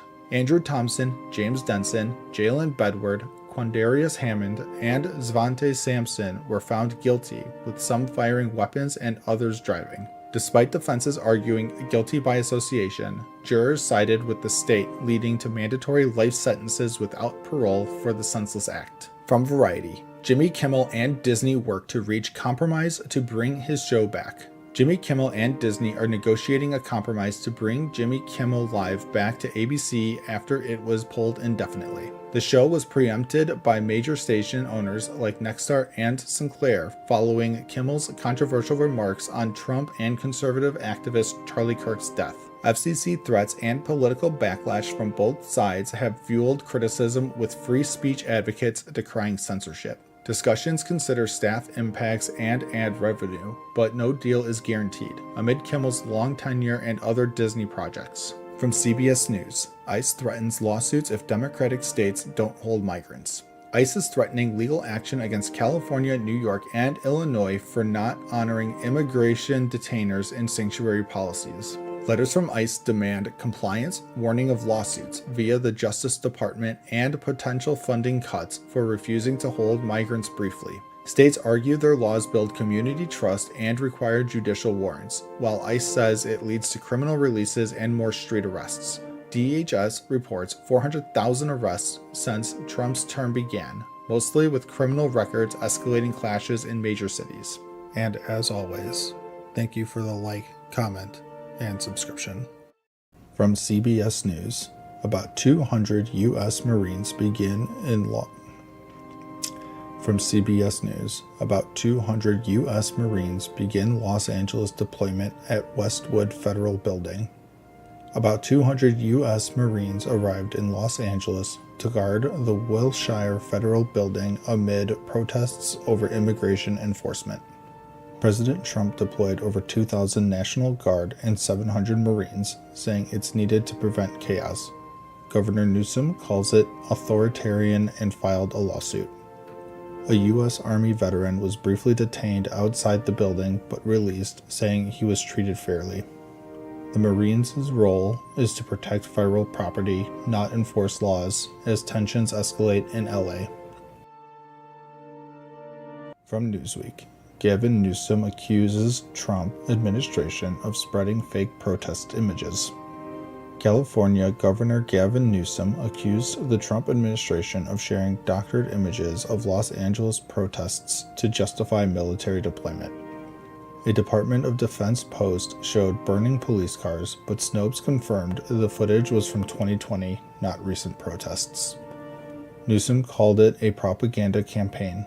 The Pentagon countered that Newsom has failed to maintain order in LA. As protests over immigration enforcement grow, misleading videos online are inflaming tensions nationwide. From Fox News, Trump's military parade honoring Army's founding threatened by protests, thunderstorms. President Trump's parade in D.C. celebrates the U.S. Army's 250th anniversary, featuring 6,600 soldiers, tanks, and a flyover. The No Kings movement plans protests nationwide against Trump's immigration policies, though not directly in D.C. Thunderstorms are forecast threatening the event, which also marks Trump's birthday and Flag Day. Trump warned that violent protests will face very heavy force as tensions rise across the U.S. From CNN, Israel attacked 3 key Iranian nuclear facilities. Did it strike a decisive blow? Israel launched strikes on Iran's Natanz, Isfahan, and Fordow nuclear sites, aiming to disrupt its nuclear program. Natanz suffered major damage, with power to underground centrifuges cut. Iran claims limited impact and no contamination risk. Israel says the strikes hit key targets, but Fordow, a fortified site, was largely unaffected. The strikes killed 9 experts. The full impact on Iran's nuclear ambitions remain unclear. From The Guardian, Democratic lawmaker killed and another wounded in Minnesota in politically motivated attacks. Minnesota State Rep. Melissa Hortman and her husband were killed in a suspected politically motivated shooting. The gunman posing as a police officer escaped. A list of targeted lawmakers was found in his vehicle. State Senator John Hoffman and his wife were also shot but survived. Both are recovering. Governor Walz called it an attack on democracy. Police are hunting the suspect as protests loom. From the Gateway Pundit, insurrection in plain sight. The left's orchestrated No Kings riots are a Marxist revolution, and GOP leadership allows it to happen. Some claim the No Kings protests are a Marxist insurgency timed to disrupt Trump's army parade. Online posts suggest coordinated efforts, citing judges and lawmakers echoing No Kings themes. Critics point to Democrats' silence or defiance as evidence of a revolutionary agenda. Supporters urge Trump to act decisively, warning the protests aim to derail his administration. From CNN, Trump files $15 billion defamation lawsuit against the New York Times. President Trump has launched a massive $15 billion defamation lawsuit against the New York Times, calling it a Democratic mouthpiece. The suit targets the Times, Penguin Random House, and reporters over a book claiming Trump squandered his fortune and fake success. Experts say it's a strategy to silence critics, but the Times vows to fight, citing no merit and First Amendment protections. Trump hails it as restoring journalism integrity amid past settlements with other outlets like ABC and CBS. From Fox News, Jonathan Isaac's new sneakers suddenly mirror Charlie Kirk's message after assassination. NBA star Jonathan Isaac is dropping his Judah 2 sneakers, featuring 6 Bible verses to promote bold Christian expression. After befriending Charlie Kirk, Isaac says the shoes now echo Kirk's message of unity for believers and patriots. Kirk's tragic assassination hits hard, but Isaac remembers him as a respectful debater who encouraged open discourse. The sold-out Judah 1 inspired an upgrade. Verses like Mighty Warrior to motivate wearers in life and games. From Business Insider, Adidas, Walmart, Home Depot, and other major brands say that Trump's tariffs are pushing them to raise prices. Trump's tariffs are forcing big brands like Adidas, Walmart, and Home Depot to hike prices on everything from shoes to tools. Adidas predicts a $218 million hit, passing costs from Vietnam and Indonesia imports to U.S. shoppers. Walmart warns of unavoidable increases, while Best Buy and Nike plan surgical hikes on electronics and apparel. From cars at Ford to luxury like Ferrari, companies say uncertainty means consumers will feel the pinch soon. From The Guardian, judge dismisses 2 top charges against Luigi Mangione in United Healthcare CEO shooting. A judge dismissed first and second degree murder terrorism charges against Luigi Mangione in the United Healthcare CEO shooting. Evidence was insufficient for terrorism, but Mangione still faces second degree murder and federal charges. The ruling rejects double jeopardy claims amid politicized debates linking to Charlie Kirk's assassination. Prosecutors push forward. The case has sparked healthcare debates, with Trump seeking the death penalty federally. From USA Today, as shutdown deadline nears, Democrats have rare leverage over Trump. They're digging in. With funding expiring October 1st, Democrats are leveraging Senate rules to demand concessions from Republicans and Trump. Key issues: reversing Medicaid cuts and extending Obamacare subsidies to prevent premium hikes for millions. A shutdown would furlough workers, close parks, but essential services continue. Both sides blame the other. Amid Kirk assassination fears, extra security funding is proposed, but Democrats hold firm for healthcare wins. From The Independent, MTG calls for a national divorce and for left-leaners to split from the conservatives in wake of Charlie Kirk shooting. In the wake of conservative activist Charlie Kirk's shocking assassination at a Utah University event, Rep. Marjorie Taylor Greene dropped a bombshell on X, calling for a peaceful national divorce between red and blue America. Greene says the U.S. is too far gone and divided, claiming the left's celebration of Kirk's death proves there's nothing left to talk about. Both parties have condemned the violence, with companies firing staff for hateful posts. The 31-year-old Kirk was gunned down publicly. Suspect Tyler Robinson, 22, hails from a Republican family with no party ties. Vice President J.D. Vance echoed the divide, blaming left-wing extremism and citing stats on violence, though research shows right-wing attacks have claimed more lives. Greene urged faith over politics, warning Republicans to protect families amid the rift. As shockwaves ripple, is this the end of unity?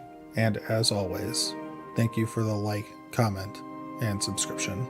From Go Banking Rates, Trump said he would end inflation on day one of his presidency. See where we stand now. President Trump promised to end inflation on day one. Let's see where we stand 8 months in.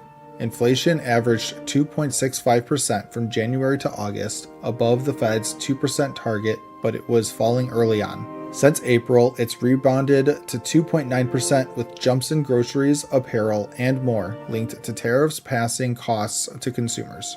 August saw the biggest monthly rise in prices since December, sparking debate on policy impacts. And as always, thank you for the like, comment, and subscription. From Fox News, Department of Education launches investigation into Duke University over alleged racial preferences. The Department of Education is probing Duke Law Journal's editor selection, where affinity group applicants could earn extra points for discussing race. The Office for Civil Rights says this may violate Title VI, sparking a federal investigation into Duke's practices. Secretary McMahon calls such policies an affront to meritocracy, urging Duke to review and reform all racial preference practices.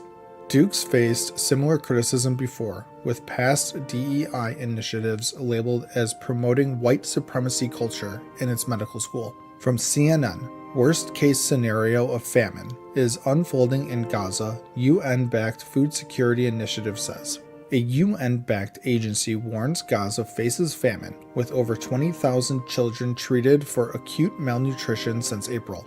Conflict and restricted aid have led to hunger-related deaths, with famine thresholds met in parts of Gaza City. President Trump acknowledged Gaza's real starvation, pledging U.S. food centers as Israel faces pressure to allow more aid. Gaza's death toll exceeds 60,000, with ceasefire hopes fading and international calls for humanitarian action growing louder. From CBS News, Gunman in New York City office shooting tried to target NFL mayor says. A gunman, Shane Tamura, killed 4 in a Midtown Manhattan office intending to target NFL headquarters but hitting Rudin management instead. Tamura's note blamed the NFL for his believed CTE, a brain injury from his high school football days. Mayor Adams said Tamura took the wrong elevator, leading to the tragic shooting, including the death of an NYPD officer. With a history of mental health issues, Tamura's rampage has sparked debate over gun laws and workplace safety. From USA Today, Trump's working trip to Scotland includes opening a new golf course. President Trump opened a new 18-hole golf course in Aberdeen, Scotland, touting it as a global golf destination. The trip mixed business with diplomacy, hosting UK Prime Minister Keir Starmer to discuss trade and Gaza's humanitarian crisis. Trump's family joined on Air Force One, raising ethical concerns about profiting from his presidency via the Trump Organization. While Trump claims locals now love him, some neighbors still resent his developments, reopening old community tensions. From the Gateway Pundit, Trump's former impeachment lawyer David Schoen flips the script, uses Democrats' own argument to prove Obama can still be impeached, stripped of immunity, and indicted for his crimes. Trump's former lawyer David Schoen says Barack Obama could face impeachment over the Russia collusion hoax using Democrats' own logic. Citing Article 1, Section 3, Clause 7, Schoen argues ex-presidents can be impeached, stripping immunity for alleged crimes. Newly declassified documents allegedly showing Obama orchestrated the Russia probe, fueling calls for accountability. Democrats' impeachment tactics against Trump could now backfire, potentially exposing Obama to legal consequences. From the Associated Press, what Americans think about Israel's military action in Gaza, according to a new Gallup poll. A Gallup poll shows only 1/3 of Americans now support Israel's military actions in Gaza, down from half last year. Half of U.S. adults view Prime Minister Netanyahu unfavorably, his lowest rating ever, driven by Democrats and independents. Young adults and Democrats increasingly disapprove, while Republicans remain supportive of Israel's campaign. Trump faces less pressure than Biden did, with 8 in 10 Republicans backing his Middle East approach. And as always, thank you for the like, comment, and subscription. From CNN, Russia launches second biggest air assault of Ukraine war, killing 19 and damaging EU building. Russia unleashed its second largest air assault on Ukraine since the invasion began, bombarding Kiev overnight with 598 drones and 31 missiles. The attack killed 19 people, including 4 children, and damaged EU and British Council buildings, prompting diplomatic summons from multiple countries.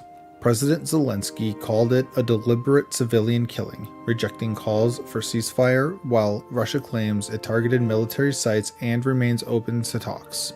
Survivors shared harrowing stories, like a man searching for his missing wife amid destroyed homes, as Kiev declares a day of mourning. From Fox News, U.S. agencies distance themselves from Chinese-founded PDF software. Foxit, a PDF software company founded in China, has been used by various U.S. agencies, but scrutiny over its ties prompted changes.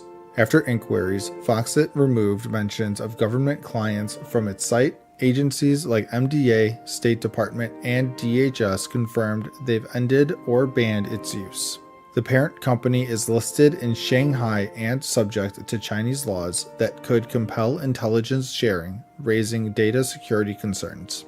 Experts warn even routine data could be valuable to adversaries, comparing it to TikTok's structure as Foxit expands globally. From The Independent, Trump team has fined immigrants who didn't self-deport $6 billion, and now it's coming to collect. The Trump administration has issued over 21,500 fines totaling $6 billion to immigrants ignoring deportation orders up to $1,000 daily. DHS offers self-deportation incentives like $1,000 aid and free flights via an app, waiving fines, but critics call it misleading due to re-entry bans. Now collecting via lawsuits, debt agencies, and IRS reporting, treating unpaid fines as taxable income, affecting low-wage workers. Stories include a Honduran mother facing $2 million in fines. The policy revokes statuses for millions, expanding deportation targets. From the Daily Beast, Hot Mike catches Republicans saying Trump is in the Epstein files. At a GOP meeting, Rep. Mike Collins was caught on Hot Mic saying he believes Trump is in the Epstein files. Collins claims Trump reported Epstein to the FBI and kicked him out of Mar-a-Lago, insisting no wrongdoing but supporting release. His spokesman called it a nothing burger, echoing White House denials of reports that Trump was briefed on his mention in the files. Released files were heavily redacted with no major revelations. Musk once claimed Trump was in them, but Trump dismissed it as old news. From USA Today, Cracker Barrel to return to old-timer logo after Trump customer backlash. Cracker Barrel unveiled a simplified new logo with its fall menu, but faced immediate backlash from customers and politicians. Fans called it too modern, like a Denny's with a gift shop. Stock dropped 7% as complaints poured in. President Trump criticized the change on Truth Social. The company listened and announced a return to the classic old-timer logo. The decision drew praise, with stock rising over 9%. Cracker Barrel thanked guests for their passion and commitment to tradition. From the Western Journal, armed Chicago area mom refuses to become a statistic, takes matters into her own hands during home invasion.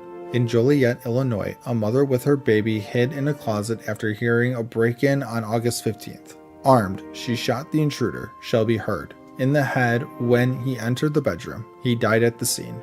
Hurd, 36, was on parole for burglaries, with a history of convictions including felon in possession of a weapon. Despite Illinois' strict gun laws, the mother's actions highlight self-defense. An investigation is ongoing amid Chicago area crime concerns. And as always, thank you for the like, comment, and subscription. From CNN, Venezuela's Maduro wrote to Trump after U.S. strike on alleged drug boat. Venezuelan President Nicolas Maduro sent a letter to Donald Trump just days after a U.S. strike on a boat accused of drug trafficking, killing 11 Venezuelans. In the letter, Maduro denies any involvement in narco-trafficking, calls the claims fake news, and offers direct talks with U.S. envoy Richard Grenell. The U.S. has accused Maduro of ties to cartels and deployed warships to combat drugs, while Venezuela responds with military exercises and claims of regime change attempts. Maduro shares data claiming Venezuela is drug-free and invites dialogue for peace. Trump says, "We'll see what happens." From Fox News, teen who sacrificed his life stopping school shooter could be declared a saint by Catholic Church. In 2019, 18-year-old Kendrick Castillo charged a school shooter at STEM school Highlands Ranch, sacrificing his life to save classmates. His heroic act helped subdue the attackers, preventing more deaths. Now, the Catholic Church is considering him for sainthood under the offering of